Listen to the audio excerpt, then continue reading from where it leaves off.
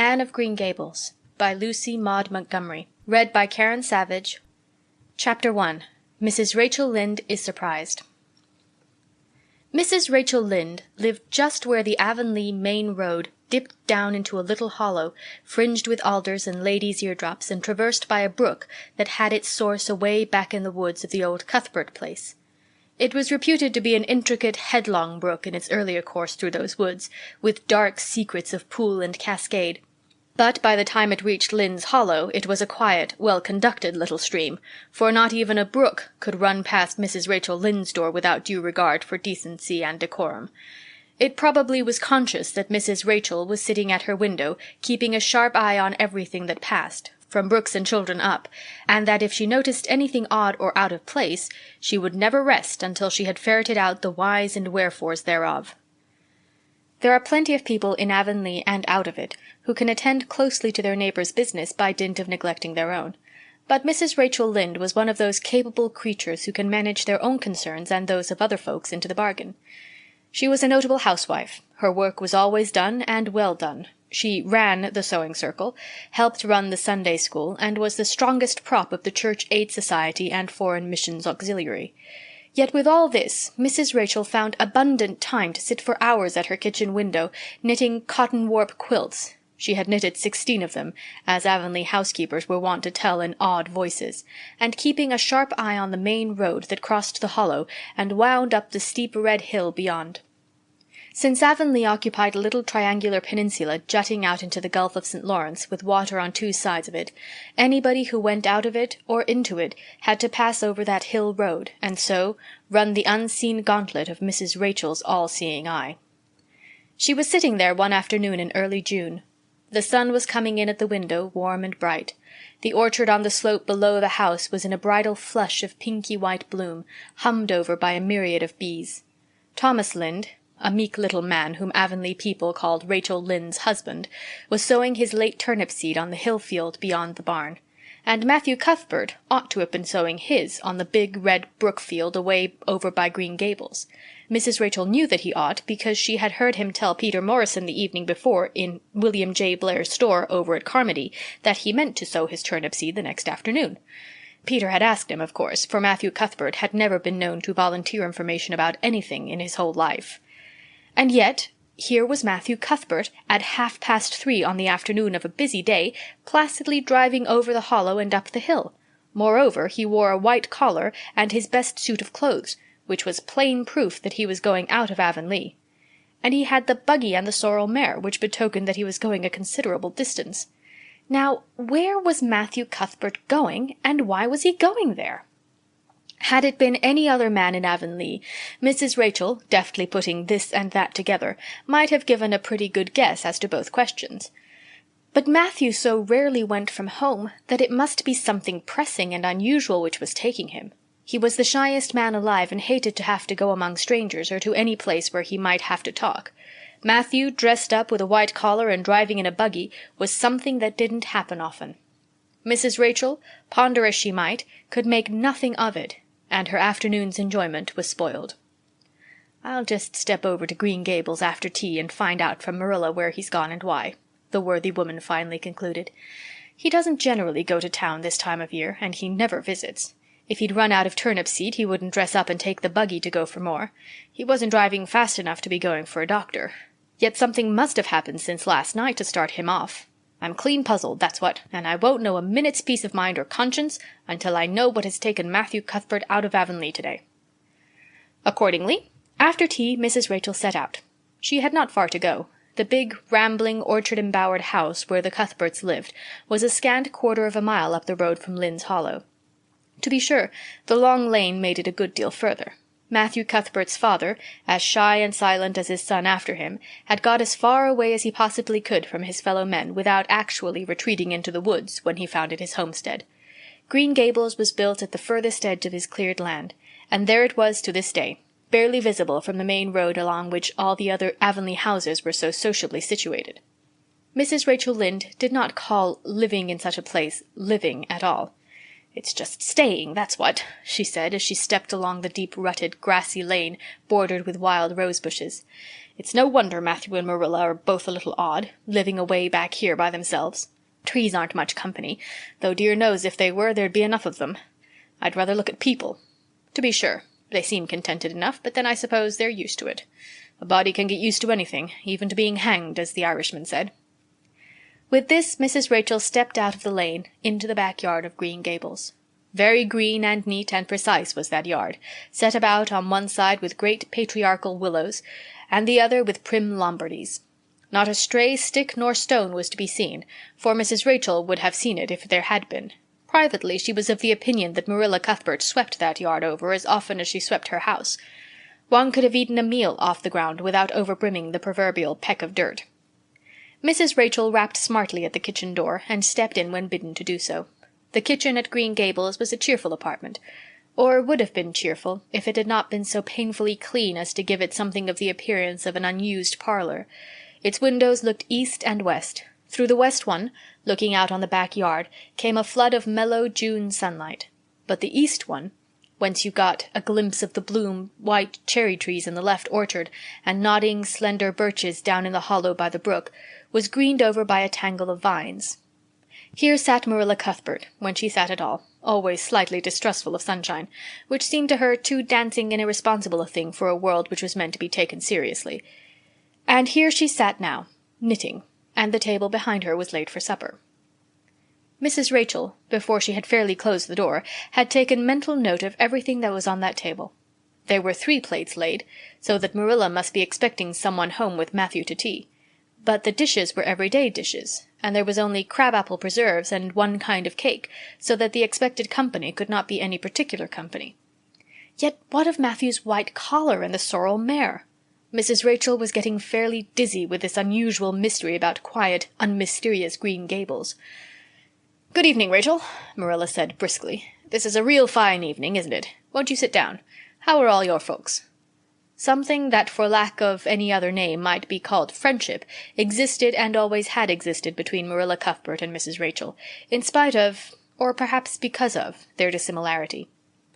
Marilla was a tall, thin woman with angles and without curves. Her dark hair showed some gray streaks and was always twisted up in a hard little knot behind, with 2 wire hairpins stuck aggressively through it. She looked like a woman of narrow experience and rigid conscience, which she was. But there was a saving something about her mouth which, if it had been ever so slightly developed, might have been considered indicative of a sense of humor. "We're all pretty well," said Mrs. Rachel. "I was kind of afraid you weren't, though, when I saw Matthew starting off today. I thought maybe he was going to the doctor's." Marilla's lips twitched understandingly. She had expected Mrs. Rachel up. She had known that the sight of Matthew jaunting off so unaccountably would be too much for her neighbor's curiosity. "Oh, no. I'm quite well, although I had a bad headache yesterday," she said. "Matthew went to Bright River. We're getting a little boy from an orphan asylum in Nova Scotia, and he's coming on the train tonight." If Marilla had said that Matthew had gone to Bright River to meet a kangaroo from Australia, Mrs. Rachel could not have been more astonished. She was actually stricken dumb for 5 seconds. It was unsupposable that Marilla was making fun of her, but Mrs. Rachel was almost forced to suppose it. "Are you in earnest, Marilla?" she demanded when voice returned to her. "Yes, of course," said Marilla, as if getting boys from orphan asylums in Nova Scotia were part of the usual spring work on any well-regulated Avonlea farm, instead of being an unheard-of innovation. Mrs. Rachel felt that she had received a severe mental jolt. She thought in exclamation points. A boy? Marilla and Matthew Cuthbert of all people adopting a boy! From an orphan asylum! Well, the world was certainly turning upside down. She would be surprised at nothing after this. Nothing. "What on earth put such a notion into your head?" she demanded disapprovingly. This had been done without her advice being asked, and must perforce be disproved. "Well, we've been thinking about it for some time. All winter, in fact," returned Marilla. "Mrs. Alexander Spencer was up here one day before Christmas, and she said she was going to get a little girl from the asylum over in Hopeton in the spring. Her cousin lives there, and Mrs. Spencer has visited her and knows all about it. So Matthew and I have talked it over off and on ever since. We thought we'd get a boy. Matthew's getting up in years, you know. He's 60, and he isn't so spry as he once was. His heart troubles him a good deal, and you know how desperate hard it's got to be to get hired help. There's never anybody to be had but those stupid, half-grown little French boys, and as soon as you do get one broke into your ways and taught something, he's up and off to the lobster canneries or the States. At first Matthew suggested getting a home boy, but I said no, flat to that. They may be all right, I'm not saying they're not, but no London street Arabs for me, I said. Give me a native-born at least. There'll be a risk, no matter who we get, but I'll feel easier in my mind and sleep sounder at nights if we get a born Canadian. So in the end we decided to ask Mrs. Spencer to pick us out one when she went over to get her little girl. We heard last week she was going, so we sent her word by Richard Spencer's folks at Carmody to bring us a smart, likely boy of about 10 or 11. We decided that would be the best age. Old enough to be of some use in doing chores, right off, and young enough to be trained up proper. We mean to give him a good home and schooling. We had a telegram from Mrs. Alexander Spencer today, the mailman brought it from the station, saying they were coming on the 5:30 train tonight. So Matthew went to Bright River to meet him. Mrs. Spencer will drop him off there. Of course, she goes on to White Sands Station herself. Mrs. Rachel prided herself on always speaking her mind. She proceeded to speak it now, having adjusted her mental attitude to this amazing piece of news. "Well, Marilla, I'll just tell you plain that I think you're doing a mighty foolish thing, a risky thing, that's what. You don't know what you're getting. You're bringing a strange child into your house and home, and you don't know a single thing about him, nor what his disposition is like, nor what sort of parents he had, nor how he's likely to turn out. Why, it was only last week I read in the paper how a man and his wife up west of the island took a boy out of an orphan asylum, and he set fire to the house at night. Set it on purpose, Marilla, and nearly burnt them to a crisp in their beds. And I know another case where an adopted boy used to suck the eggs. They couldn't break him of it. If you had asked my advice in the matter, which you didn't do, Marilla, I'd have said for mercy's sake not to think of such a thing, that's what." This Job's comforting seemed neither to offend nor to alarm Marilla. She knitted steadily on. "I don't deny there's something in what you say, Rachel. I've had some qualms myself, but Matthew was terrible set on it. I could see that, so I gave in. It's so seldom Matthew sets his mind on anything that when he does I always feel it's my duty to give in. And as for the risk, there's risks in pretty near everything a body does in this world. There's risks in people's having children of their own, if it comes to that. They don't always turn out well. And then Nova Scotia's right close to the island. It isn't as if we were getting him from England or the States. He can't be much different from ourselves." "Well, I hope it will turn out all right," said Mrs. Rachel in a tone that plainly indicated her painful doubts. "Only don't say I didn't warn you if he burns Green Gables down or puts strychnine in the well. I heard of a case over in New Brunswick where an orphan asylum child did that, and the whole family died in fearful agonies. Only it was a girl in that instance." "Well, we're not getting a girl," said Marilla, as if poisoning wells were a purely feminine accomplishment and not to be dreaded in the case of a boy. "I'd never dream of taking a girl to bring up. I wonder at Mrs. Alexander Spencer for doing it. But there, she wouldn't shrink from adopting a whole orphan asylum if she took it into her head." Mrs. Rachel would have liked to stay until Matthew came home with his imported orphan, but reflecting that it would be a good 2 hours at least before his arrival, she concluded to go up the road to Robert Bell's and tell the news. It would certainly make a sensation second to none, and Mrs. Rachel dearly loved to make a sensation. So she took herself away, somewhat to Marilla's relief, for the latter felt her doubts and fears reviving under the influence of Mrs. Rachel's pessimism. "Well, of all things that ever were or will be," ejaculated Mrs. Rachel when she was safely out in the lane. "It does really seem as if I must be dreaming. Well, I'm sorry for that poor young one, and no mistake. Matthew and Marilla don't know anything about children, and they'll expect him to be wiser and steadier than his own grandfather, if so be's he's ever had a grandfather, which is doubtful. It seems uncanny to think of a child at Green Gables, somehow. There's never been one there, for Matthew and Marilla were grown up when the new house was built. If they ever were children, which is hard to believe when one looks at them. I wouldn't be in that orphan's shoes for anything. My, but I pity him, that's what." So said Mrs. Rachel to the wild rose bushes out of the fullness of her heart. But if she could have seen the child who was waiting patiently at the Bright River station at that very moment, her pity would have been still deeper and more profound. Chapter 2. Matthew Cuthbert is surprised. Matthew Cuthbert and the sorrel mare jogged comfortably over the 8 miles to Bright River. It was a pretty road, running along between snug farmsteads, with now and again a bit of balsamy fir wood to drive through, or a hollow where wild plums hung out their filmy bloom. The air was sweet with the breath of many apple orchards, and the meadows sloped away in the distance to horizon mists of pearl and purple, while the little birds sang as if it were the one day of summer in all the year. Matthew enjoyed the drive after his own fashion, except during the moments when he met women and had to nod to them, for in Prince Edward Island you are supposed to nod to all and sundry you meet on the road, whether you know them or not. Matthew dreaded all women except Marilla and Mrs. Rachel. He had an uncomfortable feeling that the mysterious creatures were secretly laughing at him. He may have been quite right in thinking so, for he was an odd-looking personage, with an ungainly figure, and long iron-grey hair that touched his stooping shoulders, and a full, soft brown beard, which he had worn ever since he was 20. In fact, he had looked at 20 very much as he looked at 60, lacking a little of the greyness. When he reached Bright River, there was no sign of any train. He thought he was too early, so he tied his horse in the yard of the small Bright River Hotel and went over to the station house.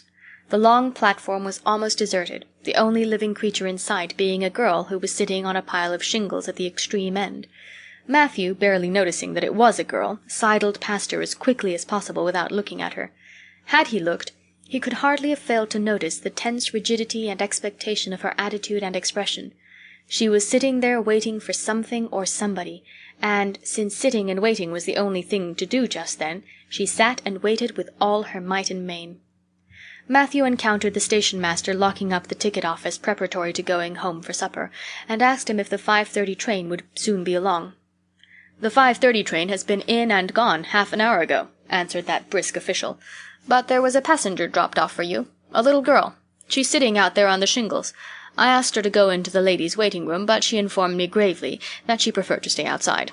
There was more scope for the imagination, she said. She's a case, I should say." "I'm not expecting a girl," said Matthew blankly. "It's a boy I've come for. He should be here. Mrs. Alexander Spencer was to bring him over from Nova Scotia for me." The station-master whistled. "Guess there's some mistake," he said. "Mrs. Spencer came off the train with that girl and gave her into my charge. Said you and your sister were adopting her from an orphan asylum, and that you would be along for her presently. That's all I know about it, and I haven't got any more orphans concealed hereabouts." "I don't understand," said Matthew helplessly, wishing that Marilla was at hand to cope with the situation. "Well, you'd better question the girl," said the station-master carelessly. "I dare say she'll be able to explain. She's got a tongue of her own, that's certain. Maybe they were out of boys of the brand you wanted." He walked jauntily away, being hungry, and the unfortunate Matthew was left to do that which was harder for him than bearding a lion in its den: walk up to a girl, a strange girl, an orphan girl, and demand of her why she wasn't a boy. Matthew groaned in spirit as he turned about and shuffled gently down the platform towards her. She had been watching him ever since he had passed her, and she had her eyes on him now. Matthew was not looking at her, and he would not have seen what she was really like if he had been, but an ordinary observer would have seen this: a child of about 11, garbed in a very short, very tight, very ugly dress of yellowish-grey wincey. She wore a faded brown sailor hat, and beneath the hat, extending down her back, were 2 braids of very thick, decidedly red hair. Her face was small, white, and thin, also much freckled. Her mouth was large, and so were her eyes, which looked green in some lights and moods, and grey in others. So far the ordinary observer. An extraordinary observer might have seen that the chin was very pointed and pronounced, that the big eyes were full of spirit and vivacity, that the mouth was sweet-lipped and expressive, that the forehead was broad and full. In short, our discerning extraordinary observer might have concluded that no commonplace soul inhabited the body of this stray woman-child of whom shy Matthew Cuthbert was so ludicrously afraid. Matthew, however, was spared the ordeal of speaking first, for as soon as she concluded that he was coming to her, she stood up, grasping with one thin brown hand the handle of a shabby old-fashioned carpet-bag, the other she held out to him. "I suppose you are Mr. Matthew Cuthbert of Green Gables?" she said in a peculiarly clear, sweet voice. "I'm very glad to see you. I was beginning to be afraid you weren't coming for me, and I was imagining all the things that might have happened to prevent you. I had made up my mind that if you didn't come for me tonight, I'd go down the track to that big wild cherry tree at the bend and climb up into it and stay all night. I wouldn't be a bit afraid, and it would be lovely to sleep in a wild cherry tree all white with bloom in the moonshine, don't you think? You could imagine you were dwelling in marble halls, couldn't you? And I was quite sure you would come for me in the morning, if you didn't tonight." Matthew had taken the scrawny little hand awkwardly in his. Then and there he decided what to do. He could not tell this child with the glowing eyes that there had been a mistake. He would take her home and let Marilla do that. She couldn't be left at Bright River anyhow, no matter what mistake had been made, so all questions and explanations might as well be deferred until he was safely back at Green Gables. "I'm sorry I was late," he said shyly. "Come along. The horse is over in the yard. Give me your bag." "Oh, I can carry it," the child responded cheerfully. "It isn't heavy. I've got all my worldly goods in it, but it isn't heavy. And if it isn't carried in just a certain way, the handle pulls out, so I'd better keep it because I know the exact knack of it. It's an extremely old carpet bag.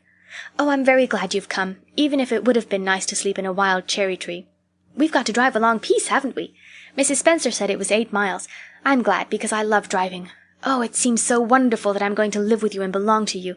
I've never belonged to anybody, not really. But the asylum was the worst. I've only been in it 4 months, but that was enough. I don't suppose you ever were an orphan in an asylum, so you can't possibly understand what it is like. It's worse than anything you can imagine. Mrs. Spencer said it was wicked of me to talk like that, but I didn't mean to be wicked. It's so easy to be wicked without knowing, isn't it? They were good, you know, the asylum people. But there is so little scope for the imagination in an asylum, only just in the other orphans. It was pretty interesting to imagine things about them, to imagine that perhaps the girl who sat next to you was really the daughter of a belted earl who had been stolen away from her parents in her infancy by a cruel nurse who died before she could confess. I used to lie awake at nights and imagine things like that, because I didn't have time in the day. I guess that's why I'm so thin. I am dreadful thin, ain't I? There isn't a pick on my bones. I do love to imagine I'm nice and plump with dimples in my elbows." With this, Matthew's companion stopped talking, partly because she was out of breath, and partly because they had reached the buggy. Not another word did she say until they had left the village and were driving down a steep little hill, the road part of which had been cut so deeply into the soft soil that the banks, fringed with blooming wild cherry trees and slim white birches, were several feet above their heads. The child put out her hand and broke off a branch of wild plum that brushed against the side of the buggy. "Isn't that beautiful?" "What did that tree leaning out from the bank, all white and lacy, make you think of?" she asked. "Well now, I dunno," said Matthew. "Why, a bride, of course. A bride all in white with a lovely misty veil. I've never seen one, but I can imagine what she would look like. I don't ever expect to be a bride myself. I'm so homely nobody will ever want to marry me, unless it might be a foreign missionary. I suppose a foreign missionary mightn't be very particular. But I do hope that someday I shall have a white dress. That is my highest ideal of earthly bliss. I just love pretty clothes. And I've never had a pretty dress in my life that I can remember. But of course, it's all the more to look forward to, isn't it? And then I can imagine that I'm dressed gorgeously. This morning when I left the asylum I felt so ashamed because I had to wear this horrid old wincey dress. All the orphans had to wear them, you know. A merchant in Hopeton last winter donated 300 yards of wincey to the asylum. Some people said it was because he couldn't sell it, but I'd rather believe that it was out of the kindness of his heart, wouldn't you? When we got on the train, I felt as if everybody must be looking at me and pitying me. But I just went to work and imagined that I had on the most beautiful pale blue silk dress, because when you are imagining, you might as well imagine something worthwhile. And a big hat all flowers and nodding plumes, and a gold watch and kid gloves and boots. I felt cheered up right away, and I enjoyed my trip to the island with all my might. I wasn't a bit sick coming over in the boat. Neither was Mrs. Spencer, although she generally is. She said she hadn't time to get sick, watching to see that I didn't fall overboard. She said she never saw the beat of me for prowling about. But if it kept her from being seasick, it's a mercy I did prowl, isn't it? And I wanted to see everything that was to be seen on that boat, because I didn't know whether I'd ever have another opportunity. Oh, there are a lot more cherry trees all in bloom. This island is the bloomiest place. I just love it already, and I'm so glad I'm going to live here. I've always heard that Prince Edward Island was the prettiest place in the world, and I used to imagine I was living here, but I never really expected I would. It's delightful when your imaginations come true, isn't it? But those red roads are so funny. When we got into the train at Charlottetown and the red roads began to flash past, I asked Mrs. Spencer what made them red, and she said she didn't know and for pity's sake not to ask her any more questions. She said I must have asked her 1,000 already. I suppose I had too, but how are you going to find out about things if you don't ask questions? And what does make the roads red? Well now, I dunno, said Matthew.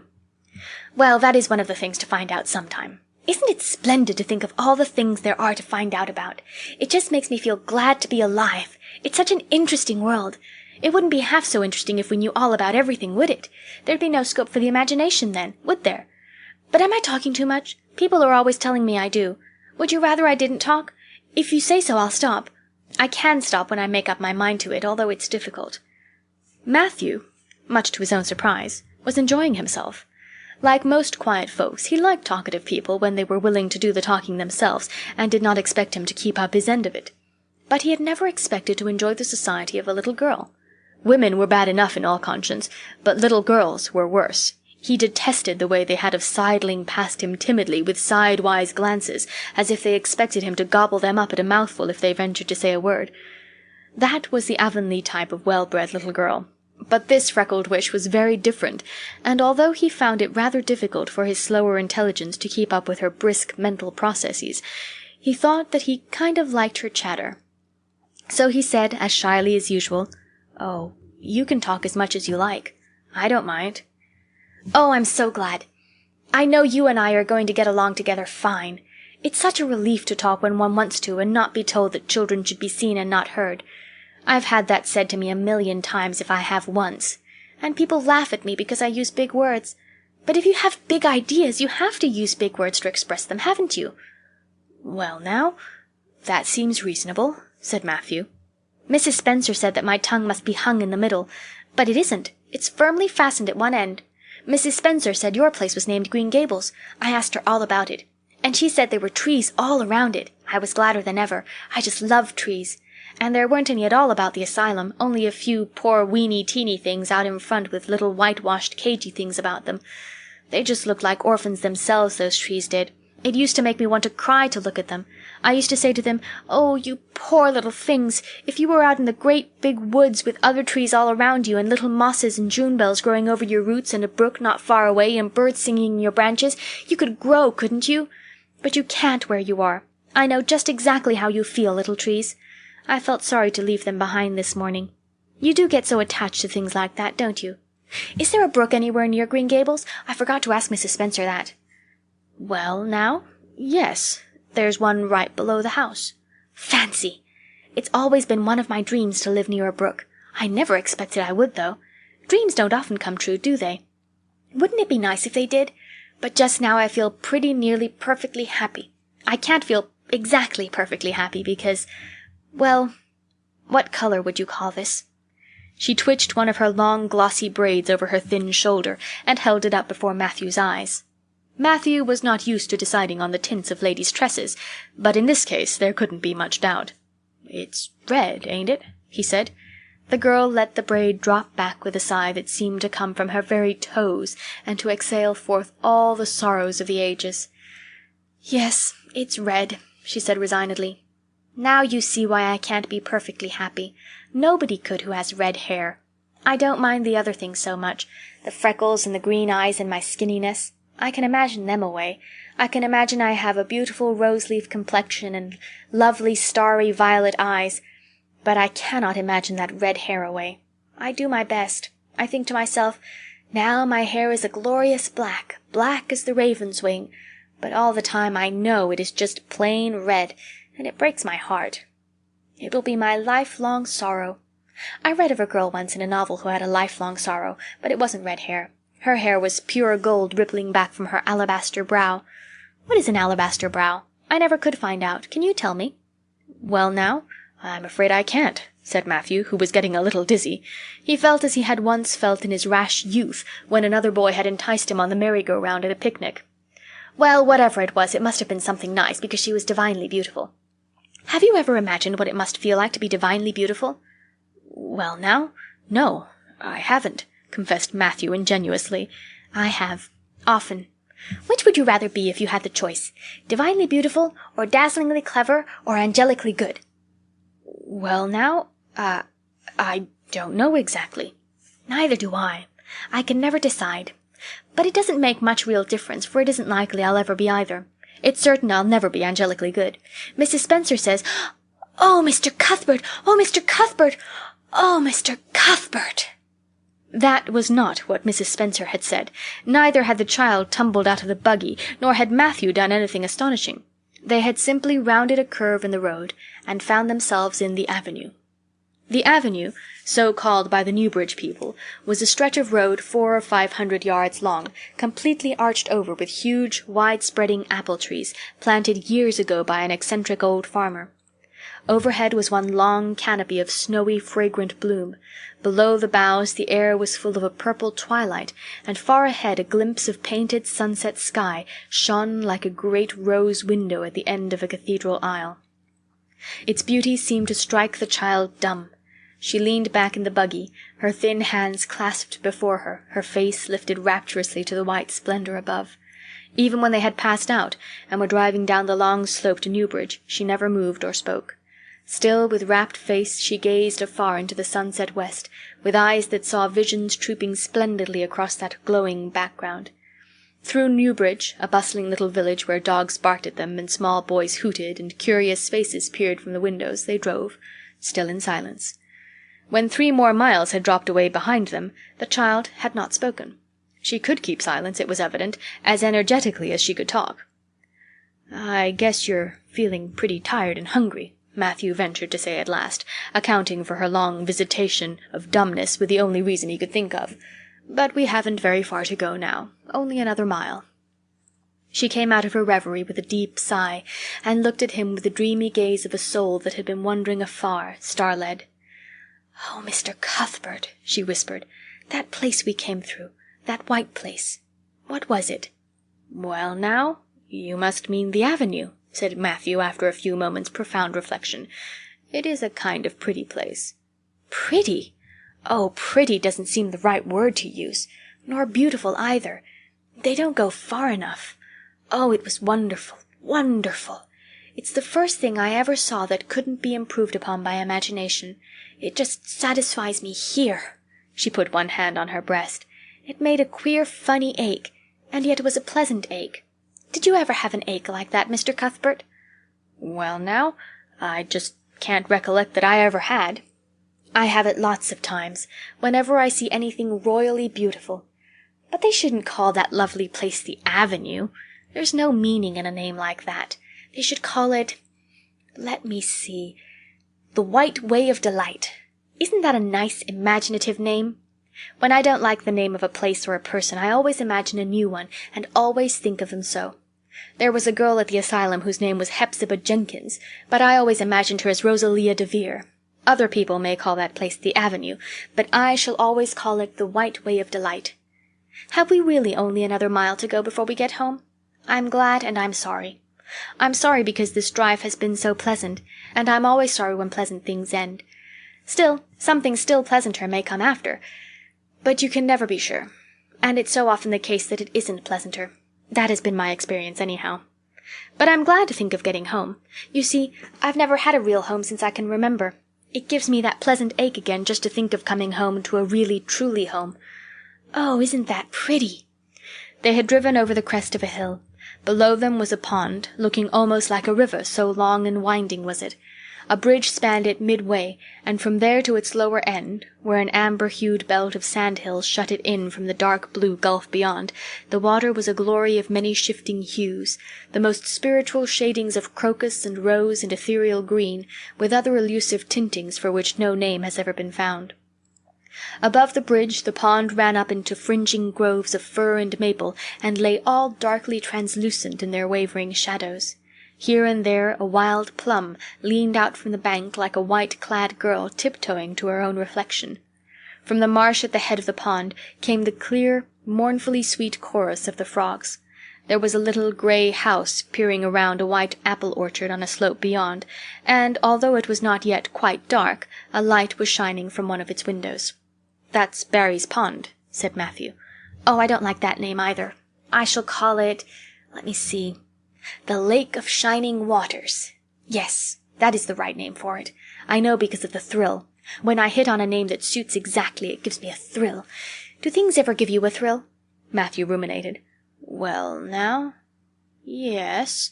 It always kind of gives me a thrill to see them ugly white grubs that spade up in the cucumber beds. I hate the look of them." "Oh, I don't think that can be exactly the same kind of a thrill. Do you think it can? There doesn't seem to be much connection between grubs and lakes of shining waters, does there? But why do other people call it Barry's Pond?" "I reckon because Mr. Barry lives up there in that house. Orchard Slope's the name of his place. If it wasn't for that big bush behind it, you could see Green Gables from here. But we have to go over the bridge and round by the road, so it's near half a mile further." "Has Mr. Barry any little girls? Well, not so very little either. About my size." "He's got one about 11. Her name is Diana." "Oh," with a long indrawing of breath. "What a perfectly lovely name." "Well, now, I dunno. There's something dreadful heathenish about it, seems to me. I'd rather Jane or Mary or some sensible name like that. But when Diana was born there was a schoolmaster boarding there, and they gave him the naming of her, and he called her Diana." "I wish there had been a schoolmaster like that around when I was born, then. Oh, here we are at the bridge. I'm going to shut my eyes tight. I'm always afraid going over bridges. I can't help imagining that perhaps just as we get to the middle they'll crumple up like a jackknife and nip us, so I shut my eyes. But I always have to open them for all when I think we're getting near the middle. Because, you see, if the bridge did crumple up, I'd want to see it crumple. What a jolly rumble it makes! I always like the rumble part of it. Isn't it splendid there are so many things to like in this world? There, we're over. Now I'll look back. Good night, dear lake of shining waters. I always say good night to the things I love, just as I would to people. I think they like it. That water looks as if it were smiling at me." When they had driven up the further hill and around a corner, Matthew said, "We're pretty near home now. That's Green Gables over—" "Oh, don't tell me," she interrupted breathlessly, catching at his partially raised arm and shutting her eyes that she might not see his gesture. "Let me guess. I'm sure I'll guess right." She opened her eyes and looked about her. They were on the crest of a hill. The sun had set some time since, but the landscape was still clear in the mellow afterlight. To the west a dark church spire rose up against a marigold sky. Below was a little valley, and beyond a long, gently rising slope with snug farmsteads scattered along it. From one to another the child's eyes darted, eager and wistful. At last they lingered on one away to the left, far back from the road, dimly white with blossoming trees in the twilight of the surrounding woods. Over it, in the stainless southwest sky, a great crystal-white star was shining like a lamp of guidance and promise. "That's it, isn't it?" she said, pointing. Matthew slapped the reins on the sorrel's back delightedly. "Well now, you guessed it. But I reckon Mrs. Spencer described it so as you could tell." "No, she didn't. Really she didn't. All she said might just as well have been about most of those other places. I hadn't any real idea what it looked like, but just as soon as I saw it I felt it was home. Oh, it seems as if I must be in a dream. Do you know, my arm must be black and blue from the elbow up, for I've pinched myself so many times today. Every little while a horrible sickening feeling would come over me, and I'd be so afraid it was all a dream. Then I'd pinch myself to see if it was real, until suddenly I remembered that even supposing it was only a dream, I'd better go on dreaming as long as I could, so I stopped pinching. But it is real, and we're nearly home." With a sigh of rapture she relapsed into silence. Matthew stirred uneasily. He felt glad that it would be Marilla, and not he, who would have to tell this waif of the world that the home she longed for was not to be hers after all.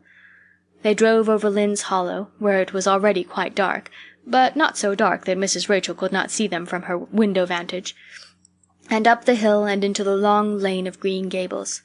By the time they arrived at the house, Matthew was shrinking from the approaching revelation with an energy he did not understand. It was not of Marilla or himself he was thinking of the trouble this mistake was probably going to make for them, but of the child's disappointment. When he thought of that rapt light being quenched in her eyes, he had an uncomfortable feeling that he was going to assist at murdering something, much the same feeling that came over him when he had to kill a lamb or calf or any other innocent little creature. The yard was quite dark as they turned into it, and the poplar leaves were rustling silkily all around it. "Listen to the trees talking in their sleep," she whispered as he lifted her to the ground. "What nice dreams they must have." Then, holding tightly to the carpet-bag which contained all her worldly goods, she followed him into the house. Chapter 3. Marilla Cuthbert is Surprised. Marilla came briskly forward as Matthew opened the door.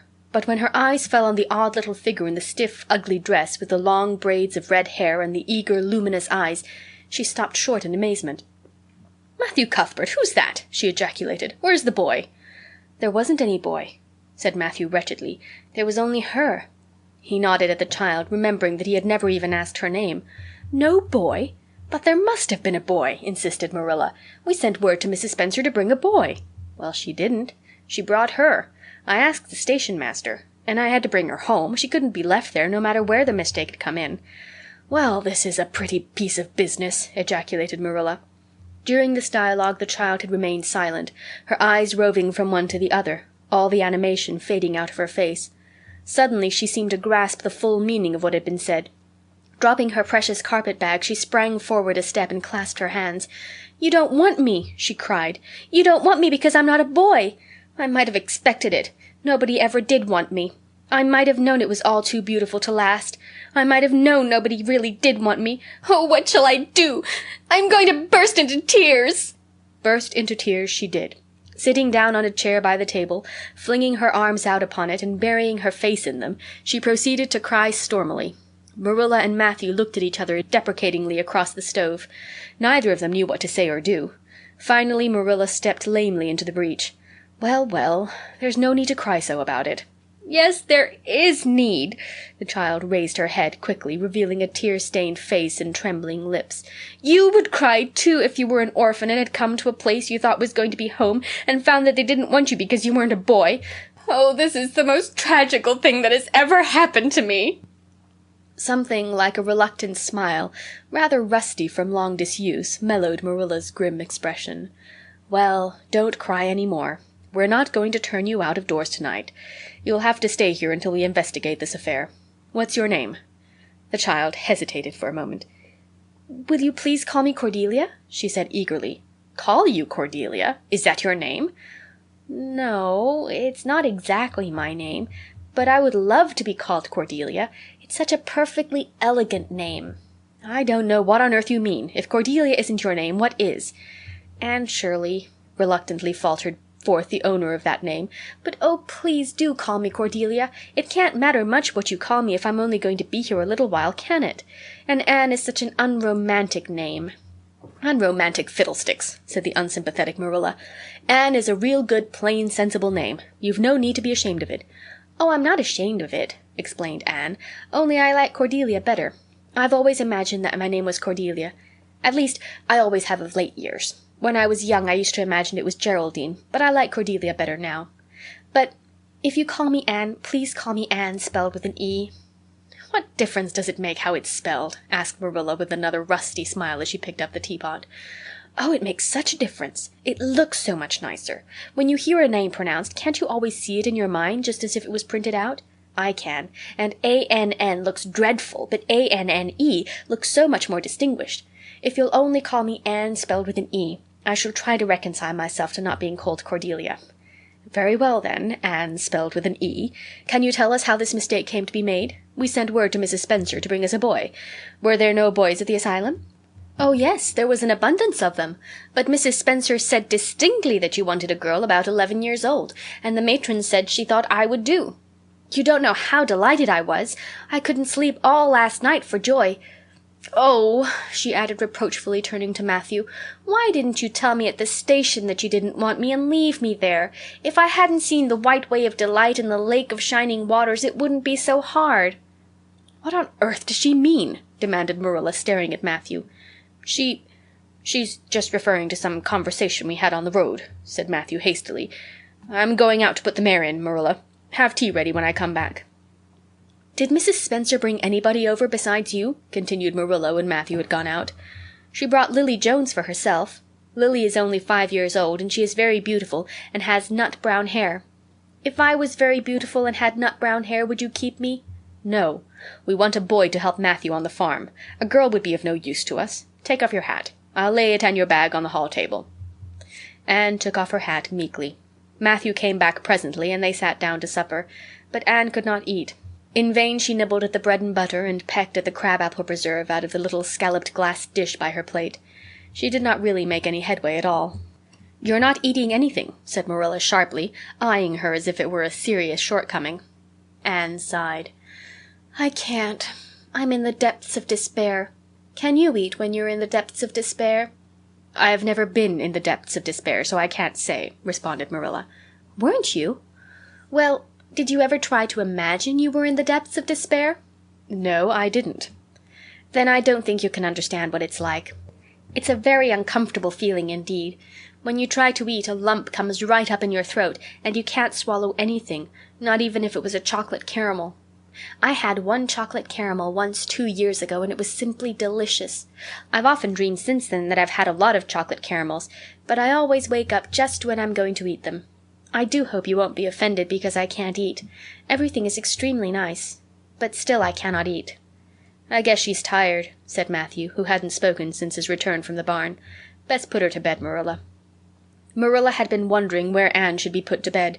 She had prepared a couch in the kitchen chamber for the desired and expected boy, but although it was neat and clean, it did not seem quite the thing to put a girl there somehow.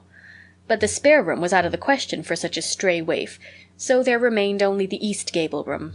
Marilla lighted a candle and told Anne to follow her, which Anne spiritlessly did, taking her hat and carpet-bag from the hall table as she passed. The hall was fearsomely clean. The little gable chamber in which she presently found herself seemed still cleaner. Marilla set the candle on a 3-legged, 3-cornered table and turned down the bedclothes. "I suppose you have a nightgown?" she questioned. Anne nodded. "Yes, I have 2. The matron of the asylum made them for me. They're fearfully skimpy. There's never enough to go around in an asylum, so things are always skimpy, at least in a poor asylum like ours. I hate skimpy nightdresses, but one can dream just as well in them as in lovely trailing ones with frills around the neck. That's one consolation." "Well, undress as quick as you can and go to bed. I'll come back in a few minutes for the candle. I daren't trust you to put it out yourself. You'd likely set the place on fire."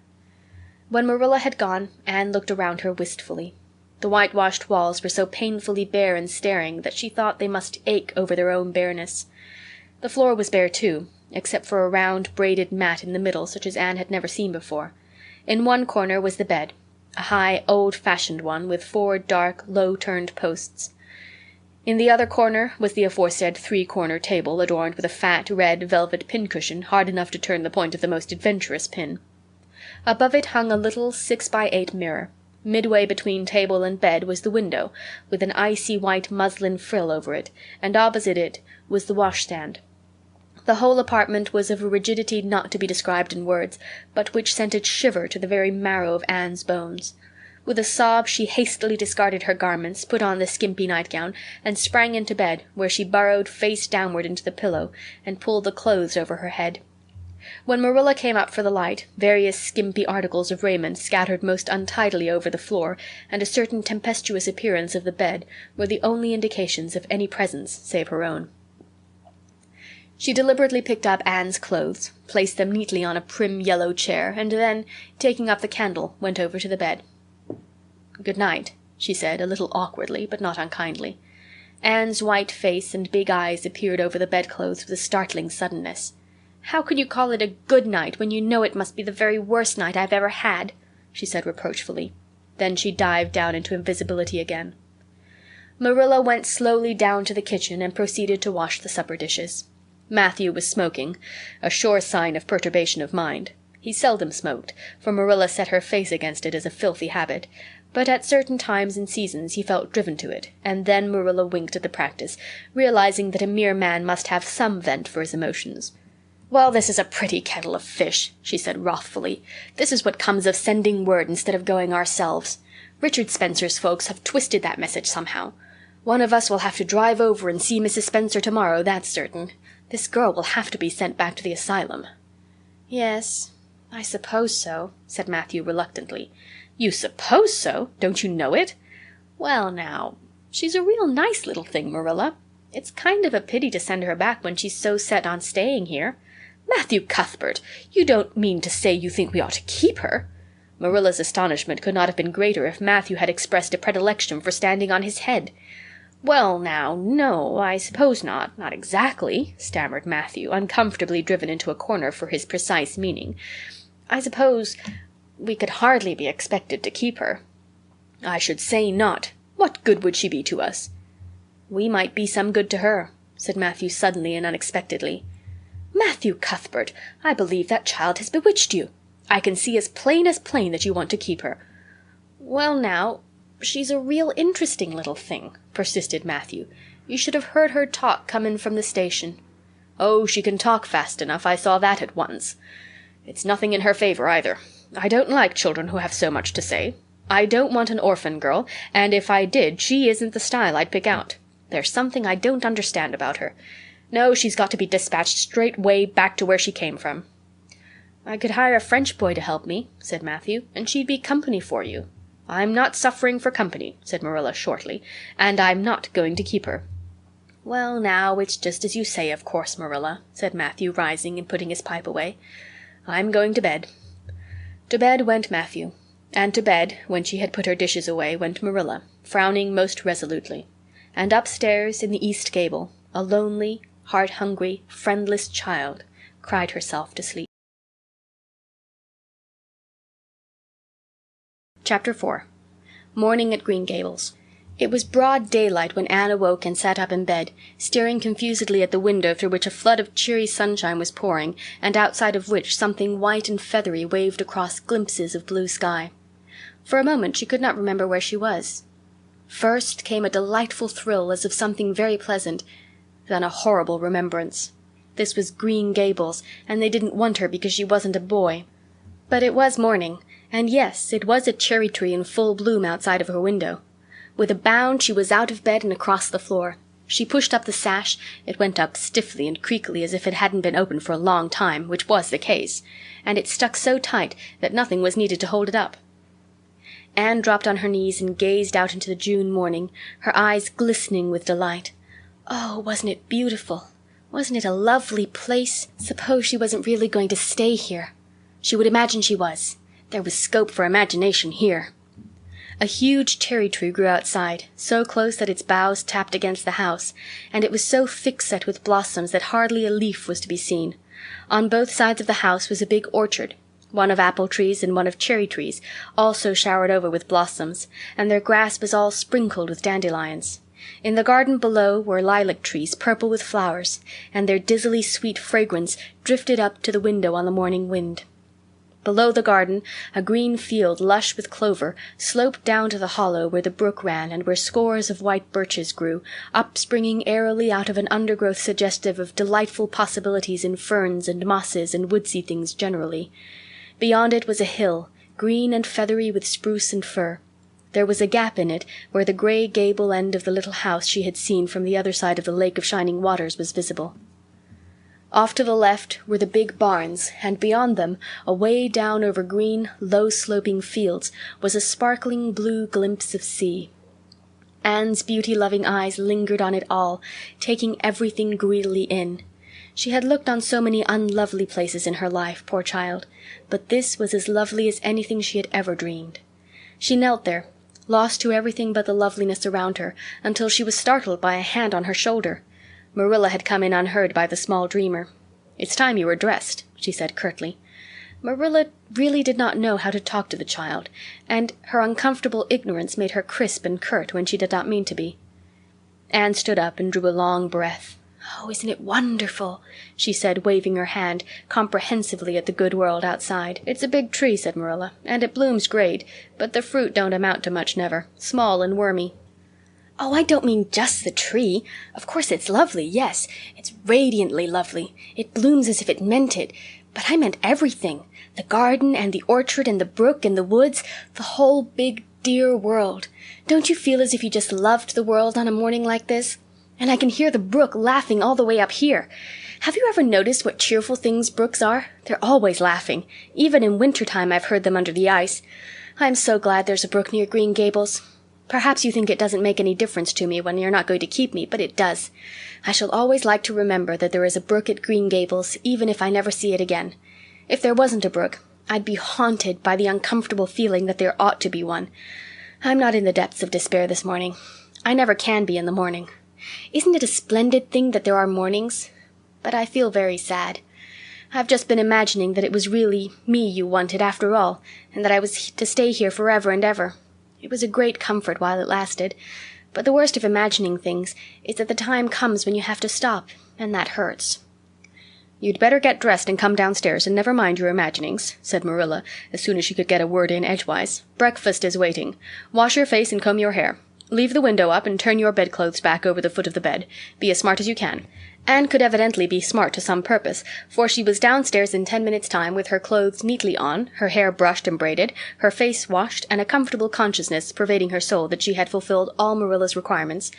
As a matter of fact, however, she had forgotten to turn back the bedclothes. "I'm pretty hungry this morning," she announced as she slipped into the chair Marilla placed for her. "The world doesn't seem such a howling wilderness as it did last night." "I'm so glad it's a sunshiny morning. But I like rainy mornings real well, too. All sorts of mornings are interesting, don't you think? You don't know what's going to happen through the day, and there's so much scope for imagination. But I'm glad it's not rainy today, because it's easier to be cheerful and bear up under affliction on a sunshiny day. I feel that I have a good deal to bear up under. It's all very well to read about sorrows and imagine yourself living through them heroically, but it's not so nice when you really come to have them, is it?" "For pity's sake, hold your tongue," said Marilla. "You talk entirely too much for a little girl." Thereupon Anne held her tongue so obediently and thoroughly that her continued silence made Marilla rather nervous, as if in the presence of something not exactly natural. Matthew also held his tongue, but this was natural, so that the meal was a very silent one.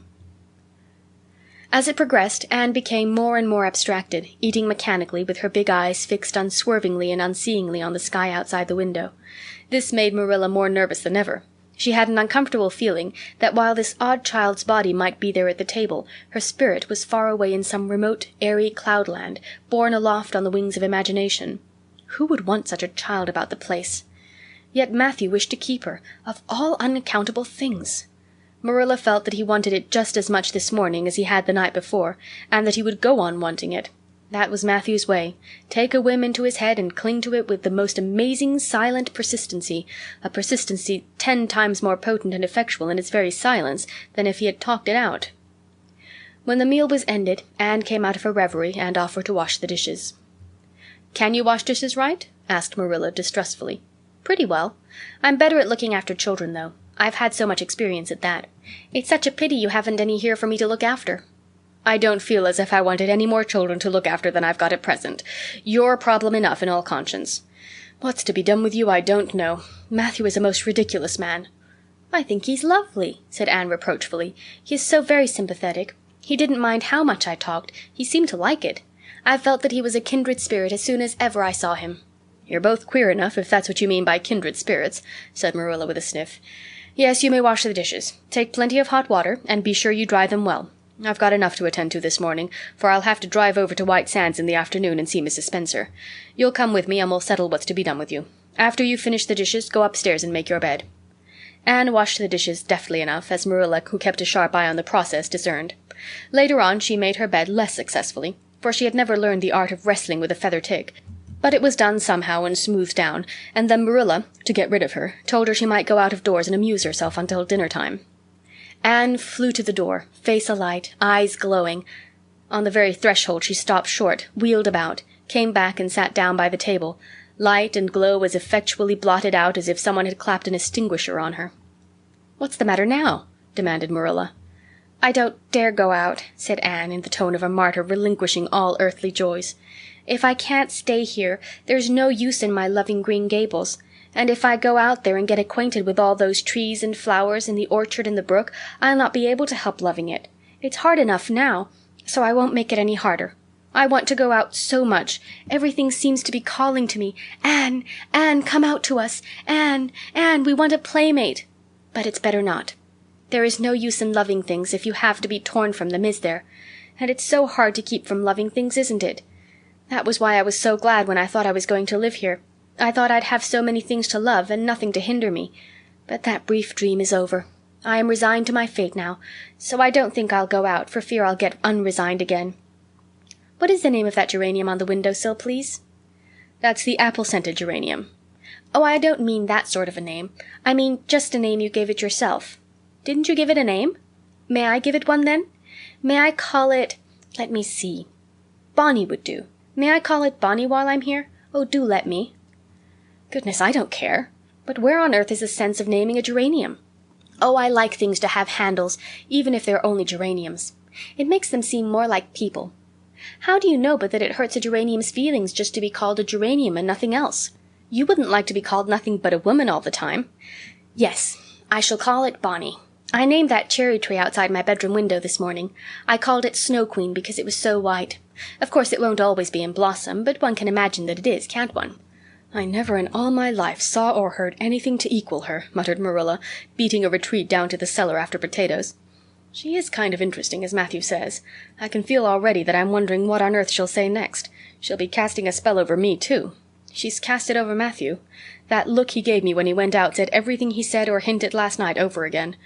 I wish he was like other men and would talk things out. A body could answer back then and argue him into reason. But what's to be done with a man who just looks?" Anne had relapsed into reverie with her chin in her hands and her eyes on the sky, when Marilla returned from her cellar pilgrimage. There Marilla left her until the early dinner was on the table.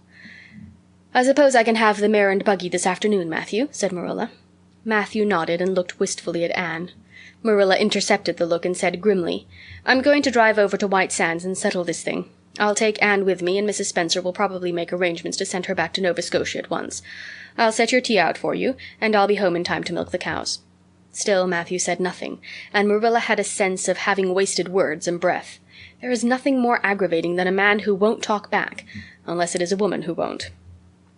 Matthew hitched the sorrel into the buggy in due time, and Marilla and Anne set off.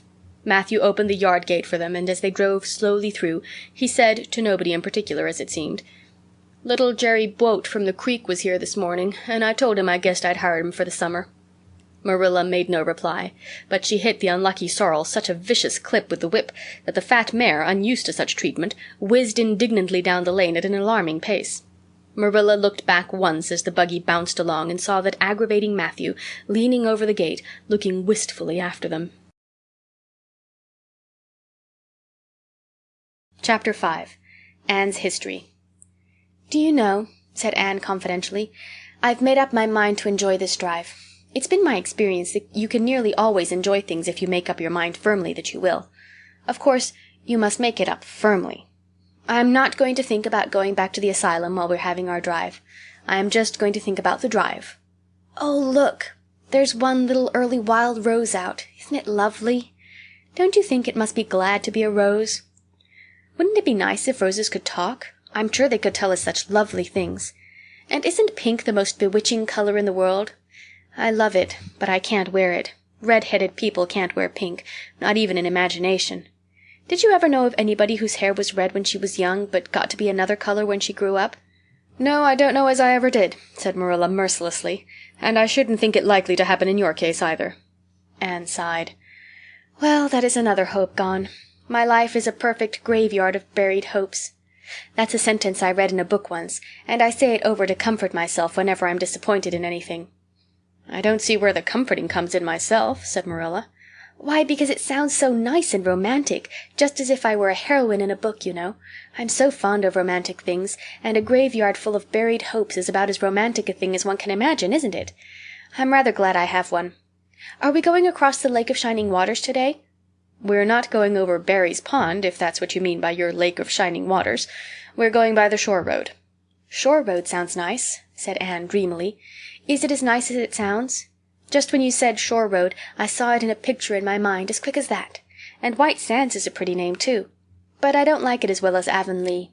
Avonlea is a lovely name. It just sounds like music. How far is it to White Sands?"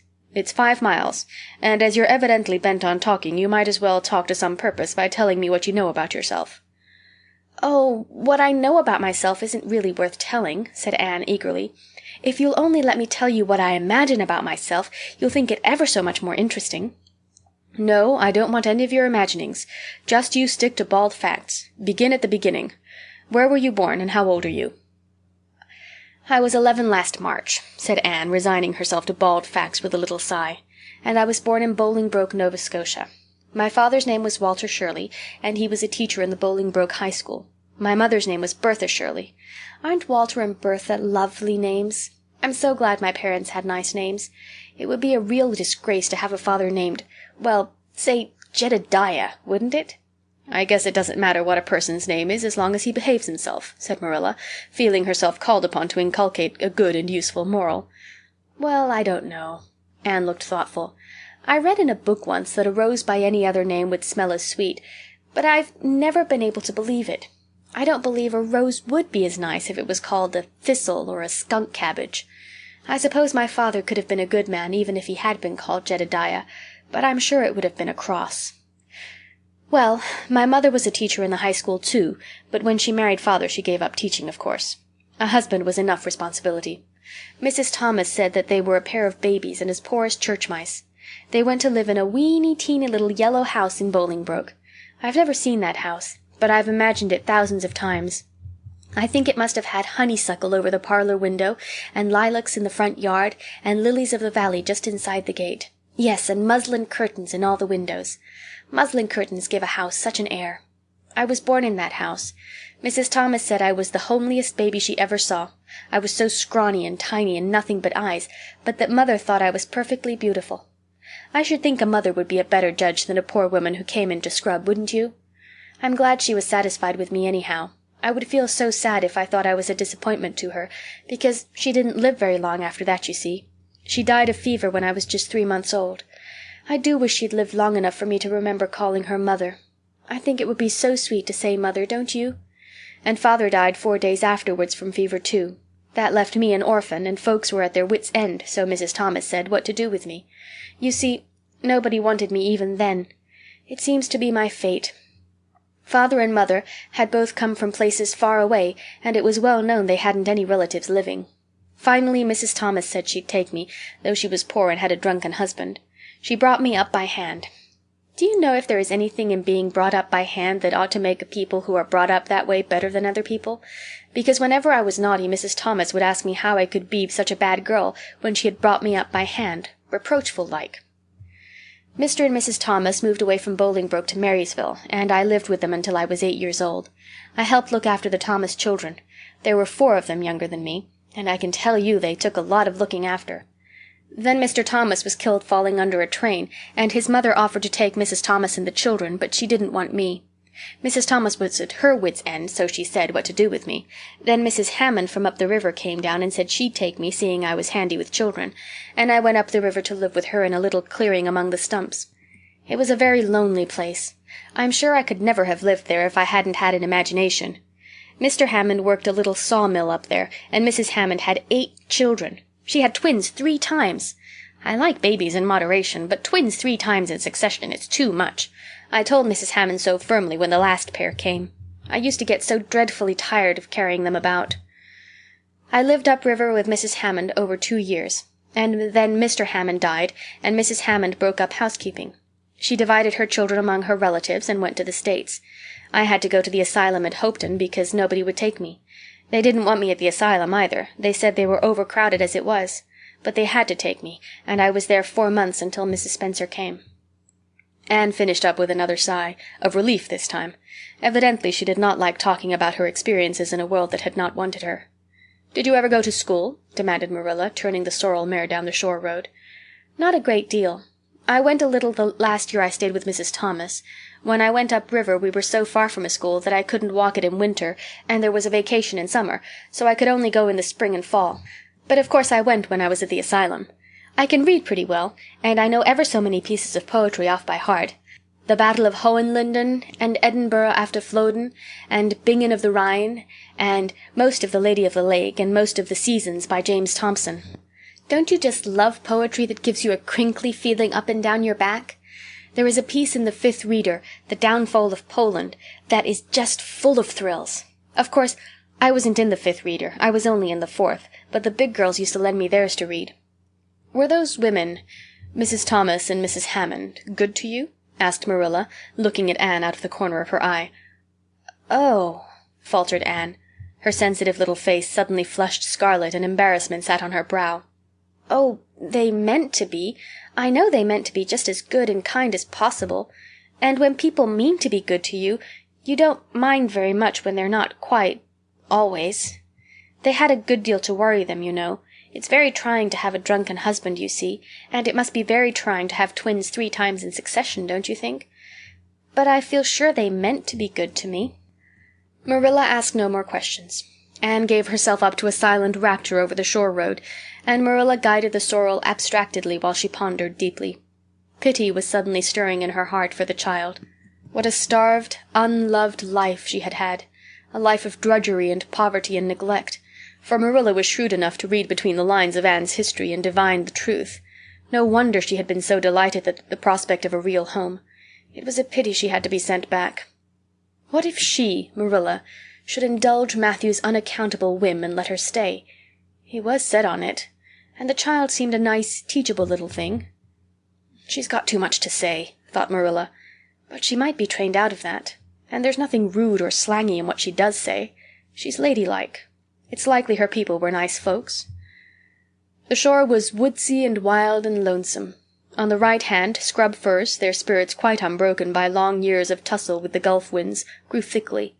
On the left were the steep, red sandstone cliffs, so near the track in places that a mare of less steadiness than the sorrel might have tried the nerves of the people behind her.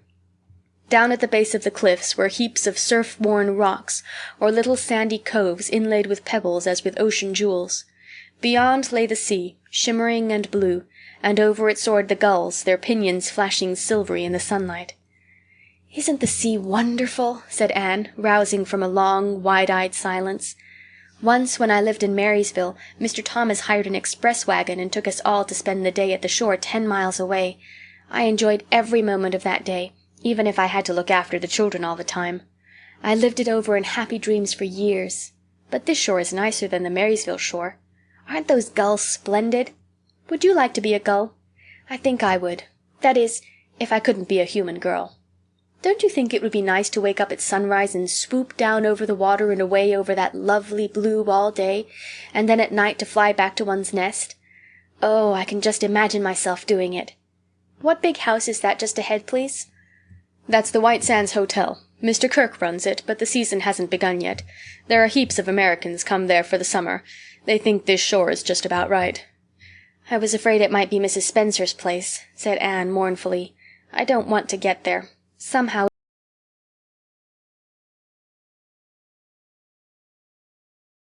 Chapter 6. Marilla Makes Up Her Mind. Get there they did, however, in due season. Mrs. Spencer lived in a big yellow house at White Sands Cove, and she came to the door with surprise and welcome mingled on her benevolent face. "Dear, dear," she exclaimed, "you're the last folks I was looking for today, but I'm real glad to see you. You'll put your horse in? And how are you, Anne?" "I'm as well as can be expected, thank you," said Anne smilelessly. A blight seemed to have descended on her. "I suppose we'll stay a little while to rest the mare," said Marilla, "but I promised Matthew I'd be home early. The fact is, Mrs. Spencer, there's been a queer mistake somewhere, and I've come over to see what it is. We sent word, Matthew and I, for you to bring us a boy from the asylum. We told your brother Robert to tell you we wanted a boy 10 or 11 years old."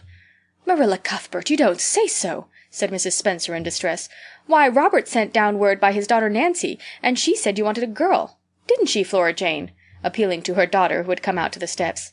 "She certainly did, Miss Cuthbert," corroborated Flora Jane earnestly. "I'm dreadfully sorry," said Mrs. Spencer. "It's too bad, but it certainly wasn't my fault, you see, Miss Cuthbert. I did the best I could, and I thought I was following your instructions. Nancy is a terrible flighty thing.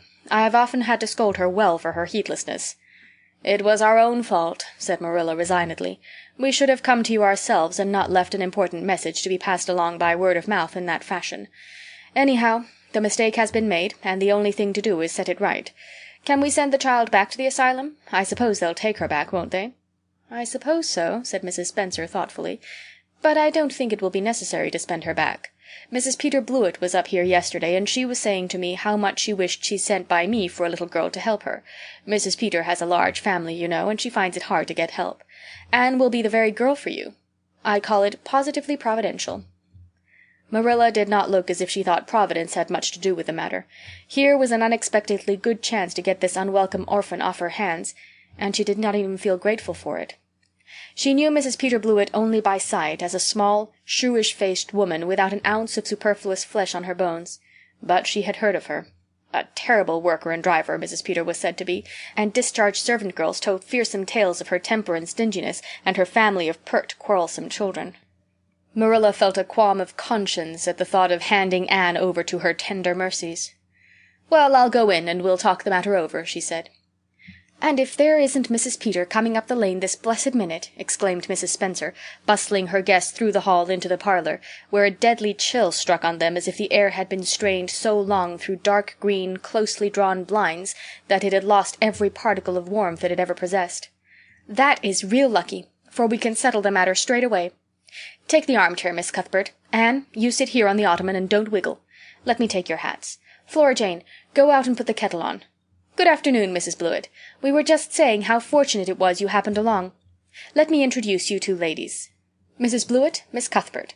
Please excuse me for just a moment. I forgot to tell Flora Jane to take the buns out of the oven." Mrs. Spencer whisked away, after pulling up the blinds. Anne, sitting mutely on the ottoman, with her hands clasped tightly in her lap, stared at Mrs. Blewett as one fascinated. Was she to be given into the keeping of this sharp-faced, sharp-eyed woman? She felt a lump coming up in her throat, and her eyes smarted painfully. She was beginning to be afraid she couldn't keep back the tears when Mrs. Spencer returned, flushed and beaming, quite capable of taking any and every difficulty, physical, mental, or spiritual, into consideration and settling it out of hand. "It seems there's been a mistake about this little girl, Mrs. Blewett," she said. "I was under the impression that Mr. and Miss Cuthbert wanted a little girl to adopt. I was certainly told so. But it seems it was a boy they wanted. So if you're still of the same mind you were yesterday, I think she'll be just the thing for you." Mrs. Blewett darted her eyes over Anne from head to foot. "How old are you, and what's your name?" she demanded. "Anne Shirley," faltered the shrinking child, not daring to make any stipulations regarding the spelling thereof. "And I'm 11 years old." "Humph! You don't look as if there was much to you. But you're wiry. I don't know but the wiry ones are the best, after all. Well, if I take you, you'll have to be a good girl, you know. Good and smart and respectful. I'll expect you to earn your keep, and no mistake about that.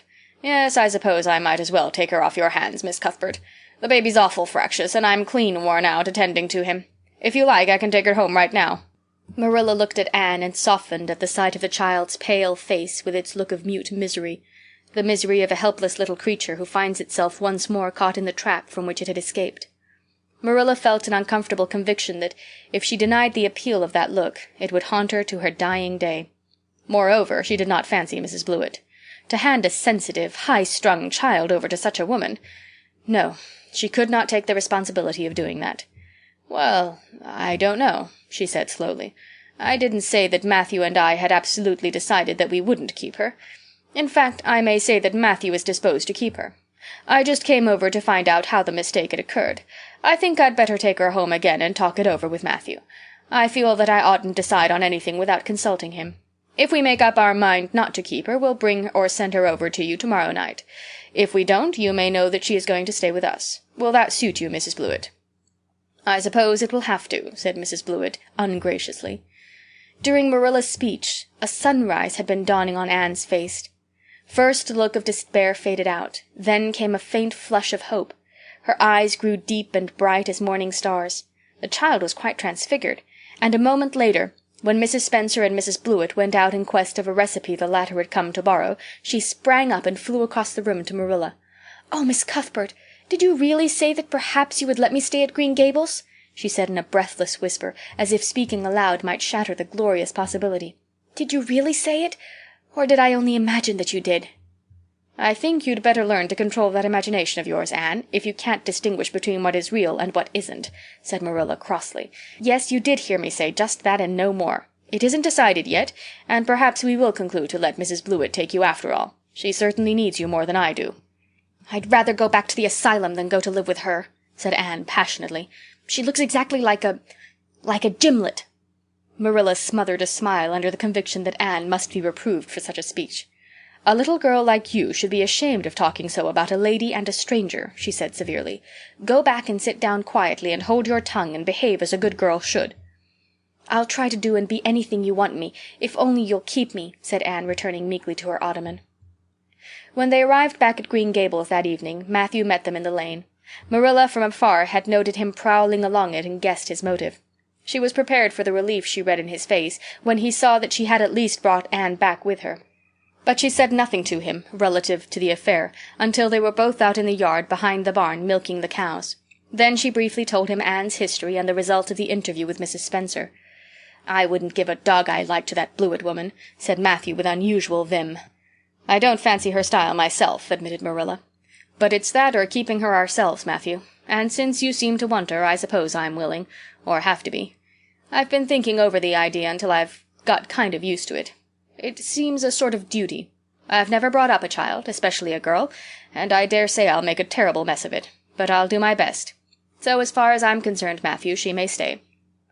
Matthew's shy face was a glow of delight. "Well now, I reckoned you'd come to see it in that light, Marilla," he said. "She's such an interesting little thing." "It'd be more to the point if you could say she was a useful little thing," retorted Marilla. "But I'll make it my business to see she's trained to be that. And mind, Matthew, you're not to go interfering with my methods. Perhaps an old maid doesn't know much about bringing up a child, but I guess she knows more than an old bachelor. So you just leave me to manage her. When I fail, it'll be time enough to put your oar in." There, Marilla, you can have your own way," said Matthew reassuringly. "Only be as good and kind to her as you can without spoiling her. I kind of think she's one of the sort you can do anything with if only you get her to love you." Marilla sniffed to express her contempt for Matthew's opinions concerning anything feminine, and walked off to the dairy with the pails. "I won't tell her tonight that she can stay," she reflected as she strained the milk into the creamers. "She'd be so excited that she wouldn't sleep a wink. Marilla Cuthbert, you're fairly in for it. Did you ever suppose you'd see the day when you'd be adopting an orphan girl? It's surprising enough, but not so surprising as that Matthew should be at the bottom of it, him that always seemed to have such a mortal dread of little girls. Anyhow, we've decided on the experiment, and goodness only knows what will become of it." Chapter 7. Anne Says Her Prayers. When Marilla took Anne up to bed that night, she said stiffly, "Now, Anne, I noticed last night that you threw your clothes all about the floor when you took them off. That is a very untidy habit, and I can't allow it at all. As soon as you take off any article of clothing, fold it neatly and place it on the chair. I haven't any use at all for little girls who aren't neat." "I was so harrowed up in my mind last night that I didn't think about my clothes at all," said Anne. "I'll fold them nicely tonight. They always made us do that at the asylum. Half the time, though, I'd forget. I'd be in such a hurry to get into bed nice and quiet and imagine things." "You'll have to remember a little better if you stay here," admonished Marilla. "There, that looks something like. Say your prayers now and get into bed." "I never say any prayers," announced Anne. Marilla looked horrified astonishment. "Why, Anne, what do you mean? Were you never taught to say your prayers? God always wants little girls to say their prayers. Don't you know who God is, Anne?" "God is a spirit, infinite, eternal, and unchangeable in his being, wisdom, power, holiness, justice, goodness, and truth," responded Anne promptly and glibly. Marilla looked rather relieved. "So you do know something, then, thank goodness. You're not quite a heathen. Where did you learn that?" "Oh, at the asylum Sunday school. They made us learn the whole catechism. I liked it pretty well. There's something splendid about some of the words. Infinite, eternal, and unchangeable. Isn't that grand? It has such a roll to it, just like a big organ playing. You couldn't quite call it poetry, I suppose, but it sounds a lot like it, doesn't it?" "We're not talking about poetry, Anne. We are talking about saying your prayers. Don't you know it's a terrible wicked thing not to say your prayers every night? I'm afraid you are a very bad little girl."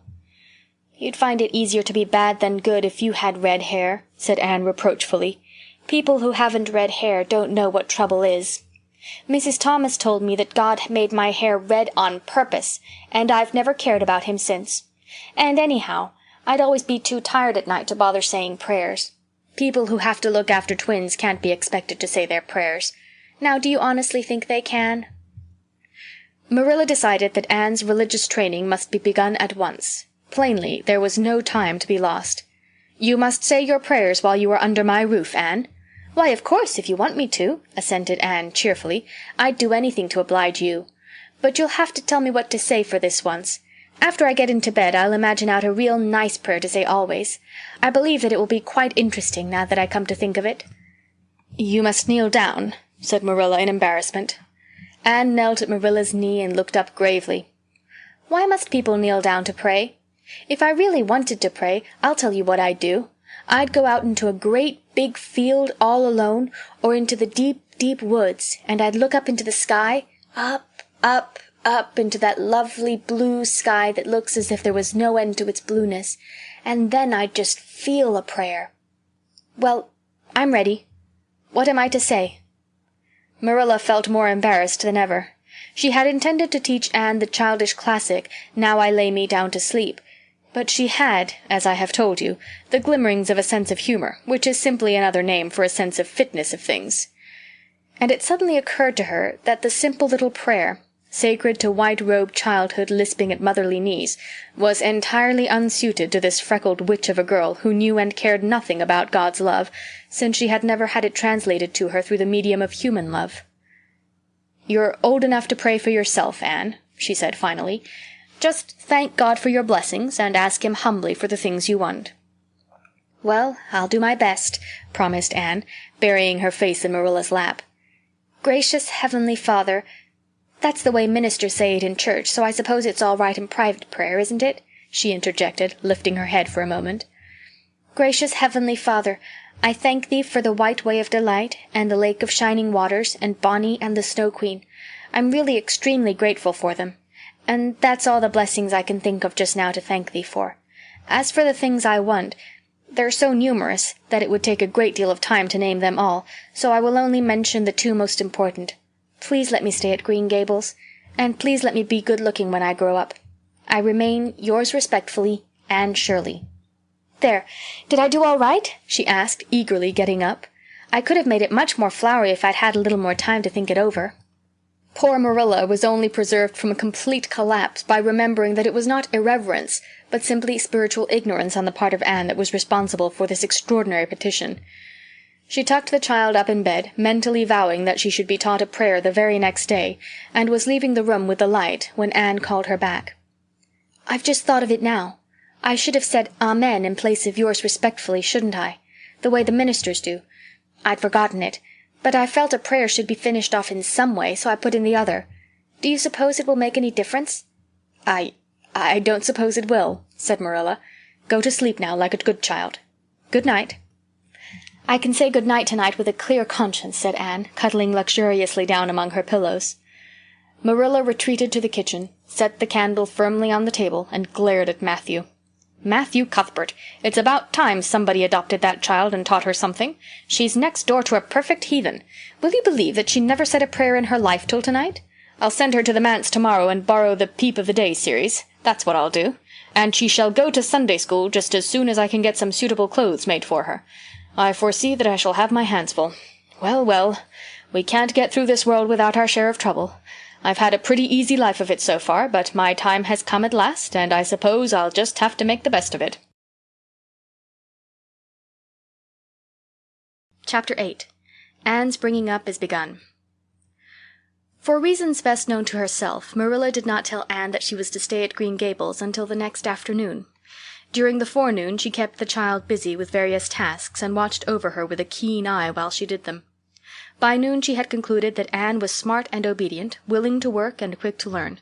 Her most serious shortcoming seemed to be a tendency to fall into daydreams in the middle of a task and forget all about it until such time as she was sharply recalled to earth by a reprimand or a catastrophe.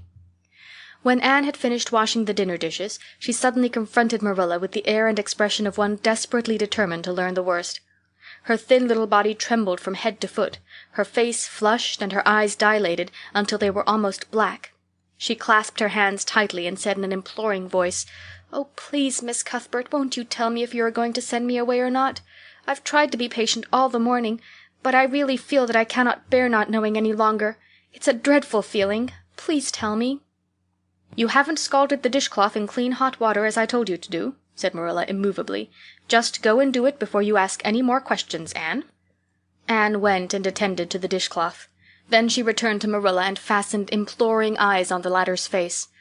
"Well," said Marilla, unable to find any excuse for deferring her explanation any longer, "I suppose I might as well tell you. Matthew and I have decided to keep you. That is, if you will try to be a good little girl and show yourself grateful.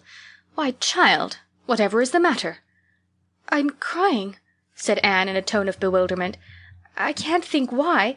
I'm as glad as can be. Oh, glad doesn't seem the right word at all. I was glad about the white way and the cherry blossoms, but this— oh, it's something more than glad. I'm so happy. I'll try to be so good. It will be uphill work, I expect, for Mrs. Thomas often told me I was desperately wicked.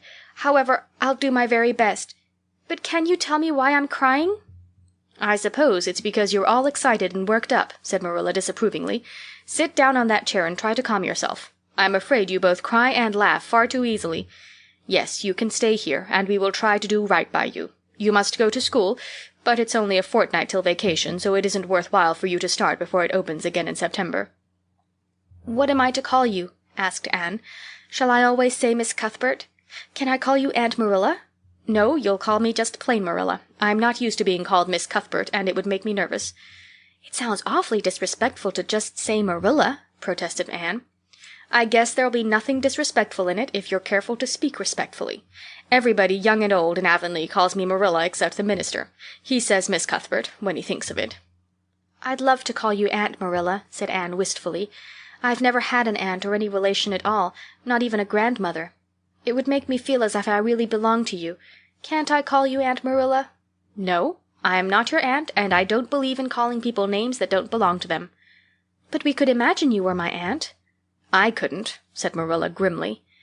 "Do you never imagine things different from what they really are?" asked Anne, wide-eyed. "No." "Oh," Anne drew a long breath. "Oh, Miss Marilla, how much you miss." "I don't believe in imagining things different from what they really are," retorted Marilla. "When the Lord puts us in certain circumstances he doesn't mean for us to imagine them away. And that reminds me. Go into the sitting room, Anne.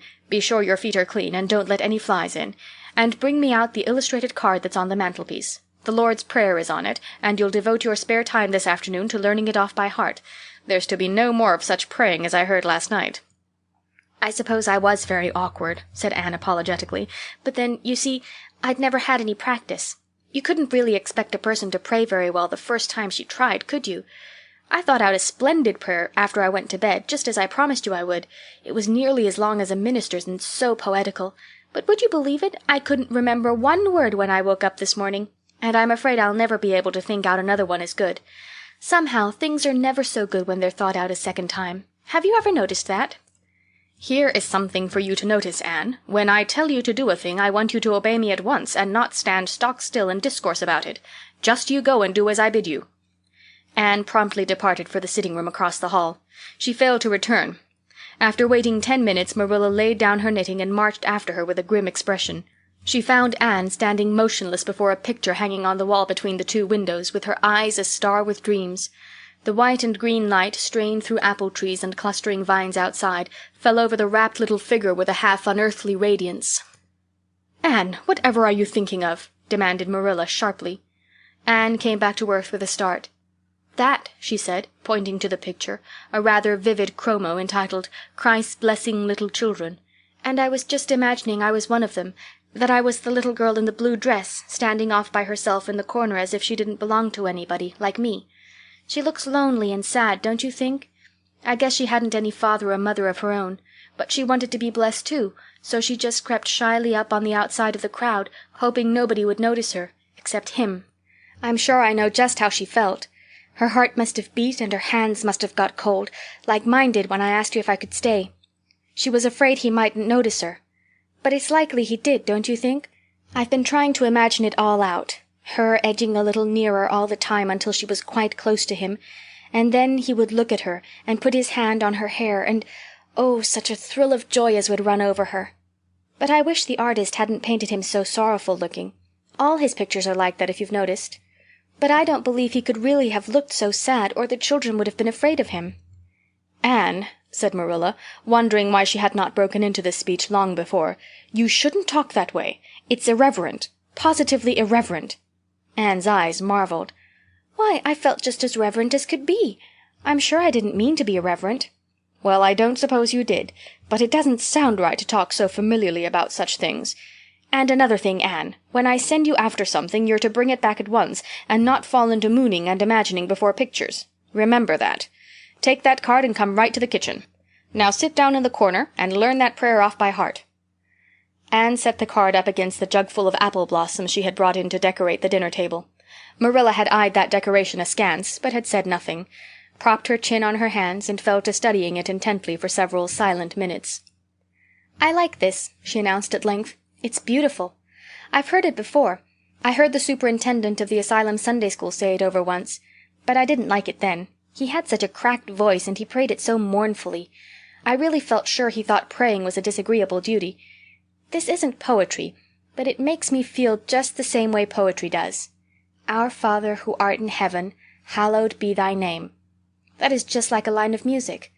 Oh, I'm so glad you thought of making me learn this, Miss Marilla. Well, learn it, and hold your tongue, said Marilla shortly. Anne tipped the vase of apple blossoms near enough to bestow a soft kiss on a pink-cupped bud, and then studied diligently for some moments longer. "Marilla," she demanded presently, "do you think that I shall ever have a bosom friend in Avonlea?" A what kind of friend?" "A bosom friend. An intimate friend, you know. A really kindred spirit to whom I can confide my inmost soul. I've dreamed of meeting her all my life. I never really supposed I would, but so many of my loveliest dreams have come true all at once that perhaps this one will too. Do you think it's possible?" "Diana Barry lives over at Orchard Slope, and she's about your age. She's a very nice little girl, and perhaps she will be a playmate for you when she comes home. She's visiting her aunt over at Carmody just now. You'll have to be careful how you behave yourself, though. Mrs. Barry is a very particular woman. She won't let Diana play with any little girl who isn't nice and good." Anne looked at Marilla through the apple blossoms, her eyes aglow with interest. "What is Diana like? Her hair isn't red, is it? Oh, I hope not. It's bad enough to have red hair myself, but I positively couldn't endure it in a bosom friend." "Diana is a very pretty little girl. She has black eyes and hair and rosy cheeks, and she is good and smart, which is better than being pretty." Marilla was as fond of morals as the Duchess in Wonderland, and was firmly convinced that one should be tacked on to every remark made to a child who was being brought up.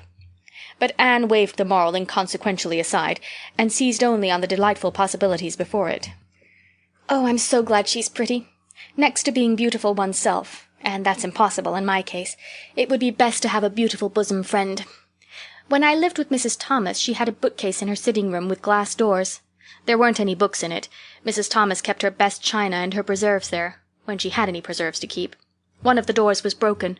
Mr. Thomas smashed it one night when he was slightly intoxicated, but the other was whole, and I used to pretend that my reflection in it was another little girl who lived in it. I called her Katie Maurice, and we were very intimate. I used to talk to her by the hour, especially on Sunday, and tell her everything. Katie was the comfort and consolation of my life. We used to pretend that the bookcase was enchanted, and that if I only knew the spell I could open the door and step right into the room where Katie Maurice lived, instead of into Mrs. Thomas's shelves of preserves and china. And then Katie Maurice would have taken me by the hand and led me out into the wonderful place of flowers and sunshine and fairies, and we would have lived there happy forever after. When I went to live with Mrs. Hammond it just broke my heart to leave Katie Maurice. She felt it dreadfully too, I know she did, for she was crying when she kissed me good-bye through the bookcase door. There was no bookcase at Mrs. Hammond's, but just up the river a little way from the house there was a long green little valley, and the loveliest echo lived there. It echoed back every word you said, even if you didn't talk a bit loud. So I imagined that it was a little girl called Violetta, and we were great friends, and I loved her almost as well as I loved Katie Maurice. Not quite, but almost, you know. The night before I went to the asylum I said good-bye to Violetta, and oh, her good-bye came back to me in such sad, sad tones. I had become so attached to her that I hadn't the heart to imagine a bosom friend at the asylum, even if there had been any scope for imagination there. "I think it's just as well there wasn't," said Marilla dryly. "I don't approve of such goings-on. You seem to half believe your own imaginations. It will be well for you to have a real live friend to put such nonsense out of your head. But don't let Mrs. Barry hear you talking about your Katie Maurices and your Violettas, or she'll think you tell stories." "Oh, I won't. I couldn't talk of them to everybody. Their memories are too sacred for that. But I thought I'd like to have you know about them. Oh, look! There's a big bee just tumbled out of an apple blossom. Just think what a lovely place to live, in an apple blossom. Fancy going to sleep in it when the wind was rocking it. If I wasn't a human girl, I think I'd like to be a bee and live among the flowers." "Yesterday you wanted to be a seagull," sniffed Marilla. "I think you are very fickle-minded. I told you to learn that prayer and not talk, but it seems impossible for you to stop talking if you've got anybody that will listen to you, so go up to your room and learn it." "Oh, I know it pretty nearly all now, all but just the last line." "Well, never mind. Do as I tell you. Go to your room and finish learning it well, and stay there until I call you down to help me get tea." "Can I take the apple blossoms with me for company?" pleaded Anne. "No. You don't want your room cluttered up with flowers. You should have left them on the tree in the first place." "I did feel a little that way, too," said Anne. "I kind of felt that I shouldn't shorten their lovely lives by picking them. I wouldn't want to be picked if I were an apple blossom. But the temptation was irresistible. What do you do when you meet with an irresistible temptation?" "Anne, did you hear me tell you to go to your room?" Anne sighed, retreated to the east gable, and sat down in a chair by the window. "There, I know this prayer. I learned that last sentence coming upstairs.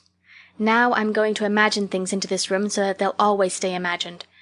The floor is covered with a white velvet carpet with pink roses all over it, and there are pink silk curtains at the windows. The walls are hung with gold and silver brocade tapestry. The furniture is mahogany.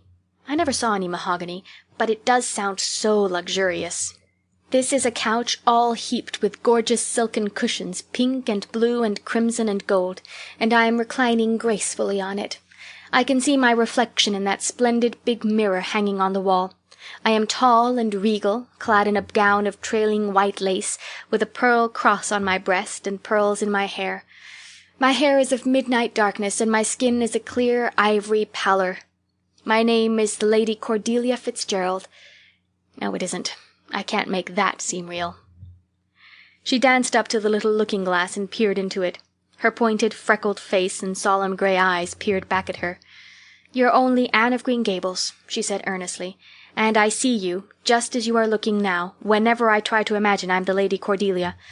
But it's a million times nicer to be Anne of Green Gables than Anne of nowhere in particular, isn't it?" She bent forward, kissed her reflection affectionately, and betook herself to the open window. "Dear Snow Queen, good afternoon. And good afternoon, dear birches down in the hollow. And good afternoon, dear grey house up on the hill. I wonder if Diana is to be my bosom friend. I hope she will, and I shall love her very much. But I must never quite forget Katie Maurice and Violetta. They would feel so hurt if I did, and I'd hate to hurt anybody's feelings, even a little bookcase girl's or a little echo girl's. I must be careful to remember them and send them a kiss every day." Anne blew a couple of airy kisses from her fingertips past the cherry blossoms, and then, with her chin in her hands, drifted luxuriously out on a sea of daydreams. Chapter 9. Mrs. Rachel Lynde is properly horrified. Anne had been a fortnight at Green Gables before Mrs. Lynde arrived to inspect her. Mrs. Rachel, to do her justice, was not to blame for this.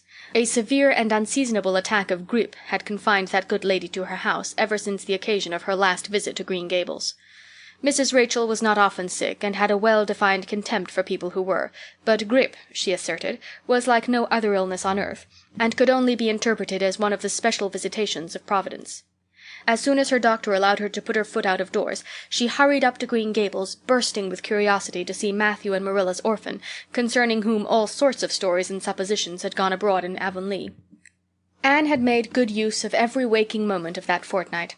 Already she was acquainted with every tree and shrub about the place. She had discovered that a lane opened out below the apple orchard and ran up through a belt of woodland, and she had explored it to its furthest end in all its delicious vagaries of brook and bridge, fir coppice and wild cherry arch, corners thick with fern, and branching byways of maple and mountain ash.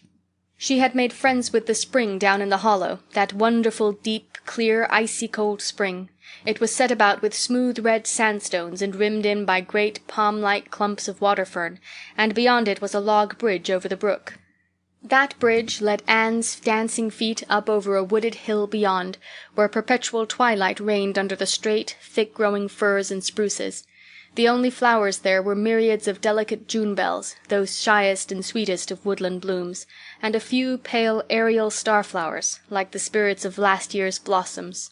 Gossamers glimmered like threads of silver among the trees, and the fir boughs and tassels seemed to utter friendly speech. All these raptured voyages of exploration were made in the odd half-hours which she was allowed for play, and Anne talked Matthew and Marilla half-deaf over her discoveries. Not that Matthew complained, to be sure. He listened to it all with a wordless smile of enjoyment on his face. Marilla permitted the chatter until she found herself becoming too interested in it, whereupon she always promptly quenched Anne by a curt command to hold her tongue. Anne was out in the orchard when Mrs. Rachel came, wandering at her own sweet will through the lush, tremulous grasses splashed with ruddy evening sunshine, so that good lady had an excellent chance to talk her illness fully over, describing every ache and pulse-beat with such evident enjoyment that Marilla thought even grippe must bring its compensations. When details were exhausted, Mrs. Rachel introduced the real reason of her call. "I've been hearing some surprising things about you and Matthew." "I don't suppose you are any more surprised than I am myself," said Marilla. "I'm getting over my surprise now." "It was too bad there was such a mistake," said Mrs. Rachel sympathetically. "Couldn't you have sent her back?" "I suppose we could, but we decided not to. Matthew took a fancy to her, and I must say I like her myself, although I admit she has her faults. The house seems a different place already. She's a real bright little thing." Marilla said more than she had intended to say when she began, for she read disapproval in Mrs. Rachel's expression. "It's a great responsibility you've taken on yourself," said that lady gloomily, "especially when you've never had any experience with children. You don't know much about her or her real disposition, I suppose, but there's no guessing how a child like that will turn out. But I don't want to discourage you, I'm sure, Marilla." "I'm not feeling discouraged," was Marilla's dry response. "When I make up my mind to do a thing, it stays made up. I suppose you'd like to see Anne. I'll call her in."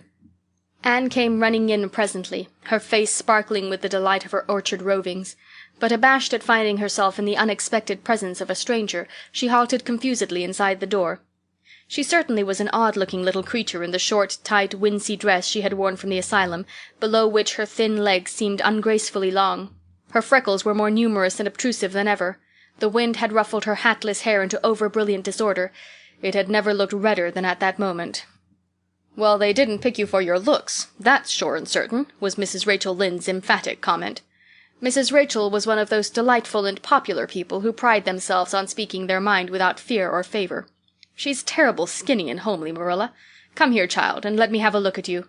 Lawful heart, did anyone ever see such freckles? And hair as red as carrots. Come here, child, I say." Anne came there, but not exactly as Mrs. Rachel expected.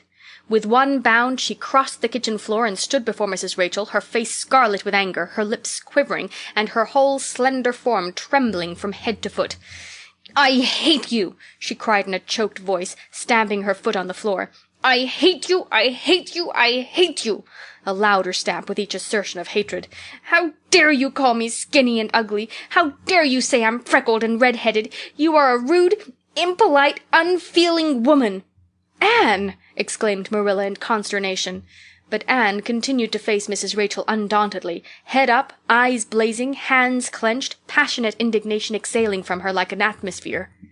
"How dare you say such things about me?" she repeated vehemently. "How would you like to have such things said about you? How would you like to be told that you are fat and clumsy and probably hadn't a spark of imagination in you? I don't care if I do hurt your feelings by saying so. I hope I hurt them. You have hurt mine worse than they were ever hurt before, even by Mrs. Thomas's intoxicated husband, and I'll never forgive you for it. Never, never!" Stamp, stamp. "Did anybody ever see such a temper?" exclaimed the horrified Mrs. Rachel. "Anne, go to your room and stay there until I come up," said Marilla, recovering her powers of speech with difficulty. Anne, bursting into tears, rushed to the hall door, slammed it until the tins on the porch wall outside rattled in sympathy, and fled through the hall and up the stairs like a whirlwind. A subdued slam above told that the door of the east gable had been shut with equal vehemence. "Well, I don't envy you your job bringing that up, Marilla," said Mrs. Rachel with unspeakable solemnity. Marilla opened her lips to say she knew not what of apology or deprecation. What she did say was a surprise to herself then and ever afterwards. "You shouldn't have twitted her about her looks, Rachel." "Marilla Cuthbert, you don't mean to say that you are upholding her in such a terrible display of temper as we've just seen?" demanded Mrs. Rachel indignantly. "No," said Marilla slowly. "I'm not trying to excuse her. She's been very naughty, and I'll have to give her a talking to about it. But we must make allowances for her. She's never been taught what is right. And you were too hard on her, Rachel." Marilla could not help tacking on that last sentence, although she was again surprised at herself for doing it. Mrs. Rachel got up with an air of offended dignity. "Well, I see that I'll have to be very careful what I say after this, Marilla, since the fine feelings of orphans brought from goodness knows where have to be considered before anything else. Oh, no, I'm not vexed. Don't worry yourself. I'm too sorry for you to leave any room for anger in my mind. You'll have your own troubles with that child. But if you'll take my advice, which I suppose you won't do, although I've brought up 10 children and buried 2, you'll do that talking to you mention with a fair-sized birch switch. I should think that would be the most effective language for that kind of a child. Her temper matches her hair, I guess. Well, good evening, Marilla. I hope you'll come down to see me often as usual, but you can't expect me to visit here again in a hurry if I'm liable to be flown at and insulted in such a fashion. It's something new in my experience." Whereat Mrs. Rachel swept out and away, if a fat woman who always waddled could be said to sweep away, and Marilla, with a very solemn face, betook herself to the east gable. On the way upstairs she pondered uneasily as to what she ought to do. She felt no little dismay over the scene that had just been enacted. How unfortunate that Anne should have displayed such temper before Mrs. Rachel Lynde, of all people! Then Marilla suddenly became aware of an uncomfortable and rebuking consciousness that she felt more humiliation over this than sorrow over the discovery of such a serious defect in Anne's disposition. And how was she to punish her? The amiable suggestion of the birch switch, to the efficiency of which all of Mrs. Rachel's own children could have borne smarting testimony, did not appeal to Marilla. She did not believe she could whip a child. No, some other method of punishment must be found to bring Anne to a proper realization of the enormity of her offense. Marilla found Anne face downward on her bed, crying bitterly, quite oblivious of muddy boots on a clean counterpane. "Anne," she said, not ungently. No answer. "Anne," with greater severity, "get off that bed this minute and listen to what I have to say to you." Anne squirmed off the bed and sat rigidly on a chair beside it, her face swollen and tear-stained, and her eyes fixed stubbornly on the floor. "This is a nice way for you to behave. Anne, aren't you ashamed of yourself?" "She hadn't any right to call me ugly and red-headed," retorted Anne, evasive and defiant. "You hadn't any right to fly into such a fury and talk the way you did to her, Anne. I was ashamed of you. Thoroughly ashamed of you. I wanted you to behave nicely to Mrs. Lynde, and instead of that you have disgraced me. I'm sure I don't know why you should lose your temper like that just because Mrs. Lynde said you were red-haired and homely. You say it yourself often enough." "Oh, but there's such a difference between saying a thing yourself and hearing other people say it," wailed Anne. "You may know a thing is so, but you can't help hoping other people don't quite think it is. I suppose you think I have an awful temper, but I couldn't help it. When she said those things, something just rose right up in me and choked me. I had to fly out at her." "Well, you made a fine exhibition of yourself, I must say. Mrs. Lynde will have a nice story to tell about you everywhere, and she'll tell it, too. It was a dreadful thing for you to lose your temper like that, Anne." "Just imagine how you would feel if somebody told you to your face that you were skinny and ugly," pleaded Anne tearfully. An old remembrance suddenly rose up before Marilla. She had been a very small child when she had heard one aunt say of her to another, "What a pity she is such a dark, homely little thing." Marilla was every day of 50 before the sting had gone out of that memory. "I don't say that I think Mrs. Lynde was exactly right in saying what she did to you, Anne," she admitted in a softer tone. "Rachel is too outspoken. But that is no excuse for such behavior on your part. She was a stranger and an elderly person and my visitor, all 3 very good reasons why you should have been respectful to her. You were rude and saucy and—" Marilla had a saving inspiration of punishment. "You must go to her and tell her you are very sorry for your bad temper and ask her to forgive you." "I can never do that," said Anne determinedly and darkly. "You can punish me in any way you like, Marilla. You can shut me up in a dark, damp dungeon inhabited by snakes and toads, and feed me only on bread and water, and I shall not complain. But I cannot ask Mrs. Lynde to forgive me." "We are not in the habit of shutting people up in dark, damp dungeons," said Marilla dryly, "especially as they're rather scarce in Avonlea. But apologize to Mrs. Lynde you must and shall, and you'll stay here in your room until you can tell me you're willing to do it." "I shall have to stay here forever, then," said Anne mournfully, "because I can't tell Mrs. Lynde I'm sorry I said those things to her. How can I? I'm not sorry.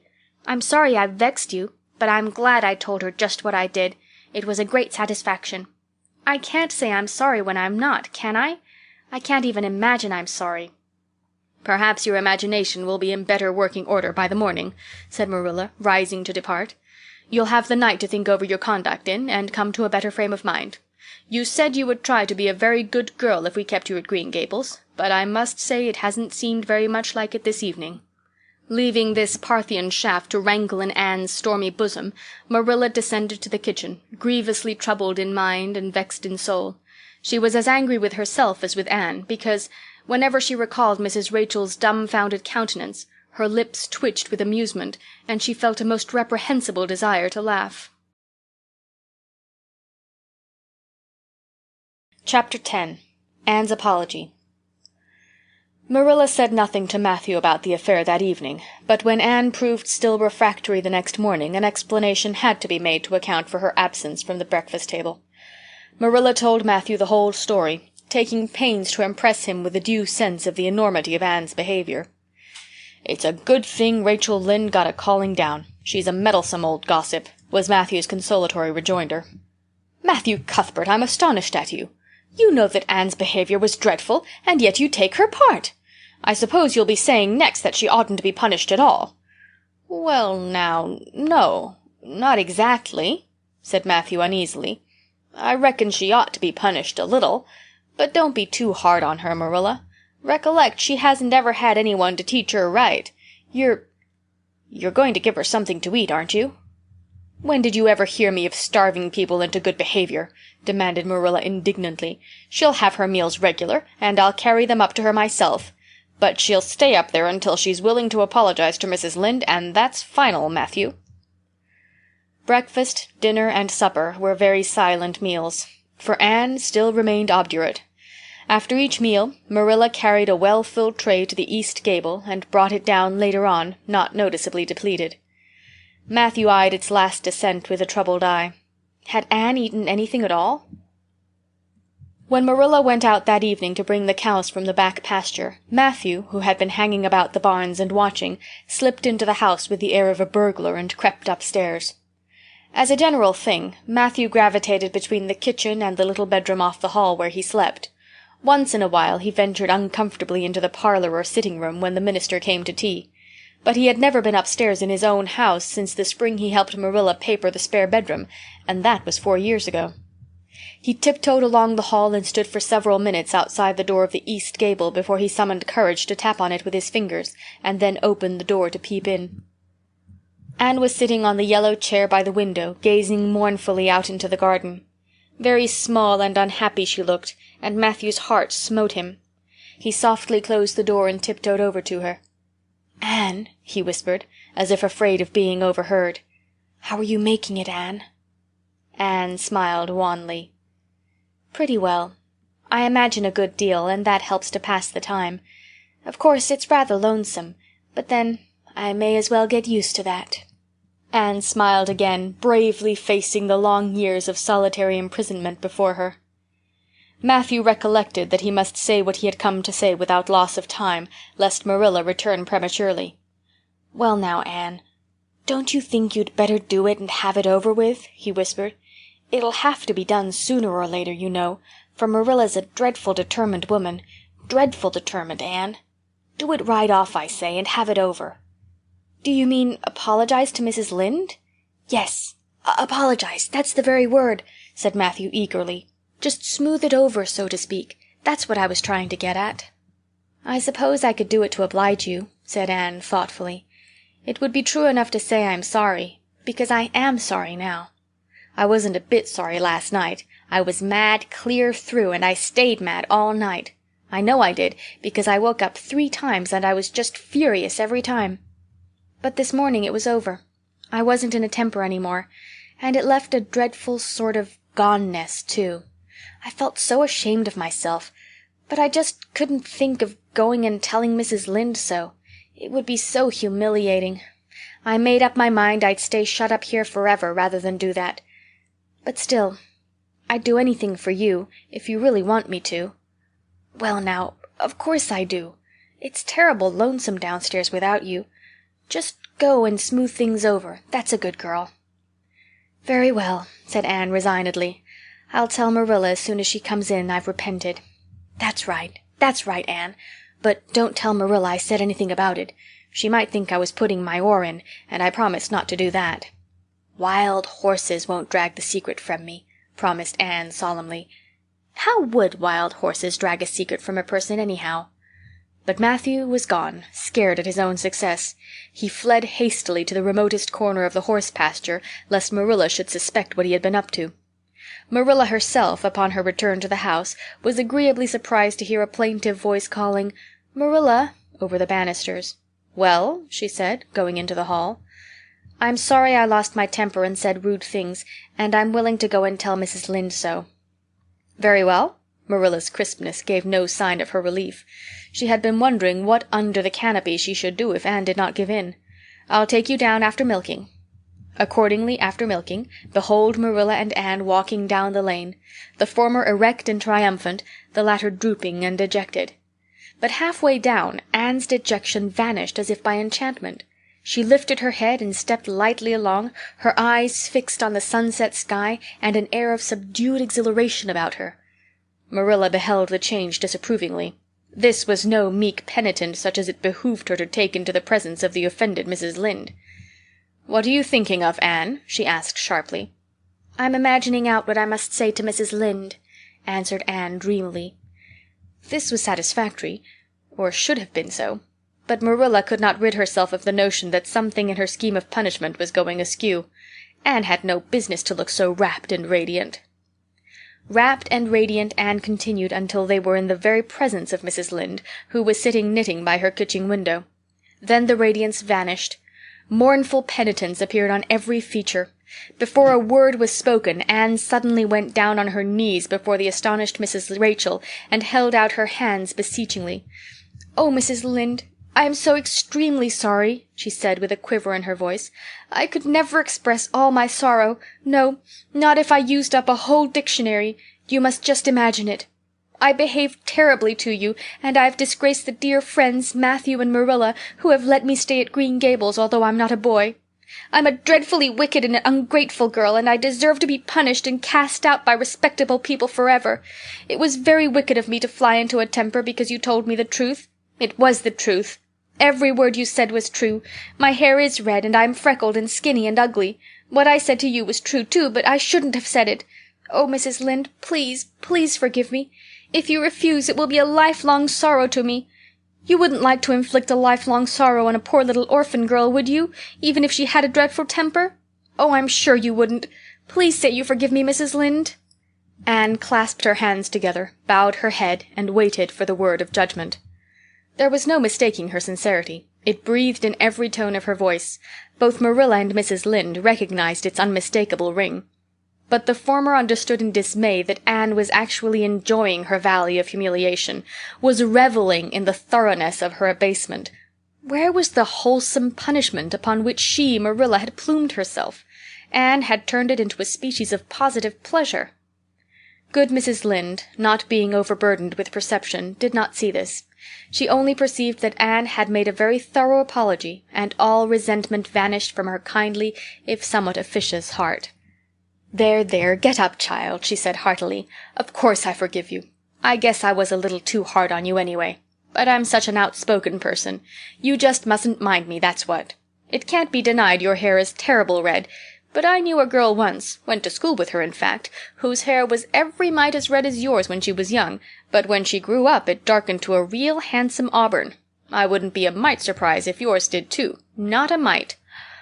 "Oh, Mrs. Lynde!" Anne drew a long breath as she rose to her feet. "You have given me a hope. I shall always feel that you are a benefactor. Oh, I could endure anything if I only thought my hair would be a handsome auburn when I grew up. It would be so much easier to be good if one's hair was a handsome auburn, don't you think? And now, may I go out into your garden and sit on that bench under the apple trees while you and Marilla are talking? There's so much more scope for imagination out there." "Laws, yes, run along, child, and you can pick a bouquet of them white June lilies over in the corner if you like." As the door closed behind Anne, Mrs. Lynde got briskly up to light a lamp. "She's a real odd little thing. Take this chair, Marilla. It's easier than the one you've got. I just keep that for the hired boy to sit on. Yes, she certainly is an odd child, but there is something kind of taking about her after all. I don't feel so surprised at you and Matthew keeping her as I did, nor so sorry for you either. She may turn out all right. Of course, she has a queer way of expressing herself, a little too, well, too kind of forcible, you know. But she'll likely get over that now that she's come to live among civilized folks. And then her temper's pretty quick, I guess. But there's one comfort. A child that has a quick temper, just blaze up and cool down, ain't never likely to be sly or deceitful. Preserve me from a sly child, that's what. On the whole, Marilla, I kind of like her." When Marilla went home, Anne came out of the fragrant twilight of the orchard with a sheaf of white narcissi in her hands. "I apologized pretty well, didn't I?" she said proudly as they went down the lane. "I thought since I had to do it, I might as well do it thoroughly." "You did it thoroughly, all right enough," was Marilla's comment. Marilla was dismayed at finding herself inclined to laugh over the recollection. She had also an uneasy feeling that she ought to scold Anne for apologizing so well, but then that was ridiculous. She compromised with her conscience by saying severely, "I hope you won't have occasion to make many more such apologies. I hope you'll try to control your temper now, Anne." "That wouldn't be so hard if people wouldn't twit me about my looks," said Anne with a sigh. "I don't get cross about other things, but I'm so tired of being twitted about my hair, and it just makes me boil right over. Do you suppose my hair will really be a handsome auburn when I grow up?" "You shouldn't think so much about your looks, Anne. I'm afraid you are a very vain little girl." "How can I be vain when I know I'm homely?" protested Anne. "I love pretty things, and I hate to look in the glass and see something that isn't pretty. It makes me feel so sorrowful, just as I feel when I look at any ugly thing. I pity it because it isn't beautiful." "Handsome is as handsome does," quoted Marilla. "I've had that said to me before, but I have my doubts about it," remarked skeptical Anne, sniffing at her narcissi. "Oh, aren't these flowers sweet? It was lovely of Mrs. Lynde to give them to me. I have no hard feelings against Mrs. Lynde now. It gives you a lovely, comfortable feeling to apologize and be forgiven, doesn't it? Aren't the stars bright tonight? If you could live in a star, which one would you pick? I'd like that lovely, clear, big one away over there above that dark hill." "Anne, do hold your tongue," said Marilla, thoroughly worn out trying to follow the gyrations of Anne's thoughts. Anne said no more until they turned into their own lane. A little gypsy wind came down it to meet them, laden with the spicy perfume of young, dew-wet ferns. Far up in the shadows a cheerful light gleamed out through the trees from the kitchen at Green Gables. Anne suddenly came close to Marilla and slipped her hand into the older woman's hard palm. "It's lovely to be going home, and know it's home," she said. "I love Green Gables already, and I never loved any place before. No place ever seemed like home. Oh, Marilla, I'm so happy. I could pray right now and not find it a bit hard." Something warm and pleasant welled up in Marilla's heart at a touch of that thin little hand in her own, a throb of the maternity she had missed, perhaps. Its very unaccustomedness and sweetness disturbed her. She hastened to restore her sensations to their normal calm by inculcating a moral. "If you'll be a good girl, you'll always be happy, Anne. And you should never find it hard to say your prayers." "Saying one's prayers isn't exactly the same thing as praying," said Anne meditatively. "But I'm going to imagine that I'm the wind that is blowing up there in those treetops. When I get tired of the trees, I'll imagine I'm gently waving down here in the ferns, and then I'll fly over to Mrs. Lynde's garden and set the flowers dancing, and then I'll go with one great swoop over the clover field, and then I'll blow over the lake of shining waters and ripple it all up into little sparkling waves. Oh, there's so much scope for imagination in a wind. So I'll not talk any more just now, Marilla." "Thanks be to goodness for that," breathed Marilla in devout relief. Chapter 11. Anne's Impressions of Sunday School. "Well, how do you like them?" said Marilla. Anne was standing in the gable room, looking solemnly at 3 new dresses spread out on the bed. One was of snuffy-colored gingham, which Marilla had been tempted to buy from a peddler the preceding summer because it looked so serviceable. One was of black and white checkered sateen which she had picked up at a bargain counter in the winter, and one was a stiff print of an ugly blue shade which she had purchased that week at a Carmody store. She had made them up herself, and they were all made alike, plain skirts fulled tightly to plain waists, with sleeves as plain as waist and skirt, and tight as sleeves could be. "I'll imagine that I like them," said Anne soberly. "I don't want you to imagine it," said Marilla, offended. "Oh, I can see you don't like the dresses. What is the matter with them? Aren't they neat and clean and new?" "Yes." "Then why don't you like them?" They're not pretty," said Anne reluctantly. "Pretty?" Marilla sniffed. "I didn't trouble my head about getting pretty dresses for you. I don't believe in pampering Vanity, Anne, I'll tell you that right off. Those dresses are good, sensible, serviceable dresses, without any frills or furbelows about them, and they're all you'll get this summer. The brown gingham and the blue print will do you for school when you begin to go. The sateen is for church and Sunday school. I'll expect you to keep them neat and clean and not to tear them. I should think you'd be grateful to get most anything after those skimpy, wincey things you've been wearing." "Oh, I am grateful," protested Anne. "But I'd be ever so much gratefuller if you'd made just one of them with puffed sleeves. Puffed sleeves are so fashionable now.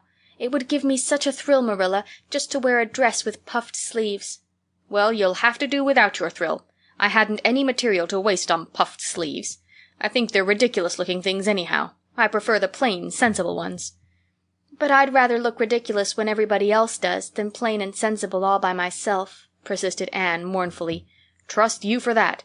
Well, hang those dresses carefully up in your closet, and then sit down and learn the Sunday school lesson. I got a quarterly from Mr. Bell for you, and you'll go to Sunday school tomorrow," said Marilla, disappearing downstairs in high dudgeon. Anne clasped her hands and looked at the dresses. "I did hope there would be a white one with puffed sleeves," she whispered disconsolately. "I prayed for one, but I didn't much expect it on that account. I didn't suppose God would have time to bother about a little orphan girl's dress. I knew I'd just have to depend on Marilla for it. Well, fortunately I can imagine that one of them is of snow-white muslin, with lovely lace frills and 3 puffed sleeves." The next morning, warnings of a sick headache prevented Marilla from going to Sunday school with Anne. "You'll have to go down and call for Mrs. Lynde, Anne," she said. "She'll see that you get into the right class. Now mind you behave yourself properly. Stay to preaching afterwards, and ask Mrs. Lynde to show you our pew. Here's a cent for collection. Don't stare at people, and don't fidget. I shall expect you to tell me the text when you come home." Anne started off irreproachably, arrayed in the stiff black and white sateen, which, while decent as regards length and certainly not open to the charge of skimpiness, contrived to emphasize every corner and angle of her thin figure. Her hat was a little, flat, glossy new sailor, the extreme plainness of which had likewise much disappointed Anne, who had permitted herself secret visions of ribbon and flowers. The latter, however, were supplied before Anne reached the main road, for being confronted halfway down the lane with a golden frenzy of wind-stirred buttercups and a glory of wild roses, Anne promptly and liberally garlanded her hat with a heavy wreath of them. Whatever other people might have thought of the result, it satisfied Anne, and she tripped gaily down the road, holding her ruddy head with its decoration of pink and yellow very proudly. When she had reached Mrs. Lynde's house, she found that lady gone. Nothing daunted, Anne proceeded onward to the church alone. In the porch she found a crowd of little girls, all more or less gaily attired in whites and blues and pinks, and all staring with curious eyes at this stranger in their midst with her extraordinary head adornment. Avonlea little girls had already heard queer stories about Anne. Mrs. Lynde said she had an awful temper. Jerry Butte, the hired boy at Green Gables, said she talked all the time to herself or to the trees and flowers like a crazy girl. They looked at her and whispered to each other behind their quarterlies. Nobody made any friendly advances, then or later on when the opening exercises were over, and Anne found herself in Miss Rogerson's class. Miss Rogerson was a middle-aged lady who had taught a Sunday school class for 20 years. Her method of teaching was to ask the printed questions from the quarterly and look sternly over its edge at the particular little girl she thought ought to answer the question. She looked very often at Anne, and Anne, thanks to Marilla's drilling, answered promptly, but it may be questioned if she understood very much about either question or answer. She did not think she liked Miss Rogerson, and she felt very miserable. Every other little girl in the class had puffed sleeves. Anne felt that life was really not worth living without puffed sleeves. "Well, how did you like Sunday school?" Marilla wanted to know when Anne came home. Her wreath having faded, Anne had discarded it in the lane, so Marilla was spared the knowledge of that for a time. "I didn't like it a bit. It was horrid." "Anne Shirley!" said Marilla rebukingly. Anne sat down on the rocker with a long sigh, kissed one of Bonny's leaves, and waved her hand to a blossoming fuchsia. "They might have been lonesome while I was away," she explained. "And now about the Sunday school. I behaved well, just as you told me. Mrs. Lynde was gone, but I went right on myself. I went into the church with a lot of other little girls, and I sat in the corner of a pew by the window while the opening exercises went on. Mr. Bell made an awfully long prayer. I would have been dreadfully tired before he got through if I hadn't been sitting by that window. But it looked right out on the lake of shining waters, so I just gazed at that and imagined all sorts of splendid things." "You shouldn't have done anything of the sort. You should have listened to Mr. Bell." "But he wasn't talking to me," protested Anne. "He was talking to God, and he didn't seem to be very much interested in it either. I think he thought God was too far off, though. There was a long row of white birches hanging over the lake, and the sunshine fell down through them way, way down, deep into the water. Oh, Marilla, it was like a beautiful dream. It gave me a thrill, and I just said, 'Thank you for it, God,' 2 or 3 times. "Not out loud, I hope," said Marilla anxiously. "Oh, no, just under my breath." Well, Mr. Bell did get through at last, and they told me to go into the classroom with Miss Rogerson's class. There were 9 other girls in it. They all had puffed sleeves. I tried to imagine mine were puffed too, but I couldn't. Why couldn't I? It was as easy as could be to imagine they were puffed when I was alone in the east gable, but it was awfully hard there among the others who had really, truly puffs. "You shouldn't have been thinking about your sleeves in Sunday school. You should have been attending to the lesson. I hope you knew it." "Oh, yes, and I answered a lot of questions. Miss Rogerson asked ever so many. I don't think it was fair for her to do all the asking. There were lots I wanted to ask her, but I didn't like to because I didn't think she was a kindred spirit. Then all the other little girls recited a paraphrase. She asked me if I knew any. I told her I didn't, but I could recite 'The dog at his master's grave' if she liked. That's in the 3rd Royal Reader. It isn't a really, truly religious piece of poetry, but it's so sad and melancholy that it might as well be. She said it wouldn't do, and she told me to learn the 19th paraphrase for next Sunday. I read it over in church afterwards, and it's splendid. There are 2 lines in particular that just thrill me. 'Quick as the slaughtered squadrons fell in Midian's evil day.'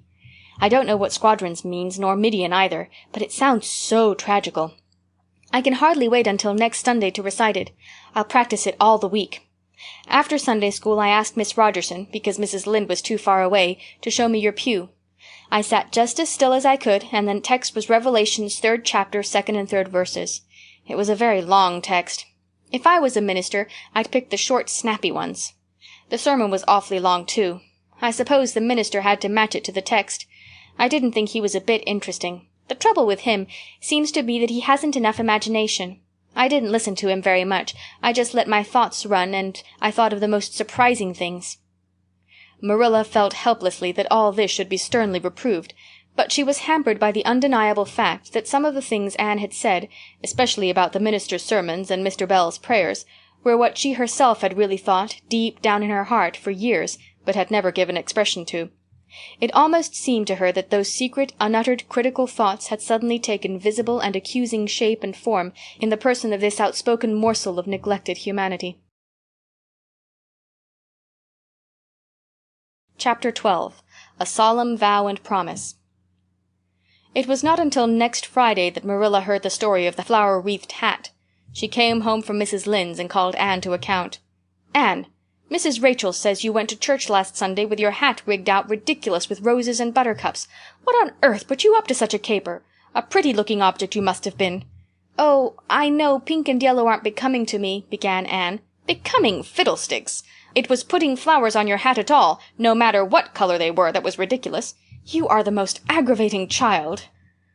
"I don't see why it's any more ridiculous to wear flowers on your hat than on your dress," protested Anne. "Lots of little girls there had bouquets pinned on their dresses. What's the difference?" Marilla was not to be drawn from the safe concrete into dubious paths of the abstract. "Don't answer me back like that, Anne. It was very silly of you to do such a thing. Never let me catch you at such a trick again. Mrs. Rachel says she thought she would sink through the floor when she saw you come in all rigged out like that. She couldn't get near enough to tell you to take them off until it was too late. She says people talked about it something dreadful. Of course, they would think I had no better sense than to let you go decked out like that." "Oh, I'm so sorry," said Anne, tears welling into her eyes. "I never thought you'd mind. The roses and buttercups were so sweet and pretty, I thought they'd look lovely on my hat. Lots of the little girls had artificial flowers on their hats. I'm afraid I'm going to be a dreadful trial to you. Maybe you'd better send me back to the asylum. That would be terrible. I don't think I could endure it. Most likely I would go into consumption. I'm so thin as it is, you see. But that would be better than being a trial to you." "Nonsense," said Marilla, vexed at herself for having made the child cry. "I don't want to send you back to the asylum, I'm sure. All I want is that you should behave like other little girls and not make yourself ridiculous. Don't cry any more. I've got some news for you. Diana Barry came home this afternoon. I'm going up to see if I can borrow a skirt pattern from Mrs. Barry, and if you like you can come with me and get acquainted with Diana." Anne rose to her feet with clasped hands, the tears still glistening on her cheeks. The dish towel she had been hemming slipped unheeded to the floor. "Oh, Marilla, I'm frightened. Now that it has come, I'm actually frightened. What if she shouldn't like me? It would be the most tragical disappointment of my life." "Now don't get into a fluster. And I do wish you wouldn't use such long words. It sounds so funny in a little girl. I guess Diana'll like you well enough. It's her mother you've got to reckon with. If she doesn't like you, it won't matter how much Diana does. If she has heard about your outburst to Mrs. Lynde and going to church with buttercups round your hat, I don't know what she'll think of you. You must be polite and well-behaved, and don't make any of your startling speeches. For pity's sake, if the child isn't actually trembling." Anne was trembling. Her face was pale and tense. "Oh, Marilla, you'd be excited too if you were going to meet a little girl you hoped to be your bosom friend and whose mother mightn't like you," she said as she hastened to get her hat. They went over to Orchard Slope by the short-cut across the brook and up the firry hill grove. Mrs. Barry came to the kitchen door in answer to Marilla's knock. She was a tall, black-eyed, black-haired woman with a very resolute mouth. She had the reputation of being very strict with her children. "How do you do, Marilla?" she said cordially. "Come in. And this is the little girl you have adopted, I suppose?" "Yes, this is Anne Shirley," said Marilla. "Spelled with an E," gasped Anne, who, tremulous and excited as she was determined there should be no misunderstanding on that important point. Mrs. Barry, not hearing or not comprehending, merely shook hands and said kindly, "How are you?" "I am well in body, although considerably rumpled up in spirit, thank you, ma'am," said Anne gravely. Then aside to Marilla in an audible whisper, "There wasn't anything startling in that, was there, Marilla?" Diana was sitting on the sofa reading a book which she dropped when the callers entered. She was a very pretty little girl, with her mother's black eyes and hair, and rosy cheeks, and the merry expression which was her inheritance from her father. "This is my little girl, Diana," said Mrs. Barry. "Diana, you might take Anne out into the garden and show her your flowers. It will be better for you than straining your eyes over that book. She reads entirely too much." This to Marilla as the little girls went out. "And I can't prevent her, for her father aids and abets her. She's always poring over a book. I'm glad she has the prospect of a playmate. Perhaps it will take her more out of doors." Outside in the garden, which was full of mellow sunset light streaming through the dark old firs to the west of it, stood Anne and Diana, gazing bashfully at each other over a clump of gorgeous tiger lilies. The Barry garden was a bowery wilderness of flowers, which would have delighted Anne's heart at any time less fraught with destiny. It was encircled by huge old willows and tall firs, beneath which flourished flowers that loved the shade. Prim, right-angled paths, neatly bordered with clamshells, intersected it like moist red ribbons, and in the beds between old-fashioned flowers ran riot. There were rosy bleeding hearts and great splendid crimson peonies, white fragrant narcissi and thorny sweet Scotch roses, pink and blue and white columbines and lilac-tinted bouncing bets, clumps of southernwood and ribbon grass and mint, purple Adam and Eve, daffodils and masses of sweet clover, white with its delicate, fragrant, feathery sprays, scarlet lightning that shot its fiery lances over prim, white musk flowers.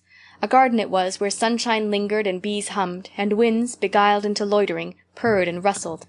"Oh, Diana," said Anne at last, clasping her hands and speaking almost in a whisper, "oh, do you think you can like me a little, enough to be my bosom friend?" Diana laughed. Diana always laughed before she spoke. "Why, I guess so," she said frankly. "I'm awfully glad you've come to live at Green Gables. It will be jolly to have somebody to play with. There isn't any other girl who lives near enough to play with, and I've no sisters big enough." "Will you swear to be my friend forever and ever?" demanded Anne eagerly. Diana looked shocked. "Why, it's dreadfully wicked to swear," she said rebukingly. "Oh, no, not my kind of swearing. There are two kinds, you know." "I never heard of but one kind," said Diana doubtfully. "There really is another. Oh, it isn't wicked at all. It just means vowing and promising solemnly." "Well, I don't mind doing that," agreed Diana, relieved. "How do you do it?" "We must join hands, so," said Anne gravely. "It ought to be over running water. We'll just imagine this path is running water. I'll repeat the oath first. I solemnly swear to be faithful to my bosom friend Diana Barry as long as the sun and moon shall endure. Now you say it and put my name in." Diana repeated the oath with a laugh fore and aft. Then she said, "You're a queer girl, Anne. I heard before that you were queer, but I believe I'm going to like you real well." When Marilla and Anne went home, Diana went with them as far as the log bridge. The two little girls walked with their arms about each other. At the brook they parted with many promises to spend the next afternoon together. "Well, did you find Diana a kindred spirit?" asked Marilla as they went up through the garden of Green Gables. "Oh, yes," sighed Anne, blissfully unconscious of any sarcasm on Marilla's part. Oh, Marilla, I'm the happiest girl on Prince Edward Island this very moment. I assure you I'll say my prayers with a right good will tonight. Diana and I are going to build a playhouse in Mr. William Bell's birch grove tomorrow. Can I have those broken pieces of china that are out in the woodshed? Diana's birthday's in February, and mine is in March. Don't you think that is a very strange coincidence? Diana's going to lend me a book to read. She says it's perfectly splendid and tremendously exciting. She's going to show me a place back in the woods where rice lilies grow. Don't you think Diana has got very soulful eyes? I wished I had soulful eyes. Diana is going to teach me to sing a song called Nellie in the Hazel Dell. She's going to give me a picture to put up in my room. It's a perfectly beautiful picture, she says. A lovely lady in a pale blue silk dress. A sewing machine agent gave it to her. I wish I had something to give Diana. I'm an inch taller than Diana, but she is ever so much fatter. She says she'd like to be thin because it's so much more graceful, but I'm afraid she only said it to soothe my feelings. We're going to the shore some day to gather shells. We have agreed to call the spring down by the log bridge the Dryad's Bubble. Isn't that a perfectly elegant name? I read a story once about a spring called that. A dryad is sort of a grown-up fairy, I think. Well, all I hope is you won't talk Diana to death, said Marilla. But remember this in all your planning, Anne. You're not going to play all the time, nor most of it. You'll have your work to do, and it'll have to be done first. Anne's cup of happiness was full, and Matthew caused it to overflow. He had just got home from a trip to the store at Carmody, and he sheepishly produced a small parcel from his pocket and handed it to Anne with a deprecatory look at Marilla. I heard you say you liked chocolate sweeties, so I got you some, he said. Humph, sniffed Marilla. It'll ruin her teeth and stomach. There, there, child, don't look so dismal. You can eat those, since Matthew has gone and got them. He'd better have brought you peppermints, they're wholesomer. Don't sicken yourself eating all of them at once now. Oh, no, indeed I won't, said Anne eagerly. I'll just eat one tonight, Marilla.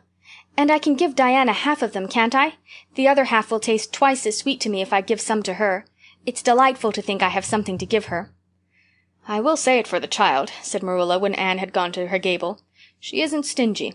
I am glad, for of all faults I detest stinginess in a child. Dear me, it's only 3 weeks since she came, and it seems as if she'd been here always. I can't imagine the place without her. Now don't be looking I told you so, Matthew. That's bad enough in a woman, but it isn't to be endured in a man. I'm perfectly willing to own up that I'm glad I consented to keep the child, and that I'm getting fond of her, but don't you rub it in, Matthew Cuthbert. Chapter 13. The Delights of Anticipation. It's time Anne was in to do her sewing, said Marilla, glancing at the clock and then out into the yellow August afternoon, where everything drowsed in the heat. She stayed playing with Diana more than half an hour more'n I gave her leave to, and now she's perched out there on the woodpile talking to Matthew 19 to the dozen, when she knows perfectly well she ought to be at her work. And of course he's listening to her like a perfect ninny. I never saw such an infatuated man. The more she talks and the odder the things she says, the more he's delighted, evidently. Anne Shirley, you come right in here this minute, do you hear me? A series of staccato taps on the west window brought Anne flying in from the yard, eyes shining, cheeks faintly flushed with pink, unbraided hair streaming behind her in a torrent of brightness. "Oh, Marilla," she exclaimed breathlessly, "there's going to be a Sunday school picnic next week in Mr. Harmon Andrews' field, right near the Lake of Shining Waters.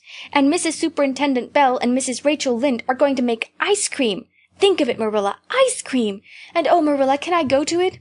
"Just look at the clock, if you please, Anne. What time did I tell you to come in?" 2:00. But isn't it splendid about the picnic, Marilla? Please can I go? Oh, I've never been to a picnic. I've dreamed of picnics, but I've never— Yes, I told you to come in at 2:00, and it's 2:45. I'd like to know why you didn't obey me, Anne. Why, I meant to, Marilla, as much as could be. But you have no idea how fascinating Idlewild is. And then, of course, I had to tell Matthew about the picnic. Matthew is such a sympathetic listener. Please can I go? You'll have to learn to resist the fascination of whatever you call it. When I tell you to come in at a certain time, I mean that time and not half an hour later. And you needn't stop to discourse with sympathetic listeners on your way either. As for the picnic, of course you can go. You're a Sunday school scholar, and it's not likely I'd refuse to let you go when all the other little girls are going. But, faltered Anne, Diana says that everybody must take a basket of things to eat. I can't cook, as you know, Marilla, and I don't mind going to a picnic without puffed sleeves so much, but I'd feel terribly humiliated if I had to go without a basket. It's been preying on my mind ever since Diana told me. Well, it needn't prey any longer. I'll bake you a basket. "Oh, you dear good Marilla. Oh, you're so kind to me. Oh, I'm so much obliged to you." Getting through with her ohs, Anne cast herself into Marilla's arms and rapturously kissed her sallow cheek. It was the first time in her whole life that childish lips had voluntarily touched Marilla's face. Again that sudden sensation of startling sweetness thrilled her. She was secretly vastly pleased at Anne's impulsive caress, which was probably the reason why she said brusquely, "There, there, never mind your kissing nonsense. I'd sooner see you doing strictly as you're told. As for cooking, I mean to begin giving you lessons in that some of these days. But you're so feather-brained, Anne, I've been waiting to see if you'd sober down a little and learn to be steady before I begin. You've got to keep your wits about you in cooking, and not stop in the middle of things to let your thoughts rove all over creation. Now get out your patchwork and have your square done before tea-time." "I do not like patchwork," said Anne dolefully, hunting out her work-basket and sitting down before a little heap of red and white diamonds with a sigh. "I think some kinds of sewing would be nice, but there's no scope for imagination in patchwork. It's just one little seam after another, and you never seem to be getting anywhere. But of course I'd rather be Anne of Green Gables sewing patchwork than Anne of any other place with nothing to do but play. I wish time went as quick sewing patches as it does when I'm playing with Diana, though. Oh, we do have such elegant times, Marilla. I have to furnish most of the imagination, but I'm well able to do that. Diana is simply perfect in every other way. You know that little piece of land across the brook that runs up between our farm and Mr. Barry's? It belongs to Mr. William Bell, and right in the corner there is a little ring of white birch trees. The most romantic spot, Marilla. Diana and I have our playhouse there. We call it Idlewild. Isn't that a poetical name? I assure you it took me some time to think it out. I stayed awake nearly a whole night before I invented it. Then, just as I was dropping off to sleep, it came like an inspiration. Diana was enraptured when she heard it. We've got our house fixed up elegantly. You must come and see it, Marilla, won't you? We have great big stones all covered with moss for seats, and boards from tree to tree for shelves. And we have all our dishes on them. Of course, they're all broken, but it's the easiest thing in the world to imagine that they are whole. There is a piece of a plate with a spray of red and yellow ivy on it that is especially beautiful. We keep it in the parlor, and we have the fairy glass there, too. The fairy glass is as lovely as a dream. Diana found it out in the woods behind their chicken house. It's all full of rainbows, just little young rainbows that haven't grown big yet, and Diana's mother told her it was broken off a hanging lamp they once had. But it's nice to imagine the fairies lost it one night when they had a ball, so we call it the fairy glass. Matthew is going to make us a table. Oh, we have named that little round pool over in Mr. Barry's field Willowmere. I got that name out of the book Diana lent me. That was a thrilling book, Marilla. The heroine had 5 lovers.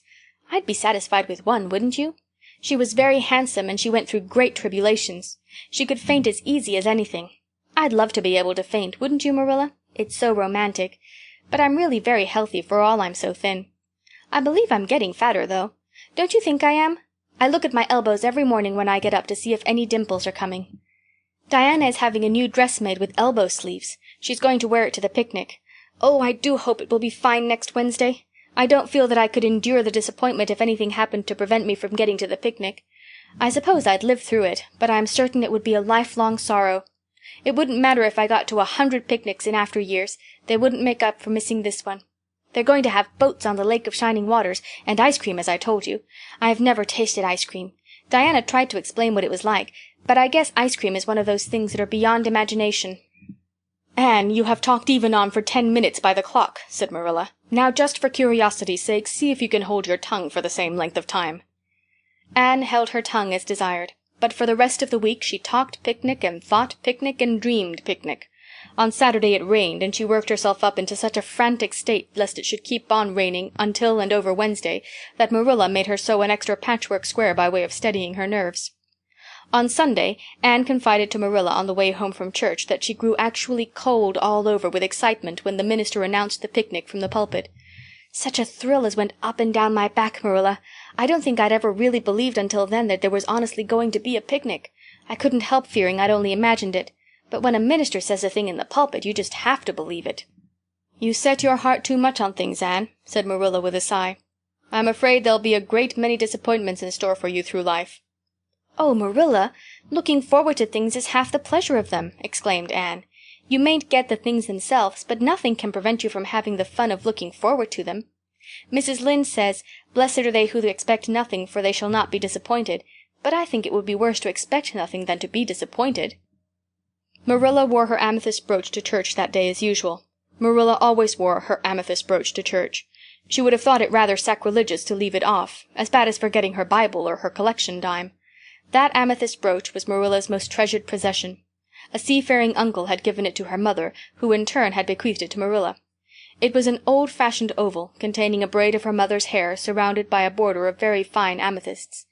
Marilla knew too little about precious stones to realize how fine the amethysts actually were, but she thought them very beautiful, and was always pleasantly conscious of their violet shimmer at her throat, above her good brown satin dress, even although she could not see it. Anne had been smitten with delighted admiration when she first saw that brooch. "Oh, Marilla, it's a perfectly elegant brooch. I don't know how you can pay attention to the sermon or the prayers when you have it on. I couldn't, I know. I think amethysts are just sweet. They are what I used to think diamonds were like. Long ago, before I had ever seen a diamond, I read about them, and I tried to imagine what they would be like. I thought they would be lovely, glimmering purple stones. When I saw a real diamond in a lady's ring one day, I was so disappointed I cried. Of course it was very lovely, but it wasn't my idea of a diamond. Will you let me hold the brooch for 1 minute, Marilla? Do you think amethysts can be the soul?"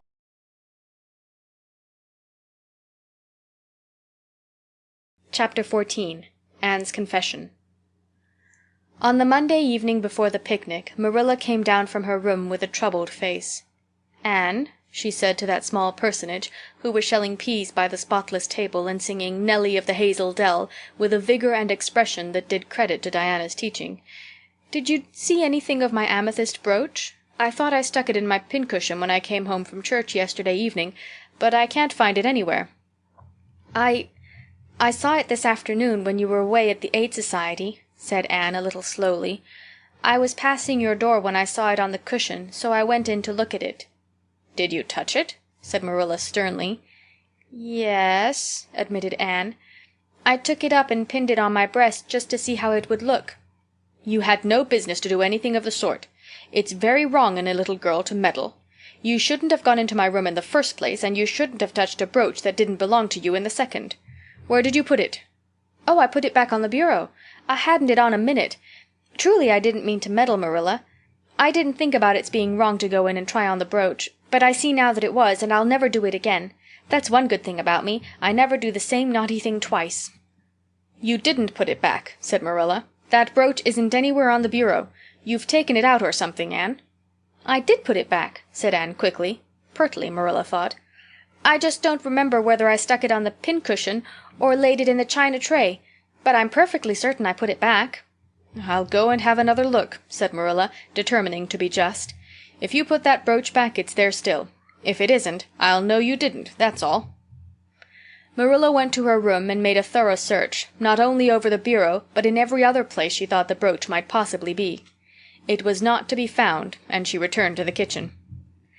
"Anne, the brooch is gone. By your own admission, you were the last person to handle it. Now what have you done with it? Tell me the truth at once. Did you take it out and lose it?" "No, I didn't," said Anne solemnly, meeting Marilla's angry gaze squarely. "I never took the brooch out of your room, and that is the truth if I was to be led to the block for it, although I'm not very certain what a block is. So there, Marilla." Anne's "so there" was only intended to emphasize her assertion, but Marilla took it as a display of defiance. "I believe you are telling me a falsehood, Anne," she said sharply. "I know you are. There now, don't say anything more unless you are prepared to tell the whole truth. Go to your room and stay there until you are ready to confess." "Will I take the peas with me?" said Anne meekly. "No, I'll finish shelling them myself. Do as I bid you." When Anne had gone, Marilla went about her evening tasks in a very disturbed state of mind. She was worried about her valuable brooch. What if Anne had lost it? And how wicked of the child to deny having taken it when anybody could see she must have. With such an innocent face, too. "I don't know what I wouldn't sooner have had happen," thought Marilla, as she nervously shelled the peas. "Of course, I don't suppose she meant to steal it or anything like that. She's just taken it to play with or help along that imagination of hers. She must have taken it, that's clear, for there hasn't been a soul in that room since she was in it, by her own story, until I went up tonight. And the brooch is gone. There's nothing surer. I suppose she has lost it and is afraid to own up for fear she'll be punished. It's a dreadful thing to think she tells falsehoods. It's a far worse thing than her fit of temper. It's a fearful responsibility to have a child in your house you can't trust. Slyness and untruthfulness, that's what she has displayed. I declare I feel worse about that than about the brooch. If she'd only have told the truth about it, I wouldn't mind so much." Marilla went to her room at intervals all through the evening and searched for the brooch without finding it. A bedtime visit to the east gable produced no result. Anne persisted in denying that she knew anything about the brooch, but Marilla was only the more firmly convinced that she did. She told Matthew the story the next morning. Matthew was confounded and puzzled. He could not so quickly lose faith in Anne, but he had to admit that circumstances were against her. "You're sure it hasn't fell down behind the bureau?" was the only suggestion he could offer. "I've moved the bureau, and I've taken out the drawers, and I've looked in every crack and cranny," was Marilla's positive answer. "The brooch is gone, and that child has taken it and lied about it. That's the plain, ugly truth, Matthew Cuthbert, and we might as well look it in the face." "Well now, what are you going to do about it?" Matthew asked forlornly, feeling secretly thankful that Marilla and not he had to deal with the situation. He felt no desire to put his oar in this time. "She'll stay in her room until she confesses," said Marilla grimly, remembering the success of this method in the former case. "Then we'll see. Perhaps we'll be able to find the brooch if she'll only tell where she took it. But in any case, she'll have to be severely punished, Matthew." "Well, now, you'll have to punish her," said Matthew, reaching for his hat. "I've nothing to do with it, remember. You warned me off yourself." Marilla felt deserted by everyone. She could not even go to Mrs. Lynde for advice. She went up to the east gable with a very serious face, and left it with a face more serious still. Anne steadfastly refused to confess. She persisted in asserting that she had not taken the brooch. The child had evidently been crying, and Marilla felt a pang of pity which she sternly repressed. By night she was, as she expressed it, beat out. "You'll stay in this room until you confess, Anne. You can make up your mind to that," she said firmly. "But the picnic is tomorrow, Marilla," cried Anne. "You won't keep me from going to that, will you? You'll just let me out for the afternoon, won't you? Then I'll stay here as long as you like afterwards, cheerfully. But I must go to the picnic." "You'll not go to picnics nor anywhere else until you've confessed, Anne." "Oh, Marilla!" gasped Anne. But Marilla had gone out and shut the door. Wednesday morning dawned as bright and fair as if expressly made to order for the picnic. Birds sang around Green Gables. The Madonna lilies in the garden sent out whiffs of perfume that entered in on viewless winds at every door and window, and wandered through halls and rooms like spirits of benediction. The birches in the hollow waved joyful hands as if watching for Anne's usual morning greeting from the east gable. But Anne was not at her window. When Marilla took her breakfast up to her, she found the child sitting primly on her bed, pale and resolute, with tight-shut lips and gleaming eyes. "Marilla, I'm ready to confess." "Ah!" Marilla laid down her tray. Once again her method had succeeded, but her success was very bitter to her. "Let me hear what you have to say, then, Anne." "I took the amethyst brooch," said Anne, as if repeating a lesson she had learned. "I took it just as you said. I didn't mean to take it when I went in, but it did look so beautiful, Marilla, when I pinned it on my breast, that I was overcome by an irresistible temptation. I imagined how perfectly thrilling it would be to take it to Idlewild and play that I was the Lady Cordelia Fitzgerald. It would be so much easier to imagine I was the Lady Cordelia if I had a real amethyst brooch on. Diana and I made necklaces of roseberries, but what are roseberries compared to amethysts? So I took the brooch. I thought I could put it back before you came home. I went all the way around by the road to lengthen out the time. When I was going over the bridge across the Lake of Shining Waters, I took the brooch off to have another look at it. Oh, how it did shine in the sunlight. And then, when I was leaning over the bridge, it just slipped through my fingers, so, and went down, down, down, all purply sparkling, and sank forevermore beneath the Lake of Shining Waters. And that's the best I can do at confessing, Marilla." Marilla felt hot anger surge up into her heart again. This child had taken and lost her treasured amethyst brooch, and now sat there calmly reciting the details thereof without the least apparent compunction or repentance. "Anne, this is terrible," she said, trying to speak calmly. "You are the very wickedest girl I ever heard of." "Yes, I suppose I am," agreed Anne tranquilly, "and I know I'll have to be punished. It'll be your duty to punish me, Marilla. Won't you please get it over right off, because I'd like to go to the picnic with nothing on my mind." "Picnic, indeed! You'll go to no picnic today, Anne Shirley. That shall be your punishment. And it isn't half severe enough either for what you've done." "Not go to the picnic!" Anne sprang to her feet and clutched Marilla's hand. But you promised me I might. Oh, Marilla, I must go to the picnic. That was why I confessed. Punish me any way you like but that. Oh, Marilla, please, please let me go to the picnic. Think of the ice cream. For anything you know, I may never have a chance to taste ice cream again." Marilla disengaged Anne's clinging hands stonily. "You needn't plead, Anne. You are not going to the picnic, and that's final. No, not a word." Anne realized that Marilla was not to be moved. She clasped her hands together, gave a piercing shriek, and then flung herself face downward on the bed, crying and writhing in an utter abandonment of disappointment and despair. "For land's sake!" gasped Marilla, hastening from the room. "I believe the child is crazy. No child in her senses would behave as she does. Oh, if she isn't utterly bad! Oh, dear, I'm afraid Rachel was right from the first. But I've put my hand to the plow, and I won't look back." That was a dismal morning. Marilla worked fiercely and scrubbed the porch floor and the dairy shelves when she could find nothing else to do. Neither the shelves nor the porch needed it, but Marilla did. Then she went out and raked the yard. When dinner was ready, she went to the stairs and called Anne. A tear-stained face appeared, looking tragically over the banisters. "Come down to your dinner, Anne." "I don't want any dinner, Marilla," said Anne sobbingly. "I couldn't eat anything. My heart is broken. You'll feel remorse of conscience some day, I expect, for breaking it, Marilla, but I forgive you. Remember when the time comes that I forgive you. But please don't ask me to eat anything, especially boiled pork and greens.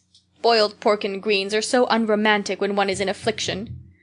Exasperated, Marilla returned to the kitchen and poured out her tale of woe to Matthew, who, between his sense of justice and his unlawful sympathy for Anne, was a miserable man. "Well, now, she shouldn't have taken the brooch, Marilla, or told stories about it," he admitted, mournfully surveying his plateful of unromantic pork and greens as if he, like Anne, thought it a food unsuited to crises of feeling. "But she's such a little thing, such an interesting little thing. Don't you think it's pretty rough not to let her go to the picnic when she's so set on it?" "Matthew Cuthbert, I'm amazed at you. I think I've let her off entirely too easy, and she doesn't appear to realize how wicked she's been at all. That's what worries me most. If she'd really felt sorry, it wouldn't be so bad. And you don't seem to realize it neither. You're making excuses for her all the time to yourself, I can see that." "Well, now, she's such a little thing," feebly reiterated Matthew. "And there should be allowances made, Marilla. You know she's never had any bringing up." "Well, she's having it now," retorted Marilla. The retort silenced Matthew, if it did not convince him. That dinner was a very dismal meal. The only cheerful thing about it was Jerry Butte, the hired boy, and Marilla resented his cheerfulness as a personal insult. When her dishes were washed and her bread sponge set and her hens fed, Marilla remembered that she had noticed a small rent in her best black lace shawl when she had taken it off on Monday afternoon on returning from the Ladies' Aid. She would go and mend it. The shawl was in a box in her trunk. As Marilla lifted it out, the sunlight, falling through the vines that clustered thickly about the window, struck upon something caught in the shawl, something that glittered and sparkled in facets of violet light. Marilla snatched at it with a gasp. It was the amethyst brooch, hanging to a thread of the lace by its catch. "Dear life and heart," said Marilla blankly. "What does this mean? Here's my brooch, safe and sound, that I thought was at the bottom of Barry's pond. Whatever did that girl mean by saying she took it and lost it? I declare I believe Green Gables is bewitched. I remember now that when I took off my shawl Monday afternoon I laid it on the bureau for a minute. I suppose the brooch got caught in it somehow. Well—" Marilla betook herself to the east gable, brooch in hand. Anne had cried herself out and was sitting dejectedly by the window. "Anne Shirley," said Marilla solemnly, "I've just found my brooch hanging to my black lace shawl. Now I want to know what that rigmarole you told me this morning meant." "Why, you said you'd keep me here until I confessed," returned Anne wearily, "and so I decided to confess because I was bound to get to the picnic. I thought out a confession last night after I went to bed and made it as interesting as I could, and I said it over and over so that I wouldn't forget it. But you wouldn't let me go to the picnic after all, so all my trouble was wasted." Marilla had to laugh in spite of herself, but her conscience pricked her. "Anne, you do beat all. But I was wrong, I see that now. I shouldn't have doubted your word when I'd never known you to tell a story. Of course, it wasn't right for you to confess to a thing you hadn't done. It was very wrong to do so. But I drove you to it. So if you'll forgive me, Anne, I'll forgive you, and we'll start square again. And now get yourself ready for the picnic." Anne flew up like a rocket. "Oh, Marilla, isn't it too late?" "No, it's only 2 o'clock. They won't be more than well gathered yet, and it'll be an hour before they have tea. Wash your face and comb your hair and put on your gingham. I'll fill a basket for you. There's plenty of stuff baked in the house. And I'll get Jerry to hitch up the sorrel and drive you down to the picnic ground." "Oh, Marilla," exclaimed Anne, flying to the washstand. "5 minutes ago I was so miserable I was wishing I'd never been born, and now I wouldn't change places with an angel." That night a thoroughly happy, completely tired-out Anne returned to Green Gables in a state of beatification impossible to describe. "Oh, Marilla, I've had a perfectly scrumptious time. Scrumptious is a new word I learned today. I heard Mary Alice Bell use it. Isn't it very expressive? Everything was lovely. We had a splendid tea, and then Mr. Harmon Andrews took us all for a row on the Lake of Shining Waters, 6 of us at a time. And Jane Andrews nearly fell overboard. She was leaning out to pick water lilies, and if Mr. Andrews hadn't caught her by the sash just in the nick of time, she'd fallen in and probably been drowned. I wish it had been me. It would have been such a romantic experience to have been nearly drowned. It would be such a thrilling tale to tell. And we had the ice cream. Words fail me to describe that ice cream. Marilla, I assure you it was sublime." That evening Marilla told the whole story to Matthew over her stocking basket. "I'm willing to own up that I made a mistake," she concluded candidly. "But I've learned a lesson. I have to laugh when I think of Anne's confession, although I suppose I shouldn't, for it really was a falsehood. But it doesn't seem as bad as the other would have been, somehow, and anyhow I'm responsible for it. That child is hard to understand in some respects, but I believe she'll turn out all right yet. And there's one thing certain, no house will ever be dull that she's in." Chapter 15. A Tempest in the School Teapot. "What a splendid day," said Anne, drawing a long breath. "Isn't it good just to be alive on a day like this? I pity the people who aren't born yet for missing it. They may have good days, of course, but they can never have this one. And it's splendider still to have such a lovely way to go to school by, isn't it?" "It's a lot nicer than going round by the road. That is so dusty and hot," said Diana practically, peeping into her dinner basket and mentally calculating if the 3 juicy, toothsome raspberry tarts reposing there were divided among 10 girls, how many bites each girl would have. The little girls of Avonlea school always pooled their lunches, and to eat 3 raspberry tarts all alone, or even to share them only with one's best chum, would have forever and ever branded as awful mean the girl who did it. And yet, when the tarts were divided among 10 girls, you just got enough to tantalize you. The way Anne and Diana went to school was a pretty one. Anne thought those walks to and from school with Diana couldn't be improved upon even by imagination. Going round by the main road would have been so unromantic, but to go by Lover's Lane and Willowmere and Violet Vale and the Birch Path was romantic if ever anything was. Lover's Lane opened out below the orchard at Green Gables and stretched far up into the woods to the end of the Cuthbert farm. It was the way by which the cows were taken to the back pasture and the wood hauled home in winter. Anne had named it Lover's Lane before she had been a month at Green Gables. "Not that lovers ever really walk there," she explained to Marilla, "but Diana and I are reading a perfectly magnificent book, and there's a Lover's Lane in it, so we want to have one too. And it's a very pretty name, don't you think? So romantic. We can imagine the lovers into it, you know. I like that lane because you can think out loud there without people calling you crazy." Anne, starting out alone in the morning, went down Lover's Lane as far as the brook. Here Diana met her, and the 2 little girls went on up the lane under the leafy arch of maples. "Maples are such sociable trees," said Anne. "They're always rustling and whispering to you," until they came to a rustic bridge. Then they left the lane and walked through Mr. Barry's back field and past Willowmere. Beyond Willowmere came Violet Vale, a little green dimple in the shadow of Mr. Andrew Bell's big woods. "Of course, there are no violets there now," Anne told Marilla, "but Diana says there are millions of them in spring. Oh, Marilla, can't you just imagine you see them? It actually takes away my breath. I named it Violet Vale. Diana says she never saw the beat of me for hitting on fancy names for places. It's nice to be clever at something, isn't it? But Diana named the Birch Path. She wanted to, so I let her, but I'm sure I could have found something more poetical than plain Birch Path. Anybody can think of a name like that. But the Birch Path is one of the prettiest places in the world, Marilla." It was. Other people besides Anne thought so when they stumbled on it. It was a little, narrow, twisting path, winding down over a long hill straight through Mr. Bell's woods, where the light came down sifted through so many emerald screens that it was as flawless as the heart of a diamond.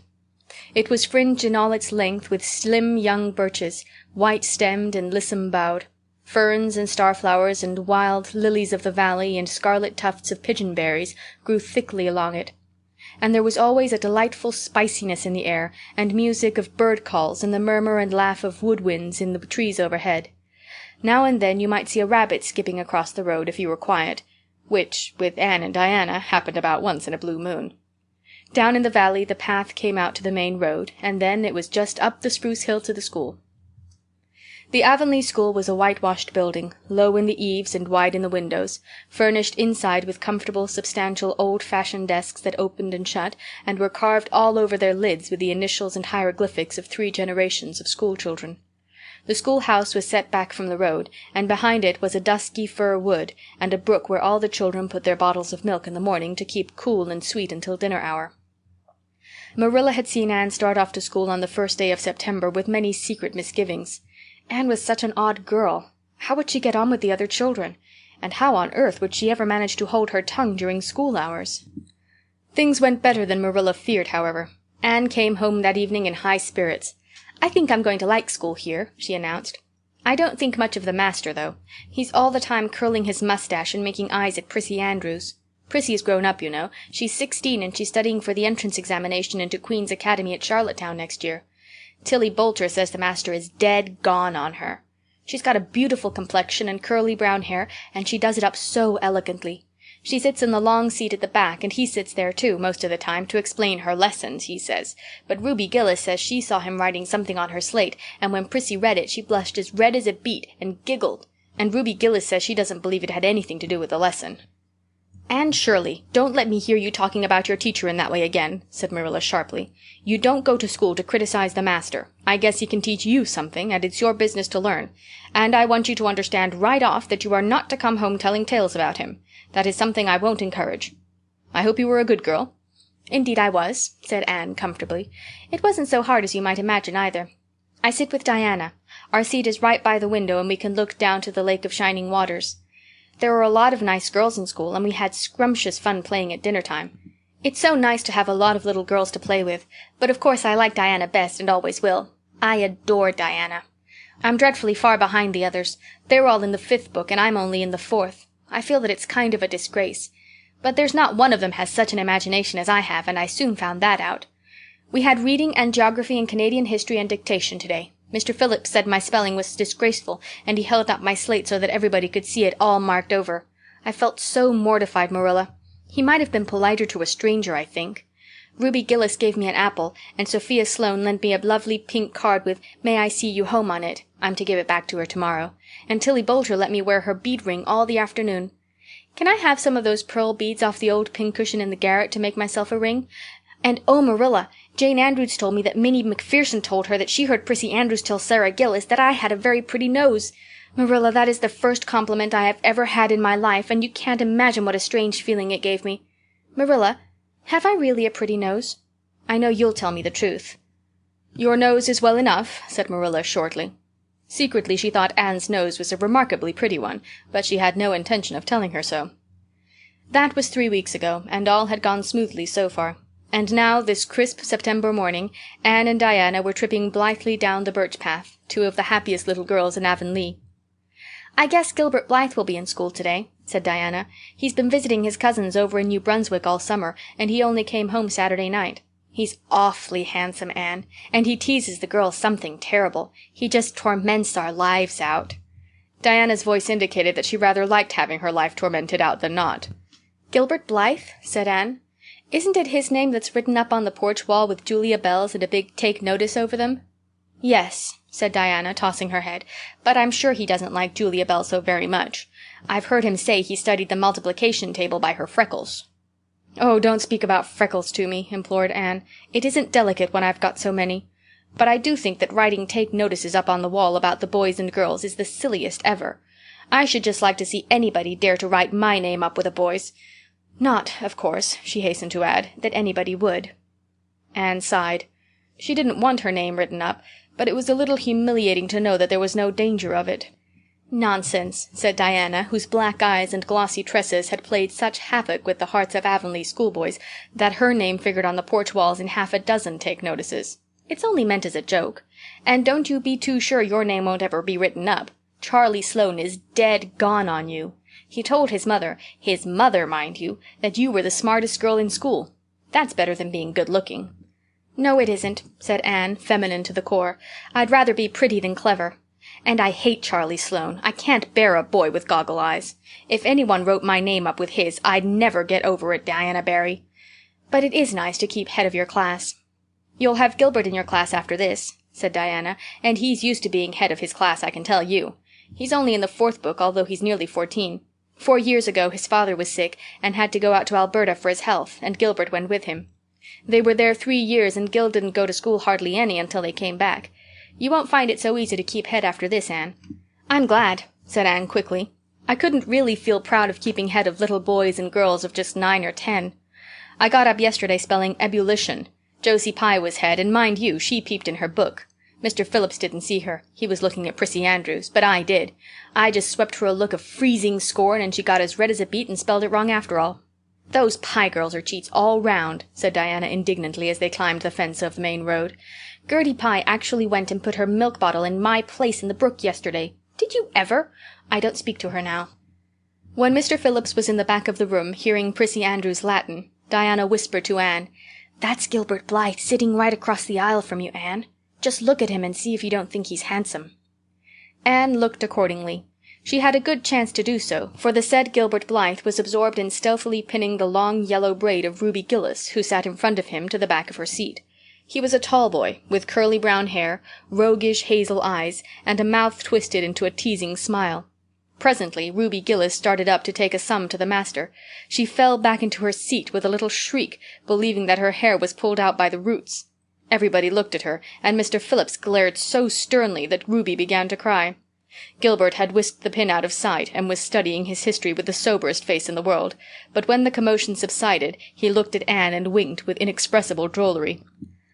"I think your Gilbert Blythe is handsome," confided Anne to Diana, "but I think he's very bold. It isn't good manners to wink at a strange girl." But it was not until the afternoon that things really began to happen.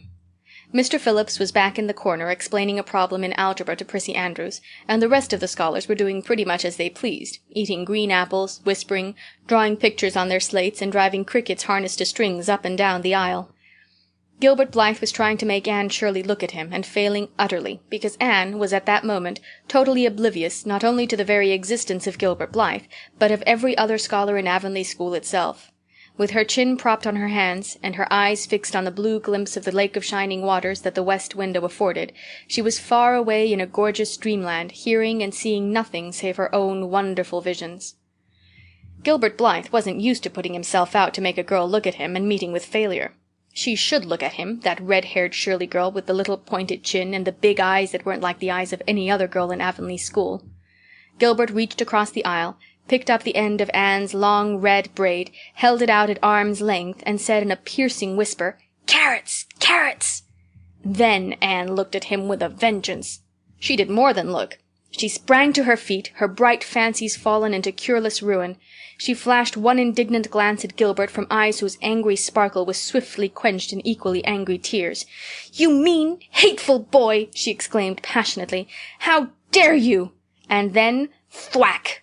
Anne had brought her slate down on Gilbert's head and cracked it, slate, not head, clear across. Avonlea school always enjoyed a scene. This was an especially enjoyable one. Everybody said, "Oh!" in horrified delight. Diana gasped. Ruby Gillis, who was inclined to be hysterical, began to cry. Tommy Sloane let his team of crickets escape him altogether while he stared open-mouthed at the tableau. Mr. Phillips stalked down the aisle and laid his hand heavily on Anne's shoulder. "Anne Shirley, what does this mean?" he said angrily. Anne returned no answer. It was asking too much of flesh and blood to expect her to tell before the whole school that she had been called carrots. Gilbert it was who spoke up stoutly. "It was my fault, Mr. Phillips. I teased her." Mr. Phillips paid no heed to Gilbert. "I am sorry to see a pupil of mine displaying such a temper and such a vindictive spirit," he said in a solemn tone, as if the mere fact of being a pupil of his ought to root out all evil passions from the hearts of small imperfect mortals. "Anne, go and stand on the platform in front of the blackboard for the rest of the afternoon." Anne would have infinitely preferred a whipping to this punishment, under which her sensitive spirit quivered as from a whiplash. With a white, set face she obeyed. Mr. Phillips took a chalk crayon and wrote on the blackboard above her head, "Anne Shirley has a very bad temper. Anne Shirley must learn to control her temper," and then read it out loud so that even the primer class, who couldn't read writing, should understand it. Anne stood there the rest of the afternoon with that legend above her. She did not cry or hang her head. Anger was still too hot in her heart for that, and it sustained her amid all her agony of humiliation. With resentful eyes and passion-red cheeks she confronted alike Diana's sympathetic gaze and Charlie Sloane's indignant nods and Josie Pye's malicious smiles. As for Gilbert Blythe, she would not even look at him. She would never look at him again. She would never speak to him. When school was dismissed, Anne marched out with her red head held high. Gilbert Blythe tried to intercept her at the porch door. "I'm awfully sorry I made fun of your hair, Anne," he whispered contritely. "Honest I am. Don't be mad for keeps now." Anne swept by disdainfully without look or sign of hearing. "Oh, how could you, Anne?" breathed Diana as they went down the road, half reproachfully, half admiringly. Diana felt that she could never have resisted Gilbert's plea. "I shall never forgive Gilbert Blythe," said Anne firmly. "And Mr. Phillips spelled my name without an E, too. The iron has entered into my soul, Diana." Diana hadn't the least idea what Anne meant, but she understood it was something terrible. "You mustn't mind Gilbert making fun of your hair," she said soothingly. "Why, he makes fun of all the little girls. He laughs at mine because it is so black. He's called me a crow 12 times, and I never heard him apologize for anything before either. There's a great deal of difference between being called a crow and being called carrots," said Anne with dignity. "Gilbert Blythe has hurt my feelings excruciatingly, Diana." It is possible the matter might have blown over without more excruciation if nothing else had happened. But when things begin to happen they are apt to keep on. Avonlea scholars often spent noon hour picking gum in Mr. Bell's spruce grove, over the hill and across his big pasture field. From there they could keep an eye on Eben Wright's house, where the master boarded. When they saw Mr. Phillips emerging therefrom, they ran for the schoolhouse, but the distance being about 3 times longer than Mr. Wright's lane, they were very apt to arrive there, breathless and gasping, some 3 minutes too late. On the following day Mr. Phillips was seized with one of his spasmodic fits of reform, and announced before going home to dinner that he should expect to find all the scholars in their seats when he returned. Anyone who came in late would be punished. All the boys and some of the girls went to Mr. Bell's spruce grove as usual, fully intending to stay only long enough to pick a chew. But spruce groves are seductive and yellow nuts of gum beguiling. They picked and loitered and strayed, and as usual the first thing that recalled them to a sense of the flight of time was Jimmy Glover shouting from the top of a patriarchal old spruce, "Master's coming!" The girls, who were on the ground, started first and managed to reach the schoolhouse in time, but without a second to spare. The boys, who had to wriggle hastily down from the trees, were later, and Anne, who had not been picking gum at all, but was wandering happily in the far end of the grove, waist-deep among the bracken, singing softly to herself with a wreath of rice-lilies on her hair, as if she were some wild divinity of the shadowy places, was latest of all.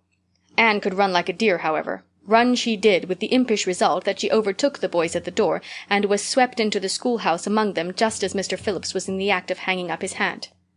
Mr. Phillips's brief reforming energy was over. He didn't want the bother of punishing a dozen pupils, but it was necessary to do something to save his word, so he looked about for a scapegoat and found it in Anne, who had dropped into her seat, gasping for breath, with a forgotten lily wreath hanging askew over one ear and giving her a particularly rakish and disheveled appearance.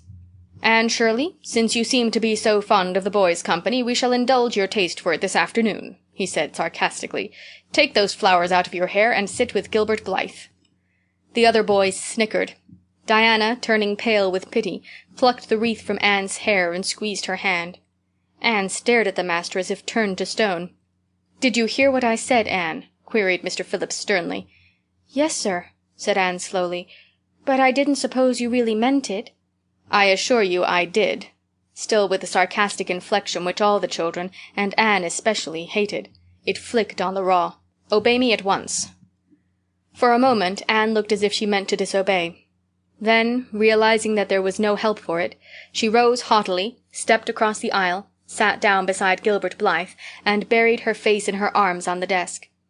Ruby Gillis, who got a glimpse of it as it went down, told the others going home from school that she'd actually never seen anything like it. It was so white, with awful little red spots in it. To Anne this was the end of all things. It was bad enough to be singled out for punishment from among a dozen equally guilty ones. It was worse still to be sent to sit with a boy, but that boy should be Gilbert Blythe was heaping insult on injury to a degree utterly unbearable. Anne felt that she could not bear it, and it would be of no use to try. Her whole being seethed with shame and anger and humiliation. At first the others looked and whispered and giggled and nudged, but as Anne never lifted her head, and as Gilbert worked fractions as if his whole soul was absorbed in them and them only, they soon returned to their own tasks, and Anne was forgotten. When Mr. Phillips called the history class out, Anne should have gone, but Anne did not move, and Mr. Phillips, who had been writing some verses to Priscilla before he called the class, was thinking about an obstinate rhyme still, and never missed her. Once, when nobody was looking, Gilbert took from his desk a little pink candy heart with a gold motto on it, "You are sweet," and slipped it under the curve of Anne's arm.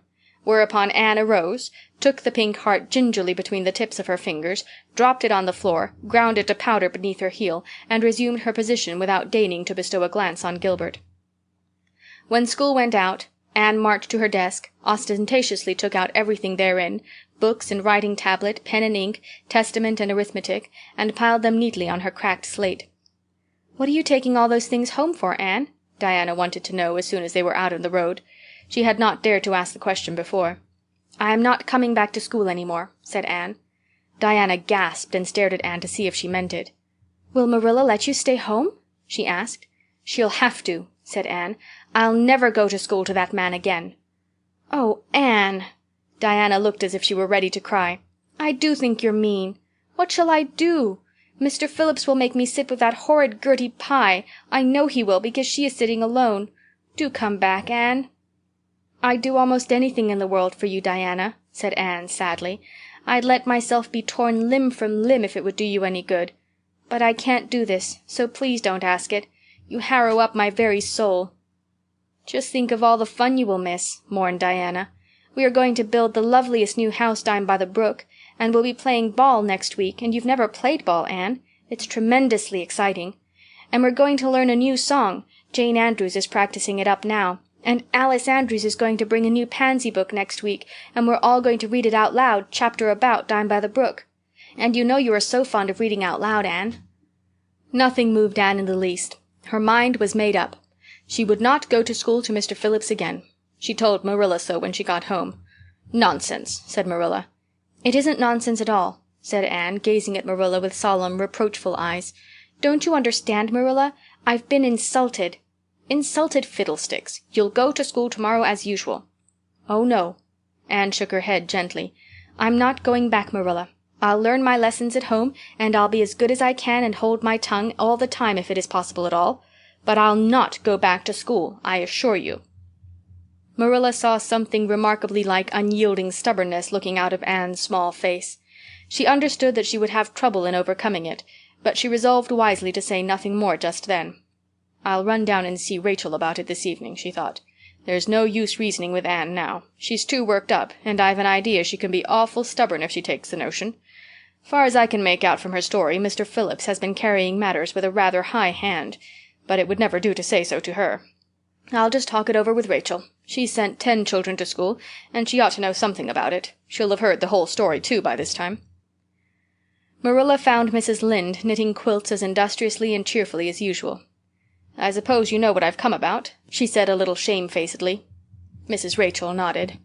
"About Anne's fuss in school, I reckon," she said. "Tilly Boulter was in on her way home from school and told me about it." "I don't know what to do with her," said Marilla. "She declares she won't go back to school. I never saw a child so worked up. I've been expecting trouble ever since she started to school. I knew things were going too smooth to last. She's so high-strung. What would you advise, Rachel?" "Well, since you've asked my advice, Marilla," said Mrs. Lynde amiably. Mrs. Lynde dearly loved to be asked for advice. "I'd just humor her a little at first, that's what I'd do. It's my belief that Mr. Phillips was in the wrong. Of course it doesn't do to say so to the children, you know. And of course he did right to punish her yesterday for giving way to temper. But today it was different. The others who were late should have been punished as well as Anne, that's what. And I don't believe in making the girls sit with the boys for punishment. It isn't modest. Tilly Boulter was real indignant. She took Anne's part right through and said all the scholars did too. Anne seems real popular among them somehow. I never thought she'd take with them so well." "Then you really think I'd better let her stay home?" said Marilla in amazement. "Yes. That is, I wouldn't say school to her again until she said it herself.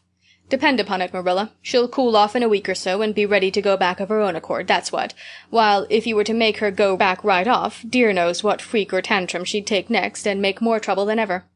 The less fuss made the better, in my opinion. She won't miss much by not going to school as far as that goes. Mr. Phillips isn't any good at all as a teacher. The order he keeps is scandalous, that's what, and he neglects the young fry and puts all his time on those big scholars he's getting ready for Queen's. He'd never have got the school for another year if his uncle hadn't been a trustee. The trustee, for he just leads the other two around by the nose, that's what. I declare, I don't know what education in this island is coming to. Mrs. Rachel shook her head as much as to say if she were only at the head of the educational system of the province, things would be much better managed. Marilla took Mrs. Rachel's advice, and not another word was said to Anne about going back to school. She learned her lessons at home, did her chores, and played with Diana in the chilly purple autumn twilights. But when she met Gilbert Blythe on the road or encountered him in Sunday school, she passed him by with an icy contempt that was no whit thawed by his evident desire to appease her. Even Diana's efforts as a peacemaker were of no avail. Anne had evidently made up her mind to hate Gilbert Blythe to the end of life. As much as she hated Gilbert, however, did she love Diana, with all the love of her passionate little heart, equally intense in its likes and dislikes. One evening Marilla, coming in from the orchard with a basket of apples, found Anne sitting along by the east window in the twilight, crying bitterly. "Whatever's the matter now, Anne?" she asked. "It's about Diana," sobbed Anne luxuriously. "I love Diana so, Marilla. I cannot ever live without her. But I know very well when we grow up that Diana will get married and go away and leave me. And oh, what shall I do? I hate her husband. I just hate him furiously. I've been imagining it all out, the wedding and everything. Diana dressed in snowy garments with a veil and looking as beautiful and regal as a queen, and me the bridesmaid with a lovely dress too, and puffed sleeves, but with a breaking heart hid beneath my smiling face. And then bidding Diana good-bye." Here Anne broke down entirely and wept with increasing bitterness. Marilla turned quickly away to hide her twitching face, but it was no use. She collapsed on the nearest chair and burst into such a hearty and unusual peal of laughter that Matthew, crossing the yard outside, halted in amazement. When had he heard Marilla laugh like that before? "Well, Anne Shirley," said Marilla as soon as she could speak, "if you must borrow trouble, for pity's sake borrow it handier home. I should think you had an imagination, sure enough." Chapter 16. Diana is invited to tea with tragic results. October was a beautiful month at Green Gables, when the birches in the hollow turned as golden as sunshine, and the maples behind the orchard were royal crimson, and the wild cherry trees along the lane put on the loveliest shades of dark red and bronzy green, while the fields sunned themselves in aftermaths. Anne revelled in the world of color about her. "Oh, Marilla," she exclaimed one Saturday morning, coming dancing in with her arms full of gorgeous boughs, "I'm so glad I live in a world where there are Octobers. It would be terrible if we just skipped from September to November, wouldn't it? Look at these maple branches. Don't they give you a thrill, several thrills? I'm going to decorate my room with them." "Messy things," said Marilla, whose aesthetic sense was not noticeably developed.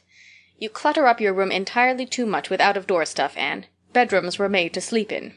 "Oh, and dream in, too, Marilla. And you know, one can dream so much better in a room where there are pretty things.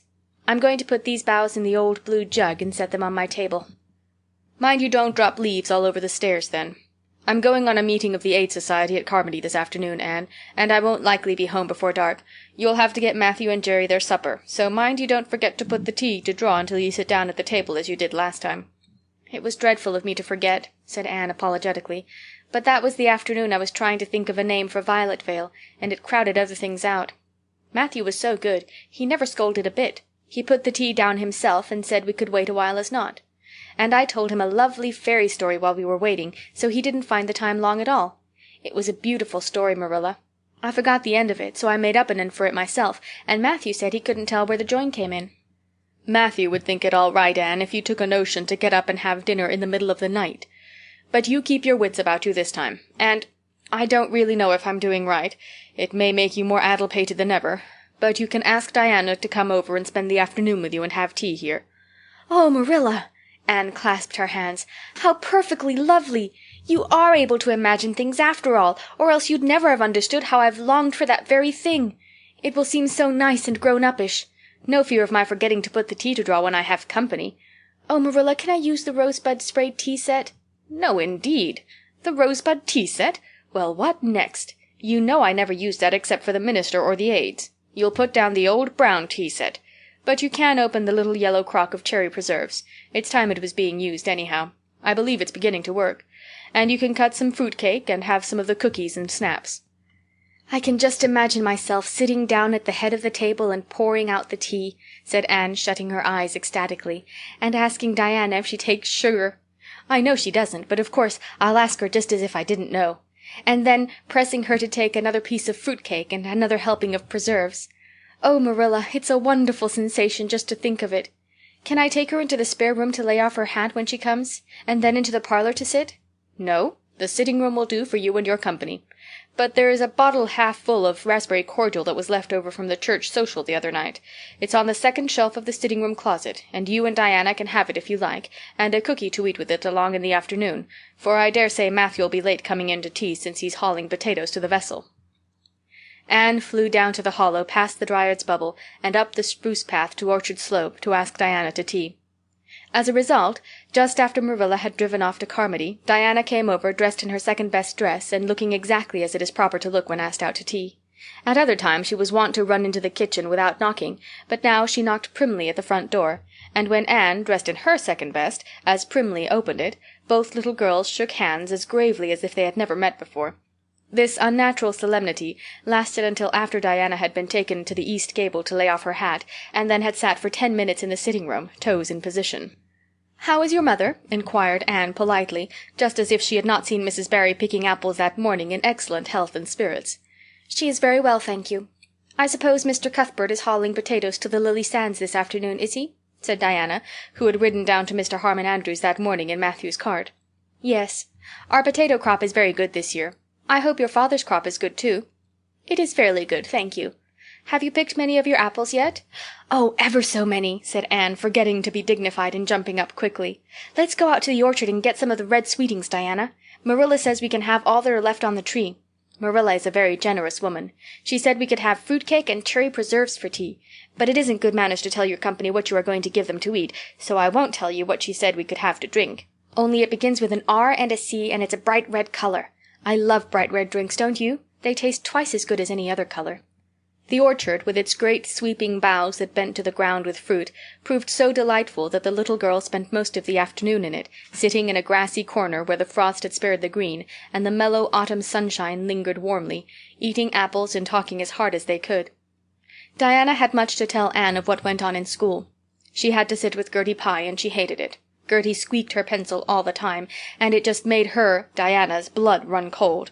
Ruby Gillis had charmed all her warts away, true's you live, with a magic pebble that old Mary Joe from the creek gave her. You had to rub the warts with the pebble and then throw it away over your left shoulder at the time of the new moon, and the warts would all go. Charlie Sloane's name was written up with M. White's on the porch wall, and M. White was awful mad about it. Sam Boulter had sassed Mr. Phillips in class, and Mr. Phillips whipped him, and Sam's father came down to the school and dared Mr. Phillips to lay a hand on one of his children again. And Mattie Andrews had a new red hood and a blue crossover with tassels on it, and the airs she put on about it were perfectly sickening. And Lizzie Wright didn't speak to Mamie Wilson because Mamie Wilson's grown-up sister had cut out Lizzie Wright's grown-up sister with her bow, and everybody missed Anne so and wished she'd come to school again. And Gilbert Blythe— But Anne didn't want to hear about Gilbert Blythe. She jumped up hurriedly and said suppose they go in and have some raspberry cordial. Anne looked on the second shelf of the room pantry, but there was no bottle of raspberry cordial there. Search revealed it away back on the top shelf. Anne put it on a tray and set it on the table with a tumbler. "Now please help yourself, Diana," she said politely. "I don't believe I'll have any just now. I don't feel as if I wanted any after all those apples." Diana poured herself out a tumblerful, looked at its bright red hue admiringly, and then sipped it daintily. "That's awfully nice raspberry cordial, Anne," she said. "I didn't know raspberry cordial was so nice." "I'm real glad you like it. Take as much as you want. I'm going to run out and stir the fire up. There are so many responsibilities on a person's mind when they're keeping house, isn't there?" When Anne came back from the kitchen, Diana was drinking her second glassful of cordial, and being entreated thereto by Anne, she offered no particular objection to the drinking of a third. The tumblerfuls were generous ones, and the raspberry cordial was certainly very nice. "The nicest I ever drank," said Diana. "It's ever so much nicer than Mrs. Lynde's, although she brags of hers so much. It doesn't taste a bit like hers." "I should think Marilla's raspberry cordial would probably be nicer than Mrs. Lynde's," said Anne loyally. "Marilla is a famous cook. She is trying to teach me to cook, but I assure you, Diana, it is uphill work. There is so little scope for imagination in cookery. You just have to go by rules. The last time I made a cake I forgot to put the flour in. I was thinking the loveliest story about you and me, Diana.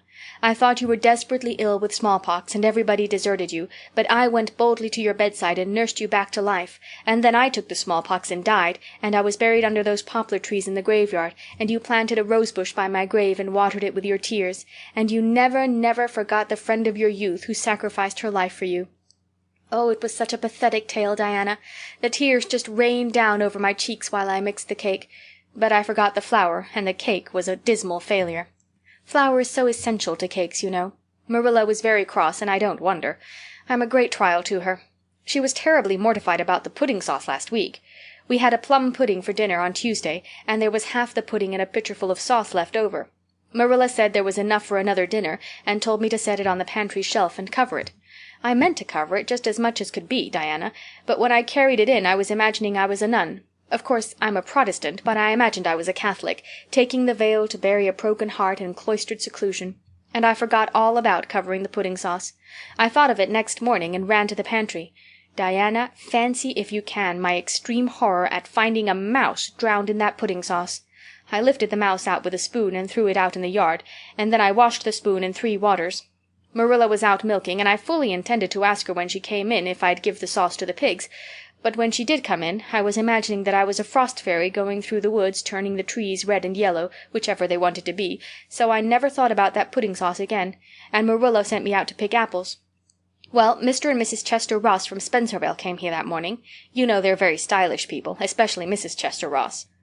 When Marilla called me in, dinner was all ready and everybody was at the table. I tried to be as polite and dignified as I could be, for I wanted Mrs. Chester Ross to think I was a ladylike little girl, even if I wasn't pretty. Everything went right until I saw Marilla coming with the plum pudding in one hand and the pitcher of pudding sauce warmed up in the other. Diana, that was a terrible moment. I remembered everything, and I just stood up in my place and shrieked out, "Marilla, you mustn't use that pudding sauce! There was a mouse drowned in it! I forgot to tell you before!" Oh, Diana, I shall never forget that awful moment if I live to be 100. Mrs. Chester Ross just looked at me, and I thought I would sink through the floor with mortification. She is such a perfect housekeeper, and fancy what she must have thought of us. Marilla turned red as fire, but she never said a word. Then she just carried that sauce and pudding out and brought in some strawberry preserves. She even offered me some, but I couldn't swallow a mouthful.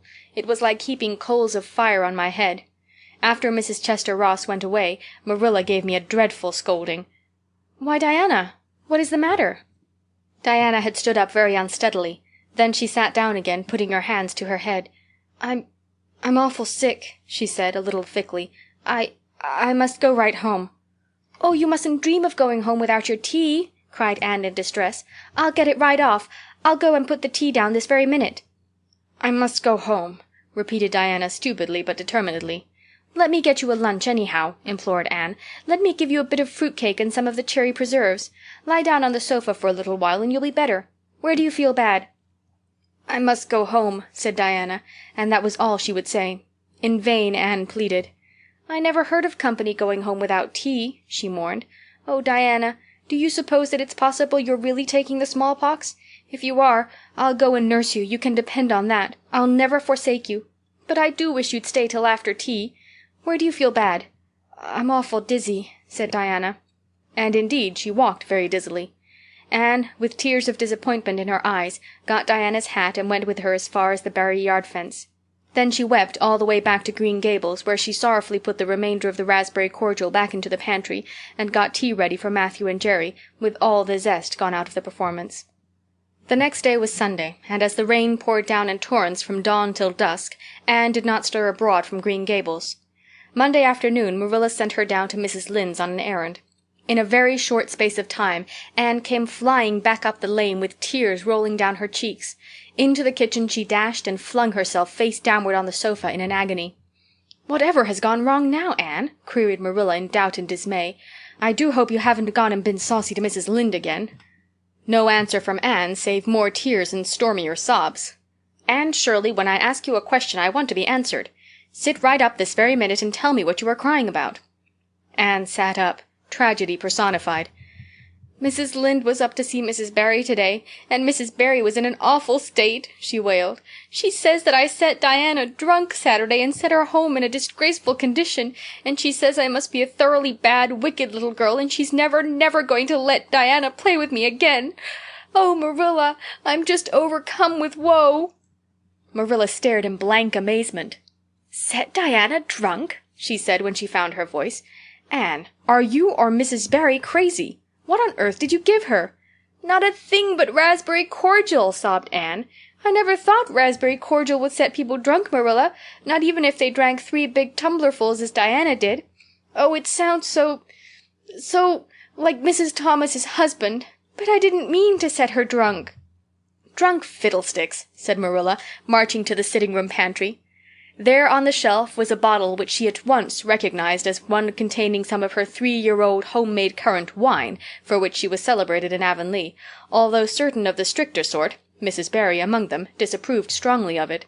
And at the same time Marilla recollected that she had put the bottle of raspberry cordial down in the cellar instead of in the pantry as she had told Anne. She went back to the kitchen with the wine bottle in her hand. Her face was twitching in spite of herself. "Anne, you certainly have a genius for getting into trouble. You went and gave Diana currant wine instead of raspberry cordial. Didn't you know the difference yourself?" "I never tasted it," said Anne. "I thought it was the cordial. I meant to be so hospitable. Diana got awfully sick and had to go home. Mrs. Barry told Mrs. Lynde she was simply dead drunk. She just laughed silly-like when her mother asked what was the matter, and went to sleep and slept for hours. Her mother smelled her breath and knew she was drunk. She had a fearful headache all day yesterday. Mrs. Barry is so indignant. She will never believe but what I did it on purpose." "I should think she would better punish Diana for being so greedy as to drink 3 glassfuls of anything," said Marilla shortly. "Why, 3 of those big glasses would have made her sick even if it had only been cordial. Well, this story will be a nice handle for those folks who are so down on me for making currant wine, although I haven't made any for 3 years, ever since I found out that the minister didn't approve. I just kept that bottle for sickness. There, there, child, don't cry. I can't see as you were to blame, although I'm sorry it happened so." "I must cry," said Anne. "My heart is broken. The stars in their courses fight against me, Marilla. Diana and I are parted forever. Oh, Marilla, I little dreamed of this when first we swore our vows of friendship." "Don't be foolish, Anne. Mrs. Barry will think better of it when she finds you're not to blame. I suppose she thinks you've done it for a silly joke or something of that sort. You'd best go up this evening and tell her how it was." "My courage fails me at the thought of facing Diana's injured mother," sighed Anne. "I wish you'd go, Marilla. You're so much more dignified than I am. Likely she'd listen to you quicker than to me." "Well, I will," said Marilla, reflecting that it would probably be the wiser course. "Don't cry any more, Anne. It will be all right." Marilla had changed her mind about it being all right by the time she got back from Orchard Slope. Anne was watching for her coming and flew to the porch door to meet her. "Oh, Marilla, I know by your face that it's been no use," she said sorrowfully. "Mrs. Barry won't forgive me?" "Mrs. Barry, indeed," snapped Marilla. "Of all the unreasonable women I ever saw, she's the worst. I told her it was all a mistake and you weren't to blame, but she just simply didn't believe me. And she rubbed it well in about my currant wine and how I'd always said it couldn't have the least effect on anybody. I just told her plainly that currant wine wasn't meant to be drunk 3 tumblerfuls at a time, and that if a child I had to do with was so greedy, I'd sober her up with a right good spanking." Marilla whisked into the kitchen grievously disturbed, leaving a very much distracted little soul in the porch behind her. Presently Anne stepped out bareheaded into the chill autumn dusk. Very determinedly and steadily she took her way down through the sere clover field, over the log bridge, and up through the spruce grove, lighted by a pale little moon hanging low over the western woods. Mrs. Barry, coming to the door in answer to a timid knock, found a white-lipped, eager-eyed supplicant on the doorstep. Her face hardened. Mrs. Barry was a woman of strong prejudices and dislikes, and her anger was of the cold, sullen sort which is always hardest to overcome. To do her justice, she really believed Anne had made Diana drunk out of sheer malice prepense, and she was honestly anxious to preserve her little daughter from the contamination of further intimacy with such a child. "What do you want?" she said stiffly. Anne clasped her hands. "Oh, Mrs. Barry, please forgive me. I did not mean to intoxicate Diana. How could I? Just imagine if you were a poor little orphan girl that kind people had adopted, and you had just one bosom friend in all the world.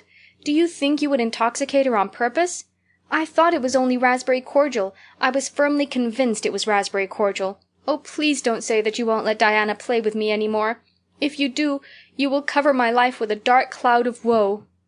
This speech, which would have softened good Mrs. Lynde's heart in a twinkling, had no effect on Mrs. Barry except to irritate her still more. She was suspicious of Anne's big words and dramatic gestures, and imagined that the child was making fun of her. So she said, coldly and cruelly, "I don't think you are a fit little girl for Diana to associate with. You'd better go home and behave yourself." Anne's lips quivered. "Won't you let me see Diana just once to say farewell?" she implored. "Diana has gone over to Carmody with her father," said Mrs. Barry, going in and shutting the door. Anne went back to Green Gables, calm with despair. "My last hope is gone," she told Marilla. "I went up and saw Mrs. Barry myself, and she treated me very insultingly. Marilla, I do not think she is a well-bred woman. There is nothing more to do except to pray, and I haven't much hope that that'll do much good, because, Marilla, I do not believe that God himself can do very much with such an obstinate person as Mrs. Barry." "Anne, you shouldn't say such things," rebuked Marilla, striving to overcome that unholy tendency to laughter which she was dismayed to find growing upon her. And indeed, when she told the whole story to Matthew that night, she did laugh heartily over Anne's tribulations. But when she slipped into the east gable before going to bed, and found that Anne had cried herself to sleep, an unaccustomed softness crept into her face. "Poor little soul," she murmured, lifting a loose curl of hair from the child's tear-stained face. Then she bent down and kissed the flushed cheek on the pillow. Chapter 17. A New Interest in Life. The next afternoon, Anne, bending over her patchwork at the kitchen window, happened to glance out and beheld Diana, down by the Dryad's Bubble, beckoning mysteriously. In a trice Anne was out of the house and flying down to the hollow, astonishment and hope struggling in her expressive eyes. But the hope faded when she saw Diana's dejected countenance. "Your mother hasn't relented," she gasped. Diana shook her head mournfully. "No, and oh, Anne, she says I'm never to play with you again. I've cried, and I told her it wasn't your fault, but it wasn't any use. I had ever such a time coaxing her to let me come down and say good-bye to you. She said I was only to stay 10 minutes, and she's timing me by the clock." "10 minutes isn't very long to say an eternal farewell in," said Anne tearfully. "Oh, Diana, will you promise faithfully never to forget me, the friend of your youth, no matter what dearer friends may caress thee?" "Indeed I will," sobbed Diana, "and I'll never have another bosom friend. I don't want to have. I couldn't love anybody as I love you." "Oh, Diana," cried Anne, clasping her hands, "do you love me?" "Why, of course I do. Didn't you know that?" "No." Anne drew a long breath. "I thought you liked me, of course, but I never hoped you loved me. Why, Diana, I didn't think anybody could love me. Nobody ever has loved me since I can remember. Oh, this is wonderful. It's a ray of light which will forever shine on the darkness of a path severed from thee, Diana. Oh, just say it once again." "I love you devotedly, Anne," said Diana staunchly, "and I always will. You may be sure of that." "And I will always love thee, Diana," said Anne, solemnly extending her hand. "In the years to come thy memory will shine like a star over my lonely life, as that last story we read together says. Diana, wilt thou give me a lock of thy jet-black tresses in parting to treasure forevermore?" "Have you got anything to cut it with?" queried Diana, wiping away the tears which Anne's affecting accents had caused to flow afresh, and returning to practicalities. "Yes, I've got my patchwork scissors in my apron pocket, fortunately," said Anne. She solemnly clipped one of Diana's curls. "Fare thee well, my beloved friend. Henceforth we must be as strangers though living side by side, but my heart will ever be faithful to thee." Anne stood and watched Diana out of sight, mournfully waving her hand to the latter whenever she turned to look back. Then she returned to the house, not a little consoled for the time being by this romantic parting. "It's all over," she informed Marilla. "I shall never have another friend. I'm really worse off than ever before, for I haven't even Katie Maurice and Violetta now. And even if I had, it wouldn't be the same. Somehow little dream girls are not satisfying after a real friend. Diana and I had such an affecting farewell down by the spring. It will be sacred in my memory forever. I used the most pathetic language I could think of and said thou and thee. Thou and thee seemed so much more romantic than you. Diana gave me a lock of her hair, and I'm going to sew it up in a little bag and wear it round my neck all my life. Please see that it is buried with me, for I don't believe I'll live very long. Perhaps when she sees me lying cold and dead before her, Mrs. Barry may feel remorse for what she has done, and will let Diana come to my funeral." "I don't think there is much fear of your dying of grief as long as you can talk, Anne," said Marilla unsympathetically. The following Monday Anne surprised Marilla by coming down from her room with her basket of books on her arm and hip, and her lips primmed up into a line of determination. "I'm going back to school," she announced. "That is all there is left in life for me, now that my friend has been ruthlessly torn from me. In school I can look at her and muse over days departed." "You'd better muse over your lessons and sums," said Marilla, concealing her delight at this development of the situation. "If you're going back to school I hope we'll hear no more of breaking slates over people's heads and such carryings on. Behave yourself and do just what your teacher tells you." "I'll try to be a model pupil," agreed Anne dolefully. "There won't be much fun in it, I expect. Mr. Phillips said Minnie Andrews was a model pupil, and there isn't a spark of imagination or life in her. She is just dull and poky, and never seems to have a good time. But I feel so depressed that perhaps it will come easy to me now. I'm going round by the road. I couldn't bear to go by the birch path all alone. I should weep bitter tears if I did." Anne was welcomed back to school with open arms. Her imagination had been sorely missed in games, and her voice in the singing, and her dramatic ability in the perusal aloud of books at dinner hour. Ruby Gillis smuggled 3 blue plums over to her during Testament reading. LM Macpherson gave her an enormous yellow pansy cut from the covers of a floral catalogue, a species of desk decoration much prized in Avonlea school. Sophia Sloane offered to teach her a perfectly elegant new pattern of knit lace, so nice for trimming aprons. Katie Boulter gave her a perfume bottle to keep slate water in, and Julia Bell copied carefully on a piece of pale pink paper, scalloped on the edges, the following effusion: "When twilight drops her curtain down and pins it with a star, remember that you have a friend though she may wander far." "It's so nice to be appreciated," sighed Anne rapturously to Marilla that night. The girls were not the only scholars who appreciated her. When Anne went to her seat after dinner hour, she had been told by Mr. Phillips to sit with the model Minnie Andrews, she found on her desk a big luscious strawberry apple. Anne caught it up, all ready to take a bite, when she remembered that the only place in Avonlea where strawberry apples grew was in the old Blythe orchard on the other side of the Lake of Shining Waters. Anne dropped the apple as if it were a red-hot coal, and ostentatiously wiped her fingers on her handkerchief. The apple lay untouched on her desk until the next morning, when little Timothy Andrews, who swept the school and kindled the fire, annexed it as one of his perquisites. Charlie Sloane's slate pencil, gorgeously bedizened with striped red and yellow paper, costing 2 cents where ordinary pencils cost only 1, which he sent up to her after dinner hour, met with a more favorable reception. Anne was graciously pleased to accept it, and rewarded the donor with a smile which exalted that infatuated youth straightway into the 7th heaven of delight, and caused him to make such fearful errors in his dictation that Mr. Phillips kept him after school to rewrite it. But as "the Caesar's pageant shorn of Brutus' bust did but of Rome's best son remind her more," so the marked absence of any tribute or recognition from Diana Barry, who was sitting with Gertie Pye, embittered Anne's little triumph. "Diana might just have smiled at me once, I think," she mourned to Marilla that night. But the next morning a note most fearfully and wonderfully twisted and folded, and a small parcel were passed across to Anne. "Dear Anne," ran the former, "Mother says I'm not to play with you or talk to you even in school. It isn't my fault, and don't be cross at me, because I love you as much as ever. I miss you awfully to tell all my secrets to, and I don't like Gertie Pye one bit. I made you one of the new bookmarkers out of red tissue paper. They're awfully fashionable now, and only 3 girls in school know how to make them. When you look at it, remember your true friend, Diana Barry." Anne read the note, kissed the bookmark, and dispatched a prompt reply back to the other side of the school. "My own darling Diana, of course I am not cross at you because you have to obey your mother. Our spirits can commune. I shall keep your lovely present forever. Minnie Andrews is a very nice little girl, although she has no imagination. But after having been Diana's bosom friend I cannot be Minnie's.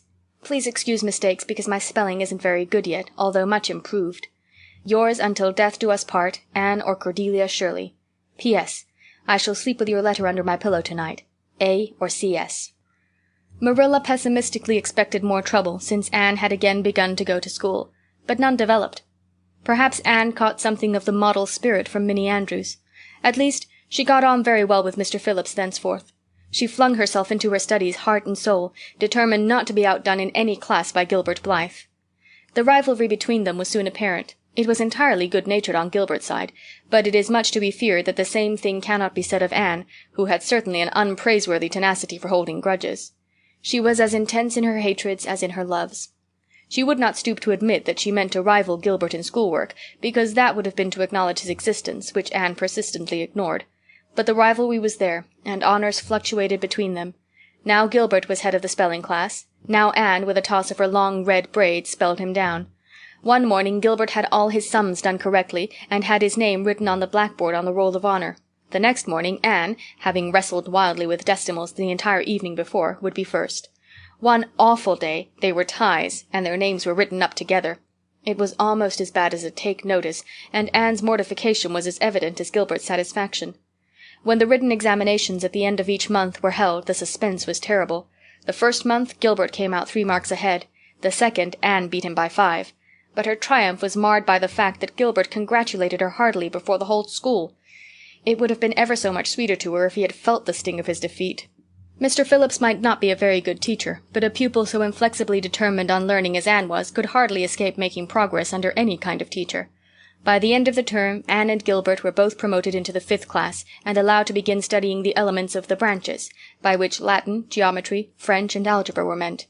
In geometry, Anne met her Waterloo. "It's perfectly awful stuff, Marilla," she groaned. "I'm sure I'll never be able to make head or tail of it. There is no scope for imagination in it at all. Mr. Phillips says I'm the worst dunce he ever saw at it. And some of the others are so smart at it. It's extremely mortifying, Marilla. Even Diana gets along better than I do. But I don't mind being beaten by Diana. Even although we meet as strangers now, I still love her with an inextinguishable love. It makes me very sad at times to think about her. But really, Marilla, one can't stay sad very long in such an interesting world, can one?" Chapter 18. Anne to the Rescue. All things great are wound up with all things little. At first glance it might not seem that the decision of a certain Canadian premier to include Prince Edward Island in a political tour could have much or anything to do with the fortunes of little Anne Shirley at Green Gables. But it had. It was in January the premier came, to address his loyal supporters and such of his non-supporters as chose to be present at the monster mass meeting held in Charlottetown. Most of the Avonlea people were on the premier's side of politics. Hence, on the night of the meeting, nearly all the men and a goodly proportion of the women had gone to town 30 miles away. Mrs. Rachel Lynde had gone too. Mrs. Rachel Lynde was a red-hot politician, and couldn't have believed that the political rally could be carried through without her, although she was on the opposite side of politics. So she went to town and took her husband, Thomas would be useful in looking after the horse, and Marilla Cuthbert with her. Marilla had a sneaking interest in politics herself, and as she thought it might be her only chance to see a real live premier, she promptly took it, leaving Anne and Matthew to keep house until her return the following day. Hence, while Marilla and Mrs. Rachel were enjoying themselves hugely at the mass meeting, Anne and Matthew had the cheerful kitchen at Green Gables all to themselves. A bright fire was glowing in the old-fashioned Waterloo stove, and blue-white frost crystals were shining on the window panes. Matthew nodded over a Farmer's Advocate on the sofa, and Anne at the table studied her lessons with grim determination, despite sundry wistful glances at the clock shelf where lay a new book that Jane Andrews had lent her that day. Jane had assured her that it was warranted to produce any number of thrills, or words to that effect, and Anne's fingers tingled to reach out for it. But that would mean Gilbert Blythe's triumph on the morrow. Anne turned her back on the clock shelf and tried to imagine it wasn't there. "Matthew, did you ever study geometry when you went to school?" "Well, now, no, I didn't," said Matthew, coming out of his doze with a start.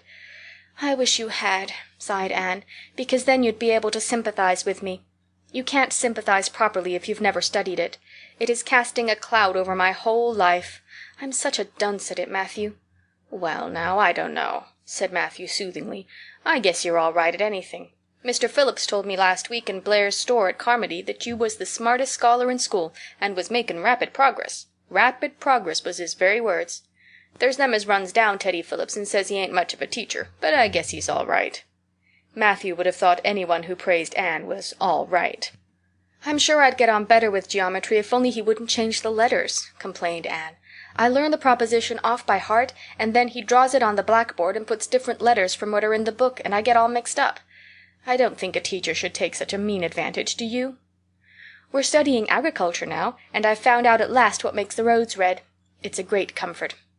I wonder how Marilla and Mrs. Lynde are enjoying themselves. Mrs. Lynde says Canada is going to the dogs the way things are being run at Ottawa, and that it's an awful warning to the electors. She says if women were allowed to vote we would soon see a blessed change. What way do you vote, Matthew?" "Conservative," said Matthew promptly. To vote Conservative was part of Matthew's religion. "Then I'm Conservative too," said Anne decidedly. "I'm glad because some of the boys in school are Grits. I guess Mr. Phillips is a Grit too, because Prissy Andrews' father is one, and Ruby Gillis says that when a man is courting he always has to agree with the girl's mother in religion and her father in politics. Is that true, Matthew?" "Well, now, I dunno," said Matthew. "Did you ever go courting, Matthew?" "Well, now, no, I dunno's I ever did," said Matthew, who had certainly never thought of such a thing in his whole existence. Anne reflected with her chin in her hands. "It must be rather interesting, don't you think, Matthew? Ruby Gillis says when she grows up she is going to have ever so many bows on the string and have them all crazy about her. But I think that would be too exciting. I'd rather have just one in his right mind. But Ruby Gillis knows a great deal about such matters because she has so many big sisters, and Mrs. Lynde says the Gillis girls have gone off like hot cakes. Mr. Phillips goes up to see Prissy Andrews nearly every evening. He says it is to help her with her lessons, but Miranda Sloane is studying for Queen's too, and I should think she needed help a lot more than Prissy because she's ever so much stupider, but he never goes to help her in the evenings at all. There are a great many things in this world that I can't understand very well, Matthew." "Well, now, I don't know as I comprehend them all myself," acknowledged Matthew. "Well, I suppose I must finish up my lessons. I won't allow myself to open that new book Jane lent me until I'm through. But it's a terrible temptation, Matthew. Even when I turn my back on it I can see it there just as plain. Jane said she cried herself sick over it. I love a book that makes me cry. But I think I'll carry that book into the sitting room and lock it in the jam closet and give you the key. And you must not give it to me, Matthew, until my lessons are done, not even if I implore you on my bended knees. It's all very well to say resist temptation, but it's ever so much easier to resist it if you can't get the key. And then shall I run down the cellar and get some russets, Matthew? Wouldn't you like some russets?" "Well, now, I don't know but what I would," said Matthew, who never ate russets, but knew Anne's weakness for them. Just as Anne emerged triumphantly from the cellar with her plate full of russets came the sound of flying footsteps on the icy boardwalk outside, and the next moment the kitchen door was flung open and in rushed Diana Barry, white-faced and breathless, with a shawl wrapped hastily around her head. Anne promptly let go of her candle and plate in her surprise, and plate, candle, and apples crashed together down the cellar ladder and were found at the bottom embedded in melted grease the next day by Marilla, who gathered them up and thanked mercy the house hadn't been set on fire. "Whatever is the matter, Diana?" cried Anne. "Has your mother relented at last?" "Oh, Anne, do come quick," implored Diana nervously. "Minnie May is awful sick. She's got croup, young Mary Joe says, and father and mother are away to town and there's nobody to go for the doctor. Minnie May's awful bad and young Mary Joe doesn't know what to do, and oh, Anne, I'm so scared." Matthew, without a word, reached out for cap and coat, slipped past Diana and away into the darkness of the yard. "He's gone to harness the sorrel mare to go to Carmody for the doctor," said Anne, who was hurrying on hood and jacket. "I know it as well as if he'd said so. Matthew and I are such kindred spirits I can read his thoughts without words at all." "I don't believe he'll find the doctor at Carmody," sobbed Diana. "I know that Dr. Blair went to town, and I guess Dr. Spencer would go too. Young Mary Joe never saw anybody with croup, and Mrs. Lynde is away. Oh, Anne!" "Don't cry, Di," said Anne cheerily. "I know exactly what to do for croup. You forget that Mrs. Hammond had twins 3 times. When you look after 3 pairs of twins you naturally get a lot of experience. They all had croup regularly. Just wait till I get the Ipecac bottle. You mayn't have any at your house. Come on now." The 2 little girls hastened out hand in hand and hurried through Lover's Lane and across the crusted field beyond, for the snow was too deep to go by the shorter wood way. Anne, although sincerely sorry for Minnie May, was far from being insensible to the romance of the situation and to the sweetness of once more sharing that romance with a kindred spirit. The night was clear and frosty, all ebony of shadow and silver of snowy slope. Big stars were shining over the silent fields. Here and there the dark pointed firs stood up with snow powdering their branches and the wind whistling through them. Anne thought it was truly delightful to go skimming through all this mystery and loveliness with your bosom friend who had been so long estranged. Minnie May, aged 3, was really very sick. She lay on the kitchen sofa, feverish and restless, while her hoarse breathing could be heard all over the house. Young Mary Joe, a buxom, broad-faced French girl from the Creek, whom Mrs. Barry had engaged to stay with the children during her absence, was helpless and bewildered, quite incapable of thinking what to do, or doing it if she thought of it. Anne went to work with skill and promptness. "Minnie May has croup all right. She's pretty bad, but I've seen them worse. First, we must have lots of hot water.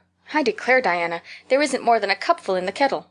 There, I've filled it up, and Mary Joe, you may put some wood in the stove. I don't want to hurt your feelings, but it seems to me you might have thought of this before if you'd had any imagination. Now I'll undress Minnie May and put her to bed, and you try to find some soft flannel cloths, Diana. I'm going to give her a dose of ipecac first of all." Minnie May did not take kindly to the ipecac, but Anne had not brought up 3 pairs of twins for nothing. Down that ipecac went, not only once but many times during the long, anxious night when the 2 little girls worked patiently over the suffering Minnie May, and young Mary Joe, honestly anxious to do all she could, kept up a roaring fire and heated more water than would have been needed for a hospital of croupy babies. It was 3 o'clock when Matthew came with a doctor, for he had been obliged to go all the way to Spencervale for one. But the pressing need for assistance was past. Minnie May was much better and was sleeping soundly. "I was awfully near giving up in despair," explained Anne. "She got worse and worse until she was sicker than ever the Hammond twins were, even the last pair. I actually thought she was going to choke to death. I gave her every drop of ipecac in that bottle, and when the last dose went down I said to myself, not to Diana or young Mary Joe, because I didn't want to worry them any more than they were worried, but I had to say it to myself just to relieve my feelings, 'This is the last lingering hope, and I fear 'tis a vain one.' But in about 3 minutes she coughed up the phlegm and began to get better right away. You must just imagine my relief, doctor, because I can't express it in words. You know, there are some things that cannot be expressed in words." "Yes, I know," nodded the doctor. He looked at Anne as if he were thinking some things about her that couldn't be expressed in words. Later on, however, he expressed them to Mr. and Mrs. Barry. "That little red-headed girl they have over at Cuthbert's is as smart as they make 'em. I tell you, she saved that baby's life, for it would have been too late by the time I got there. She seems to have a skill and presence of mind perfectly wonderful in a child of her age. I never saw anything like the eyes of her when she was explaining the case to me." Anne had gone home in the wonderful white-frosted winter morning, heavy-eyed from loss of sleep, but still talking unweariedly to Matthew as they crossed the long wide field and walked under the glittering fairy arch of the Lovers' Lane maples. "Oh, Matthew, isn't it a wonderful morning? The world looks like something God had just imagined for his own pleasure, doesn't it?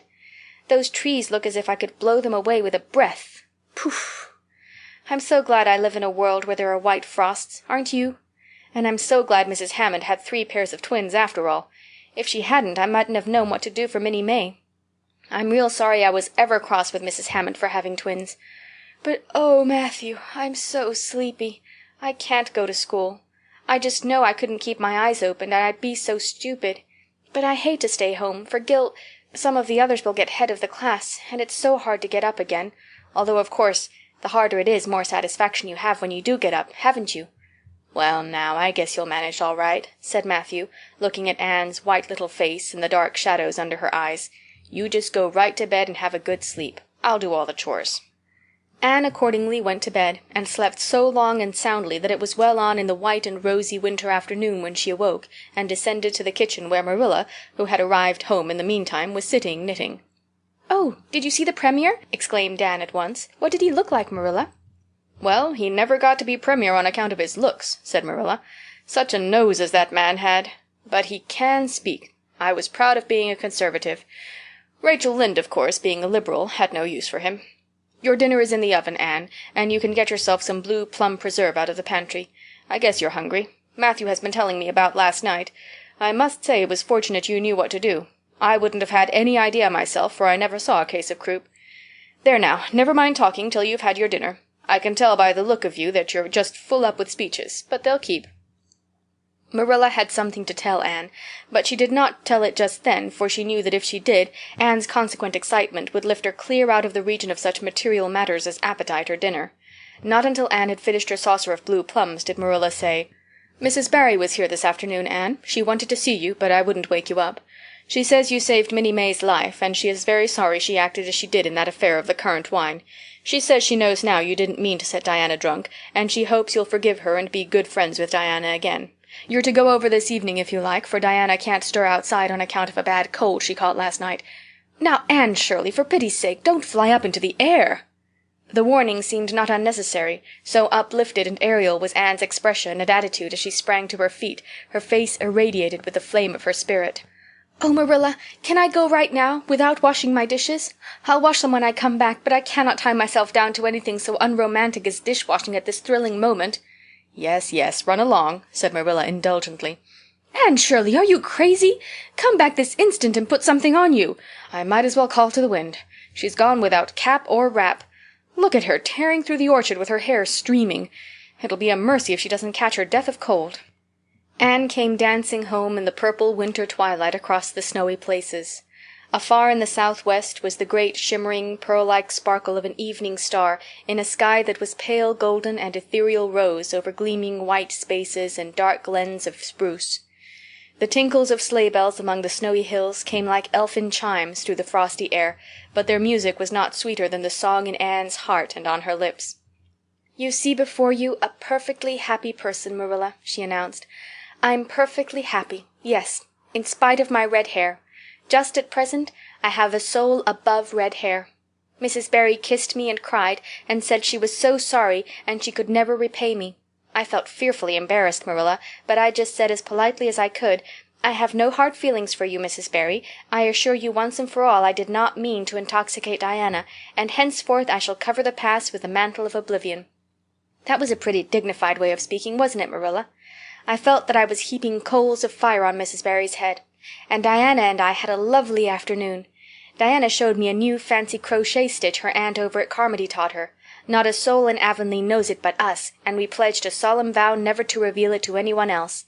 Diana gave me a beautiful card with a wreath of roses on it and a verse of poetry. 'If you love me as I love you, nothing but death can part us two.' And that is true, Marilla. We're going to ask Mr. Phillips to let us sit together in school again, and Gertie Pye can go with Minnie Andrews. We had an elegant tea. Mrs. Barry had the very best china set out, Marilla, just as if I was real company. I can't tell you what a thrill it gave me. Nobody ever used their best china on my account before. And we had fruit cake and pound cake and doughnuts and 2 kinds of preserves, Marilla. And Mrs. Barry asked me if I took tea and said, 'Pa, why don't you pass the biscuits to Anne?'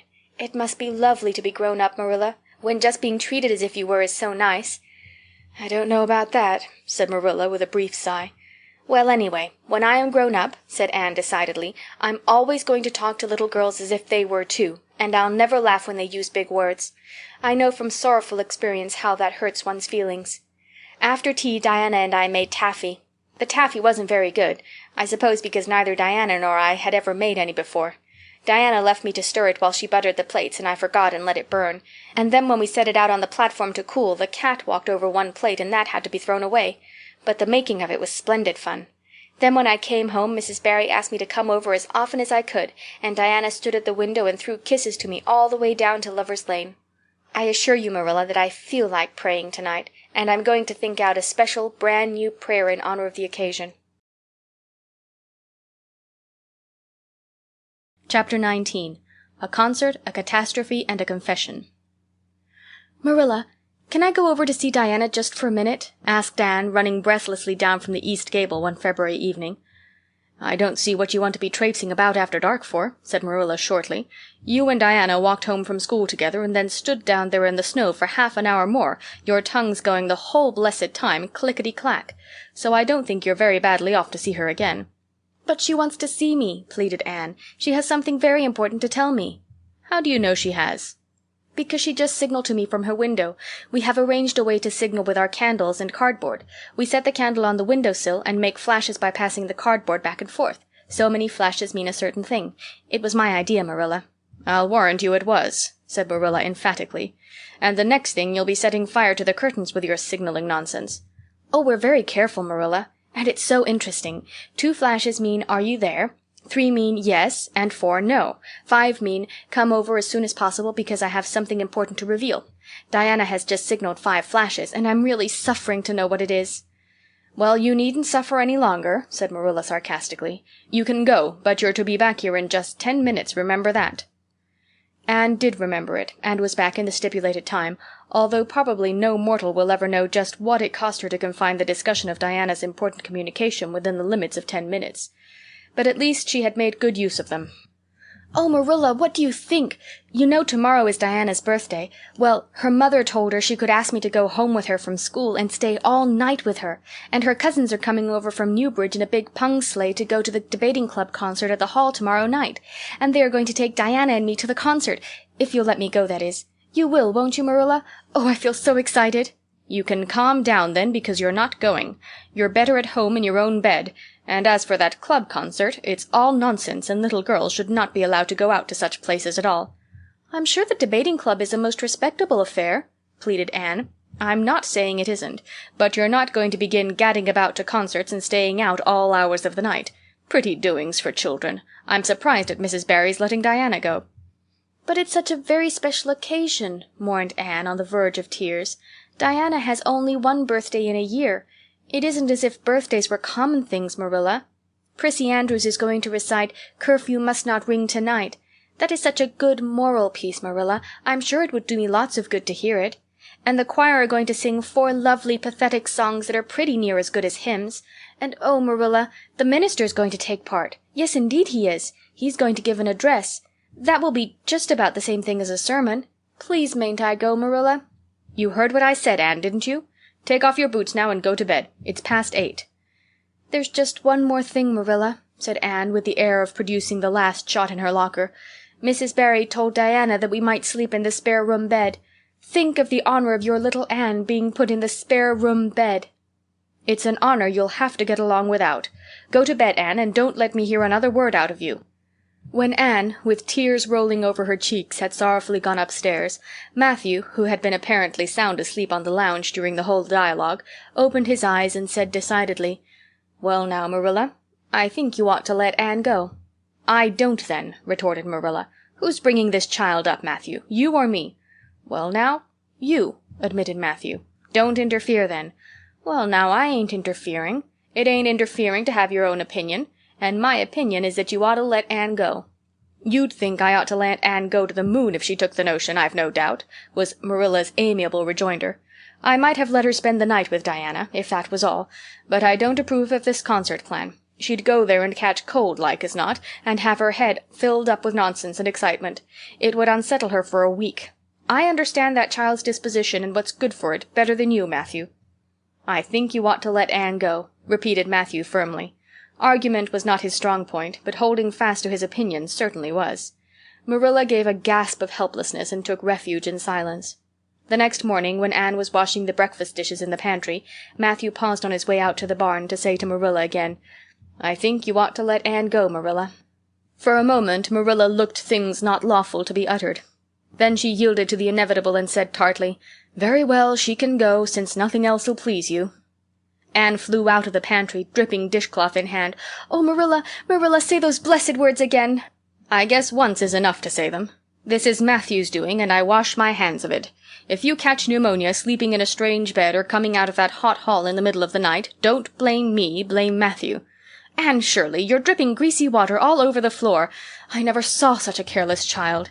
"Oh, I know I'm a great trial to you, Marilla," said Anne repentantly. "I make so many mistakes. But then just think of all the mistakes I don't make, although I might. I'll get some sand and scrub up the spots before I go to school. Oh, Marilla, my heart was just set on going to that concert. I never was to a concert in my life, and when the other girls talk about them in school I feel so out of it. You didn't know just how I felt about it, but you see Matthew did. Matthew understands me, and it's so nice to be understood, Marilla." Anne was too excited to do herself justice as to lessons that morning in school. Gilbert Blythe spelled her down in class and left her clear out of sight in mental arithmetic. Anne's consequent humiliation was less than it might have been, however, in view of the concert and the spare room bed. She and Diana talked so constantly about it all day that with a stricter teacher than Mr. Phillips, dire disgrace must inevitably have been their portion. Anne felt that she could not have borne it if she had not been going to the concert, for nothing else was discussed that day in school. The Avonlea Debating Club, which met fortnightly all winter, had had several smaller free entertainments, but this was to be a big affair, admission 10 cents in aid of the library. The Avonlea young people had been practicing for weeks, and all the scholars were especially interested in it by reason of older brothers and sisters who were going to take part. Everybody in school over 9 years of age expected to go, except Carrie Sloane, whose father shared Marilla's opinions about small girls going out to night concerts.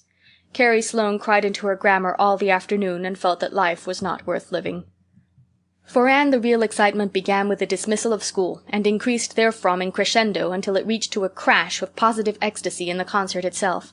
They had a perfectly elegant tea, and then came the delicious occupation of dressing in Diana's little room upstairs. Diana did Anne's front hair in the new pompadour style, and Anne tied Diana's bows with the especial knack she possessed, and they experimented with at least half a dozen different ways of arranging their back hair. At last they were ready, cheeks scarlet and eyes glowing with excitement. True, Anne could not help a little pang when she contrasted her plain black tam and shapeless, tight-sleeved, home-made gray cloth coat with Diana's jaunty fur cap and smart little jacket, but she remembered in time that she had an imagination and could use it. Then Diana's cousins, the Murrays from Newbridge, came. They all crowded into the big pung sleigh, among straw and furry robes. Anne revelled in the drive to the hall, slipping along over the satin-smooth roads with the snow crisping under the runners. There was a magnificent sunset, and the snowy hills and deep blue water of the St. Lawrence Gulf seemed to rim in the splendor like a huge bowl of pearl and sapphire brimmed with white and fire. Tinkles of sleigh bells and distant laughter that seemed like the mirth of wood-elves came from every quarter. "Oh, Diana," breathed Anne, squeezing Diana's mittened hand under the fur robe, "isn't it all like a beautiful dream? Do I really look the same as usual? I feel so different that it seems to me it must show in my looks." "You look awfully nice," said Diana, who, having just received a compliment from one of her cousins, felt that she ought to pass it on. "You've got the loveliest color." The program that night was a series of thrills for at least one listener in the audience, and as Anne assured Diana, every succeeding thrill was thrillier than the last. When Prissy Andrews, attired in a new pink silk waist, with a string of pearls about her smooth white throat, and real carnations in her hair, rumor whispered that the master had sent all the way to town for them for her, climbed the slimy ladder dark without one ray of light, Anne shivered in luxurious sympathy. When the choir sang "Far Above the Gentle Daisies," Anne gazed at the ceiling as if it were frescoed with angels. When Sam Sloane proceeded to explain and illustrate how Sockery set a hen, Anne laughed until people sitting near her laughed too, more out of sympathy with her than with amusement at a selection that was rather threadbare even in Avonlea. And when Mr. Phillips gave Mark Antony's oration over the dead body of Caesar in the most heart-stirring tones, looking at Prissy Andrews at the end of every sentence, Anne felt that she could rise and mutiny on the spot if but one Roman citizen led the way. Only one number on the program failed to interest her.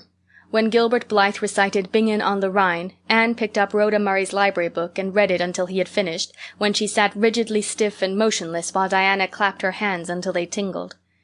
It was 11 when they got home, sated with dissipation, but with the exceeding sweet pleasure of talking it all over still to come.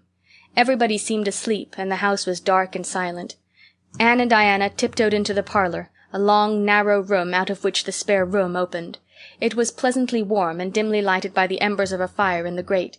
"Let's undress here," said Diana. "It's so nice and warm."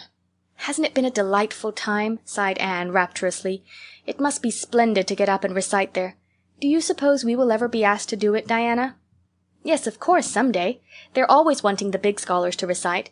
Gilbert Blythe does often, and he's only 2 years older than us.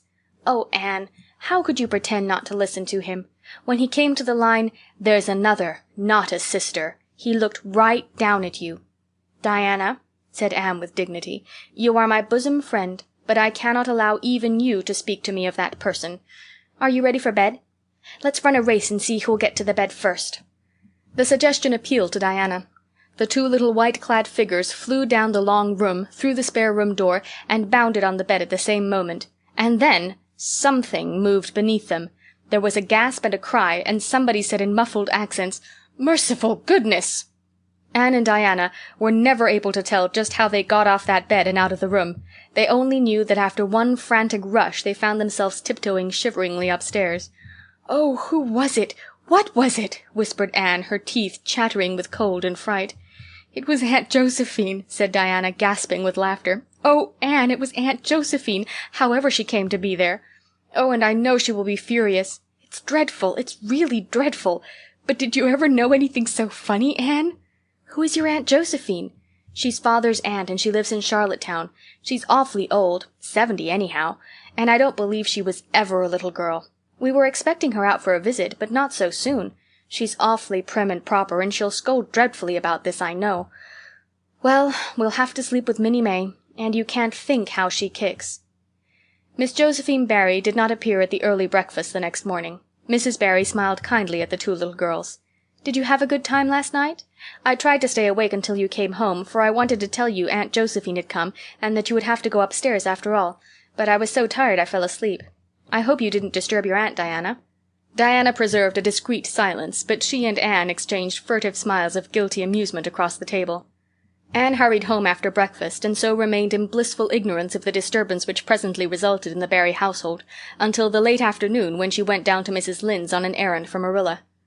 "So you and Diana nearly frightened poor old Miss Barry to death last night," said Mrs. Lynde severely, but with a twinkle in her eye. "Mrs. Barry was here a few minutes ago on her way to Carmody. She's feeling real worried over it. Old Miss Barry was in a terrible temper when she got up this morning, and Josephine Barry's temper is no joke, I can tell you that. She wouldn't speak to Diana at all." "It wasn't Diana's fault," said Anne contritely. "It was mine. I suggested racing to see who would get into bed first." "I knew it," said Mrs. Lynde with the exultation of a correct guesser. "I knew that idea came out of your head. Well, it's made a nice lot of trouble, that's what. Old Miss Barry came out to stay for a month, but she declares she won't stay another day, and is going right back to town tomorrow, Sunday and all as it is. She'd have gone today if they could have taken her. She had promised to pay for a quarter's music lessons for Diana, but now she is determined to do nothing at all for such a tomboy. Oh, I guess they had a lively time of it there this morning. The Barrys must feel cut up. Old Miss Barry is rich, and they'd like to keep on the good side of her. Of course, Mrs. Barry didn't say just that to me, but I'm a pretty good judge of human nature, that's what." "I'm such an unlucky girl," mourned Anne. "I'm always getting into scrapes myself, and getting my best friends, people I'd shed my heart's blood for, into them too. Can you tell me why it is so, Mrs. Lynde?" "It's because you're too heedless and impulsive, child, that's what. You never stop to think. Whatever comes into your head to say or do, you say or do it without a moment's reflection." "Oh, but that's the best of it," protested Anne. "Something just flashes into your mind, so exciting, and you must out with it. If you stop to think it over, you spoil it all.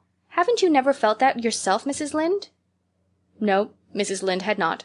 She shook her head sagely. "You must learn to think a little, Anne, that's what. The proverb you need to go by is 'look before you leap,' especially into spare-room beds." Mrs. Lynde laughed comfortably over her mild joke, but Anne remained pensive. She saw nothing to laugh at in the situation, which to her eyes appeared very serious. When she left Mrs. Lynde's, she took her way across the crusted fields to Orchard Slope. Diana met her at the kitchen door. "Your Aunt Josephine was very cross about it, wasn't she?" whispered Anne. "Yes," answered Diana, stifling a giggle with an apprehensive glance over her shoulder at the closed sitting-room door. "She was fairly dancing with rage, Anne. Oh, how she scolded. She said I was the worst-behaved girl she ever saw, and that my parents ought to be ashamed of the way they had brought me up. She says she won't stay, and I'm sure I don't care, but father and mother do." "Why didn't you tell them it was my fault?" demanded Anne. "It's likely I'd do such a thing, isn't it?" said Diana with just scorn. "I'm no telltale Anne Shirley, and anyhow I was just as much to blame as you." "Well, I'm going in to tell her myself," said Anne resolutely. Diana stared. "Anne Shirley, you'd never! Why, she'll eat you alive!" "Don't frighten me any more than I am frightened," implored Anne. "I'd rather walk up to a cannon's mouth. But I've got to do it, Diana. It was my fault, and I've got to confess. I've had practice in confessing, fortunately." "Well, she's in the room," said Diana. "You can go in if you want to. I wouldn't dare. And I don't believe you'll do a bit of good." With this encouragement, Anne bearded the lion in its den, that is to say, walked resolutely up to the sitting-room door and knocked faintly. A sharp "come in" followed. Miss Josephine Barry, thin, prim, and rigid, was knitting fiercely by the fire, her wrath quite unappeased, and her eyes snapping through her gold-rimmed glasses. She wheeled around in her chair, expecting to see Diana, and beheld a white-faced girl whose great eyes were brimmed up with a mixture of desperate courage and shrinking terror. "Who are you?" demanded Miss Josephine Barry without ceremony. "I'm Anne of Green Gables," said the small visitor tremulously, clasping her hands with her characteristic gesture. "And I've come to confess, if you please." "Confess what?" "That it was all my fault about jumping into bed on you last night. I suggested it. Diana would never have thought of such a thing, I'm sure. Diana is a very ladylike girl, Miss Barry, so you must see how unjust it is to blame her." "Oh, I must, hey? I rather think Diana did her share of the jumping, at least. Such carryings on in a respectable house." "But we were only in fun," persisted Anne. "I think you ought to forgive us, Miss Barry, now that we've apologized. And anyhow, please forgive Diana and let her have her music lessons. Diana's heart is set on her music lessons, Miss Barry, and I know too well what it is to set your heart on a thing and not get it. If you must be cross with anyone, be cross with me. I've been so used in my early days to having people cross at me that I can endure it much better than Diana can." Much of the snap had gone out of the old lady's eyes by this time and was replaced by a twinkle of amused interest. But she still said severely, "I don't think it is any excuse for you that you were only in fun. Little girls never indulged in that kind of fun when I was young. You don't know what it is to be awakened out of a sound sleep after a long and arduous journey by two great girls coming bouncing down on you." "I don't know, but I can imagine," said Anne eagerly. "I'm sure it must have been very disturbing. But then there is our side of it, too. Have you any imagination, Miss Barry? If you have, just put yourself in our place. We didn't know there was anybody in that bed, and you nearly scared us to death. It was simply awful the way we felt.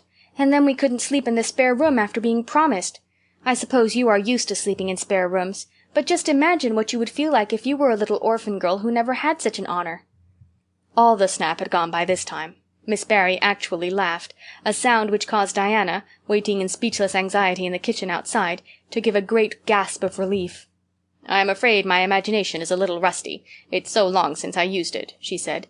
"I dare say your claim to sympathy is just as strong as mine. It all depends on the way we look at it. Sit down here and tell me about yourself." "I am very sorry I can't," said Anne firmly. "I would like to, because you seem like an interesting lady, and you might even be a kindred spirit, although you don't look very much like it. But it is my duty to go home to Miss Marilla Cuthbert. Miss Marilla Cuthbert is a very kind lady who has taken me to bring up properly. She is doing her best, but it is very discouraging work. You must not blame her because I jumped on the bed. But before I go, I do wish you would tell me if you'll forgive Diana and stay just as long as you meant to in Avonlea." "I think perhaps I will, if you will come over and talk to me occasionally," said Miss Barry. That evening Miss Barry gave Diana a silver bangle bracelet and told the senior members of the household that she had unpacked her valise. "I've made up my mind to stay simply for the sake of getting better acquainted with that Anne girl," she said frankly. "She amuses me, and at my time of life an amusing person is a rarity." Marilla's only comment when she heard the story was, "I told you so." This was for Matthew's benefit. Miss Barry stayed her month out and over. She was a more agreeable guest than usual, for Anne kept her in good humor. They became firm friends. When Miss Barry went away she said, "Remember, you Anne girl, when you come to town you're to visit me, and I'll put you in my very sparest spare room bed to sleep in." "Miss Barry was a kindred spirit after all," Anne confided to Marilla. "You wouldn't think so to look at her, but she is. You don't find it out right at first, as in Matthew's case, but after a while you come to see it. Kindred spirits are not so scarce as I used to think. It's splendid to find out there are so many of them in the world." Chapter 20. A Good Imagination Gone Wrong. Spring had come once more to Green Gables. The beautiful, capricious, reluctant Canadian spring, lingering along through April and May in a succession of sweet, fresh, chilly days, with pink sunsets and miracles of resurrection and growth. The maples in Lover's Lane were red-budded, and little curly ferns pushed up around the Dryad's Bubble. Away up in the barrens, behind Mr. Silas Sloane's place, the mayflowers blossomed out, pink and white stars of sweetness under their brown leaves. All the schoolgirls and boys had one golden afternoon gathering them, coming home in the clear, echoing twilight with arms and baskets full of flowery spoil. "I'm so sorry for people who live in lands where there are no mayflowers," said Anne. "Diana says perhaps they have something better, but there couldn't be anything better than mayflowers, could there, Marilla? And Diana says if they don't know what they're like, they don't miss them. But I think that is the saddest thing of all. I think it would be tragic, Marilla, not to know what mayflowers are like and not to miss them." "Do you know what I think mayflowers are, Marilla? I think they must be the souls of the flowers that died last summer, and this is their heaven. But we had a splendid time today, Marilla. We had our lunch down in a big mossy hollow by an old well. Such a romantic spot. Charlie Sloane dared Artie Gillis to jump over it, and Artie Gillis did because he wouldn't take a dare. Nobody would in school. It is very fashionable to dare. Mr. Phillips gave all the mayflowers he found to Prissy Andrews, and I heard him to say, 'Sweets to the sweet.' He got that out of a book, I know, but it shows he has some imagination. I was offered some mayflowers too, but I rejected them with scorn. I can't tell you the person's name because I have vowed never to let it cross my lips. We made wreaths of the mayflowers and put them on our hats, and when the time came to go home we marched in procession down the road, 2 by 2, with our bouquets and wreaths, singing My Home on the Hill. Oh, it was so thrilling, Marilla. All Mr. Silas Sloane's folks rushed out to see us, and everybody we met on the road stopped and stared at us. We made a real sensation. Not much wonder. Such silly doings, was Marilla's response. After the mayflowers came the violets, and Violet Vale was empurpled with them. Anne walked through it on her way to school with reverent steps and worshipping eyes, as if she trod on holy ground. "Somehow," she told Diana, "when I'm going through here I don't really care whether anybody gets ahead of me in class or not. But when I'm up in school it's all different, and I care as much as ever. There's such a lot of different Annes in me. I sometimes think that is why I'm such a troublesome person. If I was just the one Anne, it would be ever so much more comfortable. But then it wouldn't be half so interesting." One June evening, when the orchards were pink-blossomed again, when the frogs were singing silverly sweet in the marshes about the head of the Lake of Shining Waters, and the air was full of the savor of clover fields and balsamic fir woods, Anne was sitting by her gable window.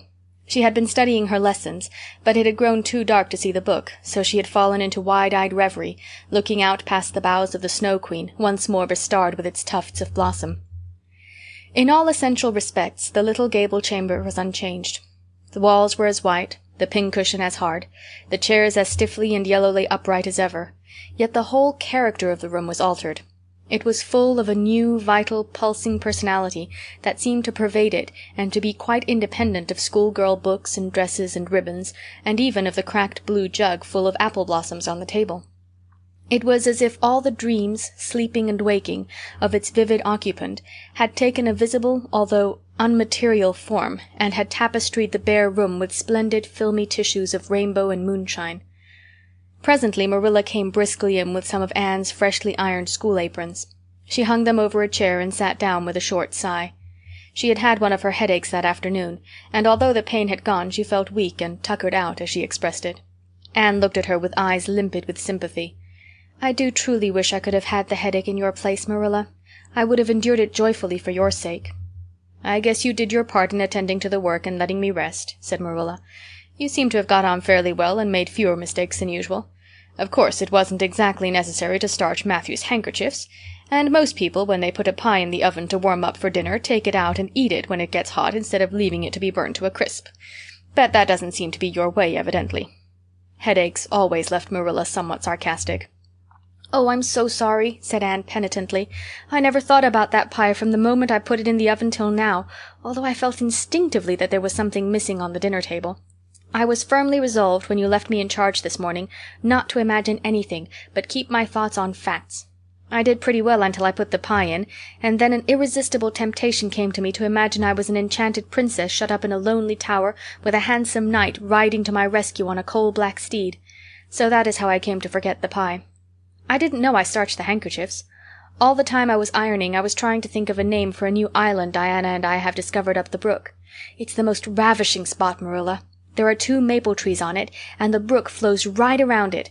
At last it struck me that it would be splendid to call it Victoria Island, because we found it on the Queen's birthday. Both Diana and I are very loyal. But I'm sorry about that pie and the handkerchiefs. I wanted to be extra good today because it's an anniversary. Do you remember what happened this day last year, Marilla?" "No, I can't think of anything special." "Oh, Marilla, it was the day I came to Green Gables. I shall never forget it.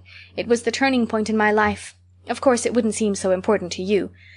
I've been here for a year, and I've been so happy. Of course, I've had my troubles, but one can live down troubles." "Are you sorry you kept me, Marilla?" "No, I can't say I'm sorry," said Marilla, who sometimes wondered how she could have lived before Anne came to Green Gables. "No, not exactly sorry. If you've finished your lessons, Anne, I want you to run over and ask Mrs. Barry if she'll lend me Diana's apron pattern." "Oh, it's too dark," cried Anne. "Too dark? Why, it's only twilight, and goodness knows you've gone over often enough after dark." "I'll go over early in the morning," said Anne eagerly. "I'll get up at sunrise and go over, Marilla." "What has got into your head now, Anne Shirley? I want that pattern to cut out your new apron this evening. Go at once, and be smart, too." "I'll have to go around by the road, then," said Anne, taking up her hat reluctantly. "Go by the road and waste half an hour? I'd like to catch you." "I can't go through the haunted wood, Marilla," cried Anne desperately. Marilla stared. "The haunted wood? Are you crazy? What under the canopy is the haunted wood?" "The spruce wood over the brook," said Anne in a whisper. "Fiddlesticks! There is no such thing as a haunted wood anywhere. Who has been telling you such stuff?" "Nobody," confessed Anne. "Diana and I just imagined the wood was haunted. All the places around here are so commonplace. We just got this up for our own amusement. We began it in April. A haunted wood is so very romantic, Marilla. We chose the spruce grove because it's so gloomy. Oh, we have imagined the most harrowing things. There's a white lady walks along the brook just about this time of the night and wrings her hands and utters wailing cries. She appears when there is to be a death in the family. And the ghost of a little murdered child haunts the corner up by Idlewild. It creeps up behind you and lays its cold fingers on your hand. So.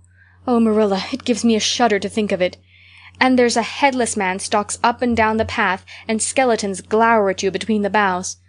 Oh, Marilla, I wouldn't go through the haunted wood after dark now for anything. I'd be sure that white things would reach out from behind the trees and grab me." "Did ever anyone hear the like?" ejaculated Marilla, who had listened in dumb amazement. "Anne Shirley, do you mean to tell me you believe all that wicked nonsense of your own imagination?" "Not believe exactly," faltered Anne. "At least, I don't believe it in daylight. But after dark, Marilla, it's different. That is when ghosts walk." "There are no such things as ghosts, Anne." "Oh, but there are, Marilla," cried Anne eagerly. "I know people who have seen them, and they're respectable people. Charlie Sloane says that his grandmother saw his grandfather driving home the cows one night after he'd been buried for a year. You know Charlie Sloane's grandmother wouldn't tell a story for anything. She's a very religious woman. And Mrs. Thomas's father was pursued home one night by a lamb of fire with its head cut off, hanging by a strip of skin. He said he knew it was the spirit of his brother, and that it was a warning he would die within 9 days. He didn't, but he died 2 years after, so you see it was really true. And Ruby Gillis says—" "Anne Shirley," interrupted Marilla firmly, "I never want to hear you talking in this fashion again.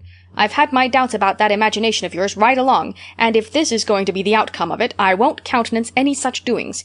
You'll go right over to Barry's, and you'll go through that spruce grove, just for a lesson and a warning to you, and never let me hear a word out of your head about haunted woods again." Anne might plead and cry as she liked, and did, for her terror was very real. Her imagination had run away with her, and she held the spruce grove in mortal dread after nightfall. But Marilla was inexorable. She marched the shrinking ghost-seer down to the spring and ordered her to proceed straightaway over the bridge and into the dusky retreats of wailing ladies and headless spectres beyond. "Oh, Marilla, how can you be so cruel?" sobbed Anne. "What would you feel like if a white thing did snatch me up and carry me off?" "I'll risk it," said Marilla unfeelingly. "You know I always mean what I say. I'll cure you of imagining ghosts into places. March! Now!" Anne marched. That is, she stumbled over the bridge and went shuddering up the horrible dim path beyond. Anne never forgot that walk. Bitterly did she repent the license she had given to her imagination. The goblins of her fancy lurked in every shadow about her, reaching out their cold, fleshless hands to grasp the terrified small girl who had called them into being. A white strip of birch bark blowing up from the hollow over the brown floor of the grove made her heart stand still. The long-drawn wail of 2 old boughs rubbing against each other brought out the perspiration in beads on her forehead.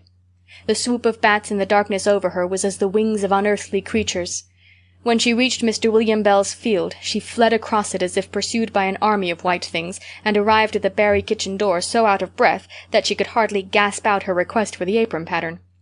Diana was away, so that she had no excuse to linger. The dreadful return journey had to be faced. Anne went back over it with shut eyes, preferring to take the risk of dashing her brains out among the boughs to that of seeing a white thing. When she finally stumbled over the log bridge, she drew one long, shivering breath of relief. "Well, so nothing caught you?" said Marilla unsympathetically. "Oh, Marilla," chattered Anne, "I'll be contented with commonplace places after this." Chapter 21. A New Departure in Flavorings. "Dear me, there is nothing but meetings and partings in this world, as Mrs. Lynde says," remarked Anne plaintively, putting her slate and books down on the kitchen table on the last day of June, and wiping her red eyes with a very damp handkerchief. Wasn't it fortunate, Marilla, that I took an extra handkerchief to school today? I had a presentiment that it would be needed." "I never thought you were so fond of Mr. Phillips that you'd require 2 handkerchiefs to dry your tears just because he was going away," said Marilla. "I don't think I was crying because I was really so very fond of him," reflected Anne. "I just cried because all the others did. It was Ruby Gillis started it. Ruby Gillis has always declared she hated Mr. Phillips, but just as soon as he got up to make his farewell speech she burst into tears. Then all the girls began to cry, one after the other. I tried to hold out, Marilla. I tried to remember the time Mr. Phillips made me sit with a boy, and the time he spelled my name without an E on the blackboard, and how he said I was the worst dunce he ever saw at geometry, and laughed at my spelling, and all the times he had been so horrid and sarcastic. But somehow I couldn't, Marilla, and I just had to cry too. Jane Andrews has been talking for a month about how glad she'd be when Mr. Phillips went away, and she declared she'd never shed a tear. Well, she was worse than any of us, and had to borrow a handkerchief from her brother. Of course the boys didn't cry, because she hadn't brought one of her own, not expecting to need it. Oh, Marilla, it was heartrending. Mr. Phillips made such a beautiful farewell speech beginning, 'The time has come for us to part.' It was very affecting, and he had tears in his eyes too, Marilla. Oh, I felt dreadfully sorry and remorseful for all the times I'd talked in school and drawn pictures of him on my slate and made fun of him and Prissy. I can tell you, I wish I'd been a model pupil like Minnie Andrews. She hadn't anything on her conscience. The girls cried all the way home from school. Carrie Sloane kept saying every few minutes, 'The time has come for us to part,' and that would start us off again whenever we were in any danger of cheering up. I do feel dreadfully sad, Marilla. But one can't feel quite in the depths of despair with 2 months' vacation before them, can they, Marilla? And besides, we met the new minister and his wife coming from the station. For all I was feeling so bad about Mr. Phillips going away, I couldn't help taking a little interest in a new minister, could I? His wife is very pretty. Not exactly regally lovely, of course. It wouldn't do, I suppose, for a minister to have a regally lovely wife, because it might set a bad example. Mrs. Lynde says the minister's wife over at Newbridge sets a very bad example because she dresses so fashionably. Our new minister's wife was dressed in blue muslin with lovely puffed sleeves and a hat trimmed with roses. Jane Andrews said she thought puffed sleeves were too worldly for a minister's wife, but I didn't make any such uncharitable remark, Marilla, because I know what it is to long for puffed sleeves. Besides, she's only been a minister's wife for a little while, so one should make allowances, shouldn't they? They are going to board with Mrs. Lynde until the manse is ready. If Marilla, in going down to Mrs. Lynde's that evening, was actuated by any motive save her avowed one of returning the quilting frame she had borrowed the preceding winter, it was an amiable weakness shared by most of the Avonlea people. Many a thing Mrs. Lynde had lent, sometimes never expecting to see it again, came home that night in charge of the borrowers thereof. A new minister, and moreover a minister with a wife, was a lawful object of curiosity in a quiet little country settlement where sensations were few and far between. Old Mr. Bentley, the minister whom Anne had found lacking in imagination, had been pastor of Avonlea for 18 years. He was a widower when he came, and a widower he remained, despite the fact that gossip regularly married him to this, that, or the other one every year of his sojourn. In the preceding February he had resigned his charge and departed amid the regrets of his people, most of whom had the affection born of long intercourse for their good old minister in spite of his shortcomings as an orator. Since then the Avonlea church had enjoyed a variety of religious dissipation in listening to the many and various candidates and supplies who came Sunday after Sunday to preach on trial. These stood or fell by the judgment of the fathers and mothers in Israel, but a certain small red-haired girl who sat meekly in the corner of the old Cuthbert pew also had her opinions about them, and discussed the same in full with Matthew, Marilla always declining from principle to criticize ministers in any shape or form. "I don't think Mr. Smith would have done Matthew," was Anne's final summing up. "Mrs. Lynde says his delivery was so poor, but I think his worst fault was just like Mr. Bentley's. He had no imagination. And Mr. Terry had too much. He let it run away with him just as I did mine in the matter of the haunted wood. Besides, Mrs. Lynde says his theology wasn't sound.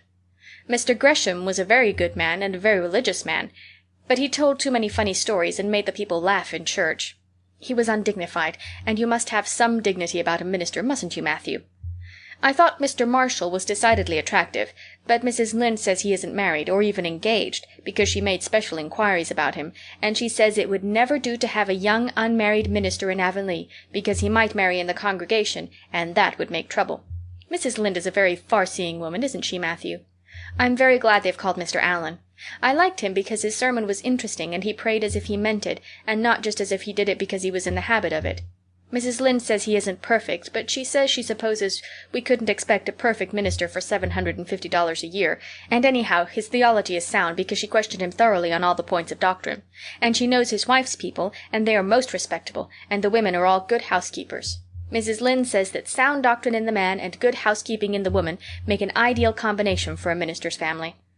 The new minister and his wife were a young, pleasant-faced couple, still on their honeymoon, and full of all good and beautiful enthusiasms for their chosen life-work. Avonlea opened its heart to them from the start. Old and young liked the frank, cheerful young man with his high ideals, and the bright, gentle little lady who assumed the mistress-ship of the manse. With Mrs. Allan, Anne felt promptly and wholeheartedly in love. She had discovered another kindred spirit. "Mrs. Allan is perfectly lovely," she announced one Sunday afternoon. "She has taken our class, and she's a splendid teacher. She said right away she didn't think it was fair for the teacher to ask all the questions, and you know, Marilla, that is exactly what I've always thought. She said we could ask her any question we liked, and I asked ever so many. I'm good at asking questions, Marilla." "I believe you," was Marilla's emphatic comment. "Nobody else asked any except Ruby Gillis, and she asked if there was to be a Sunday school picnic this summer. I didn't think that was a very proper question to ask because it hadn't any connection with the lesson. The lesson was about Daniel in the lion's den. But Mrs. Allan just smiled and said she thought there would be. Mrs. Allan has a lovely smile. She has such exquisite dimples in her cheeks. I wish I had dimples in my cheeks, Marilla. I'm not half so skinny as I was when I came here, but I have no dimples yet. If I had, perhaps I could influence people for good. Mrs. Allan said we ought always to try to influence other people for good. She talked so nice about everything. I never knew before that religion was such a cheerful thing. I always thought it was kind of melancholy, but Mrs. Allan's isn't, and I'd like to be a Christian if I could be one like her. I wouldn't want to be one like Mr. Superintendent Bell." "It's very naughty of you to speak so about Mr. Bell," said Marilla severely. "Mr. Bell is a real good man." "Oh, of course he's good," agreed Anne, "but he doesn't seem to get any comfort out of it. If I could be good, I'd dance and sing all day because I was glad of it. I suppose Mrs. Allan is too old to dance and sing, and of course it wouldn't be dignified in a minister's wife. But I can just feel she's glad she's a Christian, and that she'd be one even if she could get to heaven without it." "I suppose we must have Mr. and Mrs. Allan up to tea some day soon," said Marilla reflectively. "They've been most everywhere but here. Let me see. Next Wednesday would be a good time to have them. But don't say a word to Matthew about it, for if he knew they were coming he'd find some excuse to be away that day. He'd got so used to Mr. Bentley he didn't mind him, but he's going to find it hard to get acquainted with a new minister, and a new minister's wife will frighten him to death." "I'll be as secret as the dead," assured Anne. "But oh, Marilla, will you let me make a cake for the occasion? I'd love to do something for Mrs. Allan, and you know I can make a pretty good cake by this time." "You can make a layer cake," promised Marilla. Monday and Tuesday great preparations went on at Green Gables. Having the minister and his wife to tea was a serious and important undertaking, and Marilla was determined not to be eclipsed by any of the Avonlea housekeepers. Anne was wild with excitement and delight. She talked it all over with Diana Tuesday night in the twilight, as they sat on the big red stones by the Dryad's Bubble and made rainbows in the water with little twigs dipped in fir balsam. "Everything is ready, Diana, except my cake, which I'm to make in the morning, and the baking powder biscuits, which Marilla will make just before tea time. I assure you, Diana, that Marilla and I have had a busy 2 days of it. It's such a responsibility having a minister's family to tea. I never went through such an experience before. You should just see our pantry. It's a sight to behold. We're going to have jellied chicken and cold tongue. We're to have 2 kinds of jelly, red and yellow, and whipped cream and lemon pie and cherry pie and 3 kinds of cookies and fruit cake and Marilla's famous yellow plum preserves that she keeps especially for ministers, and pound cake and layer cake and biscuits as aforesaid, and new bread and old both in case the minister is dyspeptic and can't eat new. Mrs. Lynde says ministers are dyspeptic, but I don't think Mr. Allan has been a minister long enough for it to have had a bad effect on him. I just grow cold when I think of my layer cake. Oh, Diana, what if it shouldn't be good? I dreamed last night that I was chased all around by a fearful goblin with a big layer cake for a head." "It'll be good all right," assured Diana, who was a very comfortable sort of friend. "I'm sure that piece of the one you made that we had for lunch in Idlewild 2 weeks ago was perfectly elegant." "Yes, but cakes have such a terrible habit of turning out bad just when you especially want them to be good," sighed Anne, setting a particularly well balsamed twig afloat. "However, I suppose I shall just have to trust to Providence and be careful to put in the flour. Oh, look, Diana, what a lovely rainbow. Do you suppose the Dryad will come out after we go away and take it for a scarf?" "You know there is no such thing as a Dryad," said Diana. Diana's mother had found out about the haunted wood and had been decidedly angry over it. As a result, Diana had abstained from any further imitative flights of imagination and did not think it prudent to cultivate a spirit of belief even in harmless dryads. "But it's so easy to imagine there is," said Anne. "Every night before I go to bed I look out of my window and wonder if the dryad is really sitting here, combing her locks with the spring for a mirror. Sometimes I look for her footprints in the dew in the morning. Oh, Diana, don't give up your faith in the dryad." Wednesday morning came. Anne got up at sunrise because she was too excited to sleep. She had caught a severe cold in the head by reason of her dabbling in the spring on the preceding evening, but nothing short of absolute pneumonia could have quenched her interest in culinary matters that morning. After breakfast she proceeded to make her cake. When she finally shut the oven door upon it she drew a long breath. "I'm sure I haven't forgotten anything this time, Marilla. But do you think it will rise? Just suppose perhaps the baking powder isn't good. I used it out of the new can, and Mrs. Lynde says you can never be sure of getting good baking powder nowadays when everything is so adulterated. Mrs. Lynde says the government ought to take the matter up, but she says we'll never see the day when a Tory government will do it. Marilla, what if that cake doesn't rise?" "We'll have plenty without it," was Marilla's unimpassioned way of looking at the subject. The cake did rise, however, and came out of the oven as light and feathery as golden foam. Anne, flushed with delight, clapped it together with layers of ruby jelly, and, in imagination, saw Mrs. Allan eating it and possibly asking for another piece. "You'll be using the best tea set, of course, Marilla," she said. "Can I fix the table with ferns and wild roses?" "I think that's all nonsense," sniffed Marilla. "In my opinion, it's the eatables that matter, not flummery decorations." "Mrs. Barry had her table decorated," said Anne, who was not entirely guiltless of the wisdom of the serpent, "and the minister paid her an elegant compliment. He said it was a feast for the eye as well as the palate." "Well, do as you like," said Marilla, who was quite determined not to be surpassed by Mrs. Barry or anybody else. "Only mind you leave enough room for the dishes and the food." Anne laid herself out to decorate in a manner and after a fashion that should leave Mrs. Barry's nowhere. Having abundance of roses and ferns and a very artistic taste of her own, she made that tea-table such a thing of beauty that when the minister and his wife sat down to it they exclaimed in chorus over its loveliness. "It's Anne's doings," said Marilla, grimly just, and Anne felt that Mrs. Allan's approving smile was almost too much happiness for this world. Matthew was there, having been inveigled into the party only goodness and Anne knew how.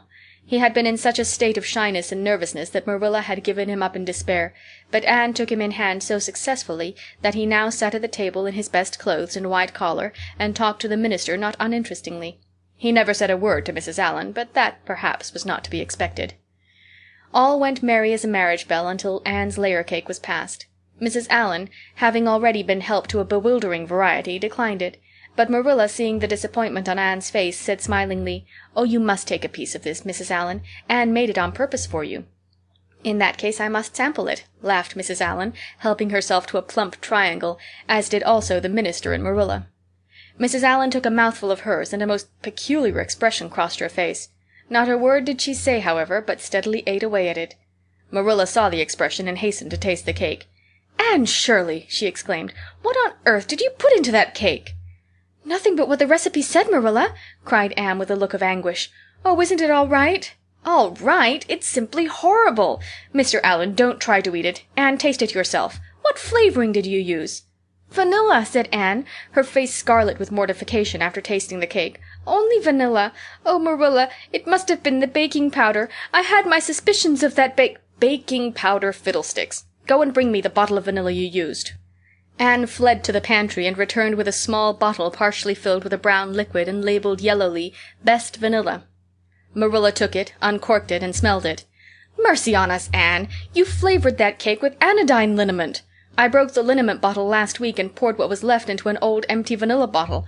I suppose it's partly my fault, I should have warned you, but for pity's sake, why couldn't you have smelled it?"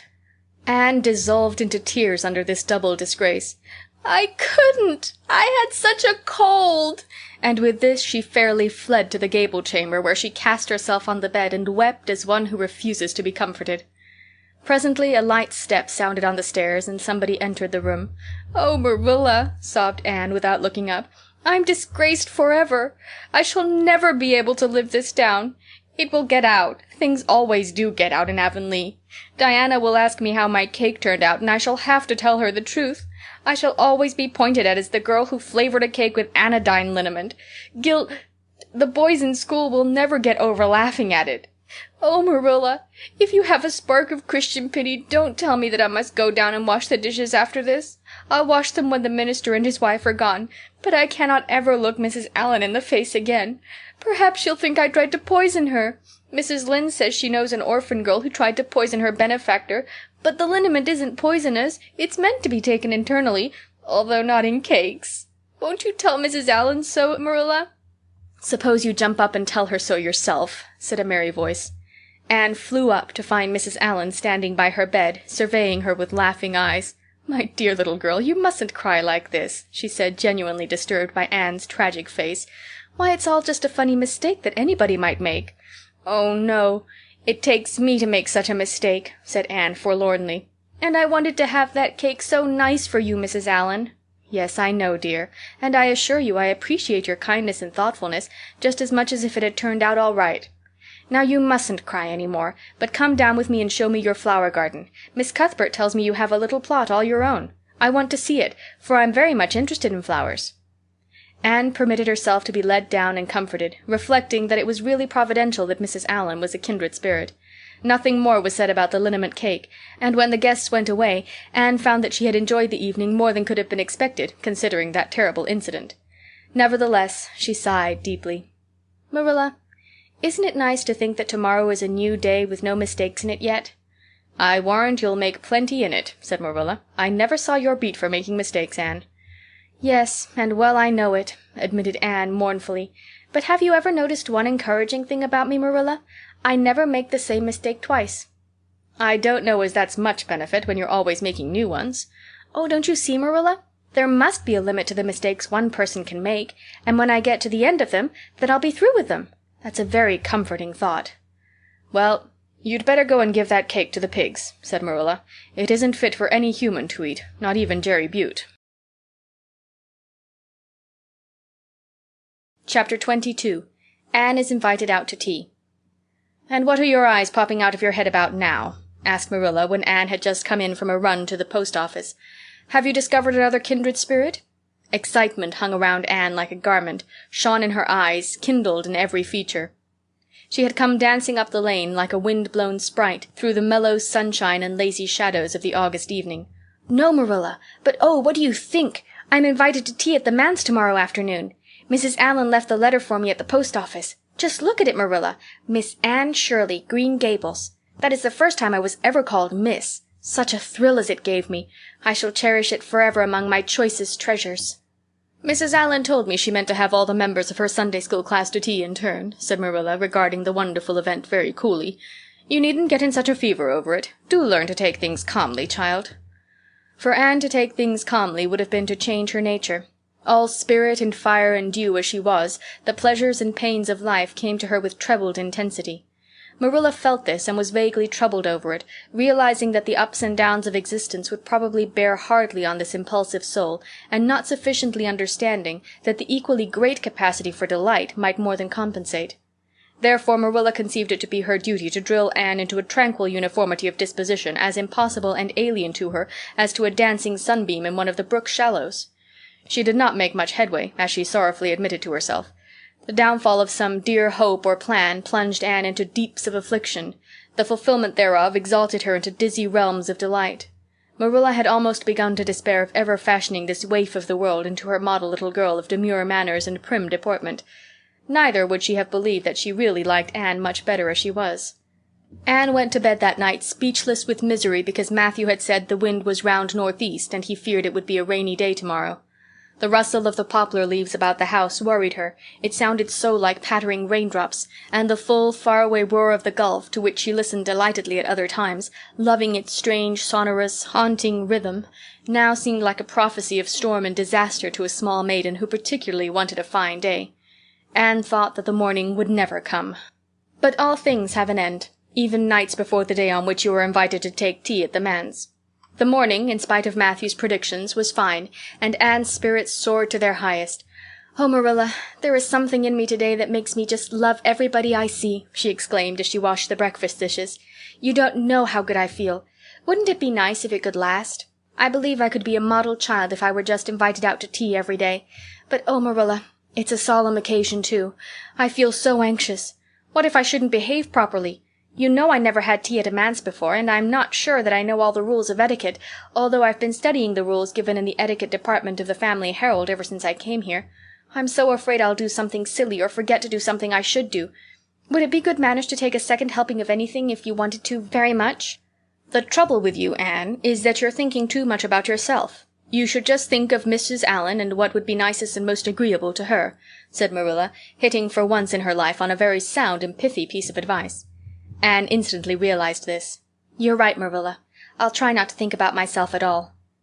Anne evidently got through her visit without any serious breach of etiquette, for she came home through the twilight under a great high-sprung sky gloried over with trails of saffron and rosy cloud, in a beatified state of mind, and told Marilla all about it happily, sitting on the big red sandstone slab at the kitchen door, with her tired curly head in Marilla's gingham lap. A cool wind was blowing down over the long harvest fields from the rims of furry western hills, and whistling through the poplars. One clear star hung over the orchard, and the fireflies were flitting over in Lover's Lane, in and out among the ferns and rustling boughs. Anne watched them as she talked, and somehow felt that wind and stars and fireflies were all tangled up together into something unutterably sweet and enchanting. "Oh, Marilla, I've had a most fascinating time. I feel that I shall not have lived in vain, and I shall always feel like that even if I should never be invited to tea at a manse again. When I got there Mrs. Allan met me at the door. She was dressed in the sweetest dress of pale pink organdy, with dozens of frills and elbow sleeves, and she looked just like a seraph. I really think I'd like to be a minister's wife when I grow up, Marilla. A minister mightn't mind my red hair, because he wouldn't be thinking of such worldly things. But then, of course, one would have to be naturally good, and I'll never be that, so I suppose there's no use thinking about it. Some people are naturally good, you know, and others are not. I'm one of the others. Mrs. Lynde says I'm full of original sin. No matter how hard I try to be good, I can never make such a success of it as those who are naturally good. It's a good deal like geometry, I expect. But don't you think that trying so hard ought to count for something? Mrs. Allan is one of the naturally good people. I love her passionately. You know there are some people like Matthew and Mrs. Allan that you can love right off without any trouble, and there are others like Mrs. Lynde that you have to try very hard to love. You know you ought to love them because they know so much and are such active workers in the church, but you have to keep reminding yourself of it all the time or else you forget. There was another little girl at the manse to tea, from the White Sands Sunday School. Her name was Lauretta Bradley, and she was a very nice little girl. Not exactly a kindred spirit, you know, but still very nice. We had an elegant tea, and I think I kept all the rules of etiquette pretty well.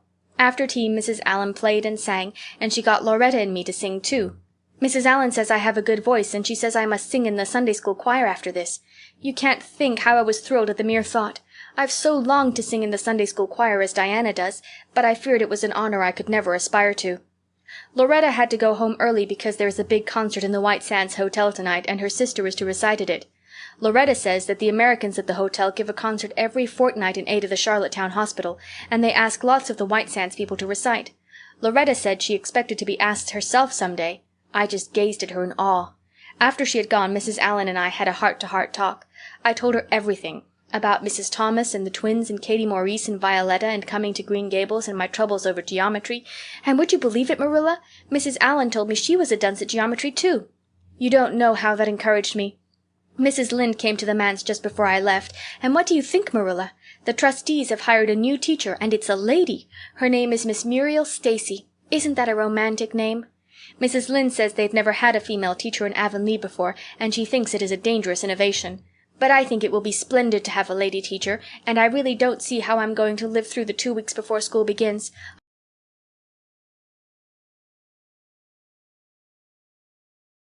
Chapter 23. Anne Comes to Grief in an Affair of Honor. Anne had to live through more than 2 weeks, as it happened. Almost a month having elapsed since the liniment cake episode, it was high time for her to get into fresh trouble of some sort.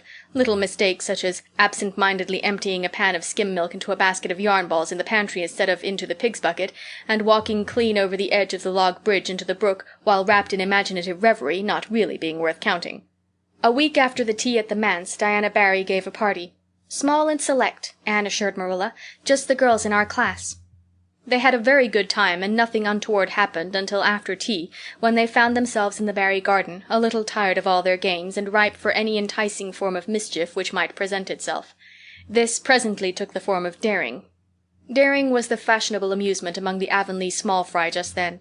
It had begun among the boys, but soon spread to the girls, and all the silly things that were done in Avonlea that summer because the doers thereof were dared to do them would fill a book by themselves. First of all, Carrie Sloane dared Ruby Gillis to climb to a certain point in the huge old willow tree before the front door, which Ruby Gillis, albeit in mortal dread of the fat green caterpillars with which said tree was infested, and with the fear of her mother before her eyes if she should tear her new muslin dress, nimbly did, to the discomfiture of the aforesaid Carrie Sloane.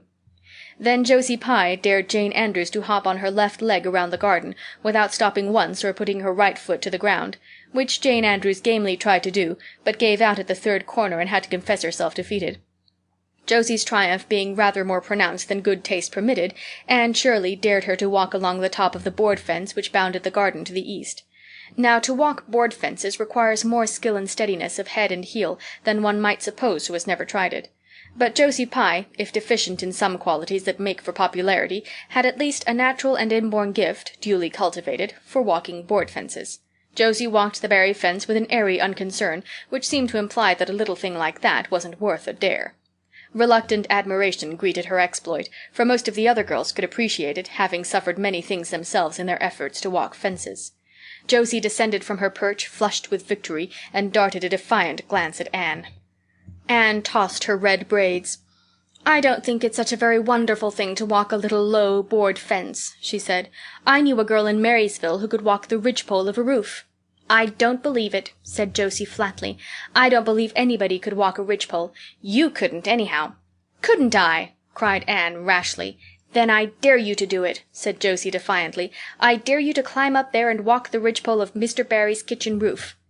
Anne turned pale. But there was clearly only one thing to be done. She walked toward the house, where a ladder was leaning against the kitchen roof. All the fifth-class girls said, "Oh!" partly in excitement, partly in dismay. "Don't you do it, Anne," entreated Diana. "You'll fall off and be killed. Never mind, Josie Pye. It isn't fair to dare anybody to do anything so dangerous." "I must do it. My honor is at stake," said Anne solemnly. "I shall walk that ridgepole, Diana, or perish in the attempt. If I am killed, you are to have my pearl bead ring." Anne climbed the ladder amid breathless silence, gained the ridgepole, balanced herself uprightly on that precarious footing, and started to walk along it, dizzily conscious that she was uncomfortably high up in the world, and that walking ridgepoles was not a thing in which your imagination helped you out much. Nevertheless, she managed to take several steps before the catastrophe came. Then she swayed, lost her balance, stumbled, staggered, and fell, sliding down over the sun-baked roof and crashing off it through the tangle of Virginia creeper beneath, all before the dismayed circle below could give a simultaneous terrified shriek. If Anne had tumbled off the roof on the side up which she had ascended, Diana would probably have fallen heir to the pearl bead ring then and there. Fortunately, she fell on the other side, where the roof extended down over the porch so nearly to the ground that a fall therefrom was a much less serious thing. Nevertheless, when Diana and the other girls had rushed frantically around the house, except Ruby Gillis, who remained as if rooted to the ground and went into hysterics, they found Anne lying all white and limp among the wreck and ruin of the Virginia creeper. "Anne, are you killed?" shrieked Diana, throwing herself on her knees beside her friend. "Oh, Anne, dear Anne, speak just one word to me and tell me if you're killed." To the immense relief of all the girls, and especially of Josie Pye, who in spite of lack of imagination had been seized with horrible visions of a future branded as the girl who was the cause of Anne Shirley's early and tragic death, Anne sat dizzily up and answered uncertainly, "No, Diana, I am not killed, but I think I am rendered unconscious." "Where?" sobbed Carrie Sloane. "Oh, where, Anne?" Before Anne could answer, Mrs. Barry appeared on the scene. At sight of her, Anne tried to scramble to her feet, but sank back again with a sharp little cry of pain. "What's the matter? Where have you hurt yourself?" demanded Mrs. Barry. "My ankle," gasped Anne.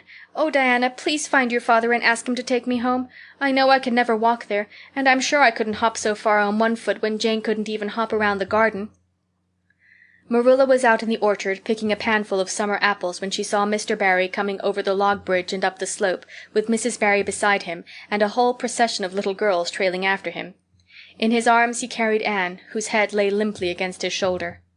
At that moment Marilla had a revelation. In the sudden stab of fear that pierced her very heart, she realized what Anne had come to mean to her. She would have admitted that she liked Anne, nay, that she was very fond of Anne. But now she knew as she hurried wildly down the slope that Anne was dearer to her than anything else on earth. "Mr. Barry, what has happened to her?" she gasped, more white and shaken than the self-contained, sensible Marilla had been for many years. Anne herself answered, lifting her head. "Don't be very frightened, Marilla. I was walking the ridgepole and I fell off. I expect I have sprained my ankle. But, Marilla, I might have broken my neck. Let us look on the bright side of things."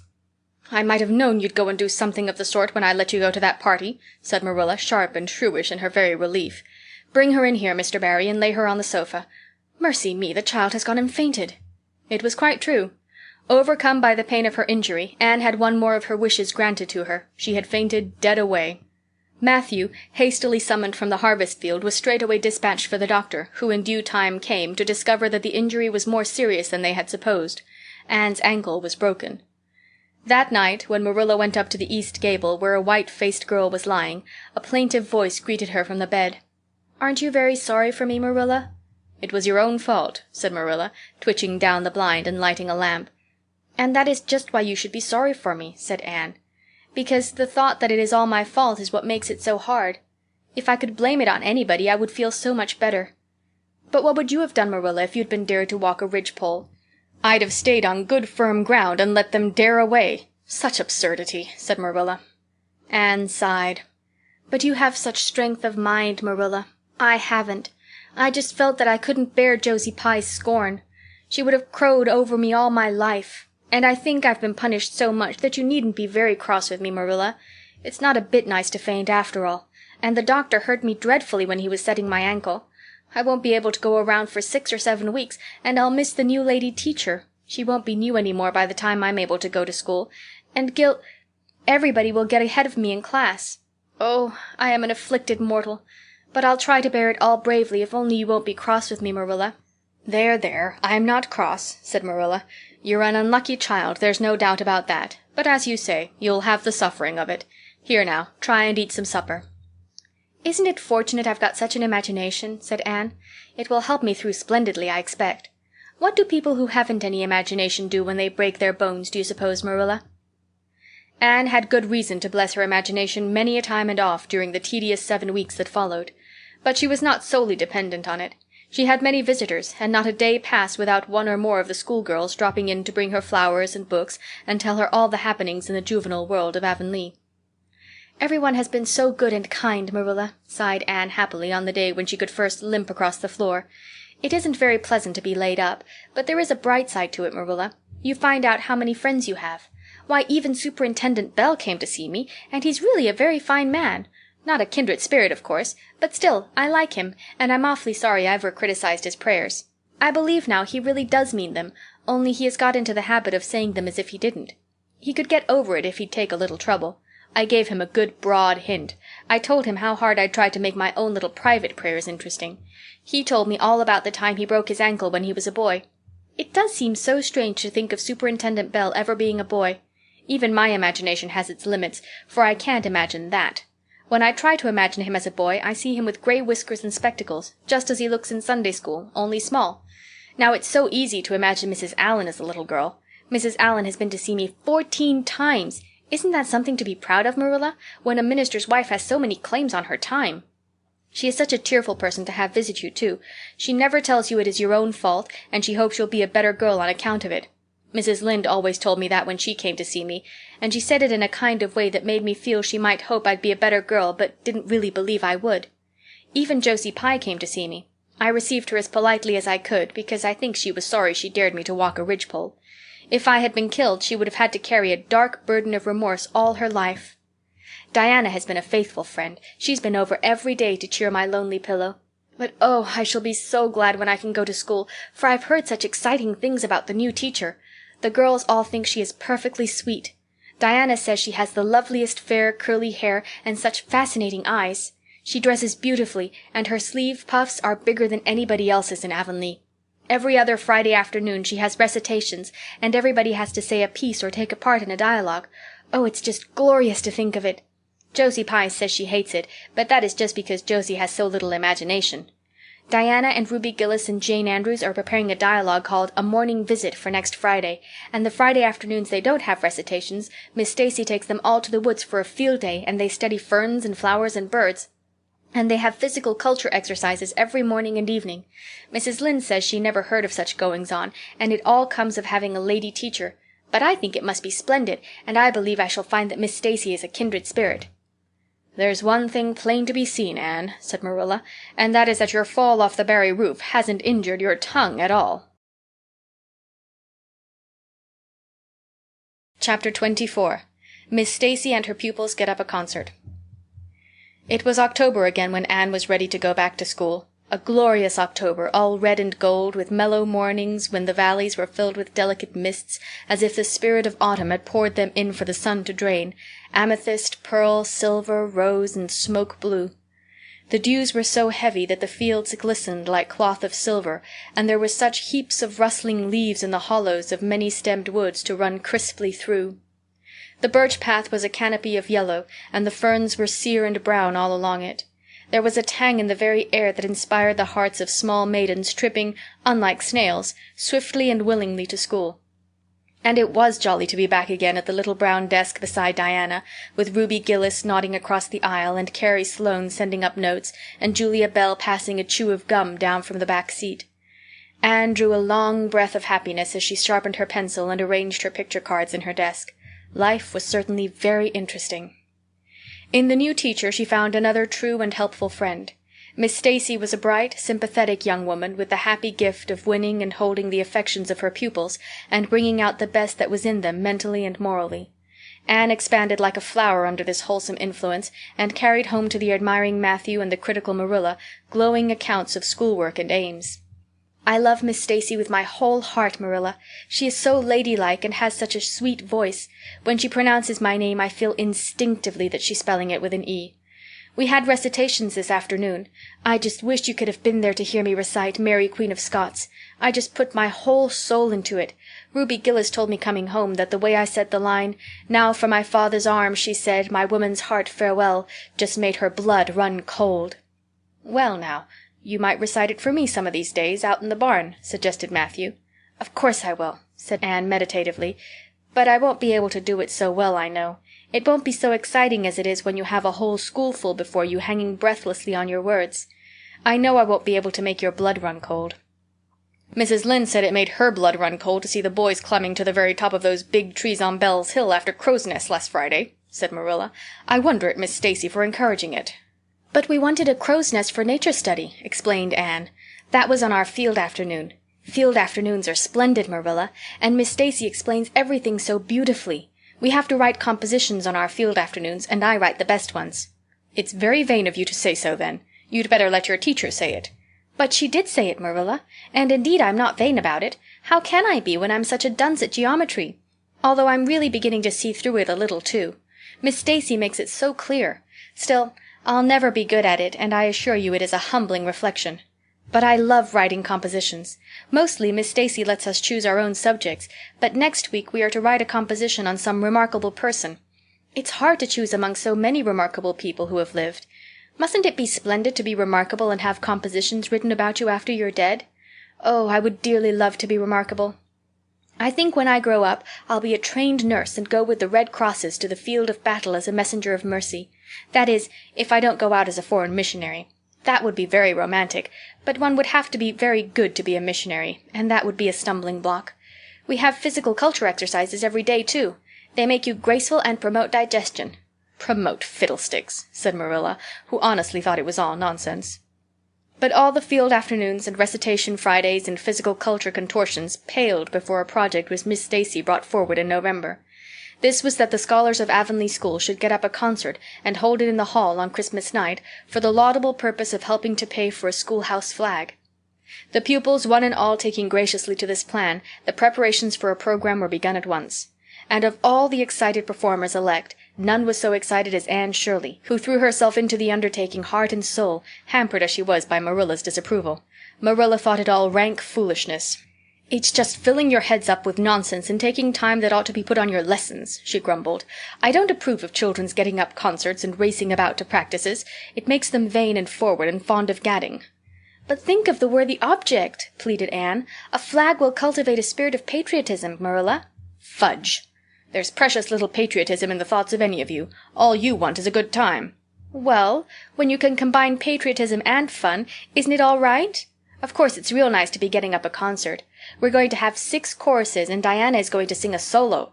I'm in 2 dialogues, the Society for the Suppression of Gossip and the Fairy Queen. The boys are going to have a dialogue too. And I'm to have 2 recitations, Marilla. I just tremble when I think of it, but it's a nice thrilly kind of tremble. And we're to have a tableau at the last, Faith, Hope, and Charity. Diana and Ruby and I are to be in it, all draped in white with flowing hair. I'm to be Hope, with my hands clasped so, and my eyes uplifted. I'm going to practice my recitations in the garret. Don't be alarmed if you hear me groaning. I have to groan heartrendingly in one of them, and it's really hard to get up a good artistic groan, Marilla. Josie Pye is sulky because she didn't get the part she wanted in the dialogue. She wanted to be the Fairy Queen. That would have been ridiculous, for who ever heard of a Fairy Queen as fat as Josie? Fairy Queens must be slender. Jane Andrews is to be the queen, and I am to be one of her maids of honor. Josie says she thinks a red-haired fairy's just as ridiculous as a fat one, but I do not let myself mind what Josie says. I'm to have a wreath of white roses on my hair, and Ruby Gillis is going to lend me her slippers because I haven't any of my own. It's necessary for fairies to have slippers, you know. You couldn't imagine a fairy wearing boots, could you? Especially with copper toes. We are going to decorate the hall with creeping spruce and fir mottos with pink tissue paper roses in them, and we are all to march in 2 by 2 after the audience is seated, while Emma White plays a march on the organ.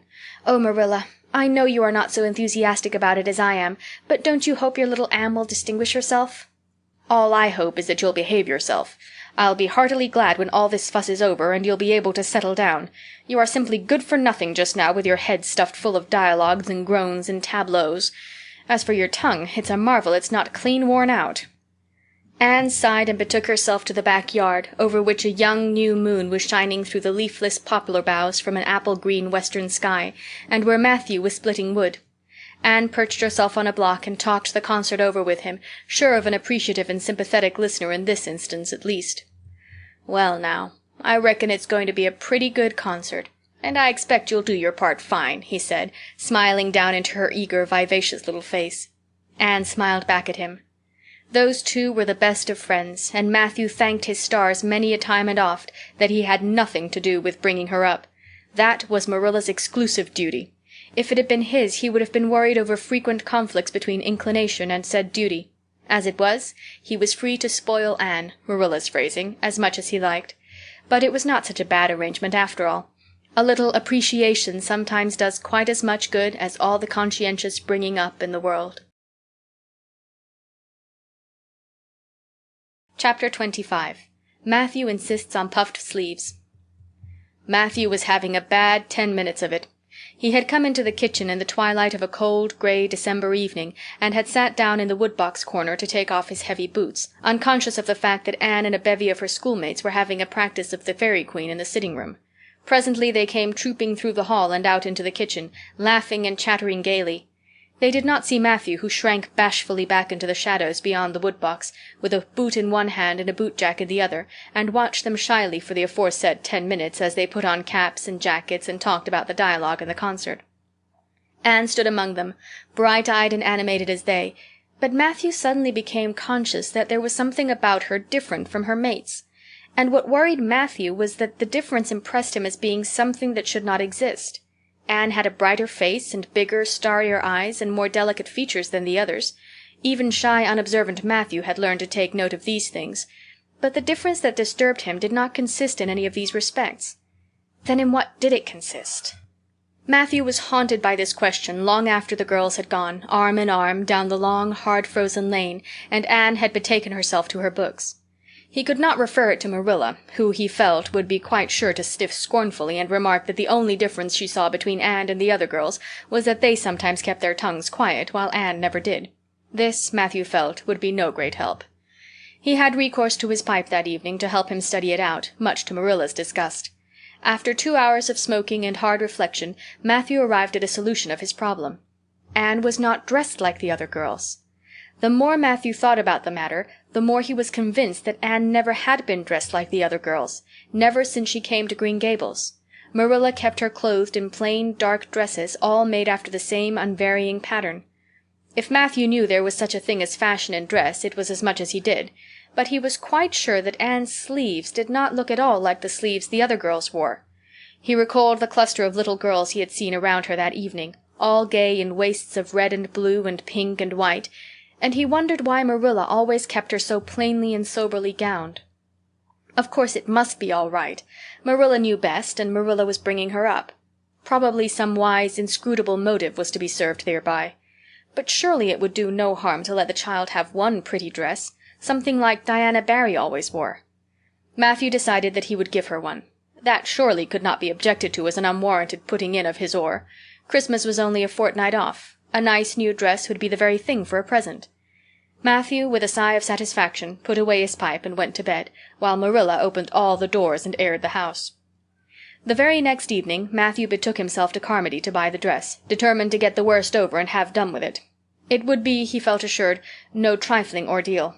There were some things Matthew could buy and prove himself no mean bargainer, but he knew he would be at the mercy of shopkeepers when it came to buying a girl's dress. After much cogitation, Matthew resolved to go to Samuel Lawson's store instead of William Blair's. To be sure, the Cuthberts always had gone to William Blair's. It was almost as much a matter of conscience with them as to attend the Presbyterian church and vote Conservative. But William Blair's 2 daughters frequently waited on customers there, and Matthew held them in absolute dread. He could contrive to deal with them when he knew exactly what he wanted and could point it out, but in such a matter as this, requiring explanation and consultation, Matthew felt that he must be sure of a man behind the counter. So he would go to Lawson's, where Samuel or his son would wait on him. Alas, Matthew did not know that Samuel, in the recent expansion of his business, had set up a lady clerk also. She was a niece of his wife's, and a very dashing young person indeed, with a huge drooping pompadour, big rolling brown eyes, and a most extensive and bewildering smile. She was dressed with exceeding smartness, and wore several bangle bracelets that glittered and rattled and tinkled with every movement of her hands. Matthew was covered with confusion at finding her there at all, and those bangles completely wrecked his wits at one fell swoop. "What can I do for you this evening, Mr. Cuthbert?" Miss Lucilla Harris inquired, briskly and ingratiatingly, tapping the counter with both hands. "Have you any, well now, say, any garden rakes?" stammered Matthew. Miss Harris looked somewhat surprised, as well she might, to hear a man inquiring for garden rakes in the middle of December. "I believe we have 1 or 2 left over," she said, "but they're upstairs in the lumber room. I'll go and see." During her absence, Matthew collected his scattered senses for another effort. When Miss Harris returned with the rake and cheerfully inquired, "Anything else tonight, Mr. Cuthbert?" Matthew took his courage in both hands and replied, "Well now, since you suggest it, I might as well buy some hayseed." Miss Harris had heard Matthew Cuthbert called odd. She now concluded that he was entirely crazy. "We only keep hayseed in the spring," she explained loftily. "We've none on hand just now." "Oh, certainly, just as you say," stammered unhappy Matthew, seizing the rake and making for the door. At the threshold he recollected that he had not paid for it, and he turned miserably back. While Miss Harris was counting out his change, he rallied his powers for a final, desperate attempt. "Well now, if it isn't too much trouble, I might as well, I'd like to look at some sugar." "White or brown?" queried Miss Harris patiently. "Oh, well now, brown," said Matthew feebly. "There's a barrel of it over there," said Miss Harris, shaking her bangles at it. "It's the only kind we have." I'll take 20 pounds of it," said Matthew, with beads of perspiration standing on his forehead. Matthew had driven halfway home before he was his own man again. It had been a gruesome experience, but it served him right, he thought, for committing the heresy of going to a strange store. When he reached home he hid the rake in the tool house, but the sugar he carried in to Marilla. "Brown sugar!" exclaimed Marilla. "Whatever possessed you to get so much? You know I never use it except for the hired man's porridge or black fruit cake. Jerry's gone, and I've made my cake long ago. It's not good sugar, either. It's coarse and dark. William Blair doesn't usually keep sugar like that." I thought it might come in handy sometime," said Matthew, making good his escape. When Matthew came to think the matter over, he decided that a woman was required to cope with the situation. Marilla was out of the question. Matthew felt sure she would throw cold water on his project at once. Remained only Mrs. Lynde, for of no other woman in Avonlea would Matthew have dared to ask advice. To Mrs. Lynde he went accordingly, and that good lady promptly took the matter out of the harassed man's hands. "Pick out a dress for you to give Anne? To be sure I will. I'm going to Carmody tomorrow, and I'll attend to it. Have you something particular in mind? No? Well, I'll just go by my own judgment then. I believe a nice rich brown would just suit Anne, and William Blair has some new Gloria in that's real pretty. Perhaps you'd like me to make it up for her, too, seeing that if Marilla was to make it, Anne would probably get wind of it before the time and spoil the surprise? Well, I'll do it. No, it isn't a mite of trouble. I like sewing. I'll make it to fit my niece, Jenny Gillis, for she and Anne are as like as two peas as far as figure goes." "Well now, I'm much obliged," said Matthew, and I don't know, but I think they make the sleeves different nowadays to what they used to be. If it wouldn't be asking too much, I'd like them made in the new way." "Puffs? Of course. You needn't worry a speck more about it, Matthew. I'll make it up in the very latest fashion," said Mrs. Lynde. To herself she added when Matthew had gone, "It'll be a real satisfaction to see that poor child wearing something decent for once. The way Marilla dresses her is positively ridiculous, that's what, and I've ached to tell her so plainly a dozen times. I've held my tongue, though, for I can see Marilla doesn't want advice, and she thinks she knows more about bringing up children than I do, for all she's an old maid. But that's always the way. Folks that has brought up children know there's no hard and fast method in the world that'll suit every child. But them as never have think it's all plain and easy as rule of 3. Just set your 3 terms down so fashion, and the sum'll work out correct. But flesh and blood don't come under the head of arithmetic, and that's where Marilla Cuthbert makes her mistake. I suppose she's trying to cultivate a spirit of humility in Anne by dressing her as she does, but it's more likely to cultivate envy and discontent. I'm sure the child must feel the difference between her clothes and the other girls. But to think of Matthew taking notice of it! That man is waking up after being asleep for over 60 years. Marilla knew all the following fortnight that Matthew had something on his mind, but what it was she could not guess until Christmas Eve, when Mrs. Lynde brought up the new dress. Marilla behaved pretty well on the whole, although it is very likely she distrusted Mrs. Lynde's diplomatic explanation that she had made the dress because Matthew was afraid Anne would find out about it too soon if Marilla made it. "So this is what Matthew has been looking so mysterious over and grinning about to himself for 2 weeks, is it?" she said, a little stiffly but tolerantly. "I knew he was up to some foolishness. Well, I must say I don't think Anne needed any more dresses. I made her 3 good, warm, serviceable ones this fall, and anything more is sheer extravagance. There's enough material in those sleeves alone to make a waist, I declare there is. You'll just pamper Anne's vanity, Matthew, and she's as vain as a peacock now. Well, I hope she'll be satisfied at last, for I know she's been hankering after those silly sleeves ever since they came in, although she never said a word after the first. The puffs have been getting bigger and more ridiculous right along. They're as big as balloons now. Next year anybody who wears them will have to go through a door sideways." Christmas morning broke on a beautiful white world. It had been a very mild December, and people had looked forward to a green Christmas, but just enough snow fell softly in the night to transfigure Avonlea. Anne peeped out from her frosted gable window with delighted eyes. The firs in the haunted wood were all feathery and wonderful. The birches and wild cherry trees were outlined in pearl. The plowed fields were stretches of snowy dimples, and there was a crisp tang in the air that was glorious. Anne ran downstairs singing until her voice re-echoed through Green Gables. "Merry Christmas, Marilla! Merry Christmas, Matthew! Isn't it a lovely Christmas? I'm so glad it's white. Any other kind of Christmas doesn't seem real, does it? I don't like green Christmases. They're not green. They're just nasty faded browns and grays. What makes people call them green? Why, Matthew, is that for me? Oh, Matthew!" Matthew had sheepishly unfolded the dress from its paper swathings and held it out with a deprecatory glance at Marilla, who feigned to be contemptuously filling the teapot, but nevertheless watched the scene out of the corner of her eye with a rather interested air. Anne took the dress and looked at it in reverent silence. Oh, how pretty it was! A lovely soft brown gloria with all the gloss of silk, a skirt with dainty frills and shirrings, a waist elaborately pin-tucked in the most fashionable way, with a little ruffle of filmy lace at the neck.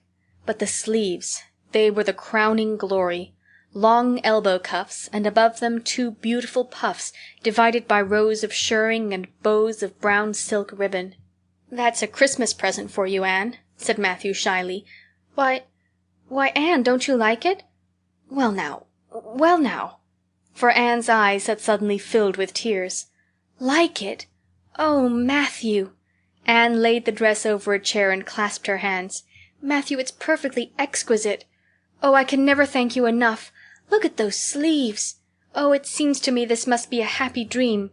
"Well, well, let's have breakfast," interrupted Marilla. "I must say, Anne, I don't think you needed the dress, but since Matthew has got it for you, see that you take good care of it. There's a hair ribbon Mrs. Lynde left for you. It's brown to match the dress. Come now, sit in." "I don't see how I'm going to eat breakfast," said Anne rapturously. "Breakfast seems so commonplace at such an exciting time. I'd rather feast my eyes on that dress. I'm so glad that puffed sleeves are still fashionable. It did seem to me that I'd never get over it if they went out before I had a dress with them. I'd never have felt quite satisfied, you see. It was lovely of Mrs. Lynde to give me the ribbon, too. I feel that I ought to be a very good girl indeed. It's at times like this I'm sorry I'm not a model little girl, and I always resolve that I will be in future. But somehow it's hard to carry out your resolutions when irresistible temptations come. Still, I really will make an extra effort after this." When the commonplace breakfast was over, Diana appeared, crossing the white log bridge in the hollow, a gay little figure in her crimson ulster. Anne flew down the slope to meet her. "Merry Christmas, Diana! And oh, it's a wonderful Christmas! I've something splendid to show you. Matthew has given me the loveliest dress, with such sleeves! I couldn't even imagine any nicer." "I've got something more for you," said Diana breathlessly. "Here, this box. Aunt Josephine sent us out a big box with ever so many things in it, and this is for you. I'd have brought it over last night, but it didn't come until after dark, and I never feel very comfortable coming through the haunted wood in the dark now." Anne opened the box and peeped in. First a card with "For the Anne girl and Merry Christmas" written on it, and then a pair of the daintiest little kid slippers with beaded toes and satin bows and glistening buckles. "Oh," said Anne, "Diana, this is too much. I must be dreaming." "I call it providential," said Diana. "You won't have to borrow Ruby's slippers now, and that's a blessing, for they're 2 sizes too big for you, and it would be awful to hear a fairy shuffling. Josie Pye would be delighted. Mind you, Rob Wright went home with Gertie Pye from the practice night before last. Did you ever hear anything equal to that?" All the Avonlea scholars were in a fever of excitement that day, for the hall had to be decorated and a last grand rehearsal held. The concert came off in the evening and was a pronounced success. The little hall was crowded, all the performers did excellently well, but Anne was the bright particular star of the occasion, as even envy in the shape of Josie Pye dared not deny. "Oh, hasn't it been a brilliant evening?" sighed Anne when it was all over, and she and Diana were walking home together under a dark, starry sky. "Everything went off very well," said Diana practically. "I guess we must have made as much as $10. Mind you, Mr. Allen is going to send an account of it to the Charlottetown papers." "Oh, Diana, will we really see our names in print? It makes me thrill to think of it. Your solo was perfectly elegant, Diana. I felt prouder than you did when it was encored. I just said to myself, it is my dear bosom friend who is so honored. Well, your recitations just brought down the house, Anne. That sad one was simply splendid. Oh, I was so nervous, Diana. When Mr. Allen called out my name, I really cannot tell how I ever got up on that platform. I felt as if a million eyes were looking at me and through me. And for one dreadful moment I was sure I couldn't begin at all. Then I thought of my lovely puffed sleeves and took courage. I knew that I must live up to those sleeves, Diana. So I started in, and my voice seemed to be coming from ever so far away. I just felt like a parrot. It's providential that I practiced those recitations so often up in the garret, or I'd never have been able to get through. Did I groan all right?" "Yes, indeed, you groaned lovely," assured Diana. "I saw old Mrs. Sloane wiping away tears when I sat down. It was splendid to think I had touched somebody's heart. It's so romantic to take part in a concert, isn't it? Oh, it's been a very memorable occasion indeed." "Wasn't the boys' dialogue fine?" said Diana. "Gilbert Blythe was just splendid. Anne, I do think it's awful mean the way you treat Gil. Wait till I tell you. When you ran off the platform after the fairy dialogue, one of your roses fell out of your hair. I saw Gil pick it up and put it in his breast pocket. There now. You're so romantic that I'm sure you ought to be pleased at that." "It's nothing to me what that person does," said Anne loftily. "I simply never waste a thought on him, Diana." That night Marilla and Matthew, who had been out to a concert for the first time in 20 years, sat for a while by the kitchen fire after Anne had gone to bed. "Well now, I guess our Anne did as well as any of them," said Matthew proudly. "Yes, she did," admitted Marilla. "She's a bright child, Matthew, and she looked real nice, too. I've been kind of opposed to this concert scheme, but I suppose there's no real harm in it after all. Anyhow, I was proud of Anne tonight, although I'm not going to tell her so." "Well now, I was proud of her and I did tell her so 'fore she went upstairs," said Matthew. "We must see what we can do for her some of these days, Marilla. I guess she'll need something more than Avonlea school by and by." "There's time enough to think of that," said Marilla. "She's only 13 in March. Though tonight it struck me she was growing quite a big girl. Mrs. Lynde made that dress a mite too long, and it makes Anne look so tall. She's quick to learn, and I guess the best thing we can do for her will be to send her to Queen's after a spell. But nothing need be said about that for a year or two yet." "Well now, it'll do no harm to be thinking it over off and on," said Matthew. "Things like that are all the better for lots of thinking over." Chapter 26. The Story Club is Formed. Junior Avonlea found it hard to settle down to humdrum existence again. To Anne in particular, things seemed fearfully flat, stale, and unprofitable after the goblet of excitement she had been sipping for weeks.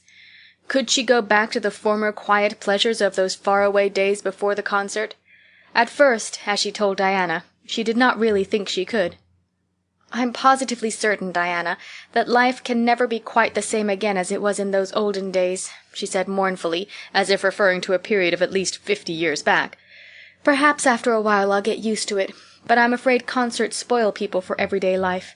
I suppose that is why Marilla disapproves of them. Marilla is such a sensible woman. It must be a great deal better to be sensible, but still, I don't believe I'd really want to be a sensible person because they are so unromantic. Mrs. Lynde says there is no danger of my ever being one, but you can never tell. I feel just now that I may grow up to be sensible yet. But perhaps that is only because I'm tired. I simply couldn't sleep last night for ever so long. I just lay awake and imagined the concert over and over again. That's one splendid thing about such affairs. It's so lovely to look back to them." Eventually, however, Avonlea school slipped back into its old groove and took up its old interests. To be sure, the concert left traces. Ruby Gillis and Emma White, who had quarreled over a point of precedence in their platform seats, no longer sat at the same desk, and a promising friendship of 3 years was broken up. Josie Pye and Julia Bell did not speak for 3 months, because Josie Pye had told Bessie Wright that Julia Bell's bow when she got up to recite made her think of a chicken jerking its head, and Bessie told Julia. None of the Sloanes would have any dealings with the Bells, because the Bells had declared that the Sloanes had too much to do in the program, and the Sloanes had retorted that the Bells were not capable of doing the little they had to do properly. Finally, Charlie Sloane fought Moody Spurgeon Macpherson because Moody Spurgeon had said that Anne Shirley put on airs about her recitations, and Moody Spurgeon was licked. Consequently, Moody Spurgeon's sister, Ella May, would not speak to Anne Shirley all the rest of the winter. With the exception of these trifling frictions, work in Miss Stacy's little kingdom went on with regularity and smoothness. The winter weeks slipped by. It was an unusually mild winter, with so little snow that Anne and Diana could go to school nearly every day by way of the birch path. On Anne's birthday they were tripping lightly down it, keeping eyes and ears alert amid all their chatter, for Miss Stacy had told them that they must soon write a composition on A Winter's Walk in the Woods, and it behooved them to be observant. "Just think, Diana, I'm 13 years old today," remarked Anne in an awed voice. "I can scarcely realize that I'm in my teens. When I woke this morning it seemed to me that everything must be different. You've been 13 for a month, so I suppose it doesn't seem such a novelty to you as it does to me. It makes life seem so much more interesting. In 2 more years I'll be really grown up. It's a great comfort to think that I'll be able to use big words then without being laughed at." "Ruby Gillis says she means to have a beau as soon as she's 15, said Diana. "Ruby Gillis thinks of nothing but beaux," said Anne disdainfully. "She's actually delighted when anyone writes her name up in a take notice, for all she pretends to be so mad. But I'm afraid that is an uncharitable speech. Mrs. Allan says we should never make uncharitable speeches, but they do slip out so often before you think, don't they? I simply can't talk about Josie Pye without making an uncharitable speech, so I never mention her at all. You may have noticed that. I'm trying to be as much like Mrs. Allan as I possibly can, for I think she's perfect. Mr. Allan thinks so too. Mrs. Lynde says he just worships the ground she treads on, and she doesn't really think it right for a minister to set his affections so much on a mortal being.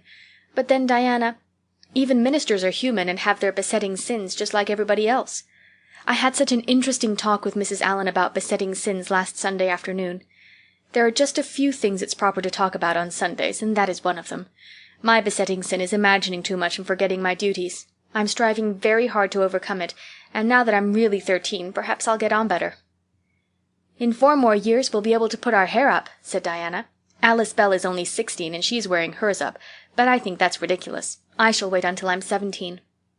"If I had Alice Bell's crooked nose," said Anne decidedly, "I wouldn't— But there, I won't say what I was going to because it was extremely uncharitable. Besides, I was comparing it with my own nose, and that's vanity. I'm afraid I think too much about my nose ever since I heard that compliment about it long ago. It really is a great comfort to me. Oh, Diana, look, there's a rabbit. That's something to remember for our woods composition. I really think the woods are just as lovely in winter as in summer. They're so white and still, as if they were asleep and dreaming pretty dreams. I won't mind writing that composition when its time comes, sighed Diana. I can manage to write about the woods, but the one we're to hand in Monday is terrible. The idea of Miss Stacy telling us to write a story out of our own heads. Why, it's as easy as wink, said Anne. It's easy for you because you have an imagination, retorted Diana. But what would you do if you had been born without one? I suppose you have your composition all done. Anne nodded, trying hard not to look virtuously complacent, and failing miserably. I wrote it last Monday evening. It's called The Jealous Rival, or In Death Not Divided. I read it to Marilla, and she said it was stuff and nonsense. Then I read it to Matthew, and he said it was fine. That is the kind of critic I like.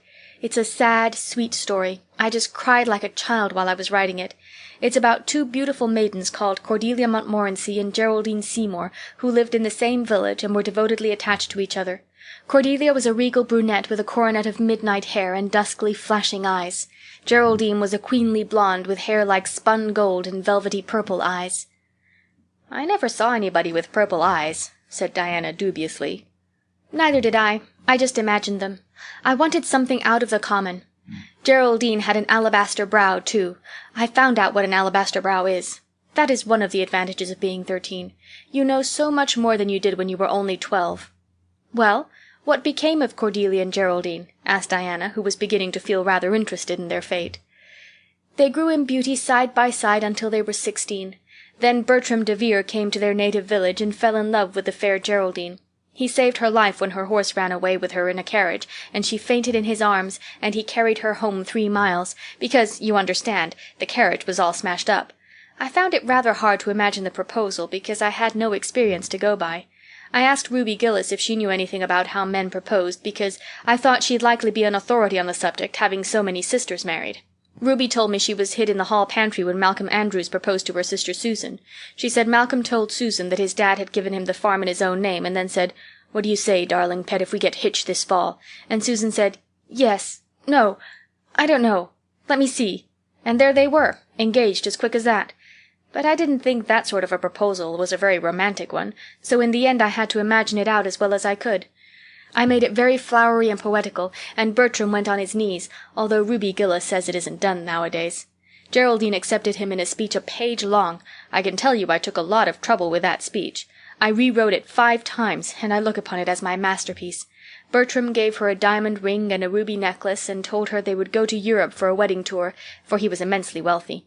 But then, alas, shadows began to darken over their path. Cordelia was secretly in love with Bertram herself, and when Geraldine told her about the engagement she was simply furious, especially when she saw the necklace and the diamond ring. All her affection for Geraldine turned to bitter hate, and she vowed that she would never marry Bertram. But she pretended to be Geraldine's friend the same as ever. One evening they were standing on the bridge over a rushing, turbulent stream, and Cordelia, thinking they were alone, pushed Geraldine over the brink with a wild, mocking "Ha, ha, ha!" But Bertram saw it all, and he at once plunged into the current, exclaiming, "I will save thee, my peerless Geraldine!" But alas, he had forgotten he couldn't swim, and they were both drowned, clasped in each other's arms. Their bodies were washed ashore soon afterwards. They were buried in the one grave, and their funeral was most imposing, Diana. It's so much more romantic to end a story up with a funeral than a wedding. As for Cordelia, she went insane with remorse and was shut up in a lunatic asylum. I thought that was a poetical retribution for her crime. "How perfectly lovely," sighed Diana, who belonged to Matthew's school of critics. "I don't see how you can make up such thrilling things out of your own head, Anne. I wish my imagination was as good as yours." "It would be if you'd only cultivate it," said Anne cheeringly. "I've just thought of a plan, Diana. Let's you and me have a story club, all our own, and write stories for practice. I'll help you along until you can do them by yourself. You ought to cultivate your imagination, you know. Miss Stacy says so. Only, we must take the right way. I told her about the haunted wood, but she said we went the wrong way about it in that." This was how the story club came into existence. It was limited to Diana and Anne at first, but soon it was extended to include Jane Andrews and Ruby Gillis and 1 or 2 others who felt that their imaginations needed cultivating. No boys were allowed in it, although Ruby Gillis opined that their admission would make it more exciting, and each member had to produce 1 story a week. "It's extremely interesting," Anne told Marilla. "Each girl has to read her story out loud and then we talk it over. We're going to keep them all sacredly and have them to read to our descendants. We each write under a nom de plume. Mine is Rosamond Montmorency. All the girls do pretty well. Ruby Gillis is rather sentimental. She puts too much love-making into her stories, and you know too much is worse than too little. Jane never puts any because she says it makes her feel so silly when she has to read it out loud. Jane's stories are extremely sensible. Then Diana puts too many murders into hers. She says most of the time she doesn't know what to do with the people, so she kills them off to get rid of them. I mostly always have to tell them what to write about, but that isn't hard, for I've millions of ideas." "I think this story-writing business is the foolishest yet," scoffed Marilla. "You'll get a pack of nonsense into your heads and waste time that should be put on your lessons. Reading stories is bad enough, but writing them is worse." "But we're so careful to put a moral into them all, Marilla," explained Anne. "I insist upon that. All the good people are rewarded, and all the bad ones are suitably punished. I'm sure that must have a wholesome effect. The moral is the great thing. Mr. Allan says so. I read one of my stories to him and Mrs. Allan, and they both agreed that the moral was excellent. Only they laughed in the wrong places. I like it better when people cry. Jane and Ruby almost always cry when I come to the pathetic parts. Diana wrote her Aunt Josephine about our club, and her Aunt Josephine wrote back that we were to send her some of our stories, so we copied out 4 of our very best and sent them. Miss Josephine Barry wrote back that she had never read anything so amusing in her life. That kind of puzzled us because the stories were all very pathetic and almost everybody died. But I'm glad Miss Barry liked them. It shows our club is doing some good in the world. Mrs. Allan says that ought to be our object in everything. I do really try to make it my object, but I forget so often when I'm having fun. I hope I shall be a little like Mrs. Allan when I grow up. Do you think there is any prospect of it, Marilla?" "I shouldn't say there was a great deal," was Marilla's encouraging answer. "I'm sure Mrs. Allan was never such a silly, forgetful little girl as you are." "No. But she wasn't always so good as she is now, either," said Anne seriously. "She told me so herself. That is, she said she was a dreadful mischief when she was a girl, and was always getting into scrapes. I felt so encouraged when I heard that. Is it very wicked of me, Marilla, to feel encouraged when I hear that other people have been bad and mischievous? Mrs. Lynde says it is. Mrs. Lynde says she always feels shocked when she hears of anyone ever having been naughty, no matter how small they were. Mrs. Lynde says she once heard a minister confess that when he was a boy he stole a strawberry tart out of his aunt's pantry, and she never had any respect for that minister again. Now, I wouldn't have felt that way. I'd have thought that it was real noble of him to confess it, and I'd have thought what an encouraging thing it would be for small boys nowadays who do naughty things and are sorry for them to know that perhaps they may grow up to be ministers in spite of it. That's how I'd feel, Marilla." "The way I feel at present, Anne," said Marilla, "is that it's high time you had those dishes washed. You've taken half an hour longer than you should with all your chattering. Learn to work first and talk afterwards." Chapter 27. Vanity and Vexation of Spirit. Marilla, walking home one late April evening from an aid meeting, realized that the winter was over and gone, with the thrill of delight that spring never fails to bring to the oldest and saddest as well as to the youngest and merriest. Marilla was not given to subjective analysis of her thoughts and feelings. She probably imagined that she was thinking about the aids and their missionary box and the new carpet for the vestry room, but under these reflections was a harmonious consciousness of red fields smoking into pale purply mists in the declining sun, of long, sharp-pointed fir shadows falling over the meadow beyond the brook, of still, crimson-budded maples around a mirror-like wood-pool, of awakening in the world and a stir of hidden pulses under the gray sod. The spring was abroad in the land, and Marilla's sober, middle-aged step was lighter and swifter because of its deep, primal gladness. Her eyes dwelt affectionately on Green Gables, peering through its network of trees and reflecting the sunlight back from its windows in several little coruscations of glory. Marilla, as she picked her steps along the damp lane, thought that it was really a satisfaction to know that she was going home to a briskly snapping wood fire and a table nicely spread for tea, instead of to the cold comfort of old aid-meeting evenings before Anne had come to Green Gables. Consequently, when Marilla entered her kitchen and found the fire black out, with no sign of Anne anywhere, she felt justly disappointed and irritated. She had told Anne to be sure and have tea ready at 5 o'clock, but now she must hurry to take off her second-best dress and prepare the meal herself against Matthew's return from plowing. "I'll settle Miss Anne when she comes home," said Marilla grimly as she shaved up kindlings with a carving-knife, and with more vim than was strictly necessary. Matthew had come in and was waiting patiently for his tea in his corner. She's gadding off somewhere with Diana, writing stories or practicing dialogues or some such tomfoolery, and never thinking once about the time or her duties. She's just got to be pulled up short and sudden on this sort of thing. I don't care if Mrs. Allan does say she's the brightest and sweetest child she ever knew. She may be bright and sweet enough, but her head is full of nonsense, and there's never any knowing what shape it'll break out in next. Just as soon as she grows out of one freak, she takes up with another. But there. Here I am, saying the very thing I was so riled with Rachel Lynde for saying at the aid today. I was real glad when Mrs. Allan spoke up for Anne, for if she hadn't, I know I'd have said something too sharp to Rachel before everybody. Anne's got plenty of faults, goodness knows, and far be it from me to deny it, but I'm bringing her up, and not Rachel Lynde, who'd pick faults in the angel Gabriel himself if he lived in Avonlea. Just the same, Anne has no business to leave the house like this when I told her she was to stay home this afternoon and look after things. I must say, with all her faults, I never found her disobedient or untrustworthy before, and I'm real sorry to find her so now." "Well now, I don't know," said Matthew, who, being patient and wise and, above all, hungry, had deemed it best to let Marilla talk her wrath out unhindered, having learned by experience that she got through with whatever work was on hand much quicker, if not delayed by untimely argument. "Perhaps you're judging her too hasty, Marilla. Don't call her untrustworthy until you're sure she has disobeyed you. Maybe it can all be explained. Anne's a great hand at explaining." "She's not here when I told her to stay," retorted Marilla. "I reckon she'll find it hard to explain that to my satisfaction. Of course I knew you'd take her part, Matthew, but I'm bringing her up, not you." It was dark when supper was ready, and still no sign of Anne, coming hurriedly over the log bridge or up Lover's Lane, breathless and repentant with a sense of neglected duties. Marilla washed and put away the dishes grimly. Then, wanting a candle to light her way down the cellar, she went up to the east gable for the one that generally stood on Anne's table. Lighting it, she turned around to see Anne herself lying on the bed, face downward among the pillows. "Mercy on us!" said astonished Marilla. "Have you been asleep, Anne?" "No," was the muffled reply. "Are you sick, then?" demanded Marilla anxiously, going over to the bed. Anne cowered deeper into her pillows as if desirous of hiding herself forever from mortal eyes. "No. But please, Marilla, go away and don't look at me. I'm in the depths of despair, and I don't care who gets head in class or writes the best composition or sings in the Sunday school choir any more. Little things like that are of no importance now, because I don't suppose I'll ever be able to go anywhere again. My career is closed. Please, Marilla, go away and don't look at me."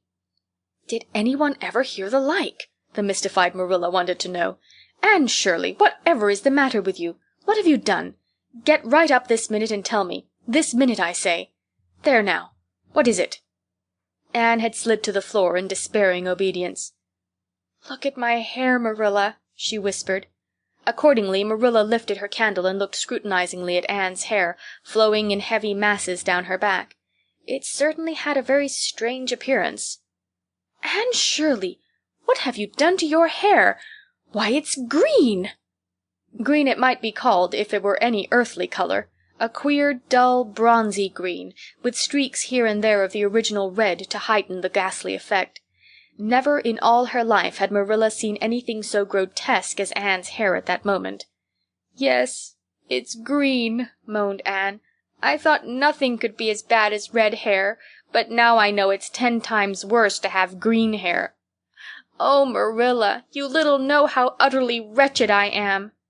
"I little know how you got into this fix, but I mean to find out," said Marilla. "Come right down to the kitchen, it's too cold up here, and tell me just what you've done. I've been expecting something queer for some time. You haven't got into any scrape for over 2 months, and I was sure another one was due. Now then, what did you do to your hair?" "I dyed it." "Dyed it? Dyed your hair? Anne Shirley, didn't you know it was a wicked thing to do?" "Yes, I knew it was a little wicked," admitted Anne, "but I thought it was worth while to be a little wicked to get rid of red hair. I counted the cost, Marilla. Besides, I meant to be extra good in other ways to make up for it." "Well," said Marilla sarcastically, "if I'd decided it was worth while to dye my hair, I'd have dyed it a decent color at least. I wouldn't have dyed it green." "But I didn't mean to dye it green, Marilla," protested Anne dejectedly. "If I was wicked, I meant to be wicked to some purpose. He said it would turn my hair a beautiful raven black. He positively assured me that it would. How could I doubt his word, Marilla? I know what it feels like to have your word doubted, And Mrs. Allan says we should never suspect anyone of not telling us the truth unless we have proof that they're not. I have proof now. Green hair is proof enough for anybody. But I hadn't then, and I believed every word he said implicitly." "Who said? Who are you talking about?" "The peddler that was here this afternoon. I bought the dye from him."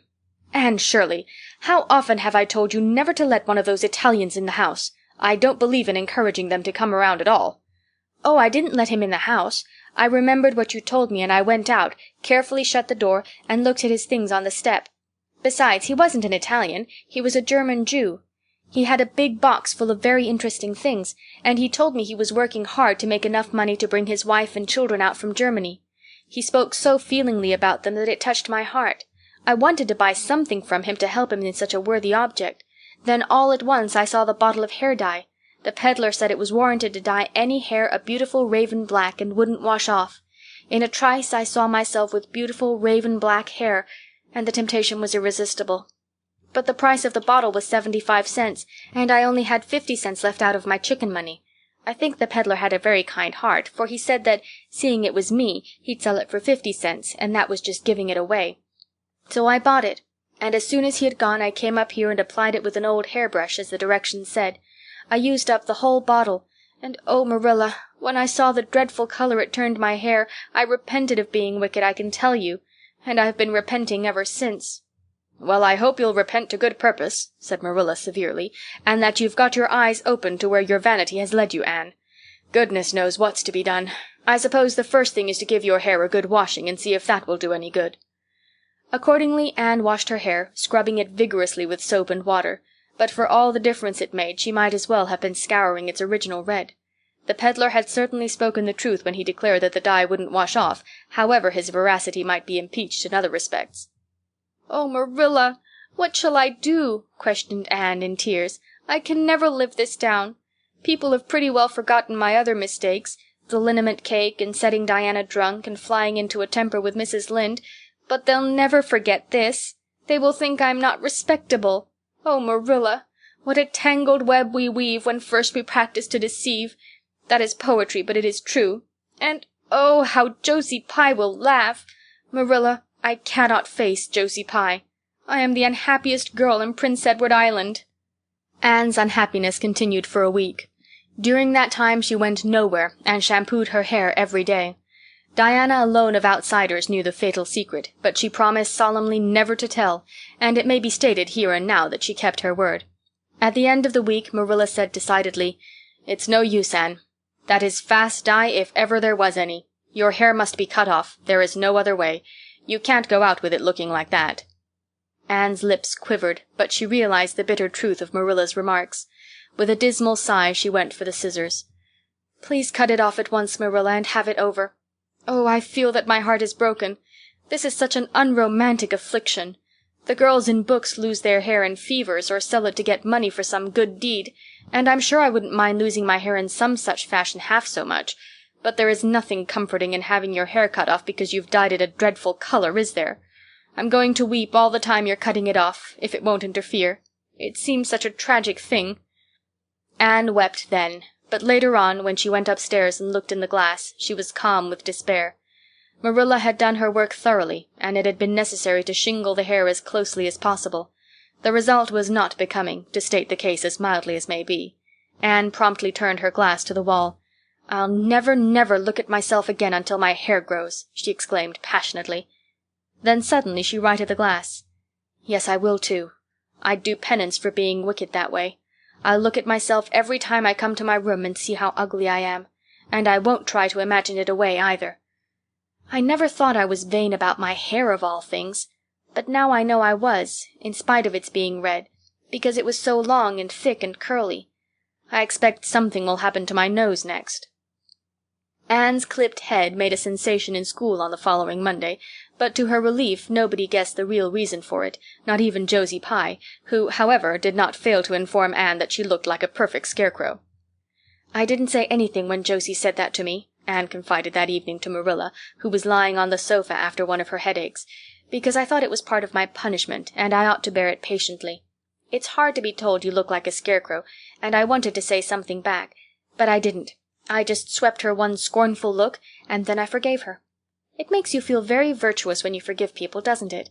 I mean to devote all my energies to being good after this, and I shall never try to be beautiful again.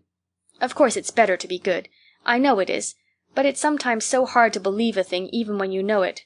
I do really want to be good, Marilla, like you and Mrs. Allan and Miss Stacy, and grow up to be a credit to you. Diana says when my hair begins to grow to tie a black velvet ribbon around my head with a bow at one side. She says she thinks it will be very becoming. I will call it a snood. That sounds so romantic. But am I talking too much, Marilla? Does it hurt your head? My head is better now. It was terrible bad this afternoon, though. Those headaches of mine are getting worse and worse. I'll have to see a doctor about them. As for your chatter, I don't know that I mind it. I've got so used to it. Which was Marilla's way of saying that she liked. Chapter 28. An Unfortunate Lily Maid. "Of course you must be Elaine, Anne," said Diana. "I could never have the courage to float down there." "Nor I," said Ruby Gillis with a shiver. "I don't mind floating down when there's 2 or 3 of us in the flat and we can sit up. It's fun then. But to lie down and pretend I was dead? I just couldn't. I'd die really of fright." "Of course, it would be romantic," conceded Jane Andrews. "But I know I couldn't keep still. I'd be popping up every minute or so to see where I was and if I wasn't drifting too far out. And you know, Anne, that would spoil the effect." "But it's so ridiculous to have a red-headed Elaine," mourned Anne. "I'm not afraid to float down, and I'd love to be Elaine, but it's ridiculous just the same. Ruby ought to be Elaine because she is so fair and has such lovely, long golden hair. Elaine had all her bright hair streaming down, you know, and Elaine was the Lily Maid. Now a red-haired person cannot be a Lily Maid." "Your complexion is just as fair as Ruby's," said Diana earnestly, "and your hair is ever so much darker than it used to be before you cut it." "Oh, do you really think so?" exclaimed Anne, flushing sensitively with delight. "I've sometimes thought it was myself, but I never dared to ask anyone for fear she would tell me it wasn't. Do you think it could be called auburn now, Diana?" "Yes. And I think it is real pretty," said Diana, looking admiringly at the short, silky curls that clustered over Anne's head and were held in place by a very jaunty black velvet ribbon and bow.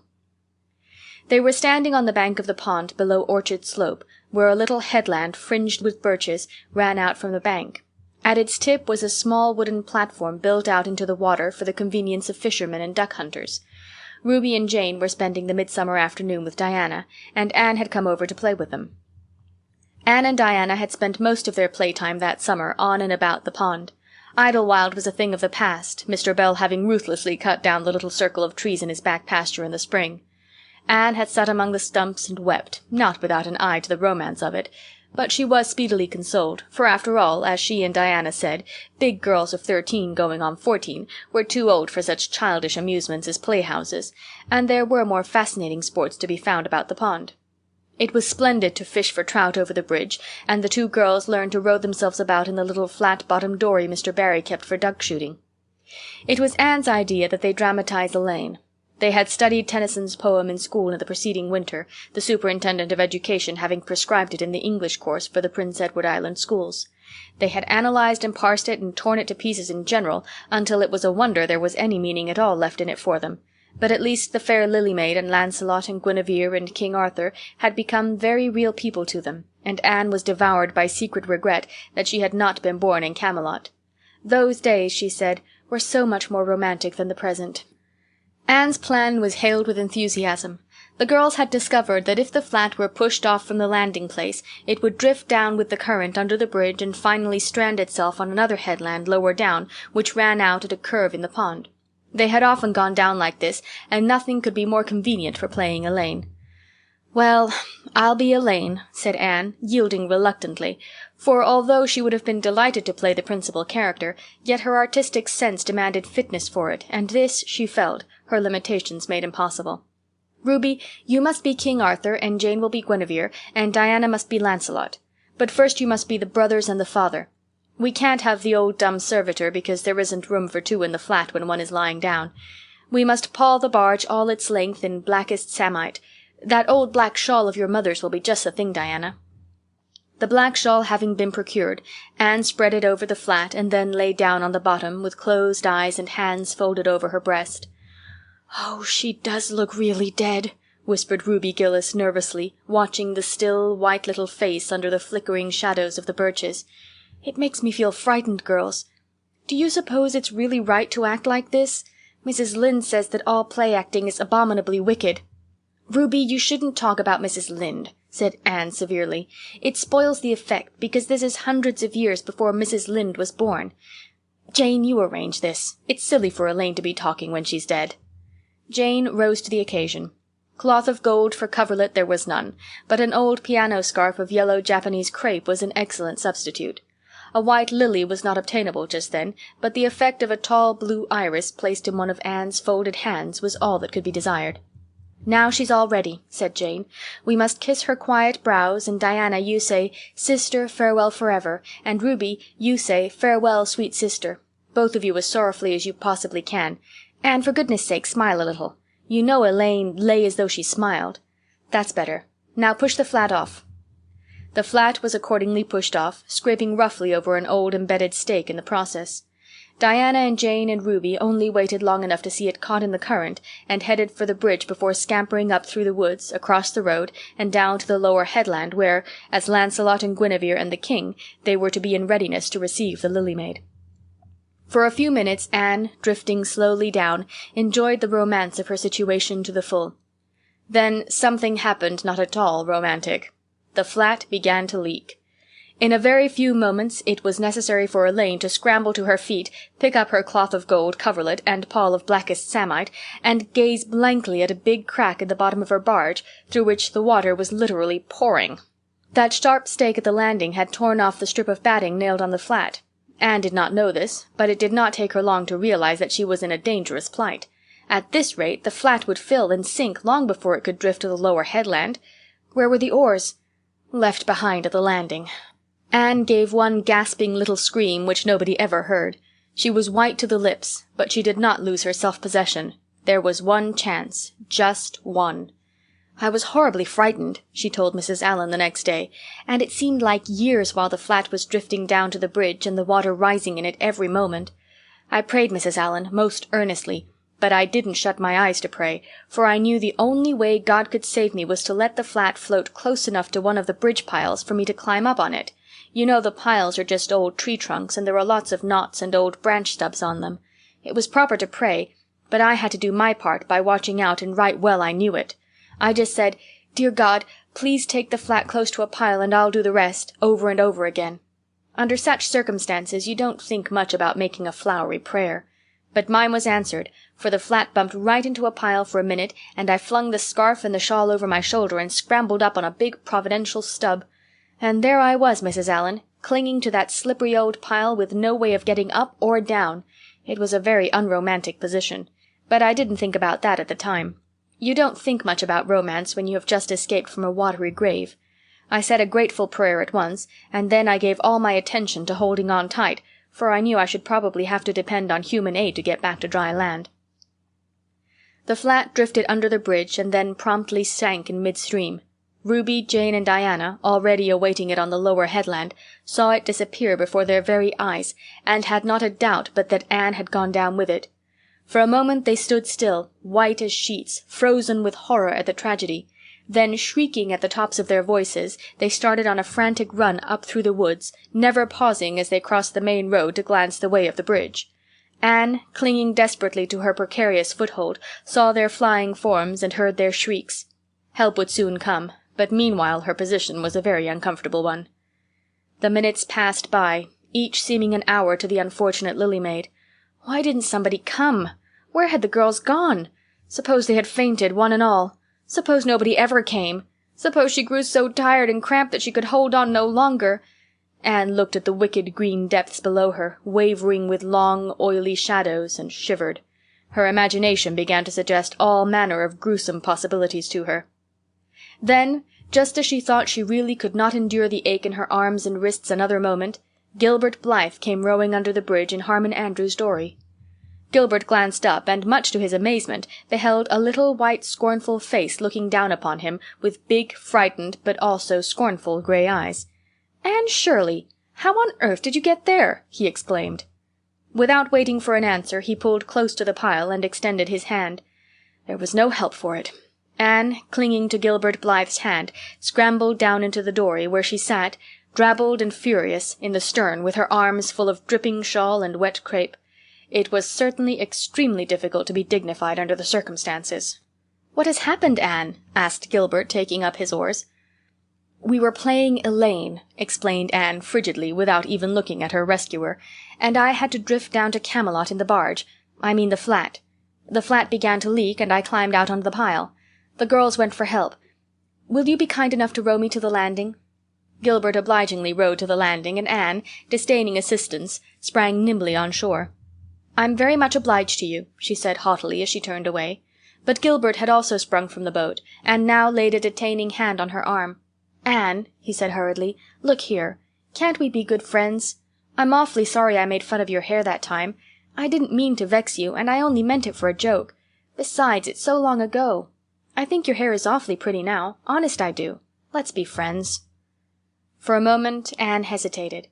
She had an odd, newly awakened consciousness under all her outraged dignity that the half-shy, half-eager expression in Gilbert's hazel eyes was something that was very good to see. Her heart gave a quick, queer little beat. But the bitterness of her old grievance promptly stiffened up her wavering determination.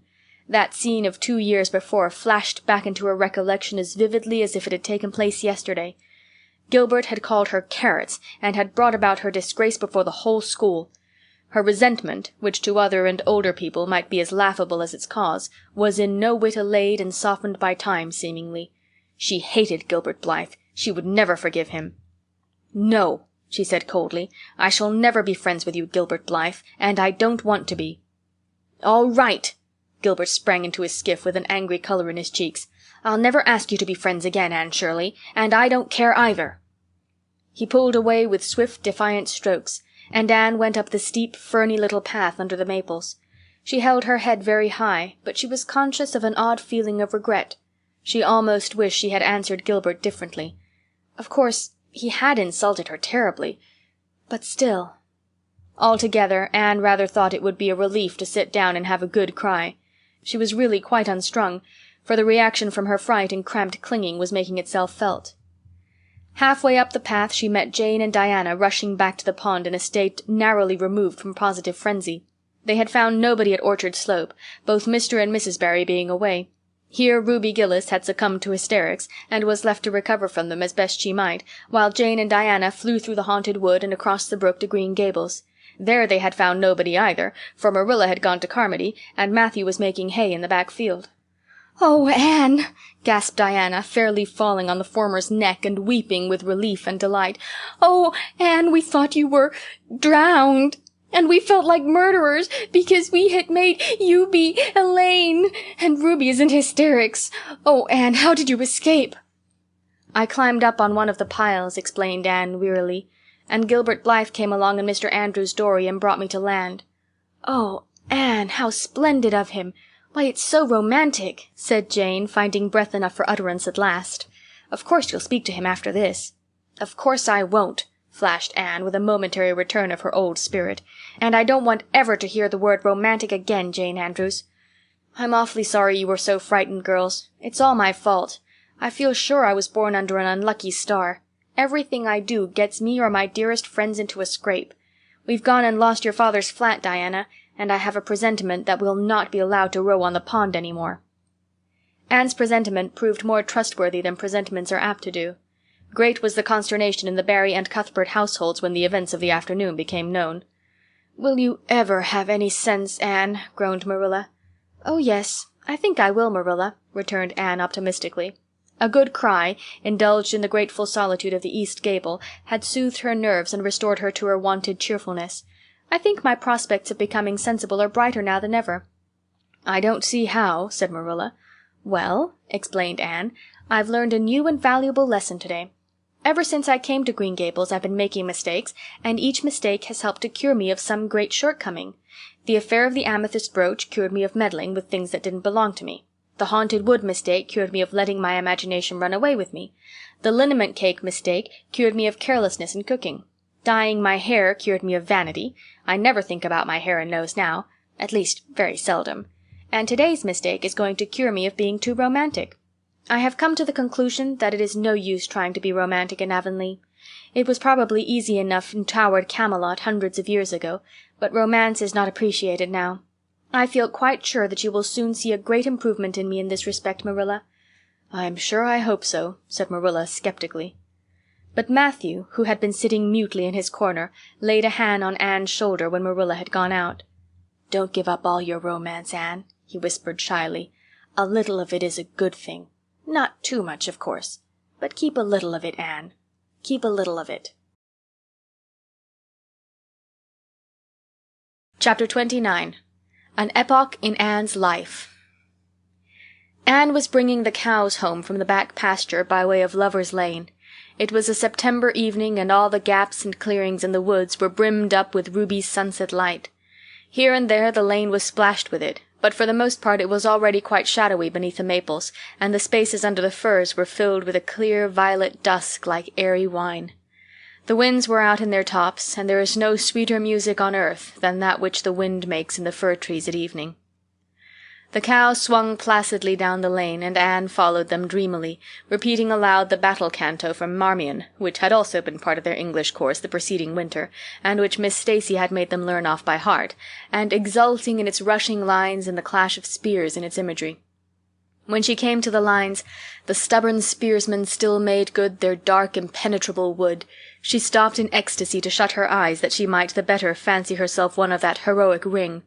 When she opened them again, it was to behold Diana coming through the gate that led into the Barry field, and looking so important that Anne instantly divined there was news to be told.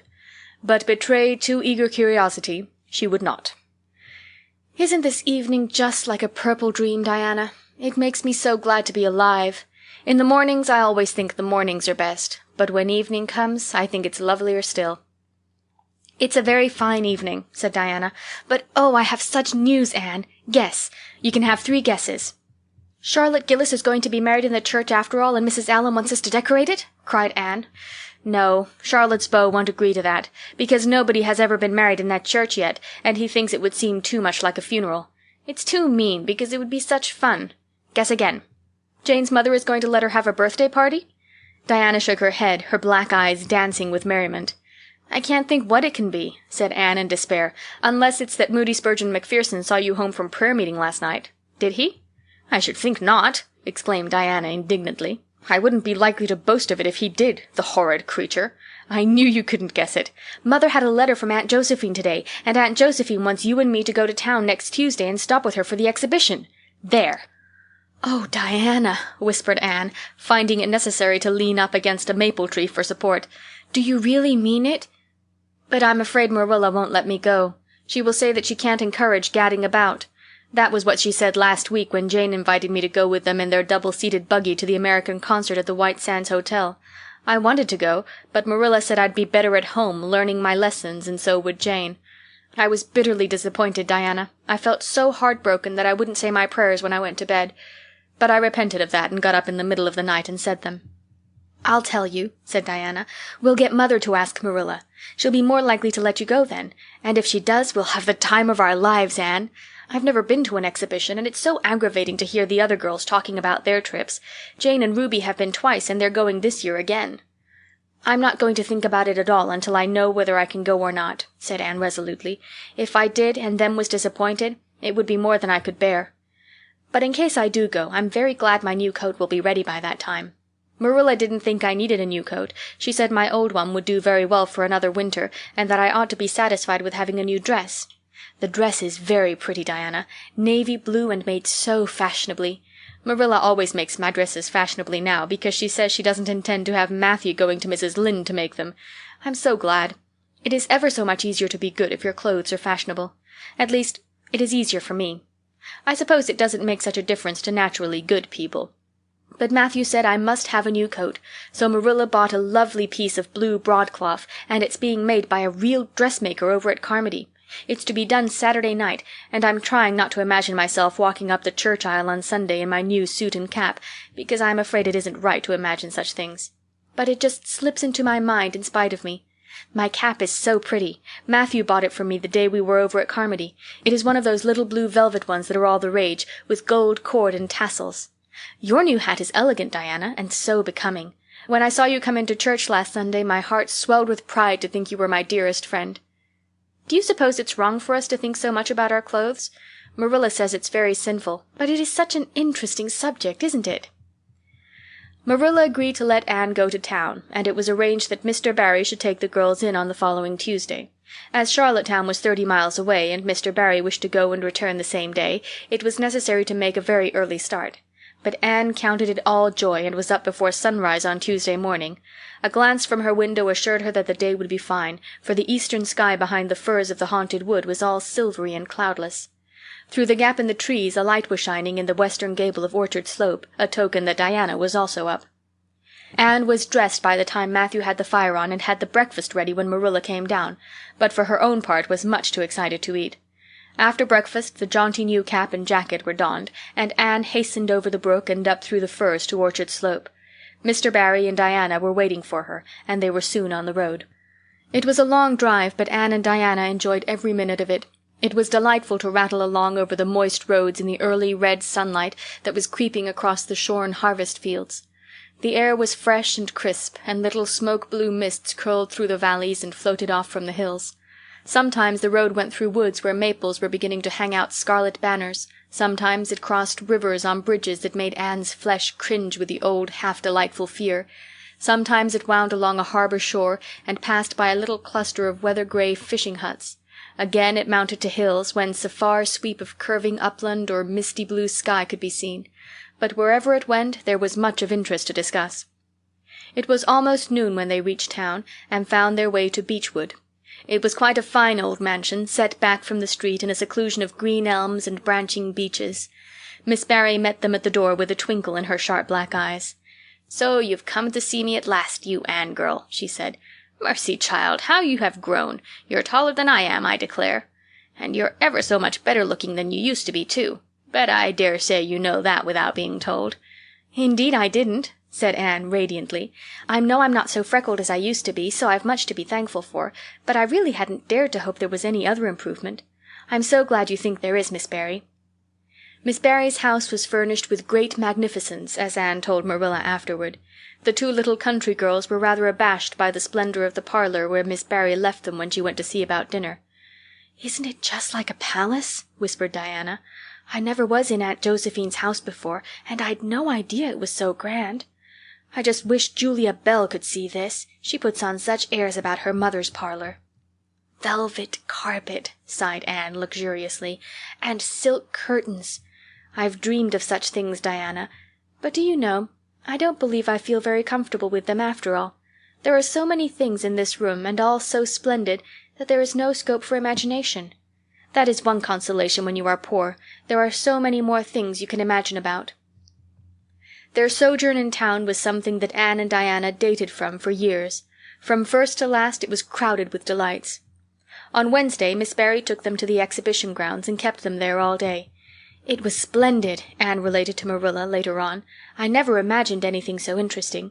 I don't really know which department was the most interesting. I think I liked the horses and the flowers and the fancy work best. Josie Pye took first prize for knitted lace. I was real glad she did. And I was glad that I felt glad, for it shows I'm improving, don't you think, Marilla, when I can rejoice in Josie's success? Mr. Harmon Andrews took second prize for Gravenstein apples, and Mr. Bell took first prize for a pig. Diana said she thought it was ridiculous for a Sunday school superintendent to take a prize in pigs, but I don't see why, do you? She said she would always think of it after this when he was praying so solemnly. Clara Louise Macpherson took a prize for painting, and Mrs. Lynde got first prize for homemade butter and cheese, so Avonlea was pretty well represented, wasn't it? Mrs. Lynde was there that day, and I never knew how much I really liked her until I saw her familiar face among all those strangers. There were thousands of people there, Marilla. It made me feel dreadfully insignificant. And Miss Barry took us up to the grandstand to see the horse races. Mrs. Lynde wouldn't go. She said horse racing was an abomination, and she, being a church member, thought it her bounden duty to set a good example by staying away. But there were so many there, I don't believe Mrs. Lynde's absence would ever be noticed. I don't think, though, that I ought to go very often to horse races, because they are awfully fascinating. Diana got so excited that she offered to bet me 10 cents that the red horse would win. I didn't believe he would, but I refused to bet, because I wanted to tell Mrs. Allan all about everything, and I felt sure it wouldn't do to tell her that. It's always wrong to do anything you can't tell the minister's wife. It's as good as an extra conscience to have a minister's wife for your friend. And I was very glad I didn't bet, because the red horse did win, and I would have lost 10 cents. So you see that virtue was its own reward. We saw a man go up in a balloon. I'd love to go up in a balloon, Marilla. It would be simply thrilling. And we saw a man selling fortunes. You paid him 10 cents, and a little bird picked out your fortune for you. Miss Barry gave Diana and me 10 cents each to have our fortunes told. Mine was that I would marry a dark-complected man who was very wealthy, and I would go across water to live. I looked very carefully at all the dark men I saw after that, but I didn't care much for any of them, and anyhow I suppose it's too early to be looking out for him yet. Oh, it was a never-to-be-forgotten day, Marilla. I was so tired I couldn't sleep at night. Miss Barry put us in the spare room, according to promise. It was an elegant room, Marilla, but somehow sleeping in a spare room isn't what I used to think it was. That's the worst of growing up, and I'm beginning to realize it. The things you wanted so much when you were a child don't seem half so wonderful to you when you get them. Thursday the girls had a drive in the park, and in the evening Miss Barry took them to a concert in the Academy of Music, where a noted prima donna was to sing. To Anne the evening was a glittering vision of delight. Oh, Marilla, it was beyond description. I was so excited I couldn't even talk, so you may know what it was like. I just sat in enraptured silence. Madame Selitsky was perfectly beautiful and wore white satin and diamonds. But when she began to sing, I never thought about anything else. Oh, I can't tell you how I felt. But it seemed to me that it could never be hard to be good any more. I felt like I do when I look up to the stars. Tears came into my eyes, but oh, they were such happy tears.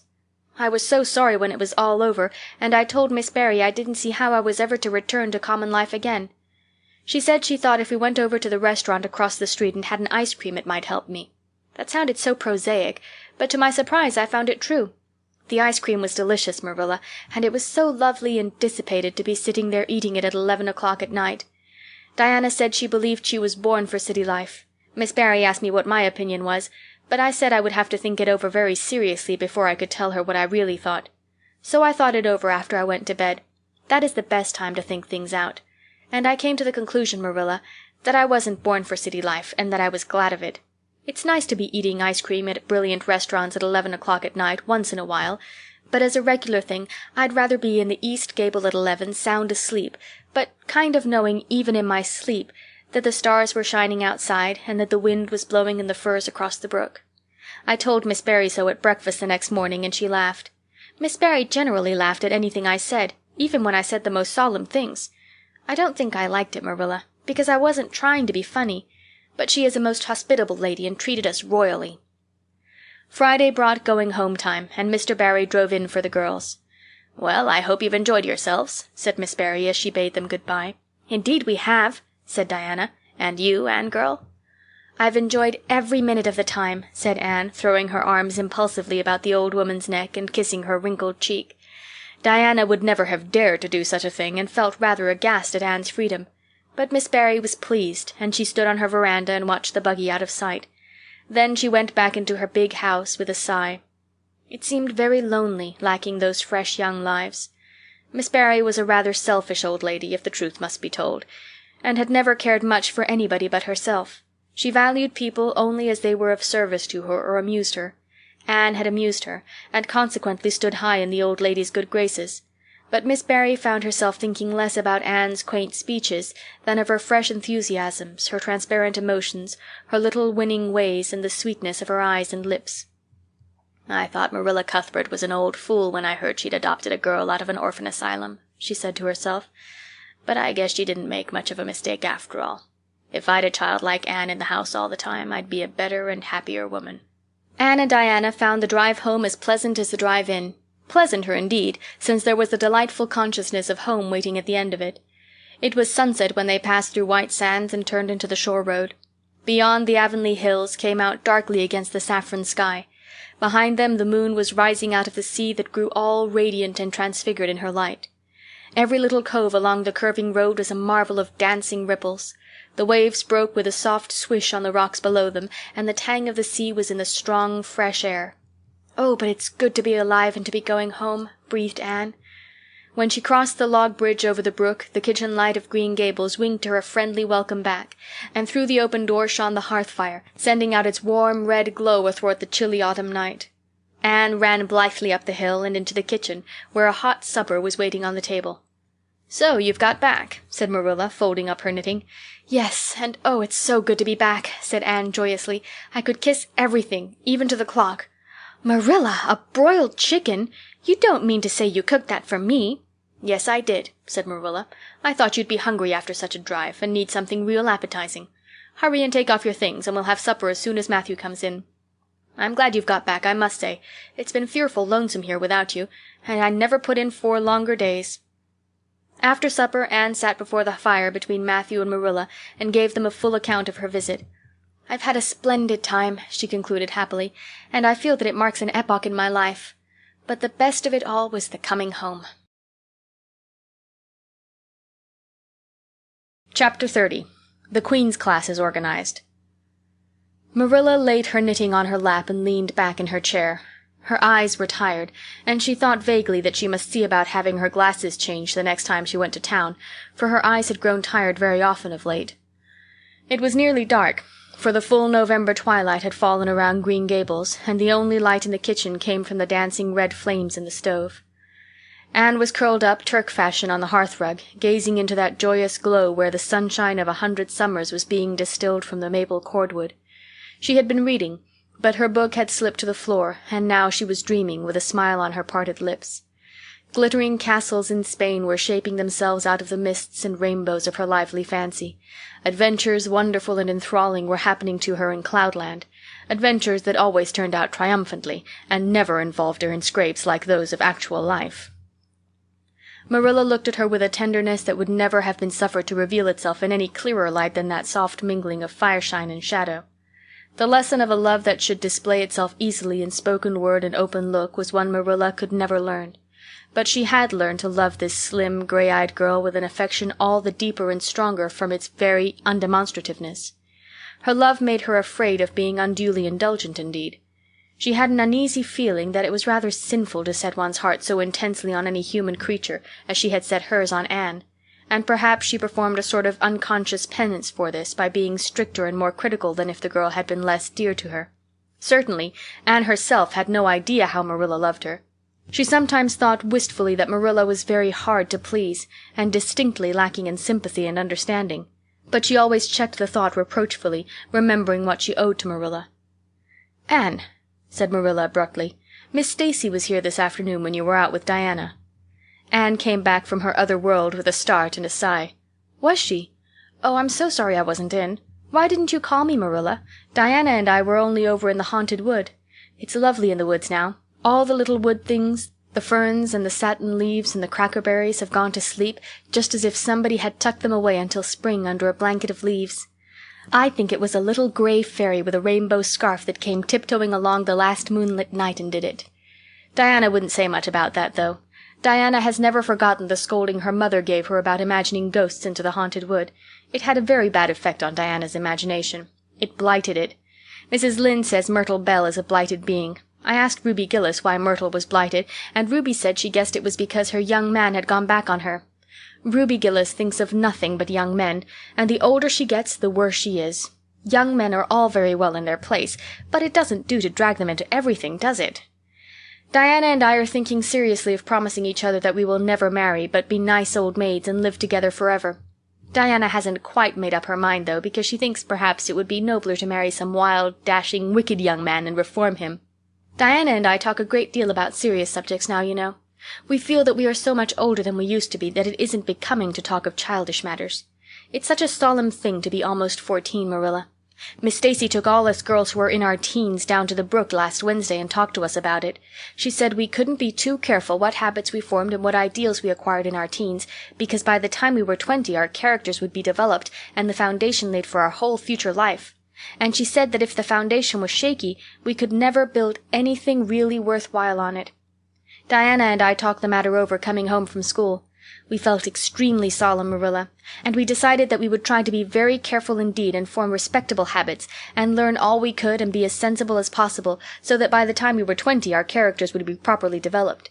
It's perfectly appalling to think of being 20, Marilla. It sounds so fearfully old and grown up. But why was Miss Stacy here this afternoon?" "That is what I want to tell you, Anne, if you'll ever give me a chance to get a word in edgewise. She was talking about you." "About me?" Anne looked rather scared. Then she flushed and exclaimed, "Oh, I know what she was saying. I meant to tell you, Marilla, honestly I did, but I forgot. Miss Stacy caught me reading Ben-Hur in school yesterday afternoon when I should have been studying my Canadian history. Jane Andrews lent it to me. I was reading it at dinner hour, and I had just got to the chariot race when school went in. I was simply wild to know how it turned out, although I felt sure Ben-Hur must win, because it wouldn't be poetical justice if he didn't. So I spread the history open on my desk lid, and then tucked Ben-Hur between the desk and my knee. I just looked as if I were studying Canadian history, you know, while all the while I was reveling in Ben-Hur. I was so interested in it that I never noticed Miss Stacy coming down the aisle, until all at once I just looked up, and there she was looking down at me so reproachful-like. I can't tell you how ashamed I felt, Marilla, especially when I heard Josie Pye giggling. Miss Stacy took Ben-Hur away, but she never said a word then.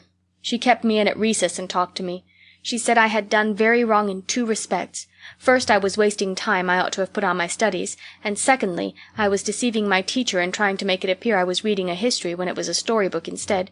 I had never realized until that moment, Marilla, that what I was doing was deceitful. I was shocked. I cried bitterly and asked Miss Stacy to forgive me, and I'd never do such a thing again, and I offered to do penance by never so much as looking at Ben-Hur for a whole week, not even to see how the chariot race turned out. But Miss Stacy said she wouldn't require that, and she forgave me freely, so I think it wasn't very kind of her to come up here to you about it after all. Miss Stacy never mentioned such a thing to me, Anne, and it's only your guilty conscience that's the matter with you. You have no business to be taking storybooks to school. You read too many novels anyhow. When I was a girl I wasn't so much as allowed to look at a novel." "Oh, how can you call Ben-Hur a novel when it's really such a religious book?" protested Anne. "Of course it's a little too exciting to be proper reading for Sunday, and I only read it on weekdays. And I never read any book now unless either Miss Stacy or Mrs. Allan thinks it is a proper book for a girl 13 3/4 to read. Miss Stacy made me promise that. She found me reading a book one day called The Lurid Mystery of the Haunted Hall. It was one Ruby Gillis had lent me, and oh, Marilla, it was so fascinating and creepy. It just curdled the blood in my veins. But Miss Stacy said it was a very silly, unwholesome book, and she asked me not to read any more of it, or any like it. I didn't mind promising not to read any more like it, but it was agonizing to give back that book without knowing how it turned out. But my love for Miss Stacy stood the test, and I did. It's really wonderful, Marilla, what you can do when you're truly anxious to please a certain person." "Well, I guess I'll light the lamp and get to work," said Marilla. "I see plainly that you don't want to hear what Miss Stacy had to say. You're more interested in the sound of your own tongue than in anything else." "Oh, indeed, Marilla, I do want to hear it," cried Anne contritely. "I won't say another word, not one. I know I talk too much, but I'm really trying to overcome it, and although I say far too much, yet if you only knew how many things I want to say and don't, you'd give me some credit for it. Please tell me, Marilla." "Well, Miss Stacy wants to organize a class among her advanced students who mean to study for the entrance examination into Queen's. She intends to give them extra lessons for an hour after school, and she came to ask Matthew and me if we would like to have you join it. What do you think about it yourself, Anne? Would you like to go to Queen's and pass for a teacher?" "Oh, Marilla." Anne straightened to her knees and clasped her hands. "It's been the dream of my life. That is, for the last 6 months, ever since Ruby and Jane began to talk of studying for the entrance. But I didn't say anything about it because I supposed it would be perfectly useless. I'd love to be a teacher. But won't it be dreadfully expensive? Mr. Andrews says it cost him $150 to put Prissy through, and Prissy wasn't a dunce in geometry." "I guess you needn't worry about that part of it. When Matthew and I took you to bring up, we resolved we would do the best we could for you and give you a good education. I believe in a girl being fitted to earn her own living whether she has to or not. You'll always have a home at Green Gables as long as Matthew and I are here, but nobody knows what is going to happen in this uncertain world, and it's just as well to be prepared. So you can join the Queen's class if you like, Anne." "Oh, Marilla, thank you." Anne flung her arms around Marilla's waist and looked up earnestly into her face. "I am extremely grateful to you and Matthew, and I'll study as hard as I can and do my very best to be a credit to you. I warn you not to expect much in geometry, but I think I can hold my own in anything else if I work hard." "I dare say you'll get along well enough. Miss Stacy says you are bright and diligent." Not for worlds would Marilla have told Anne just what Miss Stacy had said about her. That would have been to pamper Vanity. You needn't rush to any extreme of killing yourself over your books. There is no hurry. You won't be ready to try the entrance for a year and a half yet. But it's well to begin in time and be thoroughly grounded, Miss Stacy says." "I shall take more interest than ever in my studies now," said Anne blissfully, "because I have a purpose in life. Mr. Allen says everybody should have a purpose in life and pursue it faithfully. Only he says we must first make sure that it is a worthy purpose. I would call it a worthy purpose to want to be a teacher like Miss Stacy, wouldn't you, Marilla? I think it's a very noble profession." The Queen's class was organized in due time. Gilbert Blythe, Anne Shirley, Ruby Gillis, Jane Andrews, Josie Pye, Charlie Sloane, and Moody Spurgeon McPherson joined it. Diana Barry did not, as her parents did not intend to send her to Queen's. This seemed nothing short of a calamity to Anne. Never since the night on which Minnie May had had the croup had she and Diana been separated in anything. On the evening when the Queen's class first remained in school for the extra lessons and Anne saw Diana go slowly out with the others to walk home alone through the birch path and violet vale, it was all the former could do to keep her seat and refrain from rushing impulsively after her chum. A lump came into her throat, and she hastily retired behind the pages of her uplifted Latin grammar to hide the tears in her eyes.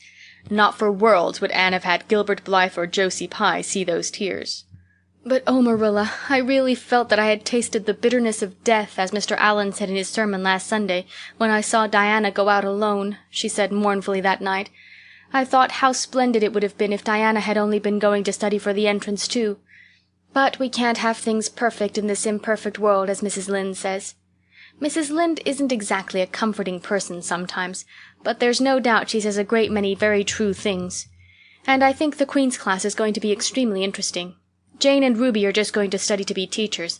That is the height of their ambition.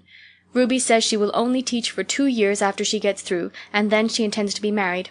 Jane says she will devote her whole life to teaching, and never, never marry, because you are paid a salary for teaching, but a husband won't pay you anything, and growls if you ask for a share in the egg and butter money. I expect Jane speaks from mournful experience, for Mrs. Lynde says that her father is a perfect old crank, and meaner than second skimmings. Josie Pye says she is just going to college for education's sake, because she won't have to earn her own living. She says of course it is different with orphans who are living on charity. They have to hustle. Moody Spurgeon is going to be a minister. Mrs. Lynde says he couldn't be anything else with a name like that to live up to. I hope it isn't wicked of me, Marilla, but really the thought of Moody Spurgeon being a minister makes me laugh. He's such a funny-looking boy with that big fat face and his little blue eyes and his ears sticking out like flaps. But perhaps he will be more intellectual-looking when he grows up. Charlie Sloane says he's going to go into politics and be a member of Parliament, but Mrs. Lynde says he'll never succeed at that, because the Sloanes are all honest people, and it's only rascals that get on in politics nowadays. "What is Gilbert Blythe going to be?" queried Marilla, seeing that Anne was opening her Caesar. "I don't happen to know what Gilbert Blythe's ambition in life is, if he has any," said Anne scornfully. There was open rivalry between Gilbert and Anne now.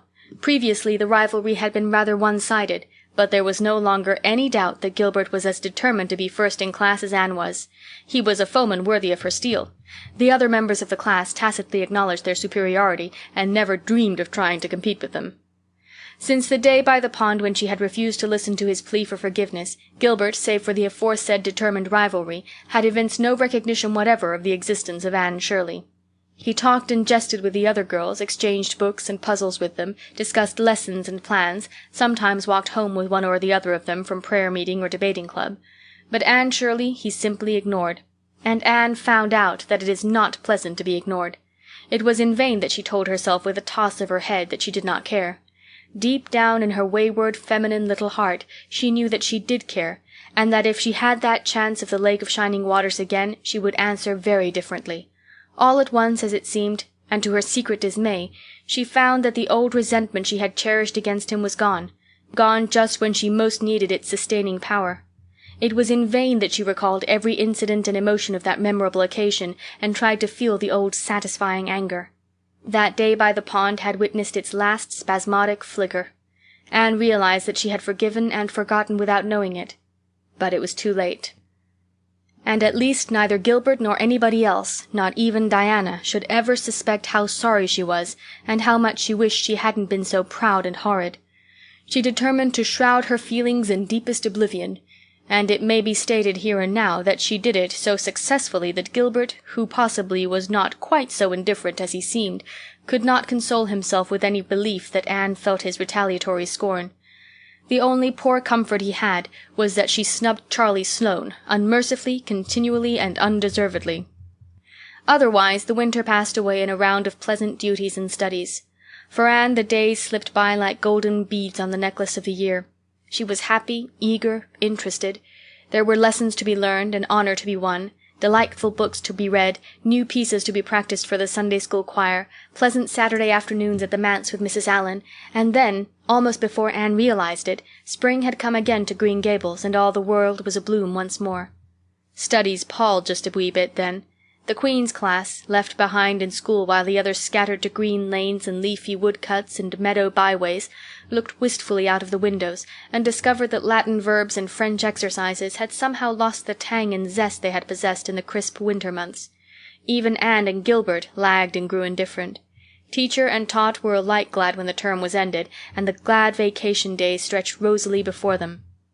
"But you've done good work this past year," Miss Stacy told them on the last evening, "and you deserve a good, jolly vacation. Have the best time you can in the out-of-door world, and lay in a good stock of health and vitality and ambition to carry you through the next year. It will be the tug-of-war, you know. The last year before the entrance." "Are you going to be back next year, Miss Stacy?" asked Josie Pye. Josie Pye never scrupled to ask questions. In this instance the rest of the class felt grateful to her. None of them would have dared to ask it of Miss Stacy, but all wanted to, for there had been alarming rumors running at large through the school for some time that Miss Stacy was not coming back the next year, that she had been offered a position in the grade school of her own home district and meant to accept. The Queen's class listened in breathless suspense for her answer. "Yes, I think I will," said Miss Stacy. "I thought of taking another school, but I have decided to come back to Avonlea. To tell the truth, I've grown so interested in my pupils here that I found I couldn't leave them. So I'll stay and see you through." "Hurrah!" said Moody Spurgeon. Moody Spurgeon had never been so carried away by his feelings before, and he blushed uncomfortably every time he thought about it for a week. "Oh, I'm so glad," said Anne, with shining eyes. "Dear Miss Stacy, it would be perfectly dreadful if you didn't come back. I don't believe I could have the heart to go on with my studies at all if another teacher came here." When Anne got home that night she stacked all her textbooks away in an old trunk in the attic, locked it, and threw the key into the blanket box. "I'm not even going to look at a school book in vacation," she told Marilla. "I've studied as hard all the term as I possibly could, and I've pored over that geometry until I know every proposition in the first book off by heart, even when the letters are changed. I just feel tired of everything sensible, and I'm going to let my imagination run riot for the summer. Oh, you needn't be alarmed, Marilla. I'll only let it run riot within reasonable limits. But I want to have a real, good, jolly time this summer, for maybe it's the last summer I'll be a little girl. Mrs. Lynde says that if I keep stretching out next year as I've done this, I'll have to put on longer skirts. She says I'm all running to legs and eyes. And when I put on longer skirts I shall feel that I have to live up to them, and be very dignified. It won't even do to believe in fairies then, I'm afraid, so I'm going to believe in them with my whole heart this summer. I think we're going to have a very gay vacation. Ruby Gillis is going to have a birthday party soon, and there's the Sunday school picnic and the missionary concert next month, and Mr. Barry says that some evening he'll take Diana and me over to the White Sands Hotel and have dinner there. They have dinner there in the evening, you know. Jane Andrews was over once last summer, and she says it was a dazzling sight to see the electric lights and the flowers and all the lady guests in such beautiful dresses. Jane says it was her first glimpse into high life, and she'll never forget it to her dying day. Mrs. Lynde came up the next afternoon to find out why Marilla had not been at the aid meeting on Thursday. When Marilla was not at aid meetings, people knew there was something wrong at Green Gables. "Matthew had a bad spell with his heart Thursday," Marilla explained, "and I didn't feel like leaving him. Oh, yes, he's all right again now, but he takes them spells oftener than he used to, and I'm anxious about him. The doctor says he must be careful to avoid excitement. That's easy enough, for Matthew doesn't go about looking for excitement by any means, and never did. But he's not to do any heavy work either, and you might as well tell Matthew not to breathe as not to work. Come and lay off your things, Rachel. You'll stay to tea?" "Well, seeing you're so pressing, perhaps I might as well stay," said Mrs. Rachel, who had not the slightest intention of doing anything else. Mrs. Rachel and Marilla sat comfortably in the parlor while Anne got the tea and made hot biscuits that were light and white enough to defy even Mrs. Rachel's criticism. "I must say Anne has turned out a real smart girl," admitted Mrs. Rachel as Marilla accompanied her to the end of the lane at sunset. "She must be a great help to you." "She is," said Marilla, "and she's real steady and reliable now. I used to be afraid she'd never get over her feather-brained ways, but she has, and I wouldn't be afraid to trust her in anything now." "I never would have thought she'd have turned out so well that first day I was here 3 years ago," said Mrs. Rachel. "Lawful heart, shall I ever forget that tantrum of hers. When I went home that night I says to Thomas, says I, 'Mark my words, Thomas, Marilla Cuthbert'll live to rue the step she's took.' But I was mistaken, and I'm real glad of it. I ain't one of those kind of people, Marilla, as can never be brought to own up that they've made a mistake. Nope, that never was my way, thank goodness. I did make a mistake in judging Anne, but it weren't no wonder, for an odder, unexpecteder witch of a child there never was in this world, that's what. There was no ciphering her out by the rules that worked with other children. It's nothing short of wonderful how she's improved these 3 years, but especially in looks. She's a real pretty girl, got to be, though I can't say I'm overly partial to that pale, big-eyed style myself. I like more snap and color, like Diana Barry has or Ruby Gillis. Ruby Gillis's looks are real showy, but somehow, I don't know how it is, but when Anne and them are together, though she ain't half as handsome, she makes them look kind of common and overdone. Something like them white June lilies she calls narcissus alongside the big red peonies, that's what." Chapter 31. Where the Brook and River Meet. Anne had her good summer and enjoyed it wholeheartedly. She and Diana fairly lived outdoors, reveling in all the delights that Lover's Lane and the Dryad's Bubble and Willowmere and Victoria Island afforded. Marilla offered no objections to Anne's gypsyings. The Spencervale doctor, who had come the night Minnie May had the croup, met Anne at the house of a patient one afternoon early in vacation, looked her over sharply, screwed up his mouth, shook his head, and sent a message to Marilla Cuthbert by another person. It was, "Keep that red-headed girl of yours in the open air all summer, and don't let her read books until she gets more spring into her step." This message frightened Marilla wholesomely. She read Anne's death warrant by consumption in it unless it was scrupulously obeyed. As a result, Anne had the golden summer of her life as far as freedom and frolic went. She walked, rode, berried, and dreamed to her heart's content. And when September came she was bright-eyed and alert, with a step that would have satisfied the Spencervale doctor, and a heart full of ambition and zest once more. "I feel just like studying with might and main," she declared as she brought her books down from the attic. "Oh, you good old friends, I'm glad to see your honest faces once more. Yes, even you, geometry. I've had a perfectly beautiful summer, Marilla, and now I'm rejoicing as a strong man to run a race, as Mr. Allen said last Sunday. Doesn't Mr. Allen preach magnificent sermons? Mrs. Lynde says he is improving every day, and the first thing we know some city church will gobble him up, and then we'll be left and have to turn to and break in another green preacher. But I don't see the use of meeting trouble halfway, do you, Marilla? I think it would be better just to enjoy Mr. Allen while we have him. If I were a man, I think I'd be a minister. They can have such an influence for good, if their theology is sound, and it must be thrilling to preach splendid sermons and stir your hearers' hearts. Why can't women be ministers, Marilla? I asked Mrs. Lynde that, and she was shocked and said it would be a scandalous thing. She said there might be female ministers in the States, and she believed there was, but thank goodness we hadn't got to that stage in Canada yet, and she hoped we never would. But I don't see why. I think women would make splendid ministers. When there is a social to be got up, or a church tea, or anything else to raise money, the women have to turn to and do the work. I'm sure Mrs. Lynde can pray every bit as well as Superintendent Bell, and I've no doubt she could preach, too, with a little practice." "Yes, I believe she could," said Marilla dryly. "She does plenty of unofficial preaching as it is. Nobody has much of a chance to go wrong in Avonlea with Rachel to oversee them." "Marilla," said Anne in a burst of confidence, "I want to tell you something and ask you what you think about it. It has worried me terribly, on Sunday afternoons, that is, when I think especially about such matters. I do really want to be good, and when I'm with you or Mrs. Allen or Miss Stacy, I want it more than ever, and I want to do just what would please you and what you would approve of. But mostly when I'm with Mrs. Lynde, I feel desperately wicked, and as if I wanted to go and do the very thing she tells me I oughtn't to do. I feel irresistibly tempted to do it. Now, what do you think is the reason I feel like that? Do you think it's because I'm really bad and unregenerate?" Marilla looked dubious for a moment. Then she laughed. "If you are, I guess I am too, Anne, for Rachel often has that very effect on me. I sometimes think she'd have more of an influence for good, as you say yourself, if she didn't keep nagging people to do right. There should have been a special commandment against nagging. But there, I shouldn't talk so. Rachel is a good Christian woman, and she means well. There isn't a kinder soul in Avonlea, and she never shirks her share of work." "I'm very glad you feel the same," said Anne decidedly. "It's so encouraging. I shan't worry so much over that after this. But I dare say there'll be other things to worry me. They keep coming up new all the time, things to perplex you, you know. You settle one question and there's another right after.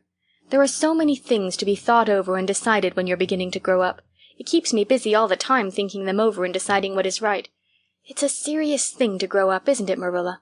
But when I have such good friends as you and Matthew and Mrs. Allan and Miss Stacy, I ought to grow up successfully, and I'm sure it will be my own fault if I don't.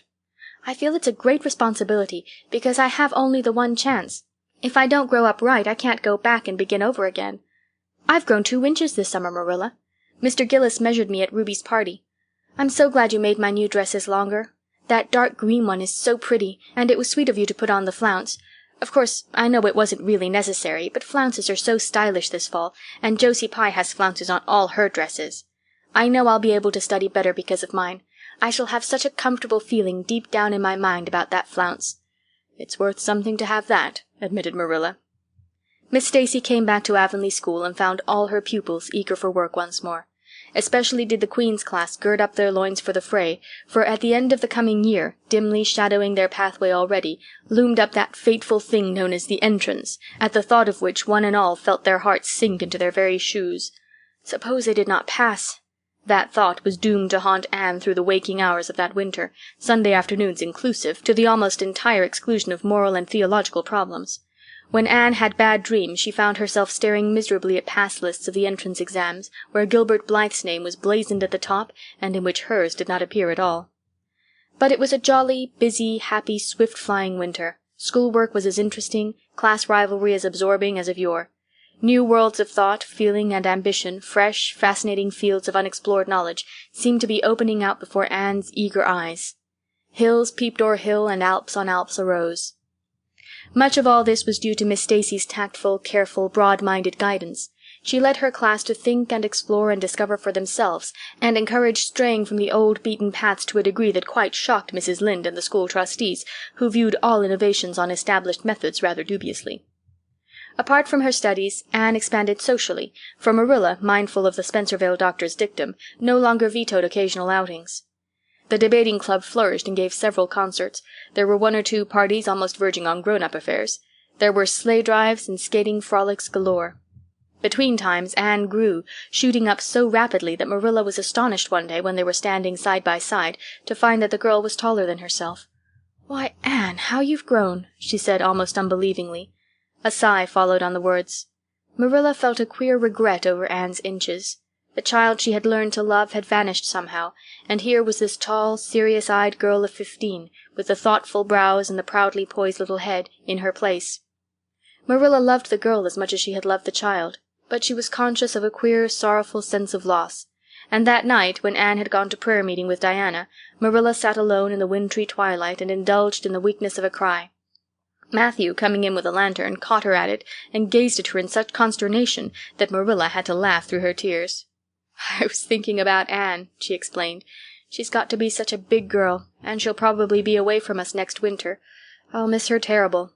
"She'll be able to come home often," comforted Matthew, to whom Anne was as yet and always would be the little, eager girl he had brought home from Bright River on that June evening 4 years before.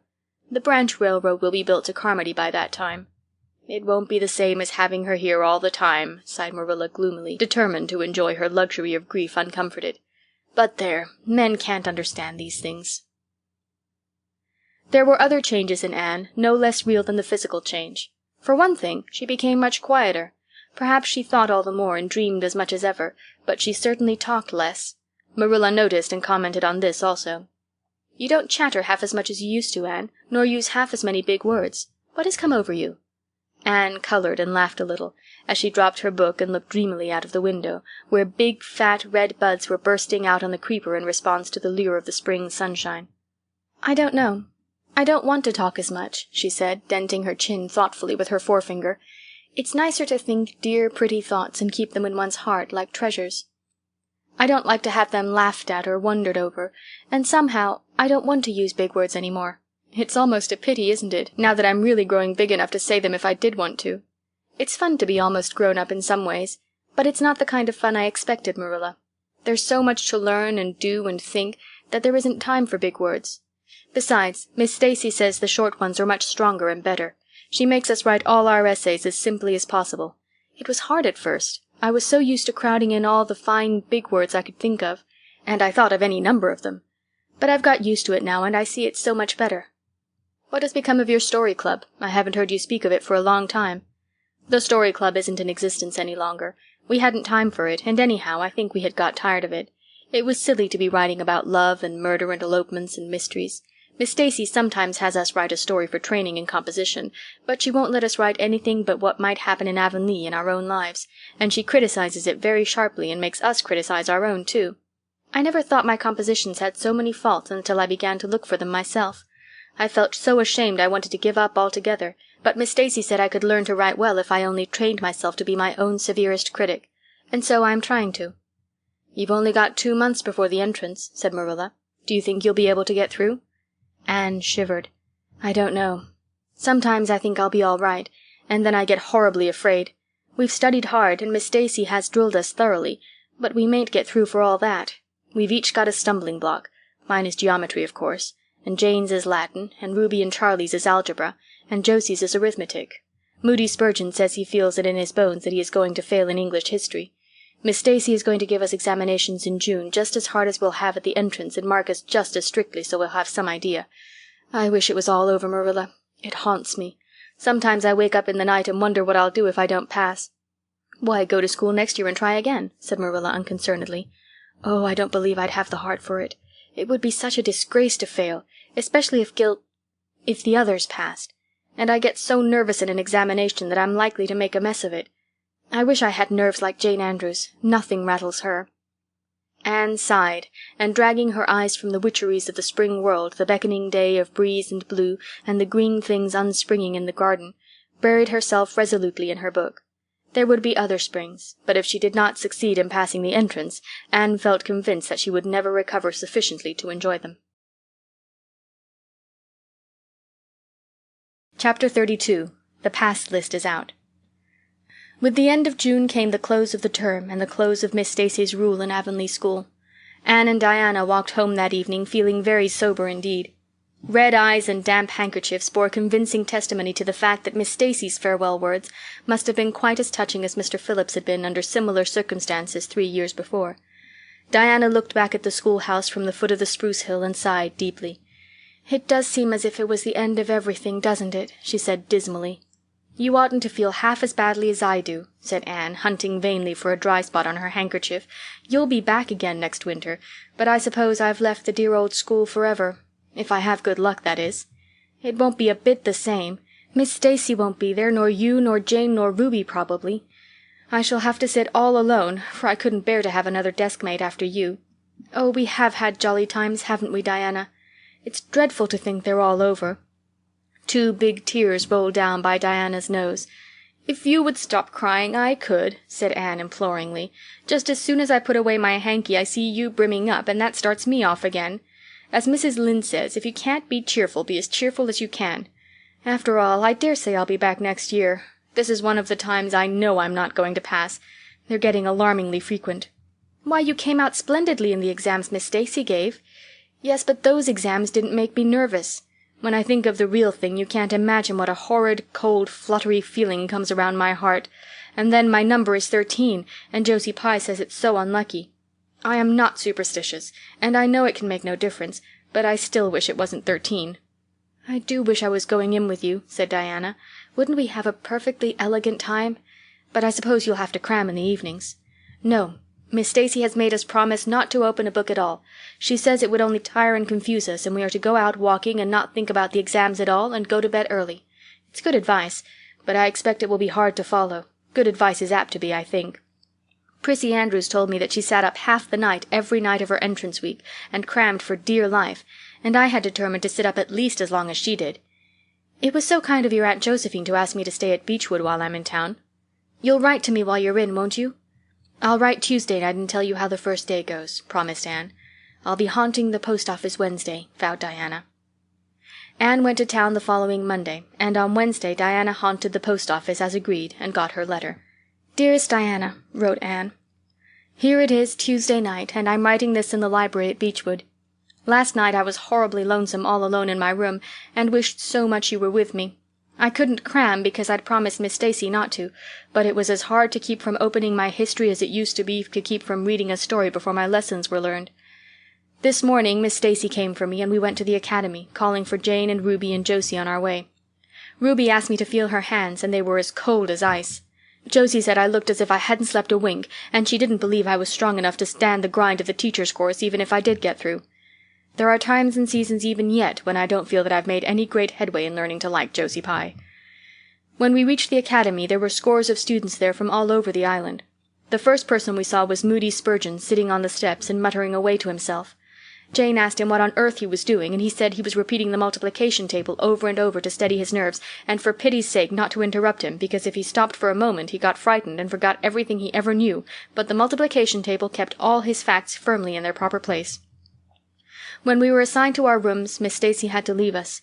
Jane and I sat together, and Jane was so composed that I envied her. No need of the multiplication table for good, steady, sensible Jane. I wondered if I looked as I felt, and if they could hear my heart thumping clear across the room. Then a man came in and began distributing the English examination sheets. My hands grew cold then, and my head fairly whirled around as I picked it up. Just one awful moment, Diana. I felt exactly as I did 4 years ago when I asked Marilla if I might stay at Green Gables. And then everything cleared up in my mind, and my heart began beating again. I forgot to say that it had stopped altogether, for I knew I could do something with that paper anyhow. At noon we went home for dinner, and then back again for history in the afternoon.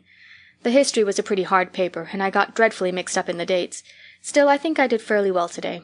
But oh, Diana, tomorrow the geometry exam comes off, and when I think of it, it takes every bit of determination I possess to keep from opening my Euclid. If I thought the multiplication table would help me any, I would recite it from now till tomorrow morning. I went down to see the other girls this evening. On my way I met Moody Spurgeon wandering distractedly around. He said he knew he had failed in history, and he was born to be a disappointment to his parents, and he was going home on the morning train, and it would be easier to be a carpenter than a minister anyhow. I cheered him up and persuaded him to stay to the end, because it would be unfair to Miss Stacy if he didn't. Sometimes I have wished I was born a boy, but when I see Moody Spurgeon I'm always glad I'm a girl and not his sister. Ruby was in hysterics when I reached their boarding-house. She had just discovered a fearful mistake she had made in her English paper. When she recovered we went uptown and had an ice cream. How we wished you had been with us. Oh, Diana, if only the geometry examination were over.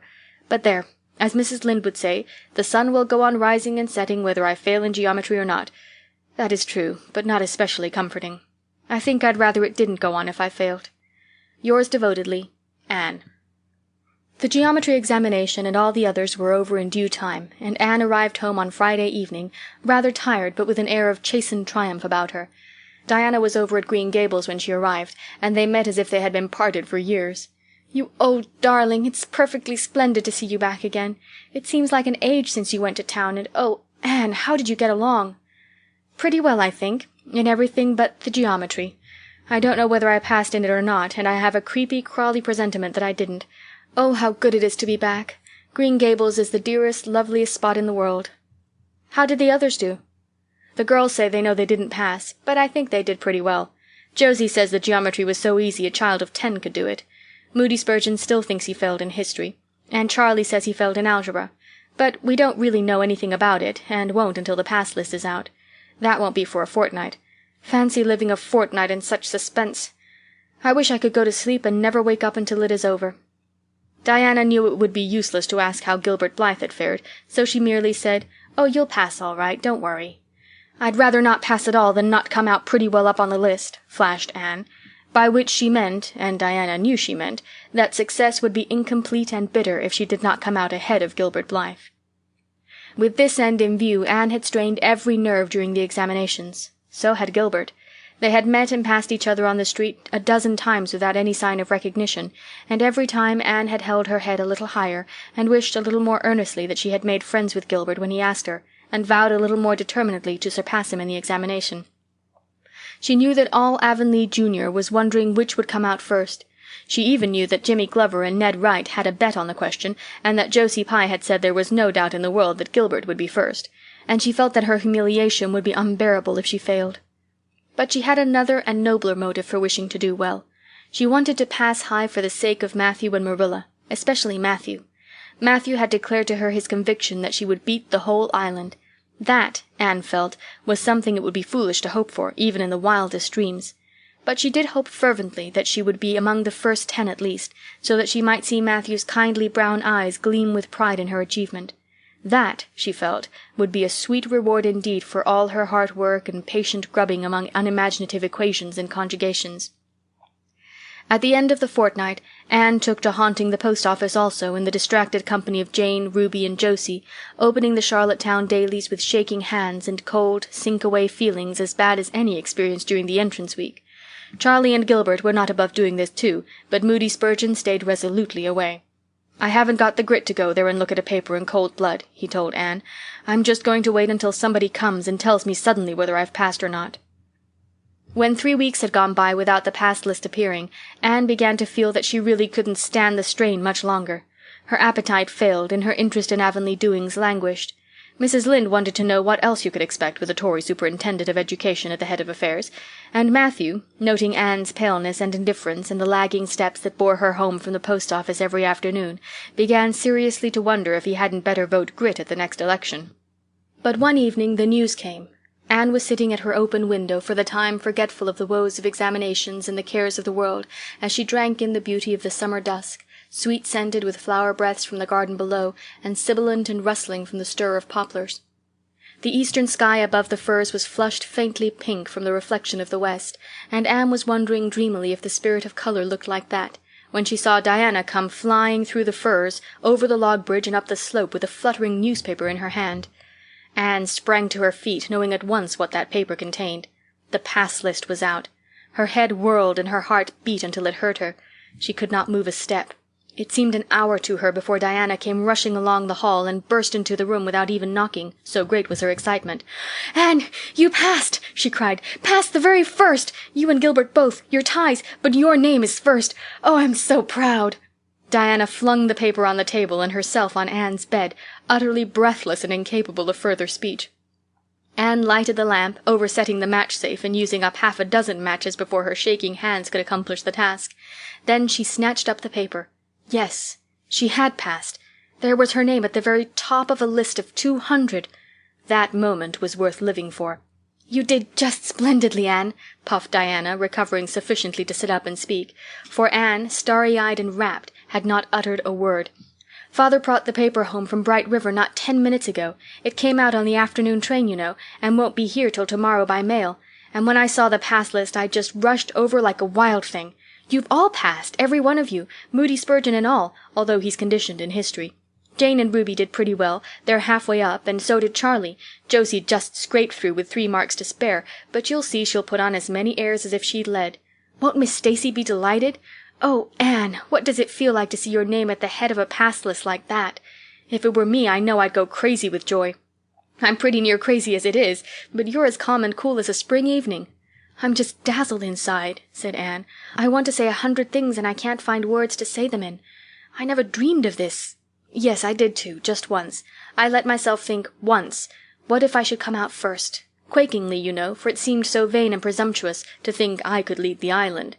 Excuse me a minute, Diana. I must run right out to the field to tell Matthew. Then we'll go up the road and tell the good news to the others." They hurried to the hayfield below the barn where Matthew was coiling hay, and, as luck would have it, Mrs. Lynde was talking to Marilla at the lane fence. "Oh, Matthew!" exclaimed Anne. "I've passed, and I'm first, or one of the first. I'm not vain, but I'm thankful." "Well, now, I always said it," said Matthew, gazing at the pass list delightedly. "I knew you could beat them all easily." "You've done pretty well, I must say," said Marilla, trying to hide her extreme pride in Anne from Mrs. Rachel's critical eye. But that good soul said heartily, "I just guess she has done well, and far be it from me to be backward in saying it. You're a credit to your friends, Anne, that's what, and we're all proud of you." That night Anne, who had wound up the delightful evening with a serious little talk with Mrs. Allan at the manse, knelt sweetly by her open window in a great sheen of moonshine and murmured a prayer of gratitude and aspiration that came straight from her heart. There was in it thankfulness for the past and reverent petition for the future, and when she slept on her white pillow her dreams were as fair and bright and beautiful as maidenhood might desire. Chapter 33. The Hotel Concert. "Put on your white organdy by all means, Anne," advised Diana decidedly. They were together in the east gable chamber. Outside it was only twilight, a lovely yellowish-green twilight with a clear blue, cloudless sky. A big round moon, slowly deepening from her pallid luster into burnished silver, hung over the haunted wood. The air was full of sweet summer sounds, sleepy birds twittering, freakish breezes, faraway voices, and laughter. But in Anne's room the blind was drawn and the lamp lighted, for an important toilette was being made. The east gable was a very different place from what it had been on that night 4 years before, when Anne had felt its bareness penetrate to the marrow of her spirit with its inhospitable chill. Changes had crept in, Marilla conniving at them resignedly, until it was as sweet and dainty a nest as a young girl could desire. The velvet carpet with the pink roses and the pink silk curtains of Anne's early visions had certainly never materialized, but her dreams had kept pace with her growth, and it is not probable she lamented them. The floor was covered with a pretty matting, and the curtains that softened the high window and fluttered in the vagrant breezes were of pale green art muslin. The walls, hung not with gold and silver brocade tapestry, but with a dainty apple-blossom paper, were adorned with a few good pictures given Anne by Mrs. Allan. Miss Stacy's photograph occupied the place of honor, and Anne made a sentimental point of keeping fresh flowers on the bracket under it. Tonight a spike of white lilies faintly perfumed the room like the dream of a fragrance. There was no mahogany furniture, but there was a white painted bookcase filled with books, a cushioned wicker rocker, a toilette table befrilled with white muslin, a quaint gilt-framed mirror with chubby pink cupids and purple grapes painted over its arched top that used to hang in the spare room, and a low white bed. Anne was dressing for a concert at the White Sands Hotel. The guests had got it up in aid of the Charlottetown Hospital, and had hunted out all the available amateur talent in the surrounding districts to help it along. Bertha Sampson and Pearl Clay of the White Sands Baptist Choir had been asked to sing a duet. Milton Clark of Newbridge was to give a violin solo. Winnie Adela Blair of Carmody was to sing a Scotch ballad, and Laura Spencer of Spencervale and Anne Shirley of Avonlea were to recite. As Anne would have said at one time, it was an epoch in her life, and she was deliciously athrill with the excitement of it. Matthew was in the seventh heaven of gratified pride over the honor conferred on his Anne, and Marilla was not far behind, although she would have died rather than admit it, and said she didn't think it was very proper for a lot of young folks to be gadding over to the hotel without any responsible person with them. Anne and Diana were to drive over with Jane Andrews and her brother Billy in their double-seated buggy, and several other Avonlea girls and boys were going too. There was a party of visitors expected out from town, and after the concert a supper was to be given to the performers. "Do you really think the organdy will be best?" queried Anne anxiously. "I don't think it's as pretty as my blue-flowered muslin, and it certainly isn't so fashionable." "But it suits you ever so much better," said Diana. "It's so soft and frilly and clinging. The muslin is stiff and makes you look too dressed up, but the organdy seems as if it grew on you." Anne sighed and yielded.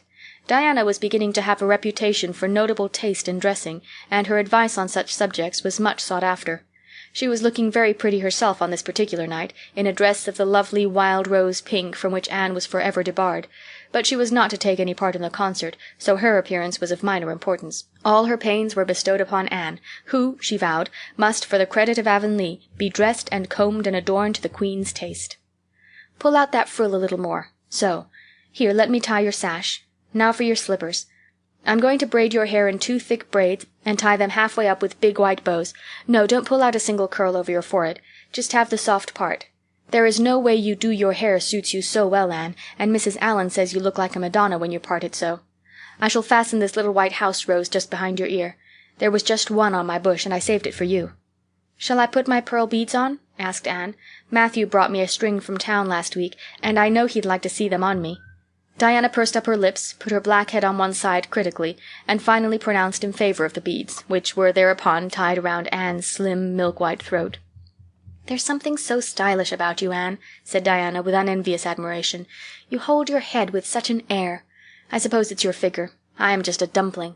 I've always been afraid of it, and now I know it is so.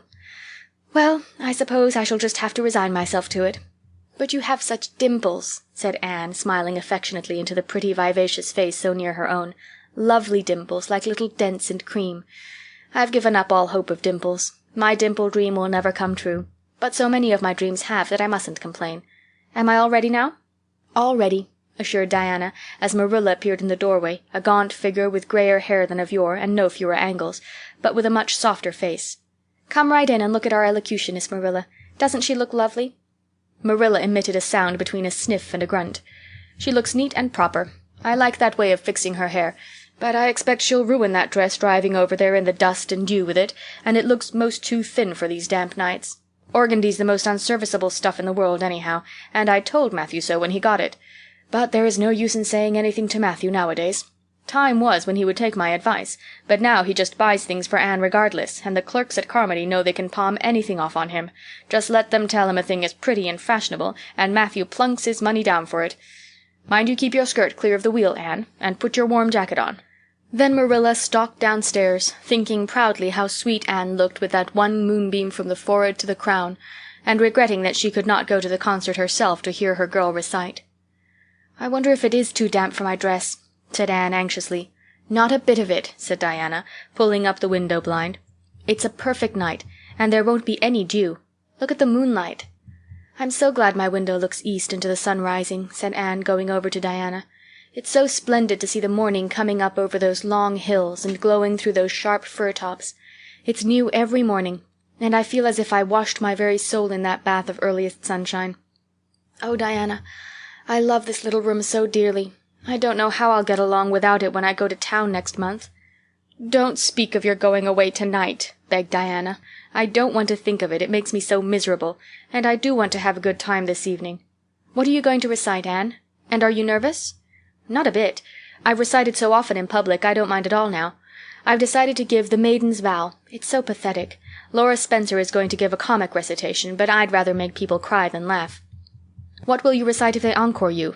"They wouldn't dream of encoring me," scoffed Anne, who was not without her own secret hopes that they would, and already visioned herself telling Matthew all about it at the next morning's breakfast table. "There are Billy and Jane now. I hear the wheels. Come on." Billy Andrews insisted that Anne should ride on the front seat with him, so she unwillingly climbed up. She would have much preferred to sit back with the girls, where she could have laughed and chattered to her heart's content. There was not much of either laughter or chatter in Billy. He was a big, fat, stolid youth of 20, with a round, expressionless face and a painful lack of conversational gifts. But he admired Anne immensely, and was puffed up with pride over the prospect of driving to White Sands with that slim, upright figure beside him. Anne, by dint of talking over her shoulder to the girls and occasionally passing a sop of civility to Billy, who grinned and chuckled and never could think of any reply until it was too late, contrived to enjoy the drive in spite of all. It was a night for enjoyment. The road was full of buggies, all bound for the hotel, and laughter, silver clear, echoed and re-echoed along it. When they reached the hotel it was a blaze of light from top to bottom. They were met by the ladies of the concert committee, one of whom took Anne off to the performers' dressing-room, which was filled with the members of a Charlottetown symphony club, among whom Anne felt suddenly shy and frightened and countrified. Her dress, which in the east gable had seemed so dainty and pretty, now seemed simple and plain, too simple and plain, she thought, among all the silks and laces that glistened and rustled around her. What were her pearl beads compared to the diamonds of the big handsome lady near her?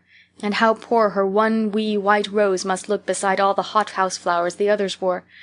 Anne laid her hat and jacket away and shrank miserably into a corner. She wished herself back in the white room at Green Gables. It was still worse on the platform of the big concert hall of the hotel, where she presently found herself. The electric lights dazzled her eyes. The perfume and hum bewildered her.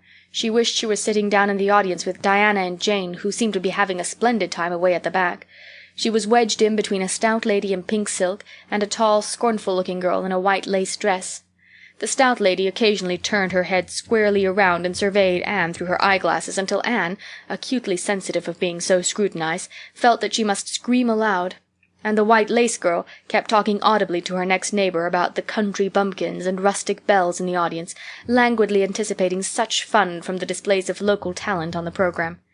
Anne believed that she would hate that white lace girl to the end of life. Unfortunately for Anne, a professional elocutionist was staying at the hotel and had consented to recite. She was a lithe, dark-eyed woman in a wonderful gown of shimmering gray stuff like woven moonbeams, with gems on her neck and in her dark hair. She had a marvelously flexible voice and wonderful power of expression. The audience went wild over her selection. Anne, forgetting all about herself and her troubles for the time, listened with rapt and shining eyes. But when the recitation ended, she suddenly put her hands over her face. She could never get up and recite after that. Never. Had she ever thought she could recite? Oh, if she were only back at Green Gables! At this unpropitious moment her name was called. Somehow Anne, who did not notice the rather guilty little start of surprise the white-lace girl gave, and would not have understood the subtle compliment implied therein if she had, got on her feet and moved dizzily out to the front. She was so pale that Diana and Jane, down in the audience, clasped each other's hands in nervous sympathy. Anne was the victim of an overwhelming attack of stage fright. Often as she had recited in public, she had never before faced such an audience as this, and the sight of it paralyzed her energies completely. Everything was so strange, so brilliant, so bewildering. The rows of ladies in evening dress, the critical faces, the whole atmosphere of wealth and culture about her. Very different this from the plain benches at the debating club, filled with the homely, sympathetic faces of friends and neighbors. These people, she thought, would be merciless critics. Perhaps, like the white-lace girl, they anticipated amusement from her rustic efforts. She felt hopelessly, helplessly ashamed and miserable. Her knees trembled, her heart fluttered, a horrible faintness came over her, not a word could she utter, and the next moment she would have fled from the platform despite the humiliation which, she felt, must ever after be her portion if she did so. But suddenly, as her dilated, frightened eyes gazed out over the audience, she saw Gilbert Blythe away at the back of the room, bending forward with a smile on his face, a smile which seemed to Anne at once triumphant and taunting. In reality it was nothing of the kind. Gilbert was merely smiling with appreciation of the whole affair in general, and of the effect produced by Anne's slender white form and spiritual face against a background of palms in particular. Josie Pye, whom he had driven over, sat beside him, and her face certainly was both triumphant and taunting. But Anne did not see Josie, and would not have cared if she had. She drew a long breath and flung her head up proudly, courage and determination tingling over her like an electric shock. She would not fail before Gilbert Blythe. He should never be able to laugh at her. Never, never. Her fright and nervousness vanished, and she began her recitation, her clear, sweet voice reaching to the farthest corner of the room without a tremor or a break. Self-possession was fully restored to her, and in the reaction from that horrible moment of powerlessness she recited as she had never done before. When she finished there were bursts of honest applause. Anne, stepping back to her seat, blushing with shyness and delight, found her hand vigorously clasped and shaken by the stout lady in pink silk. "My dear, you did splendidly," she puffed. "I've been crying like a baby. Actually, I have. They're encoring you. They're bound to have you back." "Oh, I can't go," said Anne confusedly. "But yet I must, or Matthew will be disappointed. He said they would encore me." "Then don't disappoint Matthew," said the pink lady, laughing. Smiling, blushing, limpid-eyed, Anne tripped back and gave a quaint, funny little selection that captivated her audience still further. The rest of the evening was quite a little triumph for her. When the concert was over, the stout pink lady, who was the wife of an American millionaire, took her under her wing and introduced her to everybody, and everybody was very nice to her. The professional elocutionist, Mrs. Evans, came and chatted with her, telling her that she had a charming voice and interpreted her selections beautifully. Even the white-lace girl paid her a languid little compliment. They had supper in the big, beautifully decorated dining-room. Diana and Jane were invited to partake of this also since they had come with Anne, but Billy was nowhere to be found, having decamped in mortal fear of some such invitation. He was in waiting for them with the team, however, when it was all over, and the three girls came merrily out into the calm, white moonshine radiance. Anne breathed deeply and looked into the clear sky beyond the dark boughs of the firs. Oh, it was good to be out again in the purity and silence of the night. How great and still and wonderful everything was, with the murmur of the sea sounding through it, and the darkling cliffs beyond like grim giants guarding enchanted coasts. "Hasn't it been a perfectly splendid time?" sighed Jane as they drove away. "I just wish I was a rich American and could spend my summer at a hotel and wear jewels and low-necked dresses and have ice cream and chicken salad every blessed day. I'm sure it would be ever so much more fun than teaching school. Anne, your recitation was simply great, although I thought at first you were never going to begin. I think it was better than Mrs. Evans's." "Oh, no, don't say things like that, Jane," said Anne quickly, "because it sounds silly. It couldn't be better than Mrs. Evans's, you know, for she is a professional, and I'm only a schoolgirl with a little knack of reciting. I'm quite satisfied if the people just like mine pretty well." "I've a compliment for you, Anne," said Diana. "At least, I think it must be a compliment because of the tone he said it in. Part of it was, anyhow. There was an American sitting behind Jane and me, such a romantic-looking man with coal-black hair and eyes. Josie Pye says he is a distinguished artist, and that her mother's cousin in Boston is married to a man that used to go to school with him. Well, we heard him say, didn't we, Jane, 'Who is that girl on the platform with the splendid Titian hair? She has a face I should like to paint.' There now, Anne. But what does Titian hair mean?" "Being interpreted, it means plain red, I guess," laughed Anne. "Titian was a very famous artist who liked to paint red-haired women." "Did you see all the diamonds those ladies wore?" sighed Jane. "It was simply dazzling. Wouldn't you just love to be rich, girls?" "We are rich," said Anne staunchly. "Why, we have 16 years to our credit, and we're happy as queens, and we've all got imaginations, more or less. Look at that sea, girls, all silver and shadow and visions of things not seen. We couldn't enjoy its loveliness any more if we had millions of dollars and ropes of diamonds. You wouldn't change into any of those women if you could. Would you want to be that white lace girl and wear a sour look all your life as if you'd been born turning up your nose at the world? Or the pink lady, kind and nice as she is, so stout and short that you'd really no figure at all? Or even Mrs. Evans, with that sad, sad look in her eyes? She must have been dreadfully unhappy sometimes to have such a look. You know you wouldn't, Jane Andrews." "I don't know exactly," said Jane, unconvinced. "I think diamonds would comfort a person for a good deal." "Well, I don't want to be anyone but myself, even if I go uncomforted by diamonds all my life," declared Anne. "I'm quite content to be Anne of Green Gables with my string of pearl beads. I know Matthew gave me as much love with them as ever went into Madame the Pink Lady's jewels." Chapter 34. A Queen's Girl. The next 3 weeks were busy ones at Green Gables, for Anne was getting ready to go to Queen's, and there was much sewing to be done and many things to be talked over and arranged. Anne's outfit was ample and pretty, for Matthew saw to that, and Marilla for once made no objections whatever to anything he purchased or suggested. More, one evening she went up to the east gable with her arms full of a delicate, pale green material. "Anne, here's something for a nice light dress for you. I don't suppose you really need it, you've plenty of pretty waists, but I thought maybe you'd like something real dressy to wear if you were asked out anywhere of an evening in town, to a party or anything like that. I hear that Jane and Ruby and Josie have got evening dresses, as they call them, and I don't mean you shall be behind them. I got Mrs. Allan to help me pick it in town last week, and we'll get Emily Gillis to make it for you. Emily has got taste, and her fits aren't to be equaled." "Oh, Marilla, it's just lovely," said Anne. "Thank you so much. I don't believe you ought to be so kind to me. It's making it harder every day for me to go away." The green dress was made up with as many tucks and frills and shirrings as Emily's taste permitted. Anne put it on one evening for Matthew's and Marilla's benefit, and recited the Maiden's Vow for them in the kitchen. As Marilla watched the bright, animated face and graceful motions, her thoughts went back to the evening Anne had arrived at Green Gables, and memory recalled a vivid picture of the odd, frightened child in her preposterous yellowish-brown wincey dress, the heartbreak looking out of her tearful eyes. Something in the memory brought tears to Marilla's own eyes. "I declare, my recitation has made you cry, Marilla," said Anne, gaily stooping over Marilla's chair to drop a butterfly kiss on that lady's cheek. "Now I call that a positive triumph." "No, I wasn't crying over your piece," said Marilla, who would have scorned to be betrayed into such weakness by any poetry stuff. "I just couldn't help thinking of the little girl you used to be, Anne. And I was wishing you could have stayed a little girl, even with all your queer ways. You've grown up now, and you're going away, and you look so tall and stylish and so different altogether in that dress, as if you didn't belong in Avonlea at all, and I just got lonesome thinking it all over." "Marilla." Anne sat down on Marilla's gingham lap, took Marilla's lined face between her hands, and looked gravely and tenderly into Marilla's eyes. "I'm not a bit changed, not really. I'm only just pruned down and branched out. The real me, back here, is just the same. It won't make a bit of difference where I go or how much I change outwardly. At heart, I shall always be your little Anne, who will love you and Matthew and dear Green Gables more and better every day of her life." Anne laid her fresh young cheek against Marilla's faded one, and reached out a hand to pat Matthew's shoulder.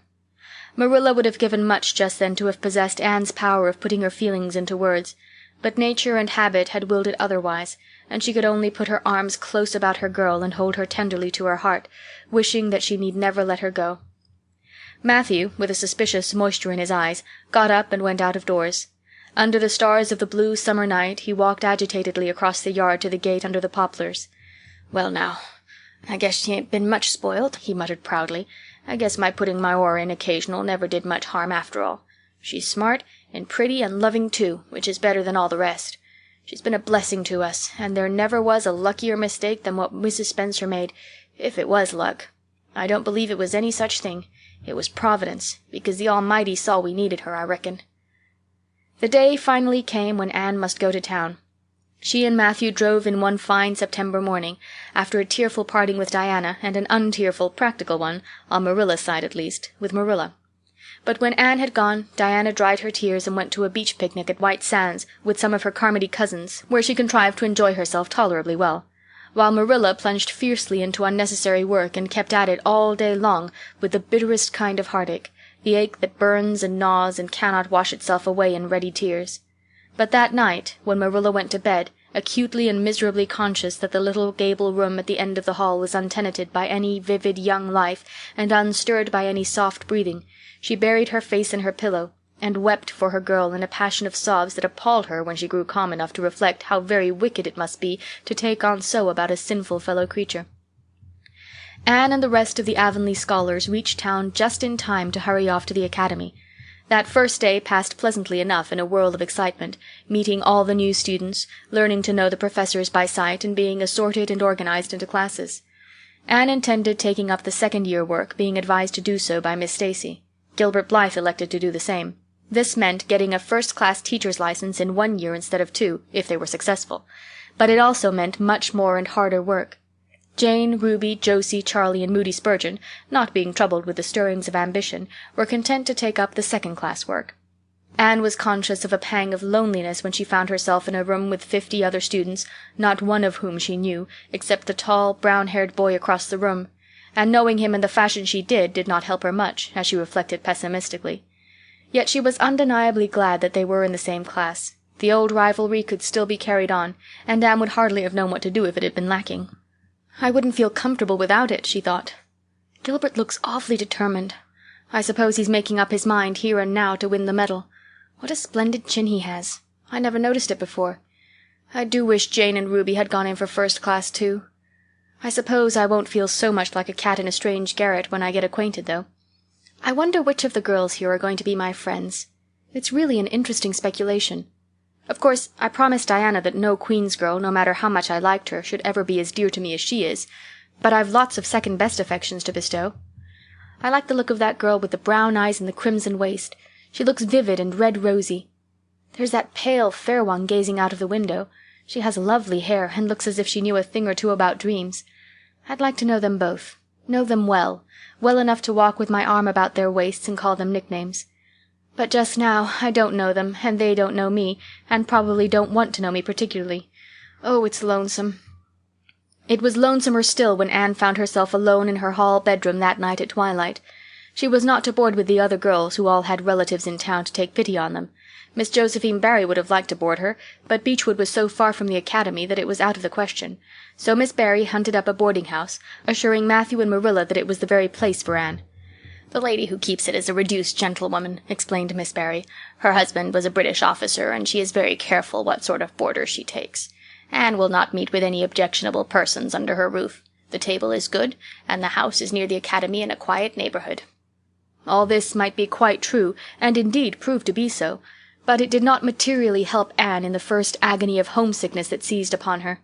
She looked dismally about her narrow little room, with its dull-papered, pictureless walls, its small iron bedstead and empty bookcase, and a horrible choke came into her throat as she thought of her own white room at Green Gables, where she would have the pleasant consciousness of a great green still outdoors, of sweet peas growing in the garden and moonlight falling on the orchard, of the brook below the slope and the spruce boughs tossing in the night wind beyond it, of a vast starry sky and the light from Diana's window shining out through the gap in the trees. Here there was nothing of this. Anne knew that outside of her window was a hard street with a network of telephone wires shutting out the sky, the tramp of alien feet, and 1,000 lights gleaming on stranger faces. She knew that she was going to cry, and fought against it. "I won't cry. It's silly and weak. There's the third tear splashing down my nose. There are more coming. I must think of something funny to stop them. But there's nothing funny except what is connected with Avonlea, and that only makes things worse. 4, 5. I'm going home next Friday, but that seems 100 years away. Oh, Matthew is nearly home by now, and Marilla is at the gate looking down the lane for him. 6, 7, 8. Oh, there's no use in counting them. They're coming in a flood presently. I can't cheer up. I don't want to cheer up. It's nicer to be miserable." The flood of tears would have come, no doubt, had not Josie Pye appeared at that moment. In the joy of seeing a familiar face, Anne forgot that there had never been much love lost between her and Josie.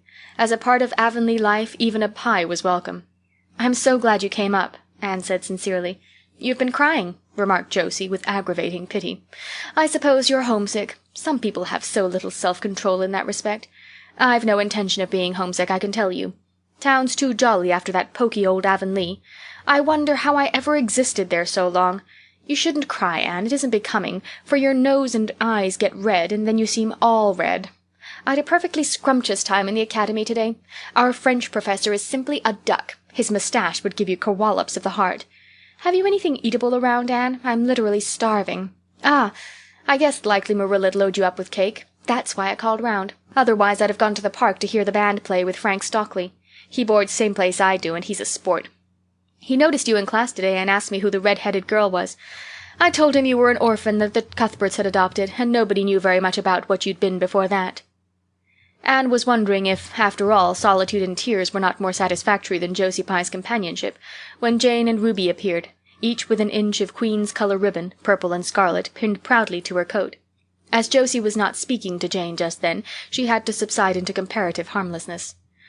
"Well," said Jane with a sigh, "I feel as if I'd lived many moons since this morning. I ought to be home studying my Virgil. That horrid old professor gave us 20 lines to start in on tomorrow. But I simply couldn't settle down to study tonight. Anne, methinks I see the traces of tears. If you've been crying, do own up. It will restore my self-respect, for I was shedding tears freely before Ruby came along. I don't mind being a goose so much if somebody else is goosey too. Cake? You'll give me a teeny piece, won't you? Thank you. It has the real Avonlea flavor." Ruby, perceiving the Queen's calendar lying on the table, wanted to know if Anne meant to try for the gold medal. Anne blushed and admitted she was thinking of it. "Oh, that reminds me," said Josie. "Queen's is to get one of the Avery scholarships after all. The word came today. Frank Stockley told me. His uncle is one of the Board of Governors, you know. It will be announced in the Academy tomorrow." An Avery scholarship! Anne felt her heart beat more quickly, and the horizons of her ambition shifted and broadened as if by magic. Before Josie had told the news, Anne's highest pinnacle of aspiration had been a teacher's provincial license, first class, at the end of the year, and perhaps the medal. But now in one moment Anne saw herself winning the Avery scholarship, taking an arts course at Redmond College, and graduating in a gown and mortarboard before the echo of Josie's words had died away. For the Avery scholarship was in English, and Anne felt that here her foot was on native heath. A wealthy manufacturer of New Brunswick had died and left part of his fortune to endow a large number of scholarships to be distributed among the various high schools and academies of the Maritime Provinces, according to their respective standings. There had been much doubt whether one would be allotted to Queen's, but the matter was settled at last, and at the end of the year the graduate who made the highest mark in English and English literature would win the scholarship. $250 a year for 4 years at Redmond College. No wonder that Anne went to bed that night with tingling cheeks. "I'll win that scholarship if hard work can do it," she resolved. "Wouldn't Matthew be proud if I got to be a B.A.? Oh, it's delightful to have ambitions. I'm so glad I have such a lot. And there never seems to be any end to them. That's the best of it. Just as soon as you attained one ambition, you see another one glittering higher up still. It does make life so interesting." Chapter 35. The Winter at Queen's. Anne's homesickness wore off, greatly helped in the wearing by her week-end visits home. As long as the open weather lasted, the Avonlea students went out to Carmody on the New Branch Railway every Friday night. Diana and several other Avonlea young folks were generally on hand to meet them, and they all walked over to Avonlea in a merry party. Anne thought those Friday evening gypsyings over the autumnal hills in the crisp golden air, with the home lights of Avonlea twinkling beyond, were the best and dearest hours in the whole week.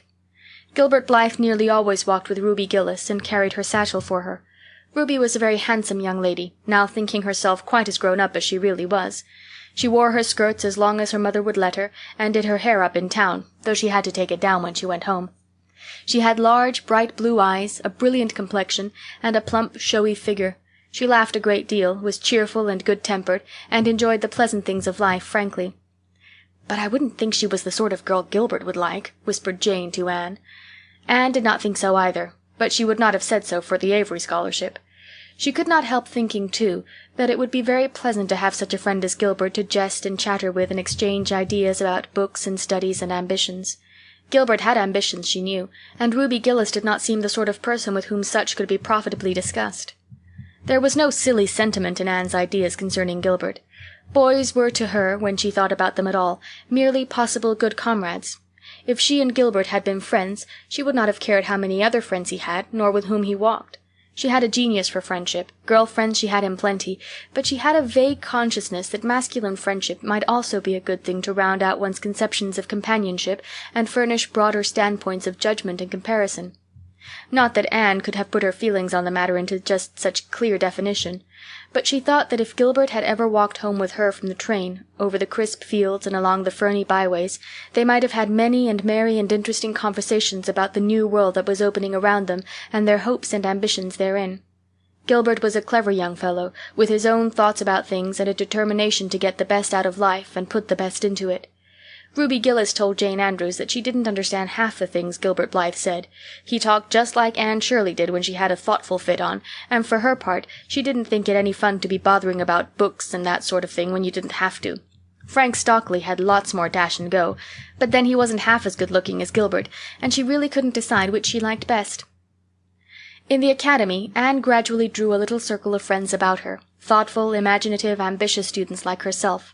With the rose-red girl, Stella Maynard, and the dream girl, Priscilla Grant, she soon became intimate, finding the latter pale, spiritual-looking maiden to be full to the brim of mischief and pranks and fun, while the vivid, black-eyed Stella had a heart full of wistful dreams and fancies as aerial and rainbow-like as Anne's own.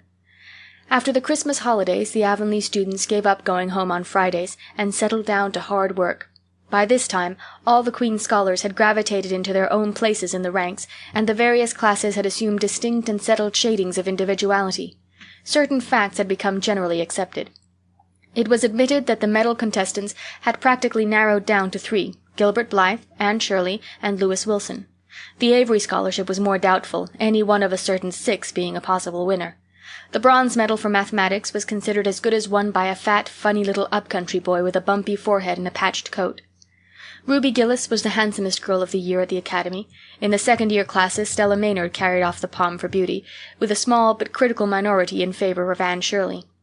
Ethel Marr was admitted by all competent judges to have the most stylish modes of hair-dressing, and Jane Andrews, plain, plodding, conscientious Jane, carried off the honors in the domestic science course. Even Josie Pye attained a certain preeminence as the sharpest-tongued young lady in attendance at Queen's.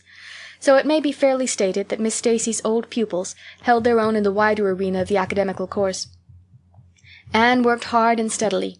Her rivalry with Gilbert was as intense as it had ever been in Avonlea school, although it was not known in the class at large, but somehow the bitterness had gone out of it. Anne no longer wished to win for the sake of defeating Gilbert, rather for the proud consciousness of a well-won victory over a worthy foeman. It would be worth while to win, but she no longer thought life would be insupportable if she did not. In spite of lessons, the students found opportunities for pleasant times. Anne spent many of her spare hours at Beechwood, and generally ate her Sunday dinners there and went to church with Miss Barry.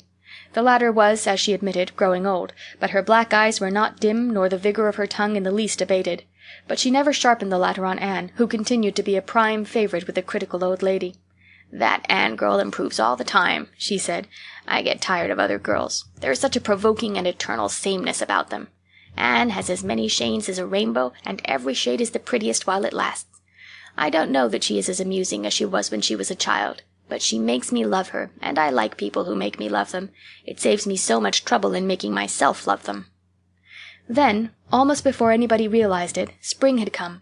Out in Avonlea the mayflowers were peeping pinkly out in the sere barrens where snow-wreaths lingered, and the mist of green was on the woods and in the valleys. But in Charlottetown harassed Queen's students thought and talked only of examinations. "It doesn't seem possible that the term is nearly over," said Anne. "Why, last fall it seemed so long to look forward to, a whole winter of studies and classes. And here we are, with the exams looming up next week. Girls, sometimes I feel as if those exams meant everything, but when I look at the big buds swelling on those chestnut trees and the misty blue air at the end of the streets, they don't seem half so important." Jane and Ruby and Josie, who had dropped in, did not take this view of it.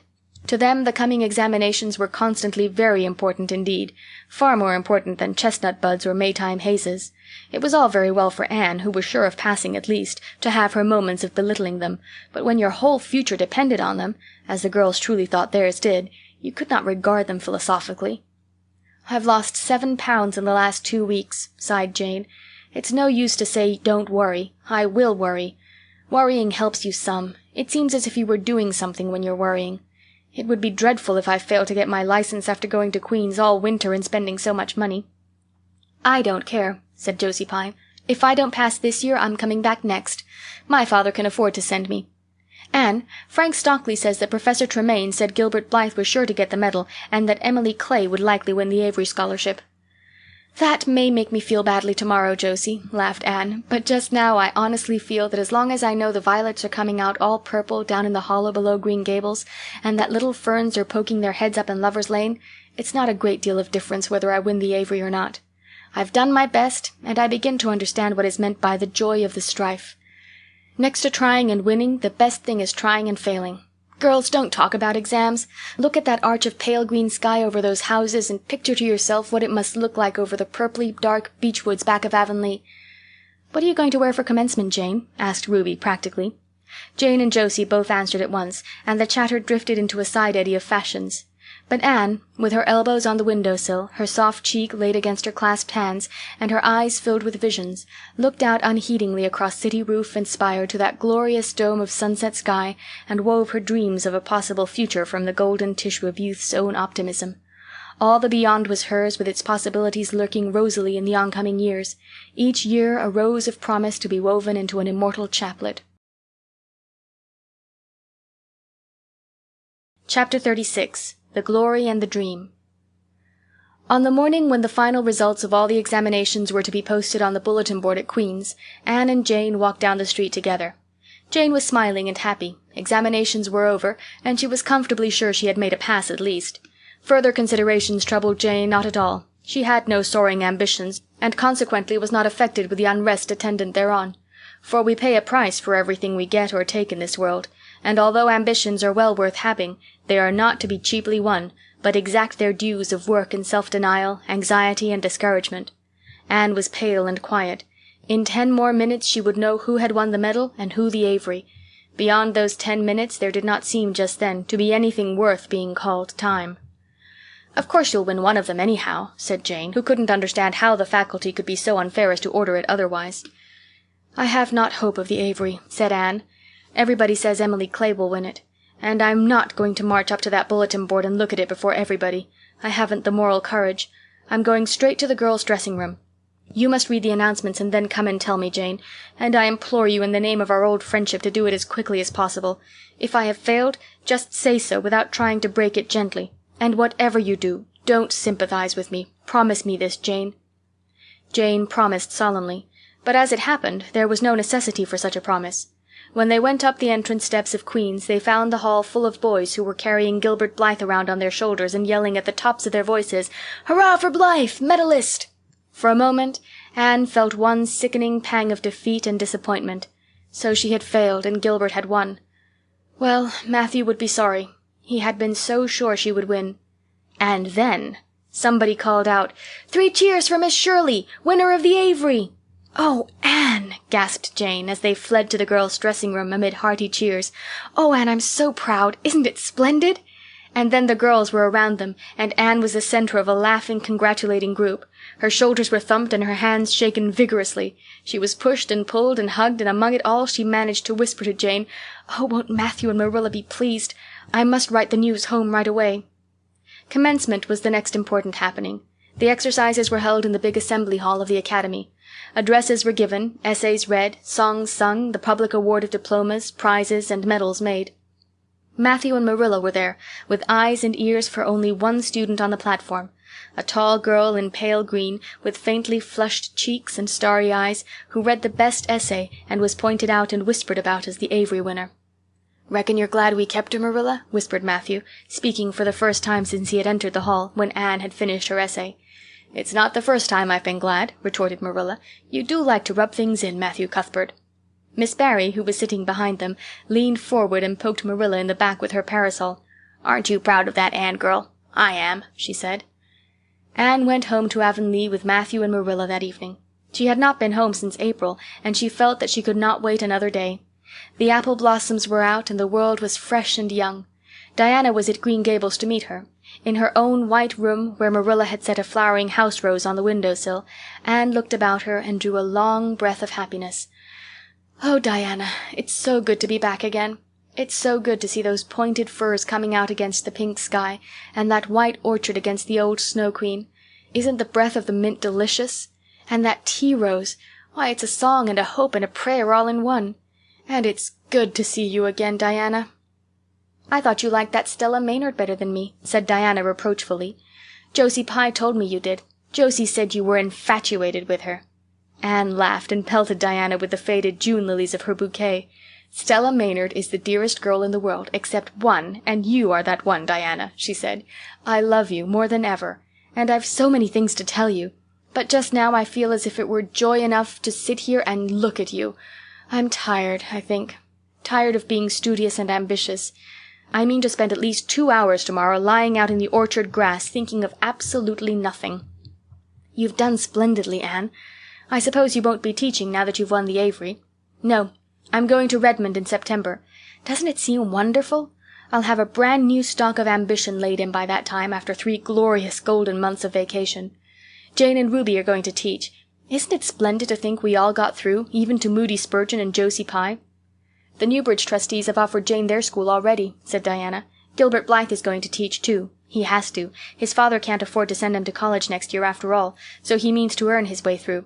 I expect he'll get the school here if Miss Ames decides to leave." Anne felt a queer little sensation of dismayed surprise. She had not known this. She had expected that Gilbert would be going to Redmond also. What would she do without their inspiring rivalry?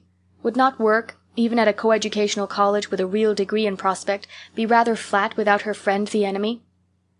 The next morning at breakfast it suddenly struck Anne that Matthew was not looking well. Surely he was much grayer than he had been a year before. "Marilla," she said hesitatingly when he had gone out, "is Matthew quite well?" "No, he isn't," said Marilla in a troubled tone. "He's had some real bad spells with his heart this spring, and he won't spare himself a mite. I've been real worried about him. But he's some better this while back, and we've got a good hired man, so I'm hoping he'll kind of rest and pick up. Maybe he will now you're home. You always cheer him up." Anne leaned across the table and took Marilla's face in her hands. "You're not looking as well yourself as I'd like to see you, Marilla. You look tired. I'm afraid you've been working too hard. You must take a rest now that I'm home. I'm just going to take this one day off to visit all the dear old spots and hunt up my old dreams, and then it will be your turn to be lazy while I do the work." Marilla smiled affectionately at her girl. "It's not the work. It's my head. I've got a pain so often now behind my eyes. Dr. Spencer's been fussing with glasses, but they don't do me any good. There is a distinguished oculist coming to the island the last of June, and the doctor says I must see him. I guess I'll have to. I can't read or sew with any comfort now. Well, Anne, you've done real well at Queen's, I must say. To take first-class license in 1 year and win the Avery scholarship. Well, well. Mrs. Lynde says pride goes before a fall, and she doesn't believe in the higher education of women at all. She says it unfits them for a woman's true sphere. I don't believe a word of it. Speaking of Rachel reminds me, did you hear anything about the Abbey Bank lately, Anne?" "I heard it was shaky," answered Anne. "Why?" "That is what Rachel said. She was up here one day last week and said there was some talk about it. Matthew felt real worried. All we have saved is in that bank, every penny. I wanted Matthew to put it in the savings bank in the first place, but old Mr. Abbey was a great friend of father's, and he'd always banked with him. Matthew said any bank with him at the head of it was good enough for anybody." "I think he has only been its nominal head for many years," said Anne. "He is a very old man. His nephews are really at the head of the institution." "Well, when Rachel told us that, I wanted Matthew to draw our money right out, and he said he'd think of it. But Mr. Russell told him yesterday that the bank was all right." Anne had her good day in the companionship of the outdoor world. She never forgot that day. It was so bright and golden and fair, so free from shadow and so lavish of blossom. Anne spent some of its rich hours in the orchard. She went to the Dryad's Bubble and Willowmere and Violet Vale. She called in at the manse and had a satisfying talk with Mrs. Allan. And finally, in the evening, she went with Matthew for the cows through Lover's Lane to the back pasture. The woods were all gloried through with sunset, and the warm splendor of it streamed down through the hill gaps in the west. Matthew walked slowly with bent head. Anne, tall and erect, suited her springing step to his. "You've been working too hard today, Matthew," she said reproachfully. "Why don't you take things easier?" "Well, now, I can't seem to," said Matthew as he opened the yard gate to let the cows through. "It's only that I'm getting old, Anne, and keep forgetting it. Well, well, I've always worked pretty hard, and I'd rather drop in harness." "If I had been the boy you sent for," said Anne wistfully, "I'd be able to help you so much now and spare you in 100 ways. I could find it in my heart to wish I had been, just for that." "Well, now, I'd rather have you than a dozen boys, Anne," said Matthew, patting her hand. "Just mind you that. Rather than a dozen boys. Well, now, I guess it wasn't a boy that took the Avery scholarship, was it? It was a girl. My girl that I'm proud of." He smiled his shy smile at her as he went into the yard. Anne took the memory of it with her when she went to her room that night, and sat for a long while at her open window, thinking of the past and dreaming of the future.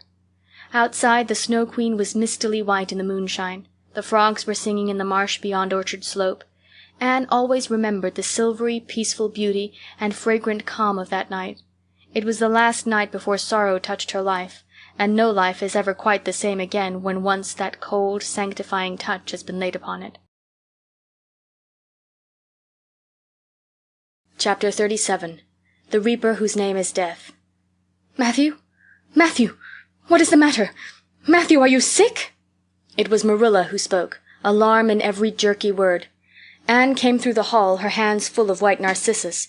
It was long before Anne could love the sight or odor of white narcissus again, in time to hear her and to see Matthew standing in the porch doorway, a folded paper in his hand, and his face strangely drawn and gray. Anne dropped her flowers and sprang across the kitchen to him at the same moment as Marilla. They were both too late. Before they could reach him, Matthew had fallen across the threshold. "He's fainted," gasped Marilla. "Anne, run for Martin. Quick! Quick! He's at the barn." Martin, the hired man, who had just driven home from the post office, started at once for the doctor, calling at Orchard Slope on his way to send Mr. and Mrs. Barry over. Mrs. Lynde, who was there on an errand, came too. They found Anne and Marilla distractedly trying to restore Matthew to consciousness. Mrs. Lynde pushed them gently aside, tried his pulse, and then laid her ear over his heart. She looked at their anxious faces sorrowfully, and the tears came into her eyes. "Oh, Marilla," she said gravely, "I don't think we can do anything for him." "Mrs. Lynde, you can't think Matthew is Anne could not say the dreadful word. She turned sick and pallid. "Child, yes, I'm afraid of it. Look at his face. When you've seen that look as often as I have, you'll know what it means." Anne looked at the still face and there beheld the seal of the Great Presence.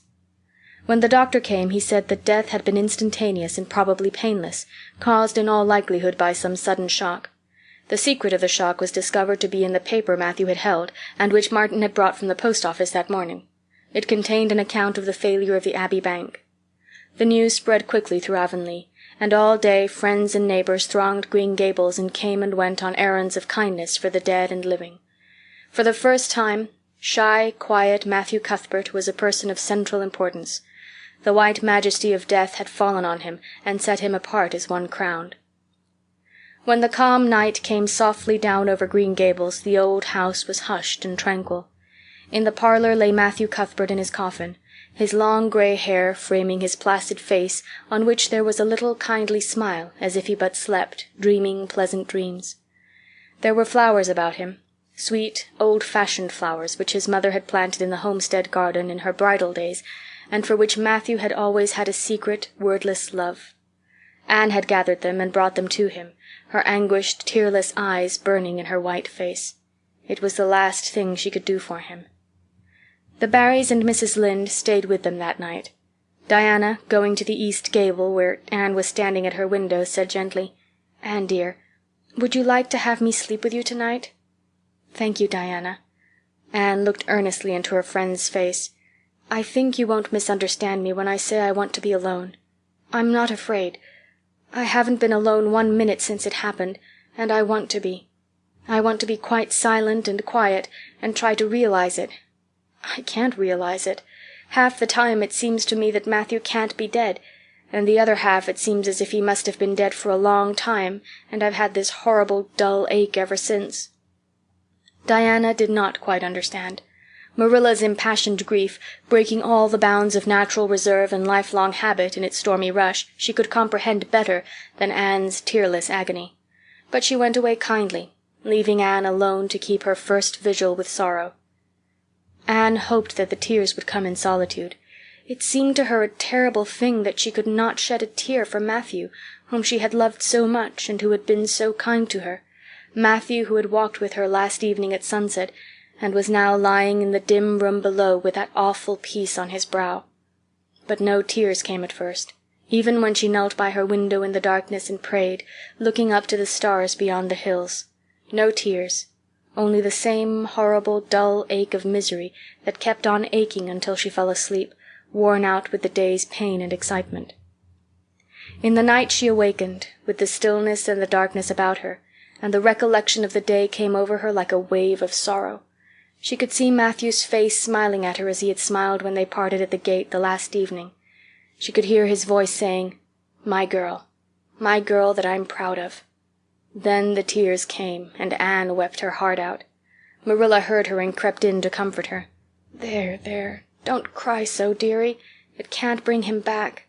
It isn't right to cry so. I knew that today, but I couldn't help it then. He'd always been such a good, kind brother to me. But God knows best." "Oh, just let me cry, Marilla," sobbed Anne.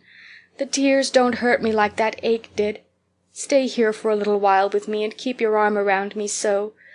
I couldn't have Diana stay. She's good and kind and sweet, but it's not her sorrow. She's outside of it, and she couldn't come close enough to my heart to help me. It's our sorrow, yours and mine. Oh, Marilla, what will we do without him?" "We've got each other, Anne. I don't know what I'd do if you weren't here, if you'd never come. Oh, Anne, I know I've been kind of strict and harsh with you maybe, but you mustn't think I didn't love you as well as Matthew did for all that. I want to tell you now when I can. It's never been easy for me to say things out of my heart, but at times like this it's easier. I love you as dear as if you were my own flesh and blood, and you've been my joy and comfort ever since you came to Green Gables." 2 days afterwards they carried Matthew Cuthbert over his homestead threshold, and away from the fields he had tilled, and the orchards he had loved, and the trees he had planted.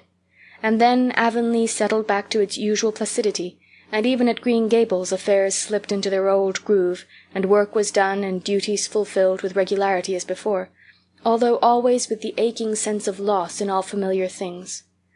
Anne, new to grief, thought it almost sad that it could be so, that they could go on in the old way without Matthew.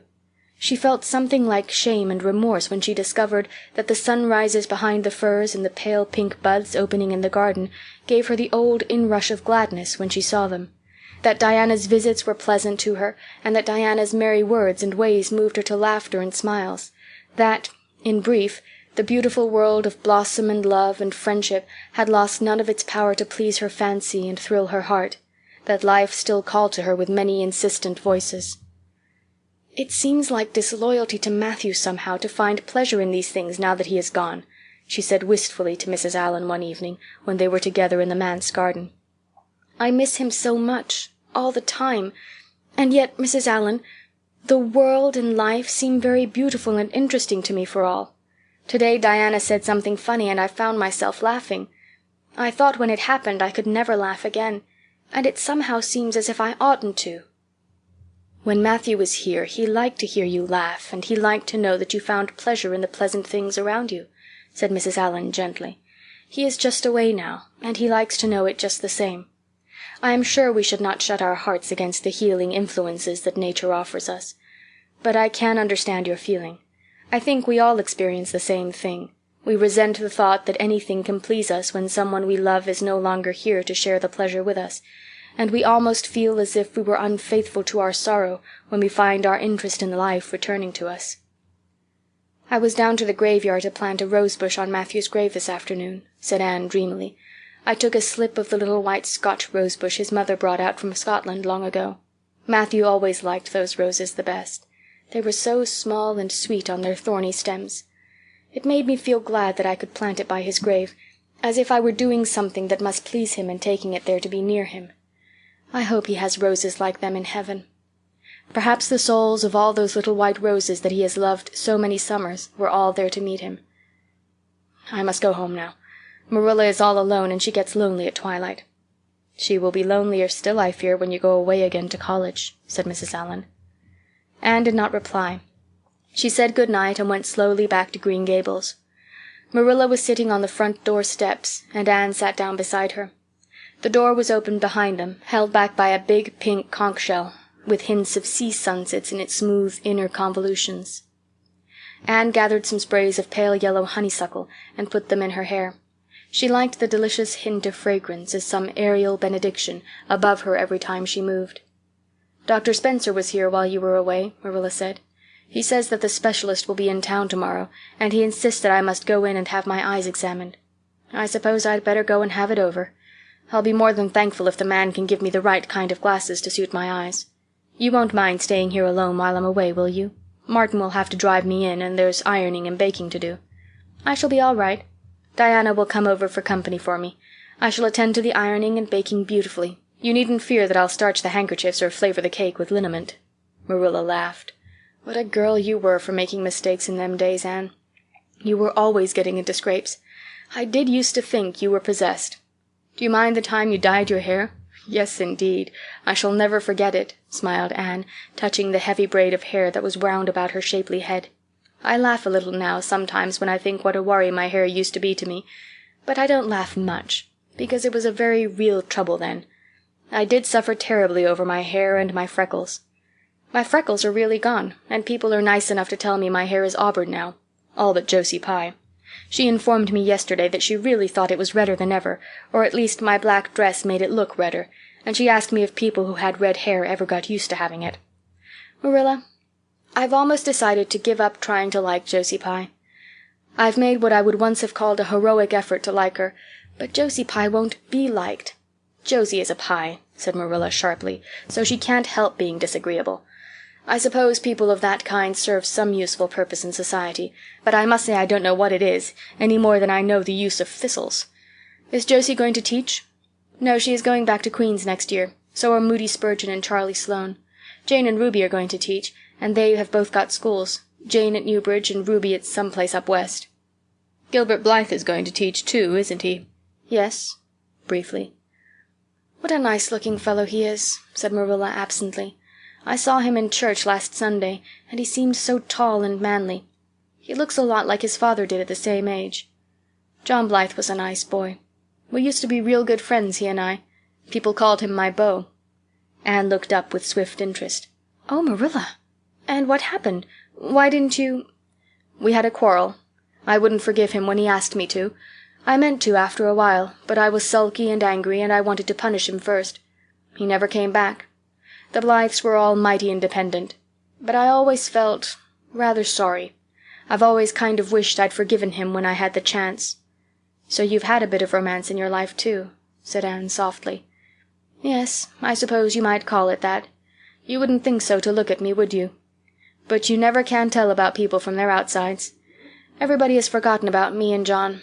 I'd forgotten myself. But it all came back to me when I saw Gilbert last Sunday." Chapter 38. The Bend in the Road. Marilla went to town the next day and returned in the evening. Anne had gone over to Orchard Slope with Diana and came back to find Marilla in the kitchen, sitting by the table with her head leaning on her hand. Something in her dejected attitude struck a chill to Anne's heart. She had never seen Marilla sit limply inert like that. "Are you very tired, Marilla?" "Yes. No. I don't know," said Marilla wearily, looking up. "I suppose I am tired, but I haven't thought about it. It's not that." "Did you see the oculist? What did he say?" asked Anne anxiously. "Yes, I saw him. He examined my eyes. He says that if I give up all reading and sewing entirely, and any kind of work that strains the eyes, and if I'm careful not to cry, and if I wear the glasses he's given me, he thinks my eyes may not get any worse and my headaches will be cured. But if I don't, he says I'll certainly be stone blind in 6 months. Blind! Anne, just think of it." For a minute Anne, after her first quick exclamation of dismay, was silent. It seemed to her that she could not speak. Then she said bravely, but with a catch in her voice, "Marilla, don't think of it. You know he has given you hope. If you are careful you won't lose your sight altogether. And if his glasses cure your headaches it will be a great thing." "I don't call it much hope," said Marilla bitterly. "What am I to live for if I can't read or sew or do anything like that? I might as well be blind or dead. And as for crying, I can't help that when I get lonesome. But there, it's no good talking about it. If you'll get me a cup of tea, I'll be thankful. I'm about done out. Don't say anything about this to anyone for a spell yet, anyway. I can't bear that folks should come here to question and sympathize and talk about it." When Marilla had eaten her lunch, Anne persuaded her to go to bed. Then Anne went herself to the east gable and sat down by her window in the darkness, alone with her tears and her heaviness of heart. How sadly things had changed since she had sat here the night after coming home. Then she had been full of hope and joy, and the future had looked rosy with promise. Anne felt as if she had lived years since then, but before she went to bed there was a smile on her lips and peace in her heart. She had looked her duty courageously in the face and found it a friend, as duty ever is when we meet it frankly. One afternoon, a few days later, Marilla came slowly in from the front yard where she had been talking to a caller, a man whom Anne knew by sight as Sadler from Carmody. Anne wondered what he could have been saying to bring that look to Marilla's face. "What did Mr. Sadler want, Marilla?" Marilla sat down by the window and looked at Anne. There were tears in her eyes in defiance of the Oculist prohibition, and her voice broke as she said, "He heard that I was going to sell Green Gables, and he wants to buy it." "Buy it? Buy Green Gables?" Anne wondered if she had heard aright. "Oh, Marilla, you don't mean to sell Green Gables?" "Anne, I don't know what else is to be done. I've thought it all over. If my eyes were strong I could stay here and make out to look after things and manage with a good hired man. But as it is, I can't. I may lose my sight altogether, and anyway, I'll not be fit to run things. Oh, I never thought I'd live to see the day when I'd have to sell my home. But things would only get behind worse and worse all the time, till nobody would want to buy it. Every cent of our money went in that bank, and there's some notes Matthew gave last fall to pay. Mrs. Lynde advises me to sell the farm and board somewhere, with her, I suppose. It won't bring much. It's small and the buildings are old. But it'll be enough for me to live on, I reckon. I'm thankful you're provided for with that scholarship, Anne. I'm sorry you won't have a home to come to in your vacations, that's all. But I suppose you'll manage somehow." Marilla broke down and wept bitterly. "You mustn't sell Green Gables," said Anne resolutely. "Oh, Anne, I wish I didn't have to. But you can see for yourself. I can't stay here alone. I'd go crazy with trouble and loneliness. And my sight would go, I know it would. You won't have to stay here alone, Marilla. I'll be with you. I'm not going to Redmond." "Not going to Redmond?" Marilla lifted her worn face from her hands and looked at Anne. "Why, what do you mean?" "Just what I say. I'm not going to take the scholarship. I decided so the night after you came home from town. You surely don't think I could leave you alone in your trouble, Marilla, after all you've done for me? I've been thinking and planning. Let me tell you my plans. Mr. Barry wants to rent the farm for next year, so you won't have any bother over that. And I'm going to teach. I've applied for the school here, but I don't expect to get it, for I understand the trustees have promised it to Gilbert Blythe. But I can have the Carmody school. Mr. Blair told me so last night at the store. Of course, that won't be quite as nice or convenient as if I had the Avonlea school, but I can board home and drive myself over to Carmody and back, in the warm weather at least. And even in winter I can come home Fridays. We'll keep a horse for that. Oh, I have it all planned out, Marilla. And I'll read to you and keep you cheered up. You shan't be dull or lonesome. And we'll be real cozy and happy here together, you and I." Marilla had listened like a woman in a dream. "Oh, Anne, I could get on real well if you were here, I know. But I can't let you sacrifice yourself so for me. It would be terrible." "Nonsense." Anne laughed merrily. "There is no sacrifice. Nothing could be worse than giving up Green Gables. Nothing could hurt me more. We must keep the dear old place. My mind is quite made up, Marilla. I'm not going to Redmond, and I am going to stay here and teach. Don't you worry about me a bit." "But your ambitions and—" "I'm just as ambitious as ever, only I've changed the object of my ambitions. I'm going to be a good teacher, and I'm going to save your eyesight. Besides, I mean to study at home here and take a little college course all by myself. Oh, I've dozens of plans, Marilla. I've been thinking them out for a week. I shall give life here my best, and I believe it will give its best to me in return. When I left Queen's my future seemed to stretch out before me like a straight road. I thought I could see along it from many a milestone. Now there is a bend in it. I don't know what lies around the bend, but I'm going to believe that the best does. It has a fascination of its own, that bend, Marilla. I wonder how the road beyond it goes, what there is of green glory and soft checkered light and shadows, what new landscapes, what new beauties, what curves and hills and valleys further on. "I don't feel as if I ought to let you give it up," said Marilla, referring to the scholarship. "But you can't prevent me." "I'm 16 and a half, obstinate as a mule, as Mrs. Lynde once told me," laughed Anne. "Oh, Marilla, don't you go pitying me. I don't like to be pitied, and there is no need for it. I'm heart glad over the very thought of staying at dear Green Gables. Nobody could love it as you and I do, so we must keep it." "You blessed girl," said Marilla, yielding. "I feel as if you'd given me new life. I guess I ought to stick out and make you go to college, but I know I can't, so I ain't gonna try. I'll make it up to you, though, Anne." When it became noised abroad in Avonlea that Anne Shirley had given up the idea of going to college and intended to stay home and teach, there was a good deal of discussion over it. Most of the good folks, not knowing about Marilla's eyes, thought she was foolish.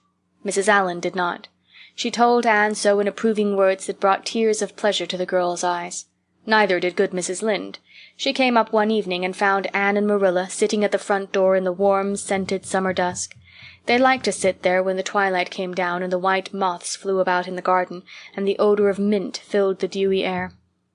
Mrs. Rachel deposited her substantial person upon the stone bench by the door, behind which grew a row of tall pink and yellow hollyhocks, with a long breath of mingled weariness and relief. "I declare I'm getting glad to sit down. I've been on my feet all day, and 200 pounds is a good bit for 2 feet to carry round. It's a great blessing not to be fat, Marilla. I hope you appreciate it. Well, Anne, I hear you've given up your notion of going to college. I was real glad to hear it. You've got as much education now as a woman can be comfortable with. I don't believe in girls going to college with the men and cramming their heads full of Latin and Greek and all that nonsense." "But I'm going to study Latin and Greek just the same, Mrs. Lynde," said Anne, laughing. "I'm going to take my arts course right here at Green Gables and study everything that I would at college." Mrs. Lynde lifted her hands in holy horror. "Anne Shirley, you'll kill yourself." "Not a bit of it. I shall thrive on it. Oh, I'm not going to overdo things. As Josiah Allen's wife says, I shall be medium. But I'll have lots of spare time in the long winter evenings, and I've no vocation for fancy work. I'm going to teach over at Carmody, you know." "I don't know it. I guess you're going to teach right here in Avonlea. The trustees have decided to give you the school." "Mrs. Lynde!" cried Anne, springing to her feet in surprise. "Why, I thought they had promised it to Gilbert Blythe." "So they did. But as soon as Gilbert heard that you had applied for it, he went to them. They had a business meeting at the school last night, you know, and told them that he withdrew his application and suggested that they accept yours. He said he was going to teach at White Sands. Of course, he knew how much you wanted to stay with Marilla, and I must say I think it was real kind and thoughtful in him, that's what. Real self-sacrificing, too, for he'll have his board to pay at White Sands, and everybody knows he's got to earn his own way through college. So the trustees decided to take you. I was tickled to death when Thomas came home and told me." "I don't feel that I ought to take it," murmured Anne. I don't think I ought to let Gilbert make such a sacrifice for me." "I guess you can't prevent him now. He signed papers with the White Sands trustees. So it wouldn't do him any good now if you were to refuse. Of course you'll take the school. You'll get along all right, now that there are no Pyes going. Josie was the last of them, and a good thing she was, that's what. There's been some Pye or other going to Avonlea school for the last 20 years, and I guess their mission in life was to keep school teachers reminded that Earth isn't their home." "Bless my heart, what does all that winking and blinking at the Barry gable mean?" "Diana is signaling for me to go over," laughed Anne. "You know we keep up the old custom. Excuse me while I run over and see what she wants." Anne ran down the clover slope like a deer and disappeared in the furry shadows of the haunted wood. Mrs. Lynde looked after her indulgently. "There's a good deal of the child about her yet in some ways." "There's a good deal more of the woman about her in others," retorted Marilla, with a momentary return of her old crispness. But crispness was no longer Marilla's distinguishing characteristic. As Mrs. Lynde told her Thomas that night, "Marilla Cuthbert has got mellow, that's what." Anne went to the little Avonlea graveyard the next evening to put fresh flowers on Matthew's grave and water the Scotch rosebush. She lingered there until dusk, liking the peace and calm of the little place, with its poplars whose rustle was like low, friendly speech, and its whispering grasses growing at will among the graves. When she finally left it and walked down the long hill that sloped to the Lake of Shining Waters, it was past sunset, and all Avonlea lay before her in a dream-like afterlight, a haunt of ancient peace. There was a freshness in the air, as of a wind that had blown over honey-sweet fields of clover. Home-lights twinkled out here and there among the homestead trees. Beyond lay the sea, misty and purple, with its haunting, unceasing murmur. The west was a glory of soft, mingled hues, and the pond reflected them all in still softer shadings. The beauty of it all thrilled Anne's heart, and she gratefully opened the gates of her soul to it. "Dear old world," she murmured, "you are very lovely, and I am glad to be alive in you." Halfway down the hill a tall lad came whistling out of a gate before the Blythe homestead. It was Gilbert, and the whistle died on his lips as he recognized Anne. He lifted his cap courteously, but he would have passed on in silence if Anne had not stopped and held out her hand. "Gilbert," she said with scarlet cheeks, "I want to thank you for giving up the school for me. It was very good of you, and I want you to know that I appreciate it." Gilbert took the offered hand eagerly. "It wasn't particularly good of me at all, Anne. I was pleased to be able to do you some small service. Are we going to be friends after this? Have you really forgiven me my old fault?" Anne laughed and tried unsuccessfully to withdraw her hand. "I forgave you that day by the pond landing, although I didn't know it. What a stubborn little goose I was. I may as well make a complete confession. I've been sorry ever since." "We are going to be the best of friends," said Gilbert jubilantly. "We were born to be good friends, Anne. You've thwarted destiny enough. I know we can help each other in many ways. You are going to keep up your studies, aren't you? So am I. Come, I'm going to walk home with you." Marilla looked curiously at Anne when the latter entered the kitchen. "Who was that came up the lane with you, Anne?" "Gilbert Blythe," answered Anne, vexed to find herself blushing. "I met him on Barry's Hill." "I didn't think you and Gilbert were such good friends that you'd stand for half an hour at the gate talking to him," said Marilla with a dry smile. "We haven't been. We've been good enemies. But we have decided that it will be much more sensible to be good friends in the future." "Were we really there half an hour? It seemed just a few minutes. But you see, we have 5 years' lost conversations to catch up with, Marilla." Anne sat long at her window that night, companioned by a glad content. The wind purred softly in the cherry boughs, and the mint breaths came up to her. The stars twinkled over the pointed firs in the hollow, and Diana's light gleamed through the old gap. Anne's horizons had closed in since the night she had sat there after coming home from Queen's. But if the path set before her feet was to be narrow, she knew that flowers of quiet happiness would bloom along it. The joy of sincere work and worthy aspiration and congenial friendship were to be hers. Nothing could rob her of her birthright of fancy or her ideal world of dreams. And there was always the bend in the road. "God's in his heaven, all's right with the world," whispered Anne softly. End of Anne of Green Gables,